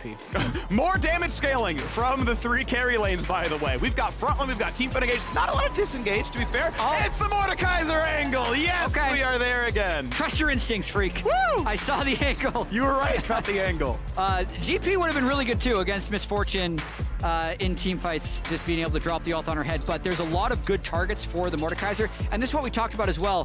When you're up against Nautilus, he can just take the Nautilus out at the start of any fight, blow through that guy, and then basically the Mordekaiser can take out one front line, the Trundle can take out the other front line, and it can let them mow through the fights with the Azir damage. So this is a champion Impact is very practiced with. In my opinion, it's just this weird feeling. Impact just does more damage on Mordekaiser than other players. But we'll have to see, because the last time they played Loud, they were down 3,500 gold to 20 minutes. Loud beat Fnatic earlier. They pushed EG to the limit, and this game is super important. It is super important. This is the battle for the 2nd seed in the group, with the honor of fighting the winner of Sagan Buffalo Mad Lions in 2 days for a spot in the group stage. That is the easier road than the one that goes through Royal Never Give Up. Solo Queue Data and my intuition both put Mordekaiser as disgustingly favored against Sejuani in the top lane. It's absurdly broken in your favor. He loves just siphoning a tank away because he's got about 100% health damage. You don't have escape tools against it. He wants Demonic Embrace. It's going to feel great. And even stealing away Viego prevents the resets. Viego's natural escape's pretty bad there as well. A wealth of good targets, honestly. Yeah, I think it's a great angle. I think it's a really, really good pick here. I think it is a very intelligent time. And that is part of it, Jad, I think, is he picks it so rarely into the consort's really, really good. And I think it's a really, really good angle. We'll have to see how that turns out. the early game going to be very important as well. I mean, we have a Nautilus, Leona on both teams. The potential for level 1 is quite high. Yep. Here we go. You can see the 5-stack here for EG. Is there an aggressive ward play? The answer is no. Seosh is going to chill out. Easy ward play when he wants. Even under like the 55-second ward plus recall. Certainly an option. You don't see anything spicy. They also don't know if there was an aggressive ward put on their tops. I don't believe anyone was remotely able to track if Sejuani or Viego did anything like that. Yeah, they placed one early ward in their top side bush. Right, yeah. Which actually spots the Viego currently, so now they know that nobody is invaded, which will give Inspired a kind of a sense of relief since that was a real possibility. And they're still going for a late invade since they saw the Viego. Similar path to the previous game, actually, but I think Vision was just spotted. I think either maybe they knew there was no ward or they didn't have enough vision to be like, well, okay, whatever. Another defensive ward comes down from Jijipun as well. That'll track primarily any of Viego's pathing. If he wants to do like red into invade, it'll see it. If he wants to red into early gank, it'll see it. So early vision is there for about a minute and a half as everyone walks back to the lane, and it's a nearly leashless jungle start. It is for Viego, but Mordekaiser does help Trundle as Inspired wants to path toward the bottom lane. It is double engage support. That makes sense. They're both running Ignite. Both AD carries are running Cleanse. Both AD carries also running lethal tempo for as much pressure as possible. DPS is going to be pretty high. Lethal, a little bit unorthodox on Misfortune. Press the attack is much more common, to my understanding, at least from solo queue data. Look at Inspired. So he actually he swept the ward on the way through here. So they technically know he could be doing this, but obviously don't know for sure. And yeah, he's just going to double buff super early. Viego's path is interesting though, because Viego's doing red Raptors down to Krug. Maybe it's a read off the fact that, oh yeah, my camps are getting taken, but he's actually ending up level 3 on bottom side. Yeah. In case there is a big play. Yeah, so it's possible that Croc could now invade the blue buff of EG since he saw Inspired cross through that ward that Robo placed that we're looking at right now, since they also have bot prio. So it's likely going to be fairly inconsequential unless they decide to go for a dive bottom lane as well. Yeah, that's just so interesting because, yeah, I mean, the ward's a really big deal that Loud put down as Croc is indeed going to go ahead and say, all right, yep, I'm on bottom side. This guy's never been here. We, again, know about the blue steal. It means that you've got permanent coverage for your Rumble, or sorry, you're pushing Mordekaiser up against Sejuani. In fact, he's still around to get the wave in, but yeah, bottom jungle. Yeah. Viego's, I think, double camping. He feels so safe. He's double camping blue Gromp and is like, you're not gonna touch me. Yeah, I mean, the ward from Robo just did so much work. It spotted Inspired twice, and Inspired wouldn't actually think the Croc is this greedy. I just imagine either Impact didn't call the ward or didn't see it, because otherwise I don't think Inspired would be doing this. If he knew he was spotted on the ward, he'd actually do a mind game and just go for Krugs. Sure. Or sorry, Gromp himself. But now he's doing. Yeah. He's thinking about it, but like now, but he feels so unsafe. Technically, Viego should have recalled and should be back here by now. Could easily be. But and he's just flipping it. Look a bunch of camps. Okay, we'll go for Wolves after all. That's going to be a pretty safe camp. Ironically, Gromp is arguably safer because you're not quite as far into enemy territory, but may just get both camps no problem. Viego is indeed on his recall. Of course, Wolves are the lower value camp, and I think the way he's playing it, he's like, I'm just going to Q and smite this and get away. Yeah. Save the smite until yeah, he'll finish it. Yeah, fair enough. Okay, now this does get awkward because it is smote early. Oh, he early smites. There's actually, well, second charge should be relatively soon. Actually, this is about the timer for your second smite to come up anyway, or your third smite. So this is a wild opener. This is very strange. So much in the fog of war. Croc just going to bypass all the vision, and here we go. He can start the play right now. There's going to be a bunch of stuns, and they don't have him around. So Impact with a backwards E and a flash. W flash with a sidestep, and that's going to make him live. If he doesn't sidestep that might have been the kill for Croc. I think high chance because Robo might have been able to get in range for the stun that was fully stacked up on him as well. I don't know if Impact can do much about this one, though. Keep in mind, there's an Ignite for the Sejuani. The Pillar buys a lot of time. If they turn around, though, it could look very good. Keep in mind, Vulcan's double autos. in range, but too. Try. Robo doesn't have flash. Robo doesn't have mana, and he goes down first. Blood EG get it through top jungle. And the counter-picked Mordekaiser against the Ignite Sejuani ends up picking that up. That lane is going to go from rough to really rough for Robo, especially when Impact hits 6. It's the wave gets pushed in. Vulcan's here to be like, Jojo, you're out of mana. I got you, buddy. We'll burn stacks in the melees. We'll put Sunlight down for the soldiers. Get that wave down. Get your recall off. Of course, TP is already down, but needs a mana pool. Once again, though, you got some around top side. Now, Croc is low. He's just helping Robo get this wave in. Yeah. Otherwise, it gets really hard frozen on him. just there for safety, but Impact is just so strong. Yeah, and with your W, you can kind of tank this wave, no problem. Go ahead. And the build. Yeah, we did all this Mordekaiser talk. The last game we had Mordekaiser. Yep, he's like, okay, I'm a bigger carry. I'm against a tank personally. I'm going to build such that I can kill this tank. I'm ahead. I'm a damage threat. It could be a bait. Impact could die here. He's got the shield, though. He needs to get unstunned in time. Pops it, and he's going to be tanky enough to Q slam. Double kill! Yes, indeed! I was going to talk about a Mordekaiser mechanic. You pretty much always run Last Stand and Revitalize. So he has 15% heal and shield power and 12% bonus damage when below 30% health. Saves the W at 20% and goes, I got a 500-point shield, buddy. You're dying, and takes them both down. Well, that lane's gone pretty well for Impact. 18 CS advantage, 3-0. 1,400 gold lead. Croc still level 4. Jojo sends Tinones back, gets the ghost. Not quite pillarable. But everything that needed to go right for EG in this early game so far has. The questionable move would have been how they're not playing around bot lane at all, despite that working so well for them in the last game with the Aphelios. Inspired's path top the whole time. He got Impact the first kill. And here, Impact is just playing with so much confidence. Robo really wants to get the wave in, but he just gets hit by everything. Yep. Right? And he gets so low. Here. You W below a third. So, okay, he's gonna ignite. Okay, that means I'm always Wing. I'm mashing the button. Yeah. And they can't burst 500 health, so he gets 1,000. And it's like, oh, I just win now. Like, he just knows I just win now. Sejuani's burst is gone. Her E pass is on cooldown. There's no damage left. Okay, I win. What an uncomfortable situation for Robo and Croc to play in when they're up against Impact's Mordekaiser, saved for counterpick in the final tiebreaker game of the play-in group stage.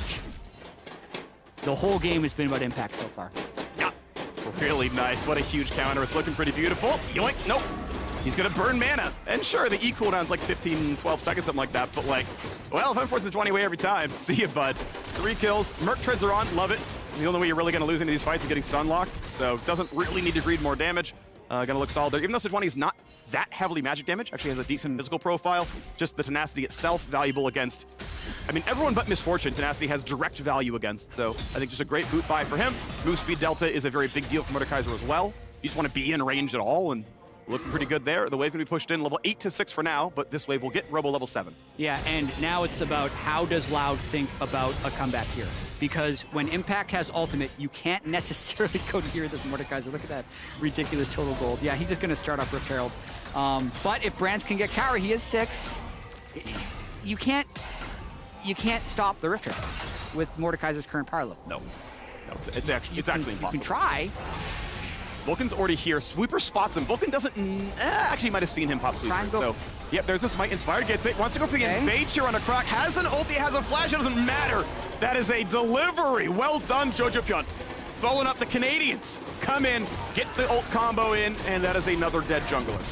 Yeah, I mean, they have ult from Trundle, so Nautilus is dead. Seosh quite low, burning, not quite dead. The Trundle's gonna be pretty close. Calorie gets his kill on the bottom side, a solo kill down there. Vulcan flashes still drops. Tinones finally on the board here for Loud. Well, there we go. The really unfortunate solo kill by Cowrie over Brands. I definitely feel like Loud is playing with a little bit of panic here. They've moved Robo down. They contested Rift Herald when they should have been trading for Infernal Drake. They went for an all-in in the bot lane. They're hard forcing on Trundle mid. One of the 3 works.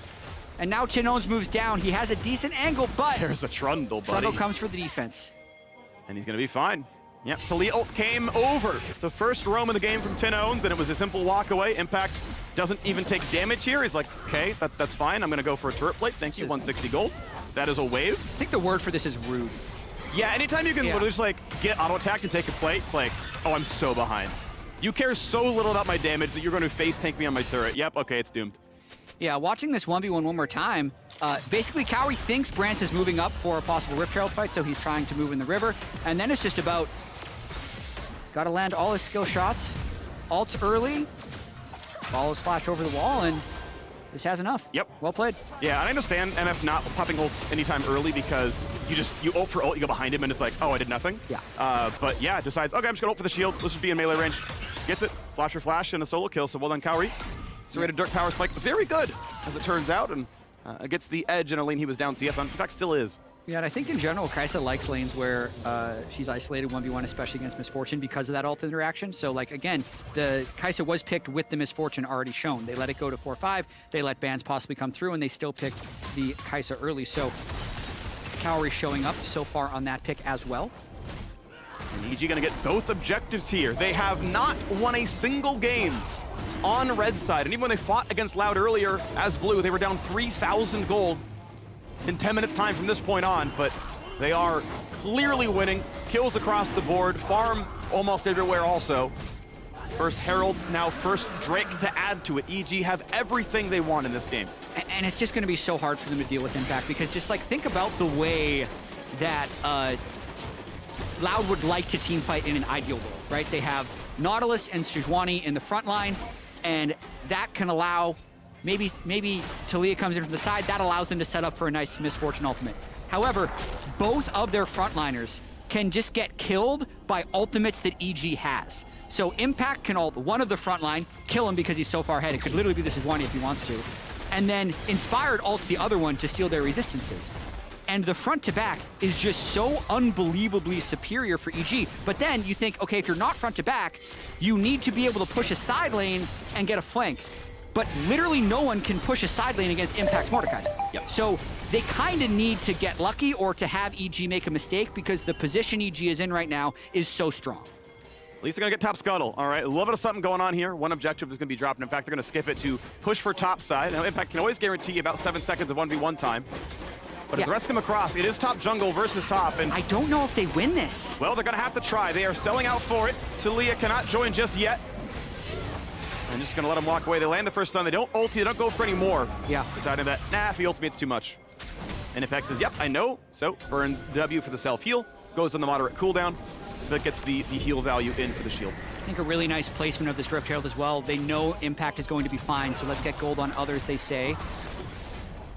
They can't really kill that turret. It's got massive resistances right now. Yep. Next Proc will get the eye here, and the wave is nearly gone. It is low, though, and if they can cut this wave, they can just wait 30 seconds, get it next time. Carry puts in what damage he can. Everyone's actually pretty good here. Stopwatch is forced out of Vulcan. Pretty crucial. Wants to dive in, lands a stun, and here comes the rest, but is it enough? Vulcan drops 1 for 0, and here comes Viego for more. He dives the backline. He traded 1 for 1. Still, a fight. Victory for Loud without Mordekaiser. His TP is down. They take a fight, and they go up in it. Definitely the fight that Loud dreams of. A fight that is 4v4 in between their own turrets and no Mordekaiser is to be seen. That's the only time they have a chance. EG goes in because Vulcan was caught out with no flash, so he decides to go in. Everyone just decides to follow the call for EG and they lose the fight 2 for 1. This turret, though, is a hit. It's 400 gold that he could deny. Actually, yeah, he should have let the cannon hit it. 39, it's pretty close. Oh, he just gets it here. So that move is 400 gold. Oh. Because if you deny it... His auto did 17, so he actually would have died if he for 3 autos. 2 full more, but the problem is, So the turret's always 250 global, no matter what happens. But it's first turret, which is only local gold, and every outer turret is 250 local as well. So, like, that getting denied is a individually 400 gold, like, itemized out as local. Yeah, watching this one more time, just a really good wall by Tanones right here, combo with the hook. Yes, there's a stopwatch, but Vulcan still does not have flash here, so he's either dead or he looks to turn it, and everyone on EG is feeling confident and they go in, but it's just, look at that stun up top by Jojo, unable to get in to the fight the way he wants to. Otherwise, they might have been able to wombo with the Azir ultimate. Could have been a lot worse, too, if Croc gets that reset. He might have been able to chase more of them down, but it is a 2 for 1 in the favor of Loud. We said it a 3,000 gold lead. EG having what Loud had in their most recent matchup. Yeah. EG came back through it. See if Loud can do the same. Blue gonna be handed over to Tinones. The Mordekaiser gap has not grown in farm. He has farmed a couple of plates, right? That top lane turret's about half HP, but has yet to join a team fight. See what those look like as Inspire takes a bit of a chunk. 80 seconds from next Drake spawn. EG have the first, they can grab the second, no problem. You can see they did heavily outfarmed on plate. Now going for second Herald. Level 11 on Mordekaiser, so anyone gets in range of this Mordekaiser, they likely die. The only ulti rank on Mord is cooldown on it, so it's not a big stat increase, but is there even a play? Does he walk up for Robo? You can see he's kind of frontlining. Pops an early shield, gets smited, and he just grabs Seosh. That is a guaranteed kill, Nautilus. Not much else you can do. Well, he's doing a good job fighting. But the rest of the squad can come around, so here comes the play. And there's not much else for him to get out of this one. A scoop comes through for the Azir. Tino's over the wall, flats to safety. There's the kill. as Robo's already gone. Inspired sticking onto him, and the reinforcements just will not arrive. He dances around pillars and hands the kill off. A double through for Cowrie. Here, Cowrie, have some gold. Yes. That's Inspired in the end of that fight.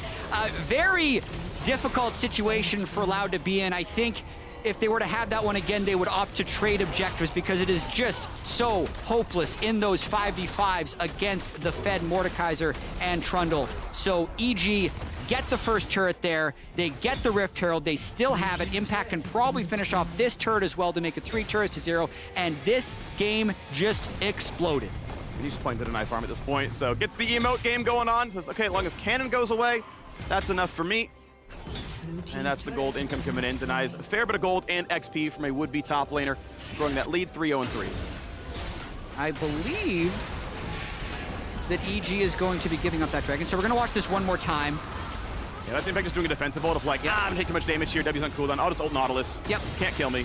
4v4 is still good. Like, this is a 4v4 without Nautilus, but the problem is it's also, like, or without Mordekaiser, but there's no front line. Yeah, and Nautilus only gets to live through that Mordekaiser ult once because he used a stopwatch. He'll never get that again. Yeah. It is now broken.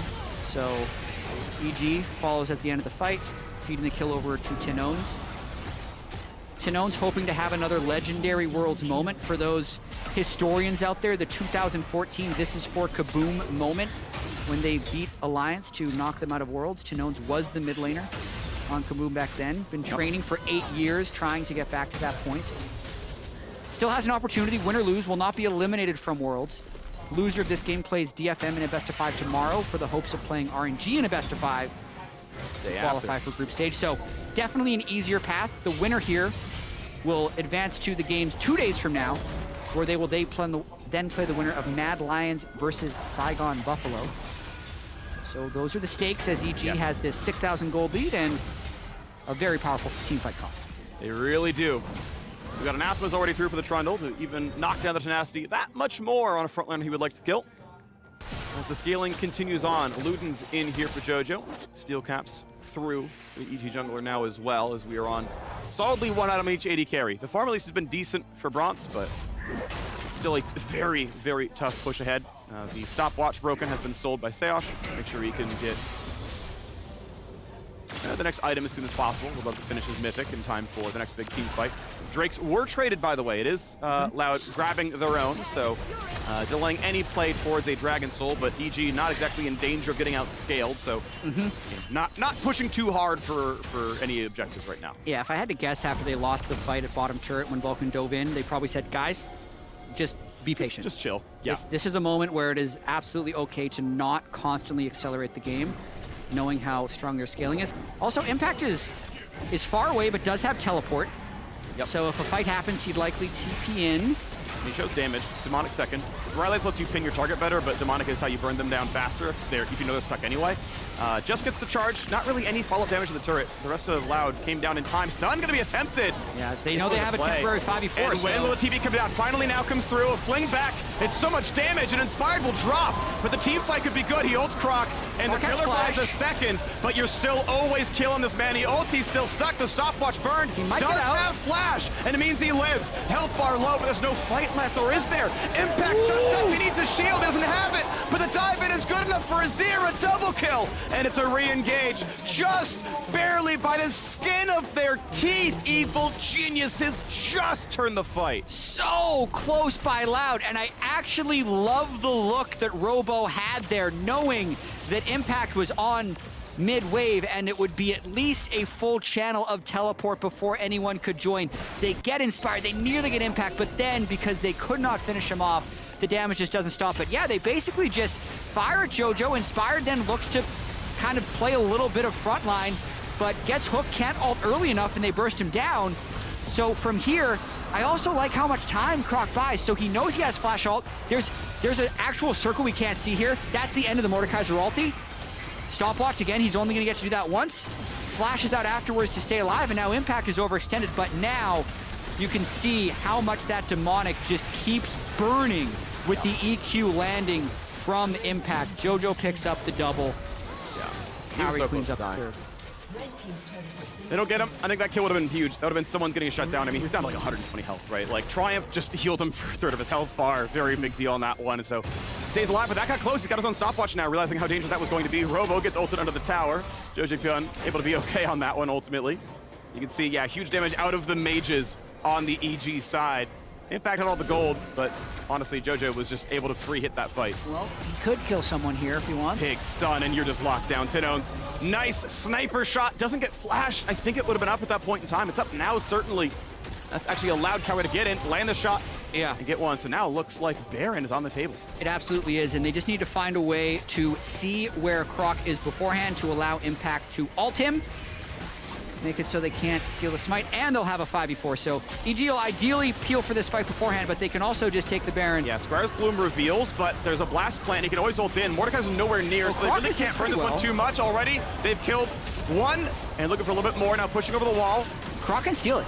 Mortality is up, though, so they can get vision on him. Impact holds left-hand side. They don't see him. They still don't, indeed. 1600, he's got to see him. Blast the ulti. And now Croc can't do anything. Of course, he's going to go back to full ult anyway. The rest of the fight is going to be a freebie. Impact knows he can shield in the second, and that ulti means nothing. You save the shield for a third. He gets the kill. Actually, a raw solo kill in the Death Realm. And this one is going to be Baron. Tinones respawns, it doesn't matter, and Baron will be claimed. Evil Geniuses scaling in the play-in group stage and nearly sealing the deal in the second seed. Yeah, 11,000 gold lead now. Gonna want to rush out of the base to stop this Mountain Drake objective bounty to be sent over, but really just some desperation by Loud right here. And I mean, EG took a ton of damage from Baron, but with how far ahead they are, Impact is literally just waiting until they can see Viego, and since Viego doesn't want to be shown anyway, there's only 3 people on Loud that can fight. Look at Impact just walk through that in Misfortune ultimate, by the way. Yeah, loses his shield. And from there, now there's only two people on Loud that can fight, Robo and Brand. So it's just pretty hopeless with them trying to buy time for a possible Baron steal. Well played by EG overall, not being impatient, not flipping the Baron, and slowly killing every member of Loud. Yeah. What's funny is by happenstance, Croc could have ulted to immune Mortal. You are unstoppable. I think Unstoppable should break Mortal, if I believe that correctly. I could be wrong, but that means he actually could have immuned it, just like ulted Baron for damage and been like, stab, stab, smite, and actually had a chance at getting it. If I recall my interactions correctly, could be wrong again, but I'm pretty sure. That would have, but like, and technically, it's half-second cast time. That is theoretically playable, but how many games do you play against Mordekaiser? Not that many. And here we are in this situation with Baron on the Red Bull Baron power play. Probably we're getting those correctly. 1,500 gold, growing now. 2,300 gold to Evil Geniuses, pushing out front inhibitor. Yeah, nice objective bounty. Oh, that's an ult. That's Robo. That's Robo. He'll stun. He buys a lot of time with that one, but guess what? You see the little blips? Jojo Pion is here. The burn might kill him. Indeed it does. Demonic Embrace makes Impact godlike 7-0 on the Mordekaiser. That means bot lane turret is down. That means the bot lane inhibitor is down. Impact absolutely throwing EG on his back here. Solo kill in the previous game against DFM on Aatrox. Gets the counter pick Mordekaiser, which has just been so flawlessly piloted this entire game. 23 minutes, and EG is knocking on the door of their second inhibitor. Mid-tier 2 drops. Here we are on to the third one in this middle lane. Robo spawns in 1 second. No death from available, so free target access for Loud if they can get it. Wall comes up, maybe going for broke. Mort sequestered away. Ult comes out into Inspired, puts his own pillar down, and it's going to be a stun. Notice the slow. Will there be a follow-through? Yes, Inspire gets the kill. The shuffle on in, but the stun turns it around. Jojo couldn't stopwatch, but the health bars are high enough. A stun to Vulcan, he will survive the towers with 100 health left, but the re-engage might still be good. Robo wants the front line. Croc hitting for what he can, but Mort comes back in. Q flash gets a kill. He stopwatches. Shield is when? Shield is now, and he is not going to die. Thank you for the Triumph Belt. Thank you for a couple of They're more. so low, though. Tinone's going to chase him down. He's got flash, inside the base. But the minion's going to block a lot of this. Fling, it's going to hit. It's a stun. It's a great kill. Get a bit of gold back in. But it's a 13,000 gold deficit for Loud. Yeah, overall, actually, defense accurate, though. Both Nexus turrets still alive. They're going to lose the 2 inhibitors anyway, so they live to defend another day. Still couldn't get that Mordekaiser bounty. That's the closest thing if they want to have a hope. And now Impact also with Zonia's, so burning that stopwatch doesn't matter. EG now just going to pop out of base, use those 2 super minions to create pressure, and try and get that 3rd inhibitor. Don't want to play with their food too much, even though they are in a absolutely massively powerful position. Yeah, really nice. Cool to see Impact pull out his champion pool. I'm always really such a fan of players finding really good answers into such common meta picks. I mean, so much of the summer split was defined by just a ton of Sejuani top. That was such a frequent blind pick. I think actually all year. I think it was big in spring as well. And then in summer became a flex for jungle. But there were so many games as champion, and I feel like we didn't see a lot of hard counters, but Impact has crushed it so far. Vulcan over-diving into actually 4 people. Yeah, that wasn't good. Nope, loses a flash, but he stays alive. It's okay, though, he says. Yeah, they've got enough to work with, honestly. The flash was up. I mean, what use of spell if you don't burn it? If you never flash, do you even have flash? Yeah, is that how that works? Yes, because the threat of flash is very powerful. Yeah, you're right. Well, Vulcan no longer has flash for the next 4.5 minutes. True. May as well have taken Exhausting Night, Leona. You never know. 0, 2, and 12 even has the Even Shroud to get the engage that much stronger on his way towards Zone Anathemas. It's going to be turret going down. It's now the 3rd inhibitor. Going to be cracked. It's going to be even stronger waves coming through. A minute and a half from the 2nd Mountain Drake, the 4th overall Drake of the game. It would be EG's 3rd. We get all the numbers in that one. Yep. And do they siege for more? Do they actually play it slowly? I feel like you just siege one, try to find it. Fling's not going to land. It's a little tricky, and you need to wait so long for the double supers to actually arrive. The double supers haven't even spawned yet. That's what happens when you get all 3 inhibitors down, is instead of 1 super in each wave, you get 2. You can see them coming out of the base right now, but it's a long wait. They could stay and wait for it, though, if they don't get poked too hard. Stopwatch on 2. The crucial solo laners of Evil Geniuses have a Zhonya's on the one side, a stopwatch on the other. Should be safe against most scary engages. As wave comes on in, a little bit of poke back and forth. Seismic Chef nearly lands on his fire, but not quite. Still staying alive. Proc on the side. They find that first stun. Jojo gets a stopwatch. Backline dive comes through, and it's going to kill off Bronze. A stopwatch now burned as well to stay alive for longer. Croc back inside the fountain to flash in. Cowrie gets another. A legendary streak now for the top laner. Impact level 16 on the Mordekaiser, and Cowrie just crushes down the minion wave. Robo will be pulled right back in. Runs to safety, but sniped down by the AD carry. Cowrie, legendary himself, 10-1 and 4. A scoop gives him a double kill. The turrets will fall. Everything will drop. EG put the 3rd L in the tag as the CV LOL will fall to the 3rd seed. Evil Geniuses take 2nd. Impact, the man of the hour. 9, 0, and 10 on the Mordekaiser. His opponent, Robo, 0, 8, and 4.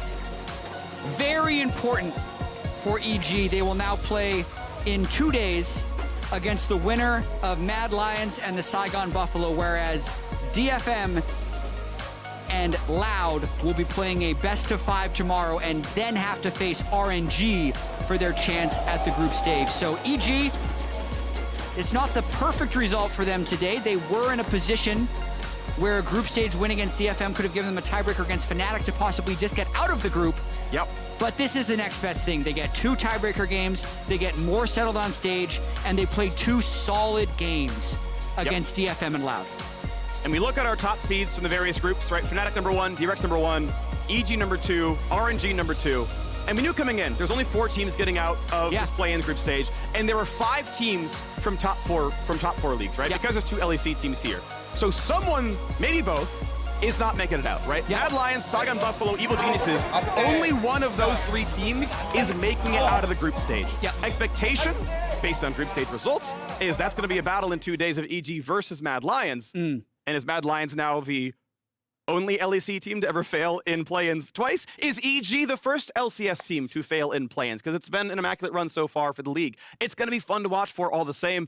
Again, that match, if Mad Lions win, is in 2 days. Tomorrow is a double best-of-5 from the 3rd and 4th seeded teams. So it's DFM versus Loud. That is one of the battles. And on the other side, it is that Saigon Buffalo Mad Lions team. Yeah, and we'll have to figure out if EG solved anything or if they just started playing better. This was their first red side win. They saved counterpick for top lane. They actually found, I think, a very strong team fighting composition. I think both these last 2 games, they had stronger team fighting than they did, at least in their losses. Oh, yeah. So there's that constant balance of, okay, we need to play fast, we need to win lanes, we need to get turrets, we need to get Rift Heralds, versus just, okay, let's play well in lane because we have Impact and Jojo and they can solo kill people and have better scaling. So that's what I think they found in these tiebreaker games. We'll see if it can work against their eventual opponent in 2 days. We're going to find it all out in a couple of days here because we're going to figure out who else is getting out of the plans to join DRX and Fnatic, who made it earlier today. It's time to hand it over to the State Farm Analyst Desk for World's Cooldown.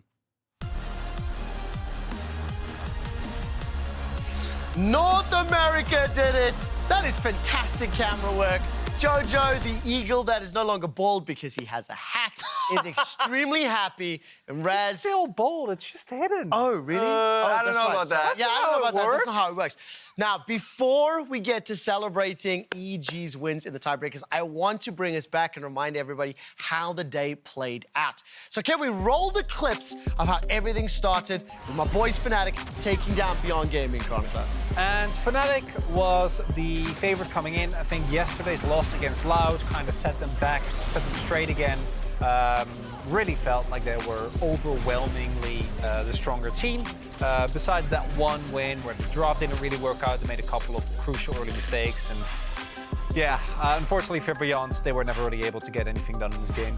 Yeah, and I'm overall just really proud of Wonder's performance there in his Gragas, but then we look towards this game, and all in all... Oh, look at that angle. Oh, God, you love to see it. That actually makes me even more mad watching Aatrox from that angle dumpstering people, Raz. Yes, I mean, I thought this was just another great performance from Loud. Loud has just been making a statement throughout the group stage.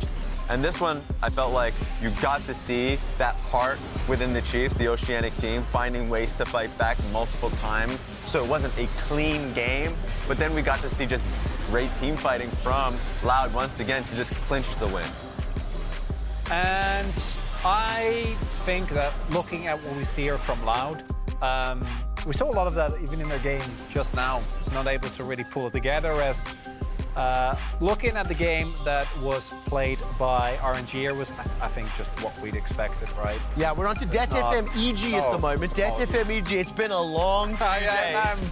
EG surprised by DET-FM. And it was just this man right there. Every multiple times did he get multi-man Meganar ultis that he was able to just clinch the win. I was really happy about this part of the game for Evil Geniuses being able to net the Baron, but then it was the back half of that fight that nailed them in the coffin. Now, this particular game was obviously not for standings. Both teams coming in at 0-4. Both teams eliminated from playoffs. But I think it was very nice to at least see Isurus Gaming picking up the victory. Several of those players are from Mexico City. It's an Argentinian organization, but they did it in front of a home crowd. What really stood out to me was the interview afterwards and seeing how much it meant, right, to the players to have a performance like that in front of their home crowd. Yeah, 100%. I mean, Seiya's been here multiple times, but there's been first time for, oh God, this is just a moment. Yeah, it is a moment. I will say though, Mad Lions definitely put up a fight. I think DRX still,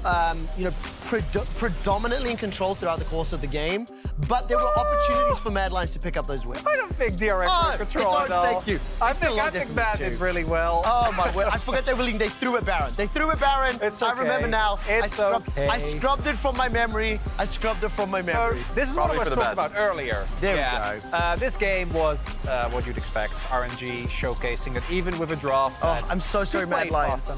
I'm so sorry, but the way you threw that game made me so mad that I forgot it. I was waiting the entire play-ins for regular season DRX to come through, and we got it today. And now everyone finally know like why we didn't expect him to. And as you join us back at the analyst desk, can I move out the way? Can you see that photo? Can you see the Crocs? Can you see that photo? Can we get a close-up? That third one? Yes, there we go. I shouldn't really be celebrating this because it was quite a controversial moment, but it did make everyone laugh. Great job. I'm back. Evil Geniuses managed to dodge RNG in the bracket. They powered through on the tiebreakers. Raz, celebrate, bring us into how they did it. Yes, this was revenge personified. The fact that they ended up losing them earlier, being put in this tiebreaker situation, needing to take down Detonation Focus Me, it was an emphatic win based off of what I felt like a really strong performance from Vulcan's Thresh.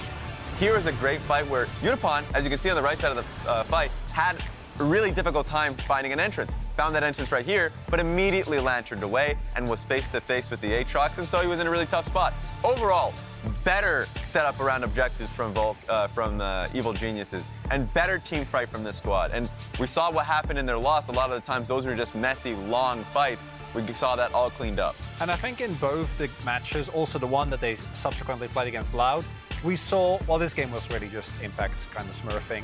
But in the game before that, seeing the playfulness and level of aggression that EG had was something that I was really missing from them in the first couple of days of play. Chronicler, playfulness is a great word because I definitely feel like when Jojo dove in 1v3, got the kill but sacrificed himself, right? That was a bold call. Yeah. But it did work out for Cotton. Sorry, Jojo Pyun.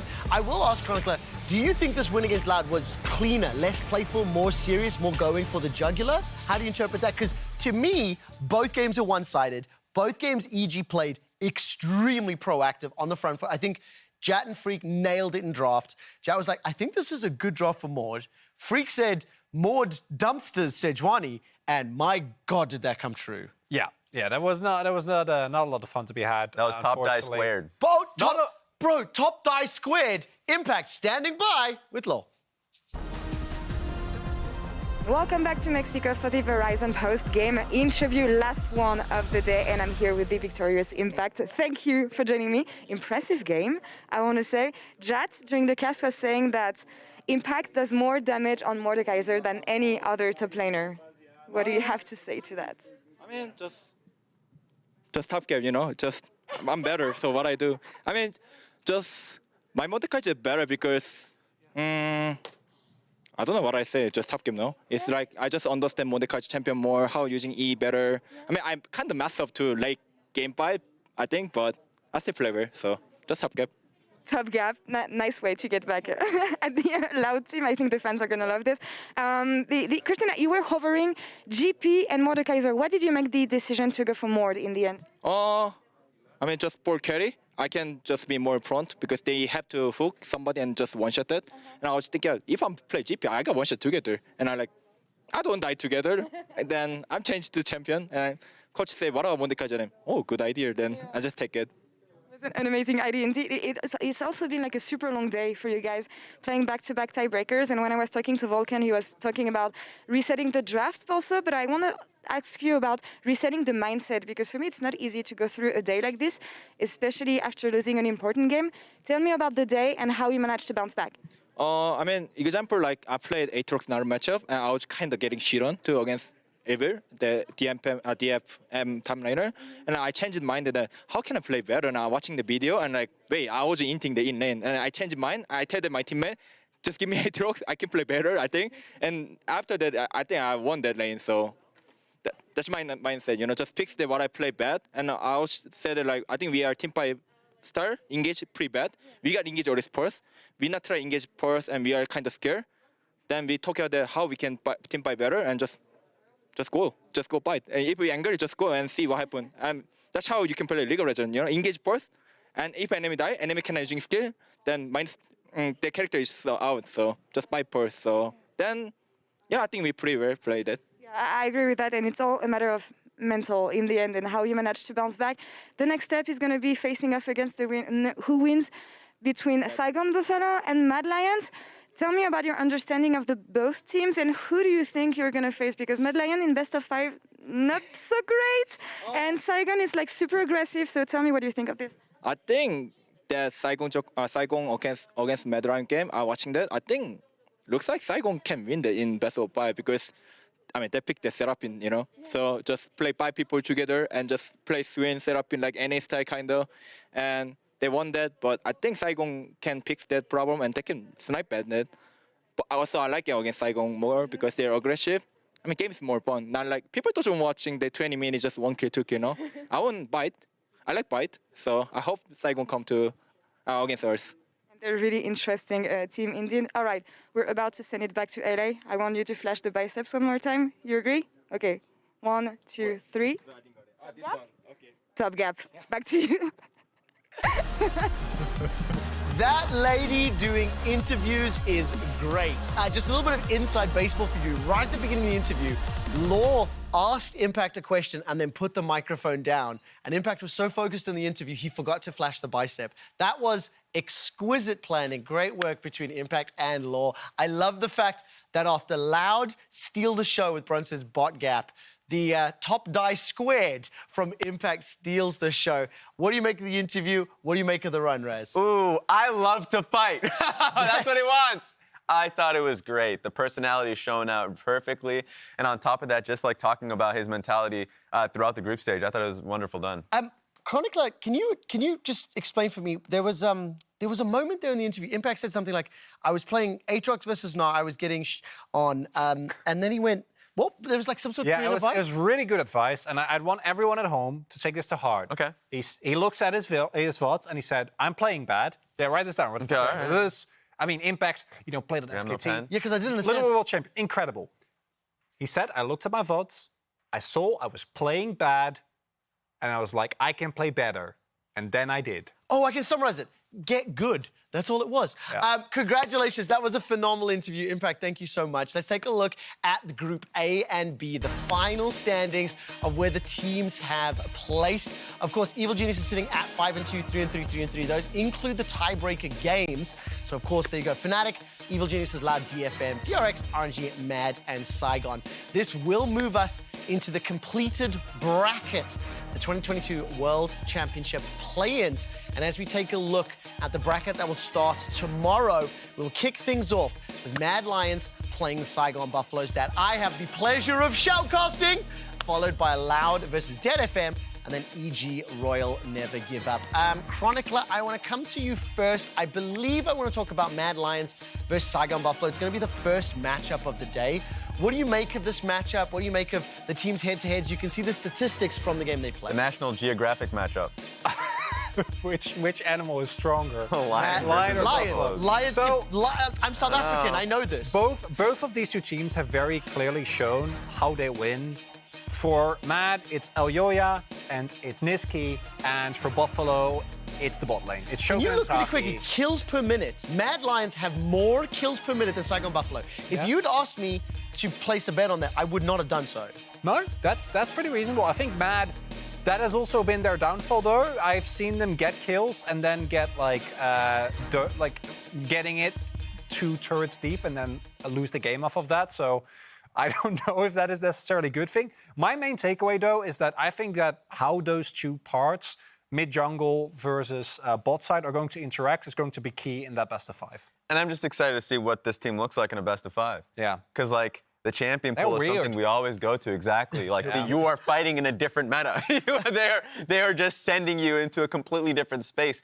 The Zakid probably is not going to be played as much, but it's going to be something else. We already know what Taki domestically has been able to go for, like the Camille support. We might even see the Cinch support come up. I think you just have to be ready to be thrown into the mud and through, learning different matchups. Chronicle, I'm going to come to you on this one because during the Impact interview, I asked you to think a little bit about Impact's statement that he thinks Saigon Buffalo could probably take down Mad Lions. Now, just before I ask you your opinion on both that comment, I also want you to factor in, of all of the European teams at Worlds, I might be as bold as to say that Mad Lions have the best preparation when it comes to research, when it comes to support staff. They really have built up a foundation. They built up a reputation for being prepared, well-researched. There's only so much research you can do to be ready for Saigon Buffalo because they do not ascribe to really any norms. Yeah, it's a bit of a toughie because me and Kaz, the coach from Mad Lions, go a while back. But I'll try to be as unbiased as I can. I think that while Saigon Buffalo have a possibility to win, in a best of 5, I do think it comes down to fundamentals. As much as you can throw curveballs in draft, Mad Lions today, with how they approached DRX, even though they didn't end up getting the win, did really show that they are really good at getting a read on their opponents, despite draft. And I think that will be what, at least in my opinion, will give them the edge tomorrow.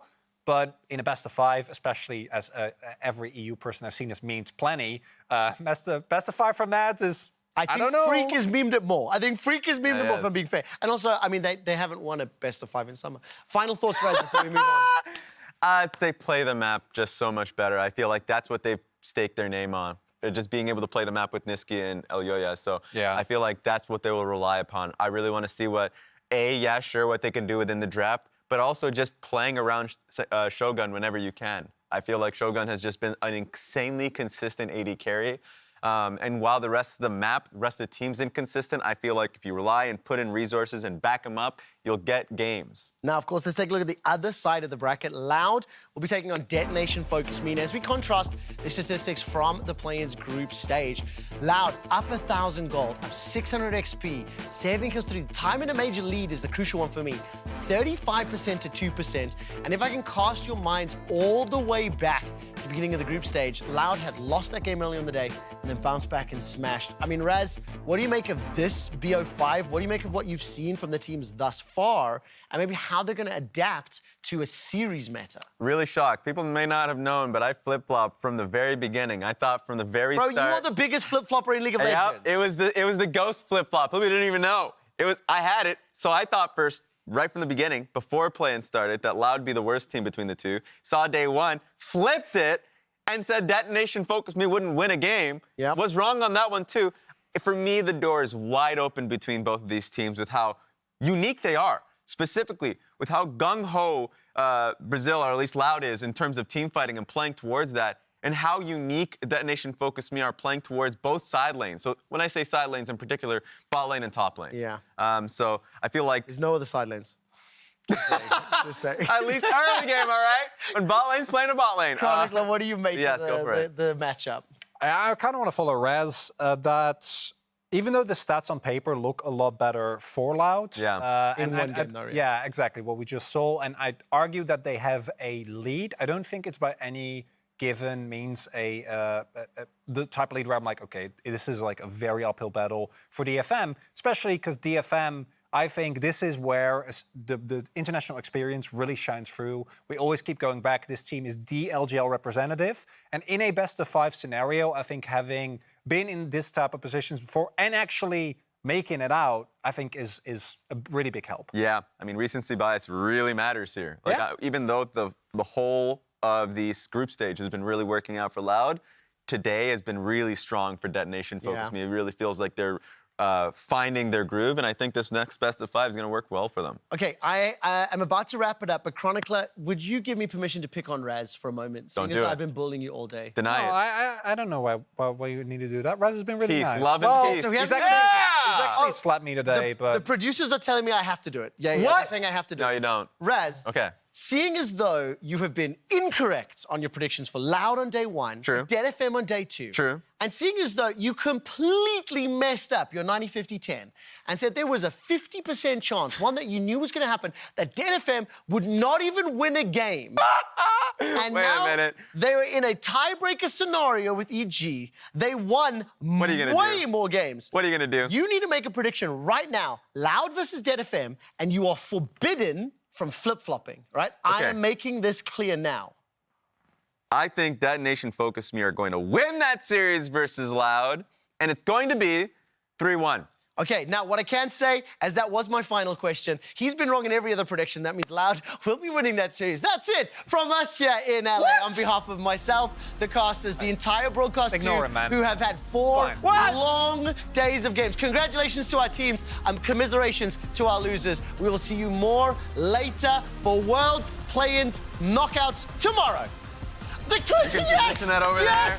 Production! Position this. That is amazing! It's JoJo the bird. That is amazing. We love you all. Good night. But hold on now. Humanoid and Minji getting into a bit of a scrap. Minji with a stolen ulti. Humanoid's trying to run away. A little bit more damage. And Minji with a solo kill on Humanoid to open the game. Fight for. Yeah, good fight, I think. Really good fight. Now no flash. Yeah. Oh, Humanoid getting caught here, though. Stasis is going to protect him. And now the Aphelios ulti immediately turns the fight in the favor of Fnatic. It's already 2 down. Already 3 down. The beautiful. The beautiful.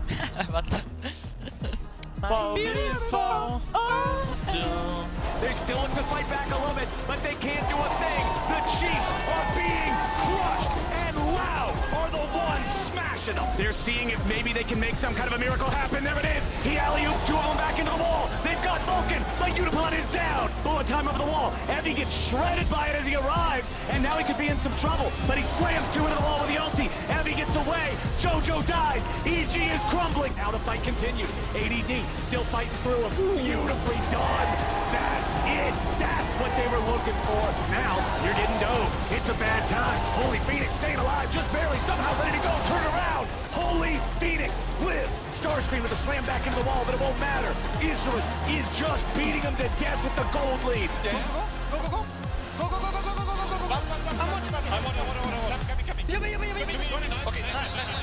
He comes out in time to smite it and stay alive for now, but it's going to be dangerous. 1,000 gold shutdown comes through, and it's only 3 for nothing. Unforgiven has to run away. Mordekaiser cuts the wave, but there's no way Misfortune lives. You may have got the Baron, but Zeka took your whole damn team apart. The bans, but if they have Hot a third double player. flash, that was beautiful. Shogun is gonna die. First blood, literally perfect from Ming as the buy comes over as well, and Gala is 400 gold richer. Gonna be quite low, has to get to the fountain, and he gets just destroyed.